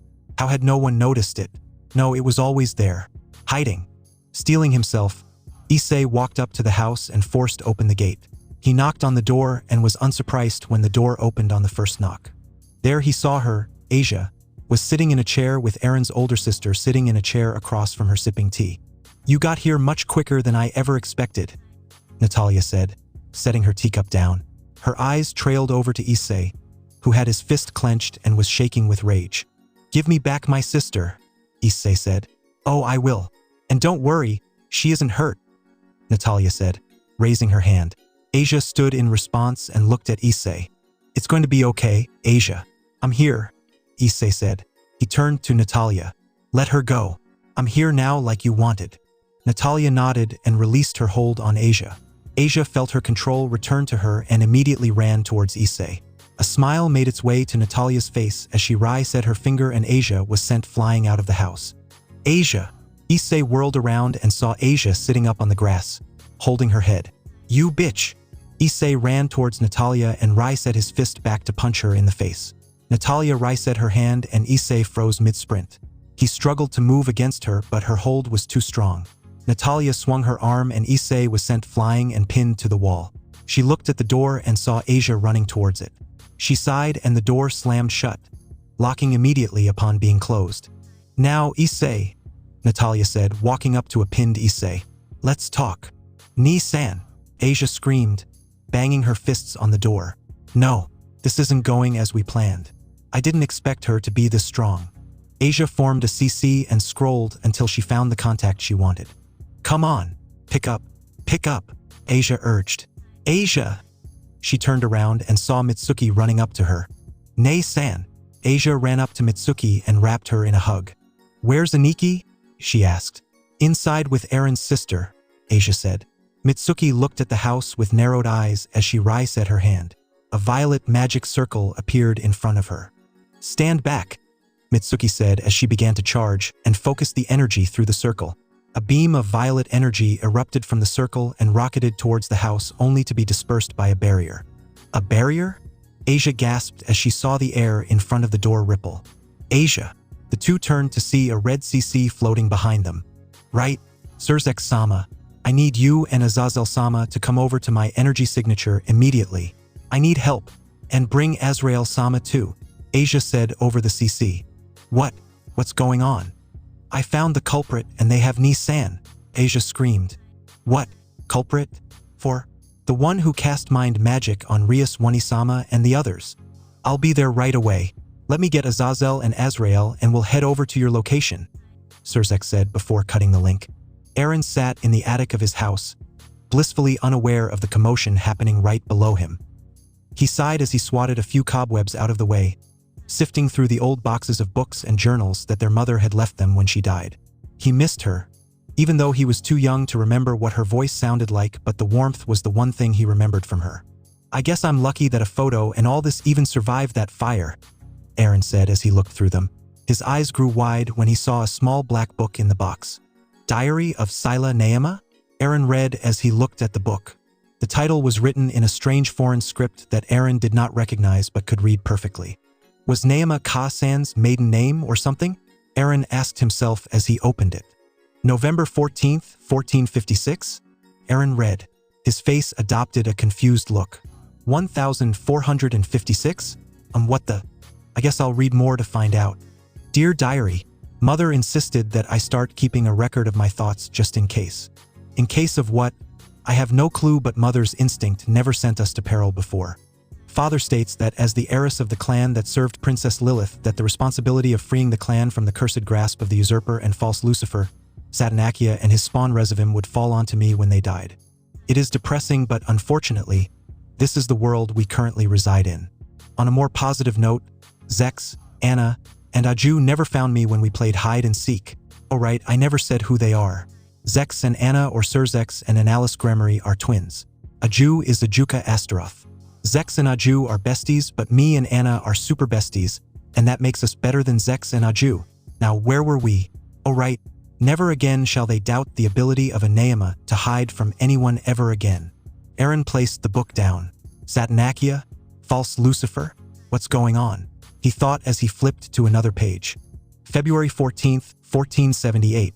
Oh my Lucifer! He got me something for that human holiday named after that saint. What should I do? What do I get him? I need to ask Zex what Aju likes. Oh dear, maybe I should. Okay, next page, Aaron said, flipping to another page, his eyebrows furrowed in confusion. The date at the top was blotched out to the point where he could barely make out the words and numbers. September 9th, 1502. Aaron read. How could he? I know that Graphia meant a lot to him and the loss of Analyst was the edge of it, but to slaughter even children. Zex, why? Why did you slaughter my clan? You knew we were forced to, and even after, you still did it. My parents, my brothers, my cousins, they're all dead. Me and a few others are all that's left of our family. I have to take up the position as Lady Neema now. Ajuka just met up with me several hours ago. This war has torn us all apart. Sir Zex won't even talk to me anymore, and I don't want to talk to him. I thought he would understand. I guess that pact we made to always look out for each other was all for naught. This Sir Zex guy killed Ka-san's family? Aaron said. Wait, Sir Zex. Could that be the same Sir Zex that's Ria Senpai's brother? Aaron flipped to another page. January 12th, 1508. The war ended. But I'm alone now. Rezavim and the other Satans forced the remaining members of my family into defending them when the anti-Satan faction assaulted Lucifad. I saw Ajuka there, and Seraphal, Sir Zex, Falbium, they all killed them. Every member of my clan except for me. Ajuka couldn't kill me. He let me go, told me to run so the others can't find me. Even after the years we spent on opposite sides, he still cares about me. He said that. He loves me. This might be the last time I write to you. I'm going to run from the underworld and travel. To clear my mind. Maybe I'll find the peace I desperately need to soothe the death of my family. Mom, Dad, if you can hear me, wherever you are, I'm sorry. I'm a horrible family head. It was because I wasn't strong enough to defect that our family died. They died at the hands of the anti-Satan faction because of me. I guess this is it now. Goodbye. That can't be the end, Aaron said, holding the book in front of him. There's still a shit ton of pages left. Aaron flipped to the next page and saw an entry with a much more recent date. This one is from 1996. That's a year before Nay-san was born. Aaron mused as he began to read. July 1st, 1996. Hey, I don't know where to begin. It's been so long since I've written in this dusty old thing that I can hardly recognize it. For 100 years, I think. Well, to summarize the things that have happened to me over the past 4 centuries, I'll start with what happened after I left the Gehenna. I ran and didn't look back. I lived in Italy for a while. Soaked up the Renaissance while it lasted and worked as a handmaiden for Lisa Gerardini. She was nice. After that, I moved to England. Let me tell you, 1500s England is one of the most depressing places on the planet. Never in my life could I imagine a man going through 6 wives. The man executed 2 of them. Anyway, I lived there for a century under different names before I tried my luck and headed on a boat to the New World. I ran into a couple of devils from different families and passed myself off as a member of the Bale family. Ajuka, the smartass, invented something called evil pieces as a way to replenish the devil population since the loss of several clans, including my own, diminished our numbers even further. I even saw Lord Gremory once. He got a guy named Mathers or something. Apparently, he's a talented wizard of some sort. Anyway, when I got to the New World, I moved as far west as I could. Ran into a couple of gods along the way. They let me live in peace so long as I didn't bother their people or the other gods, and I agreed on the terms that they do the same. They also have the support of some sort of secret organization. Black Sun, I think? Anyway, life out in the boonies was boring. Monotonous. I saw Cain and Avon once. The two haven't been sighted since the Great War. They have 3 kids, 1 boy and 2 girls. The boy's name is Keenan, but I just call him Ken. He looks like Avon with the red hair and sparkling blue eyes. They have another daughter named Asta, but we just call her AST. Kane told me that they named her after Lady Lucifer, who was often called Asta, which meant Star of Morning. And then we have the youngest, Celine. Avon wanted to name her after the Titaness with whom she was close friends with. Anyway, I'm rambling, but last I heard, Ken is in Australia and Celine is in Greece. ST just dropped off the map a few years back. After spending the next 300 years in the US, I got my degrees when women were allowed to go to college, and I got a PhD in nuclear physics, microbiology, philosophy, human physiology, and psychology. That last one was for irony. I moved to where I currently live last year. I live in Fujinomiya, Japan now. It's a nice town near the base of Mount Fuji, and that's where I saw him again. Ajuka. Love never dies even after centuries apart. We met. We dated after a few months, and we just couldn't hold it anymore. Ajuka and I got married a few months ago, but we're keeping our marriage a secret until he's certain that it's safe for us to return to Gehenna together as a family. Until then, our little bundle of joy will have to wait. We named her Natalia. I personally liked the name, but Ajuka's reasons for liking it were weird. I guess it's because she has the same name as Black Widow. Until then, I'll write when I have more time. Being a mother will keep me busy for a while. Aaron smiled. Now, he had a name for his father, Ajuka. He kept reading his mother's entries and kept smiling at how much love his mother had for the man. How hard the man worked between his position, as he learned, was being Mao Beelzebub, and being a family man. Of course, he never could see his own children but watched them from afar. It made Aaron admire the lengths the man went to protect them. "Oh, this is a few months after I was born," Aaron said as he read it. "October 24th, 2001, our son. He's the most precious gift our family has been granted since Natalia was born. We named Aaron. Kind of ironic to name a devil child Aaron. It means saint. I recently changed my last name too. Yatagami. It means night god's sword. So on our marriage certificate it says Saya and Agio Yatagami. One day, our little boy will be as powerful as his father and his mother. I wish you were here when she passed to San," Aaron said.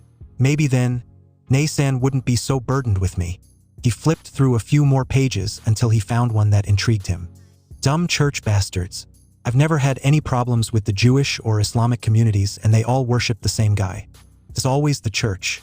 The dumb bastard tried to kill my baby boy. Good thing Ajuka was around and killed him. I had to wipe Aaron's memory of the incident, but I got something out of it. Before the man died, Ajuka did the world a favor by ripping out his sacred gear. Something he learned from AZRAEL apparently. Goes to show that the 3 factions can one day come together, I guess. We transferred the gear to our son and sealed it in hopes that he would one day be able to use it. I could have given it to Natalia, but she has her own gifts. The powers of both the Naima family and the Astaroth family run strongly within her. One day, she might inherit her father's title of Beelzebub." "Nay-san being Beelzebub? Unlikely," Aaron said. "She's too much of a slacker. It's a miracle she graduated high school and got through grad school as fast as she did." As Aaron read through the journal and learned more about the father he never knew, a thought came to his mind. "I wonder what Ka-chan's last entry was," Aaron said as he flipped to the most recent entry he could find. December 1st, 2006. Aaron looked through the contents of the diary entry and his eyes widened. "I have nothing to talk to you about," Issei growled as Natalia looked at him with a smile. "On the contrary, I have much to discuss with you. Don't you want to know why I targeted your lovers instead of your family members, or you in general?" she asked. Issei went silent as her words sank into his head. "Humph, I thought so. Now that you're here, I want to tell you a little story.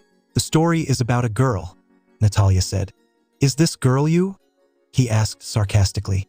His entire abdomen erupted in pain as Natalia slammed her fist into his stomach. "Sure, all questions will be answered after this," Natalia said as she leaned in close to his face. "Where was I? Oh yes, the girl. You see, this girl lived happily with her mother and her little brother and was watched over by a father who was a king. One day, the girl's mother told her to take her brother and run because bad people were after them. These bad people tried to kill the girl and her brother because their leader, the best friend of the girl's father, ordered them to. The girl's mother did not want to see her children die, so she sacrificed herself to save them, trapping the assassins and herself as the house was engulfed in flames. The girl and the boy went through foster care, ending up in one family after another, but in the end, all they had was each other. The girl learned that she inherited the powers of her beloved mother and her absentee father, who she lost faith in. The power to influence the mind and the power to shape the forces that govern the physical phenomenon of the universe. She trained in these powers as best she could without a teacher while taking care of her brother, being both a mother and a sister at the same time. All thoughts of revenge against the man who sent those thugs who killed her mother were unimportant and discarded in favor of raising him to be the best person he could be. The girl worked hard, skipped several grades and graduated at the age of 14. Then, she went to university and graduated in 2 years, taking no winters or summers off. She then went and got her master's degree, all while sending her brother to school and working a job. Then one day, the girl was approached by a man with yellow eyes, Natalia said in a tone that sent chills down Issei's spine. The man offered the girl a deal and the girl refused. The man then went on to threaten the girl's brother and the girl fought back. However, the man held power beyond what the girl was capable of and was easily defeated. The man then went on to offer the girl the deal once more. All the girl had to do was to trigger the first special child by whatever means necessary, no matter how cruel, and after that, she had to deliver him to the man. And get this, the man promised to resurrect her mother as a bonus if she performed her duty. With her brother's life in peril and the hope against all hope that the man would hold his end and bring her mother back, the girl accepted. Not that she had much of a choice anyway, and this brings us to now, Natalia said as she sat down. Issei couldn't believe what he was hearing. His mind couldn't grasp nor comprehend what he was just told. Drake? Was she lying? Tell me that she's lying, Issei asked. I wish I could, but her story, it's sincere. She's not lying, Drake said. Why? Why are you telling me this? Issei asked. Because I got tired of it. The constant threats to my life. The constant threats to my brothers. Of the terrible acts I had to commit to get you to where you are. I know they're not going to bring Kasen back, but I would rather burn in hell than watch my brother die, Natalia said. So when I learned that you were the Securite, I placed my hopes on the chance that you'll be able to beat them. And with that, I'm prepared to offer you a deal. I'll let you go, but you have to promise me that no matter what happens in the following moments, that you protect Eren. Keep him alive. Protect him as you would your sisters. Issei was shocked at her offer. He closed his eyes and shook in anger. He gritted his teeth as he began to yell at her. And why should I? You ruined my life. I was supposed to be happy, to finally be free of this, to have peace. Why? Why ruin what I had? Issei yelled, spittle flying into Natalia's face. Because of all the things I could have done, this was the one you would have recovered from, Natalia said. Would I rather I torture and kill your family? Or maybe something even worse happening to your sisters? Issei went silent at her words. She was right. Of all the things she did, this one was one Issei could recover from given time, but the others, they would have sent Issei into a place he could never come back from. He could already imagine the devastation he would have wrought on everyone, even those that had nothing to do with what would happen if such an event were to take place, just to spite the entire world for taking his family from him. I know that you hate me for what I did, but please, from one older sibling to another, protect my brother.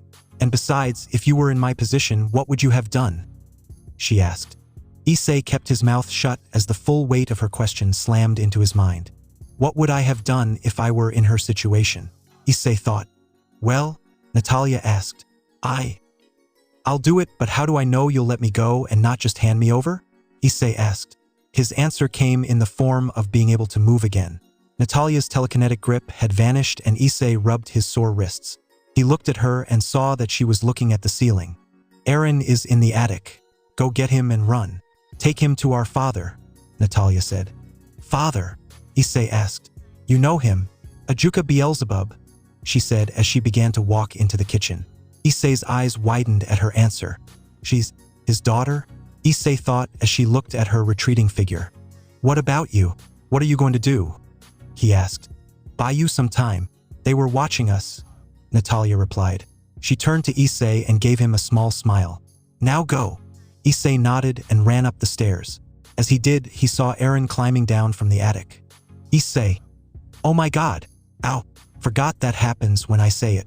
You'll never believe this. I've been Eren said, but was cut off as Issei grabbed his shoulders.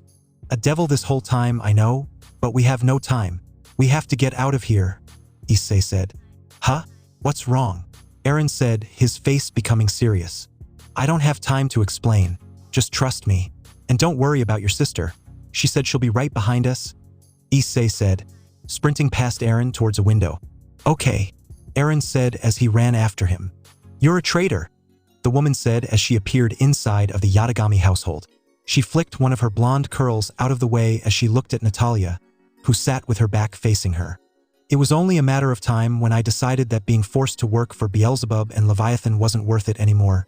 Phoenix. Learning that my target was the Red Dragon helped in that regard. Natalia curtly replied. You're a disgrace to your family name. Phoenix spat as flames began to manifest around her. I'm as much of a disgrace to my name as you are intimidating. You don't scare me, you hag, Natalia said, standing up as a violet aura surrounded her. I'm going to kill you. I'm going to let you burn to death for what you've done, Phoenix said as her flaming wings manifested. You're welcome to try, Natalia said as she fired a telekinetic blast at Phoenix, sending the demon flying out of the house. Ni-san, Aniki, Issei and Eren turned as they saw Asia and Mitsuki running towards them. Irina, who was at the door with Ingveld, Toka, and Micah slamming their shoulders against it, turned around to see Issei and Eren with Asia and Mitsuki. We need to get out of here now, Issei said. Where to? Mitsuki asked. Anywhere but here, because in a few seconds this entire block is about to become a boom. Everyone turned to see a woman with blonde hair being thrown through the ceiling of the house. Phoenix caught herself in mid-air as a pair of massive flaming wings sprung from her back.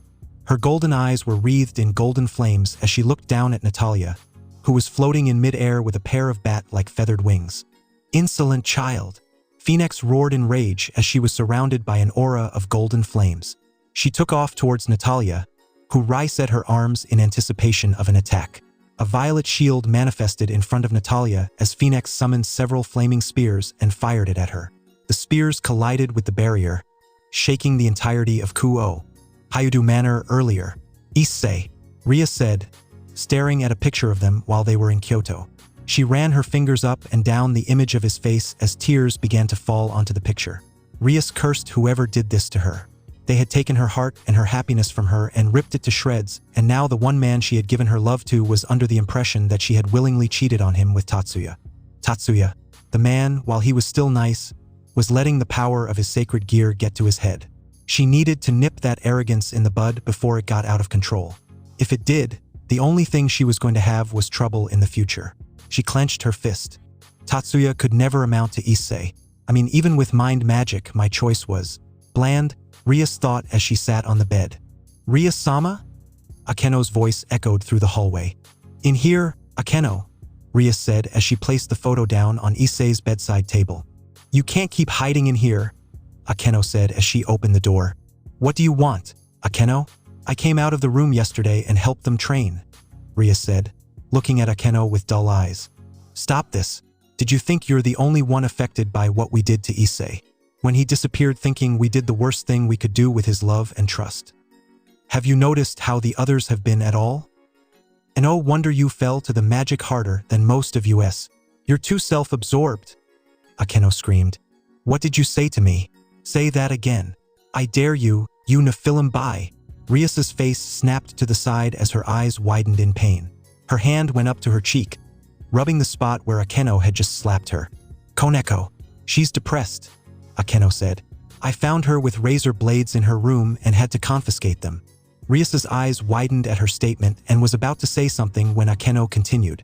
Ravel, despite the high and mighty act she's been putting on, has been running herself ragged and using her family's wealth to scour Gehenna, Salmavet, and Earth for Issei, Akeno said. Zenobia has been asking everyone she could for Issei, Murayama, Kates, the members of the perverted trio. She even took on all of Issei's contracts to try and get a clue of where he could have run off to, Akeno said.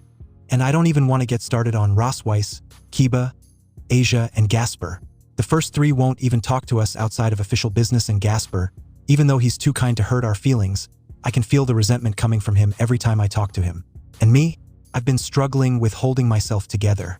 It's only a matter of time before our parents find out, and when my father discovers this, I can kiss my last name goodbye, Akeno said. Akeno, Ria said. Now, snap out of it and pull yourself together. Surzek-sama is downstairs to check on us, Akeno said. Rias nodded mutely as she got off Issei's bed and began to make her way to the door. As she reached to open it, her entire body froze. Power. immense power coming north of their direction. "We need to tell Ni-sama what we just felt," Ria said as she dashed out of the room. "Ni-sama," Ria said as she ran down the stairs. She saw Surzex standing in the middle of the room, stiffer than Rias have ever seen him. A bead of sweat ran down Surzex's face as guilt marred his very facial features. "Sila," Surzex whispered as a tear fell down his face. "Ni-sama?" Rias asked, worried. "Rias," Surzex said, turning to her and wiping his eyes. "Ni-sama. We felt two very powerful demonic energy signatures north of the house," Rias reported. "I know," Surzex said. "Take your peerage and head there immediately. I'll contact Ajuka and AZRAEL and we'll meet you there." Rias nodded and ran, leaving Surzex in his thoughts.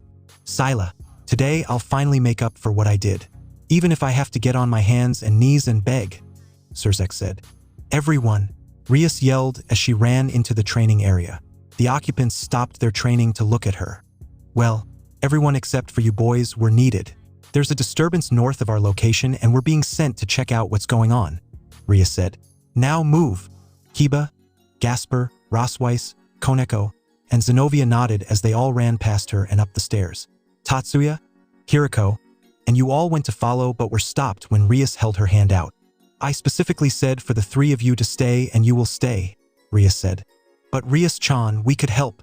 Tatsuya was cut off as he was forced to his knee by the pressure of Rias's demonic aura. "I've told you not to call me that. My feelings were the product of mind magic and were never real. You're here as a prospect. Now stay here. If we bring you with us, you'll just be a liability. Wait till you get much stronger," Rias said as she turned and climbed up the stairs. Tatsuya watched her retreating form and looked down. He reset his right arm and watched a blue glove manifest in his hand and clenched his fist. He was going to get stronger. He was going to prove to Rias that what he felt was real. "And I'm going to be damned if I let anyone stand in the way of that," Tatsuya thought. Unbeknownst to him, the two other boys were all having the same thoughts. "Aaron, Asia, go. We'll get Natalia and come back with her," Issei said as he summoned the boosted gear. "But I can help," Aaron said, summoning Purgatory Blossom. "Aaron, it's too dangerous. That woman your sister is fighting. She's one of the people your sister told me about while I was in the house with her," Issei said. "People?" Aaron asked. "Your sister has known you two were devils this entire time," he said. But why didn't she?" Aaron asked. "You can ask her later, but just know that your sister has been under duress for the entirety of your time here in Kuo," Issei said. "Now go. We'll get her back, I swear. But we can help too. Ni-san can summon Fafnir to take care of this," Asia said. "No," Toka said as she began to levitate. "The last thing we need is collateral. You two get somewhere safe and call us when the Mao get here."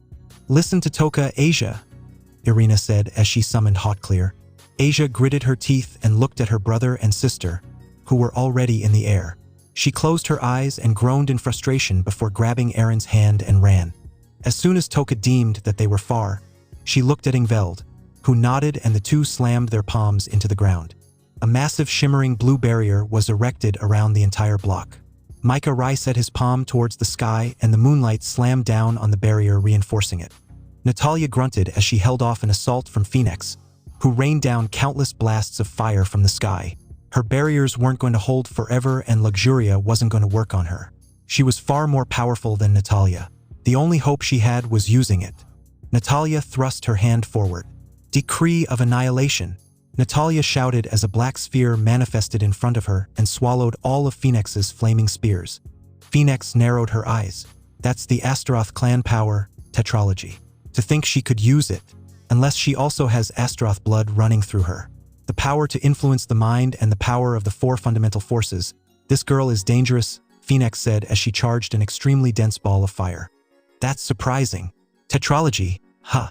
Phoenix said as she readied to fire the sphere at Natalia. "TCH." Natalia glared at her opponent and her eyes widened when she saw a shadow appear behind her.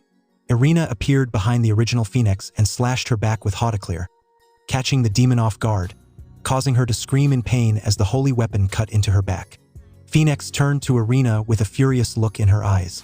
"Angel bitch!" She lunged at Irina, grabbing her throat and began to choke her. "I'll enjoy ripping your wings off, you filthy offenham." "Irina, move!" Irina's eyes widened as she teleported out of the way. Phoenix turned around and saw a massive violet beam of light approaching her. "Take this teriyaki moonshadow beam," Mitsuki yelled. Phoenix reset her arms and took the attack. The attack traveled to the barrier, impacting it. A massive blue wave ripped across the sky as the barrier contained the blast. "What are you doing here?" Natalia yelled as she saw them hovering before her. "Helping you. You're not getting out of this that easily. If you want to answer and make up for what you did, you might as well start by staying alive," Issei said as he flew next to her. "And besides, I can't fault you for doing what you did. If we were in your position, we would have done worse than breaking someone's relationship, which by the way is one of the most horrible things you could do," Mitsuki said, turning around. "But Aniki told me of your circumstances and I can understand why you did it, even if I don't agree with it. Focus. She's still here," Irina said as she tightened her grip around Hautaclear. The smoke cleared to reveal Phoenix, whose entire right half and legs had been vaporized by the blast. The devil progenitor gritted her teeth as she growled in anger. A blast of black and orange smoke erupted from her wounds and began to take the shape of her limbs and missing half. "I'll kill you for that," Phoenix said as she floated over to them. "I guess I have no choice then," Natalia said. "Stand back." "What are you going to do?" Irina asked as the elder Yatagami hovered in front of them. "Oh," Phoenix looked on, intrigued by what she was seeing. Powerful devils are rumored to be able to access this form, but the art of achieving it was lost with the death of Satanakias, Leviathans, Beelzebubs, Asmodeuses, and my families. The Belphegor family and Mammon family might still know the achieving it, but if they do, they hid it out of spite of having their royal status removed. "You know what form I'm talking about, Phoenix?" Natalia said as she began to power up. "Impossible. No devil of the current era can take this form. Not even Satanakia's son. A super devil can assume this form," Phoenix said. "What form is she talking about?" Issei asked as he watched Natalia. "Ha!" Natalia's violet aura erupted violently as she was enshrouded inside it. Her power rose and Irina, Issei, and Mitsuki were all pushed back by the intense winds that were being generated by her power. Thunder and lightning crackled in the sky as rain began to fall around them. "Ingveld, what's going on?" Toka asked as she watched the violet pillar of light in the sky. "I think she's entering the Cliffith mode," she said. Auntie Dana said that only powerful devils can enter it, but the art was lost to time after the Civil War with the death of the Naema clan. "It seems Dantalion was wrong. For once, thankfully," Micah said as he maintained the barrier. "Ha!" The light exploded outward, leveling the house below them. All the streetlights exploded as the air began to ionize and spark around them. "So this is the fabled Cliffith mode that Albion and I have heard of so much. A power that allows one to transcend the limits of a demon," Drake said. "Like a super devil?" Issei asked. "Yes, except, if let's say the original Asmodeus were to assume her Cliffith mode, from the rumors, she would be far stronger than Surzex at his full power. This power turns them into conceptual beings, living embodiments to put it into simpler terms.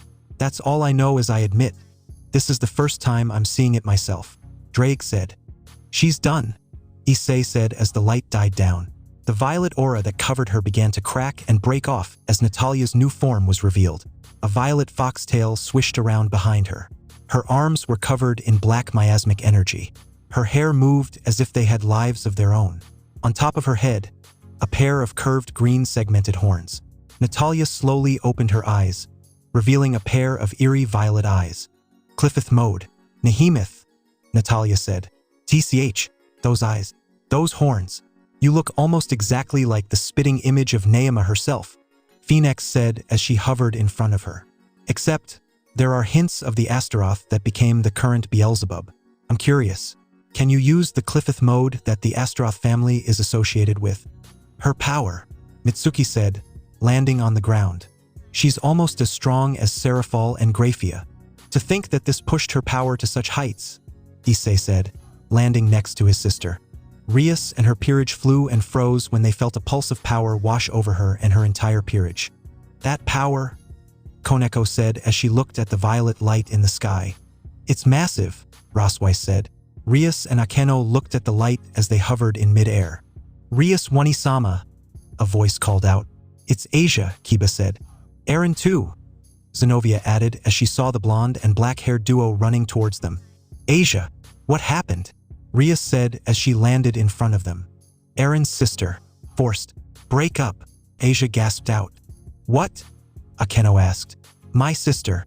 I learned that we're members of the Naoma family. Wani-san. She was forced to tear apart your relationship with Issei-san in order to keep me safe, Aaron said. What? By who? Rias barked. The one they're fighting, Asia said. Then we have no time to waste, a voice behind Rias said. You're my? Aaron said as his eyes widened at the new arrival. Kneel, Natalia said. An invisible force slammed down on Phoenix, taking control of her body and forcing her to land and kneel. What? Her Luxuria. No, this is no longer Luxuria. The Yetzer Hara. She learned this too, Phoenix said as she forced her head to look up at Natalia with all of her willpower. This is the power passed down to me by my mother and her family. The power of the Black Hand of Lilith. The demon whose name is feared by the gods themselves so much that she is whispered for fear that her name will cause their demise when the night comes, Natalia said. Now die as I reduce you to a pile of bone and necrotized flesh. She reset her hand and fired a gray beam of energy at Phoenix. The demon could do nothing but scream in pain as the beam hit her with full strength. What is this? Phoenix rasped out as she saw her flesh begin to decay and rot at a rapid rate. Right now, I just hit you with a dose of 160 grays of radiation. That's twice as many grays as the elephant's foot in Chernobyl, Natalia said. Essentially, I have hit you with an extremely exaggerated dose to induce extreme acute radiation poisoning. The radiation will begin to lyse your cells and DNA, inducing necrosis as you can see, as well as placing you under a great deal of pain. If you were human, then you would have been dead by now, but even for a devil, this dose is potentially fatal. To think that you, of all people, would defeat me. Curse you, Phoenix said as her hand fell off. Issei, Irina, and Mitsuki watched in morbid fascination as Phoenix practically melted into a pile of bones and flesh in front of them. Natalia landed in front of Issei, Irina, and Mitsuki and looked at them, causing the three to tense up. Natalia smiled and let out a sigh, releasing her form. After doing so, she fell to her knee, panting heavily. That form takes a lot out of me, Natalia said, as sweat fell off her chin. No kidding, Issei said as he helped her up. Nay-san. Aaron, Natalia said as she squinted in the direction of the sound of the voice. She saw Aaron running up with Asia and the Gremry peerage in tow. Oomph, Issei said, cracking a grin. That kid. Issei's grin vanished when he saw Rias walking up to him. Her hands shakily reached out to touch his face. Issei flinched and took a small step away from her. Issei? Why? Rias asked as she moved towards him. Let's talk later, Issei said before looking at Natalia. She gave him a small nod, indicating that she could walk. Issei let go of Natalia and the elder sister was forced to take a step back as Aaron hugged her. You're okay, Aaron said. Era. Is Aaron-chan worried about his Wani-chan? Natalia teased, looking down at her brother. Natalia froze when she heard that voice. Natalia said, letting go of Aaron. Natalia, you look so much like your mother, the man said as his green hair blew in the breeze. Ajuka Beelzebub-sama, Mitsuki said. Chichi Ue, Natalia said. HHHHH? Irina, Asia, and Mitsuki's eyes widened as they looked back and forth between the two.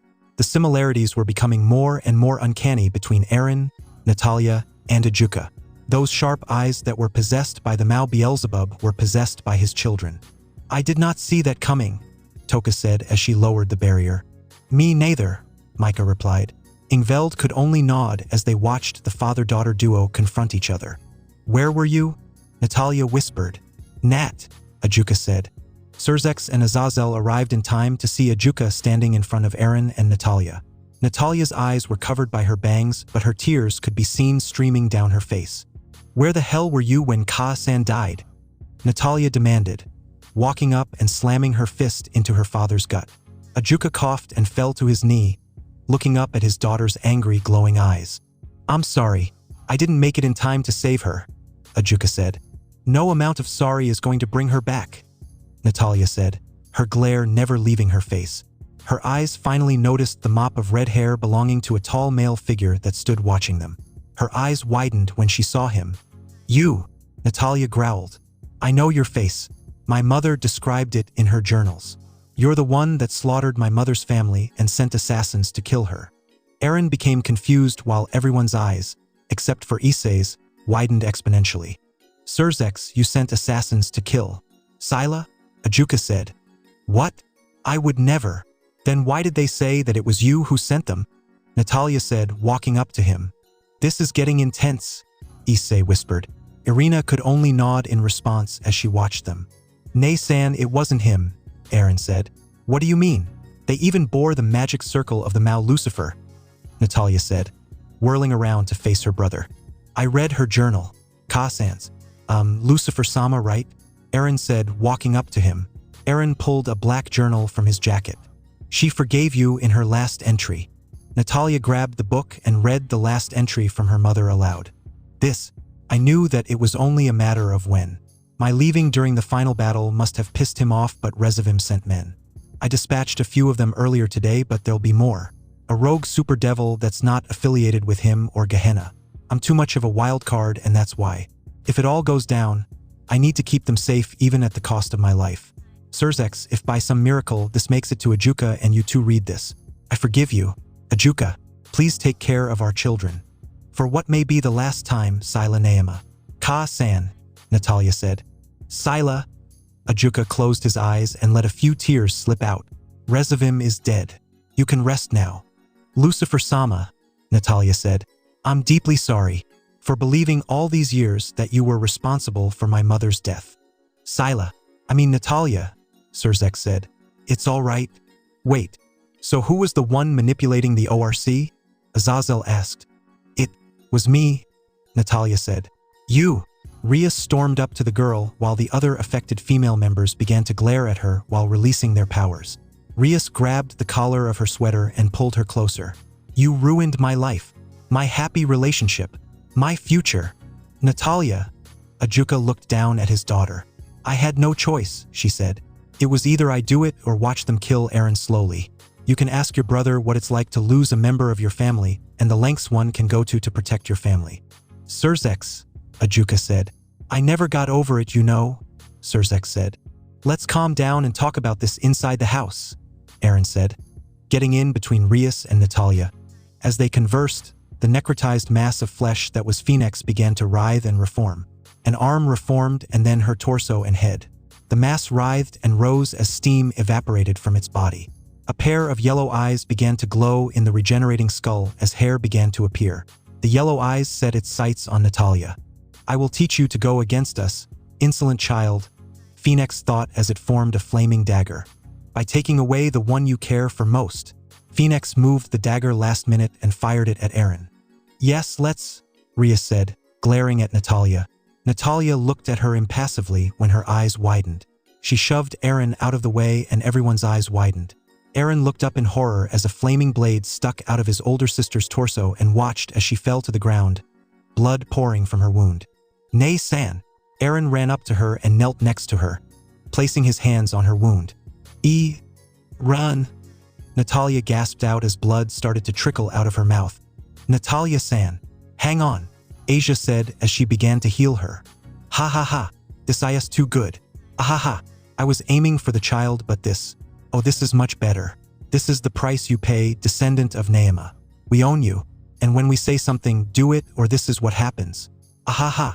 Phoenix said as her necrotized flesh began to regain its color. You, Ajuka growled as his eyes. You hurt my daughter. Oh, that is funny. Ahaha. The wayward father comes home to see his daughter impaled in front of him. Ahahaha. Phoenix cackled as she clutched her sides. TCH. Ajuka shook in his spot as a green aura began to cover him. Don't worry. You'll join her soon enough, Phoenix said as her yellow eyes began to glow ominously. Several flaming spheres surrounded her as she raised her hand. The spheres launched towards Ajuka, who stood there unmoving. His eyes flashed green as the fireballs halted in midair. The flames began to change color and became green as Phoenix looked on with wide eyes. The Kankara formula, a power I developed based on my calculations using my family power of tetralogy.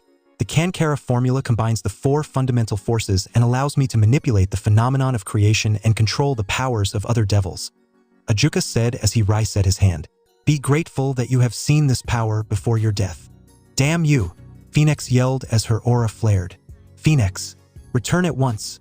A voice called out inside her mind. Phoenix's eyes narrowed before nodding.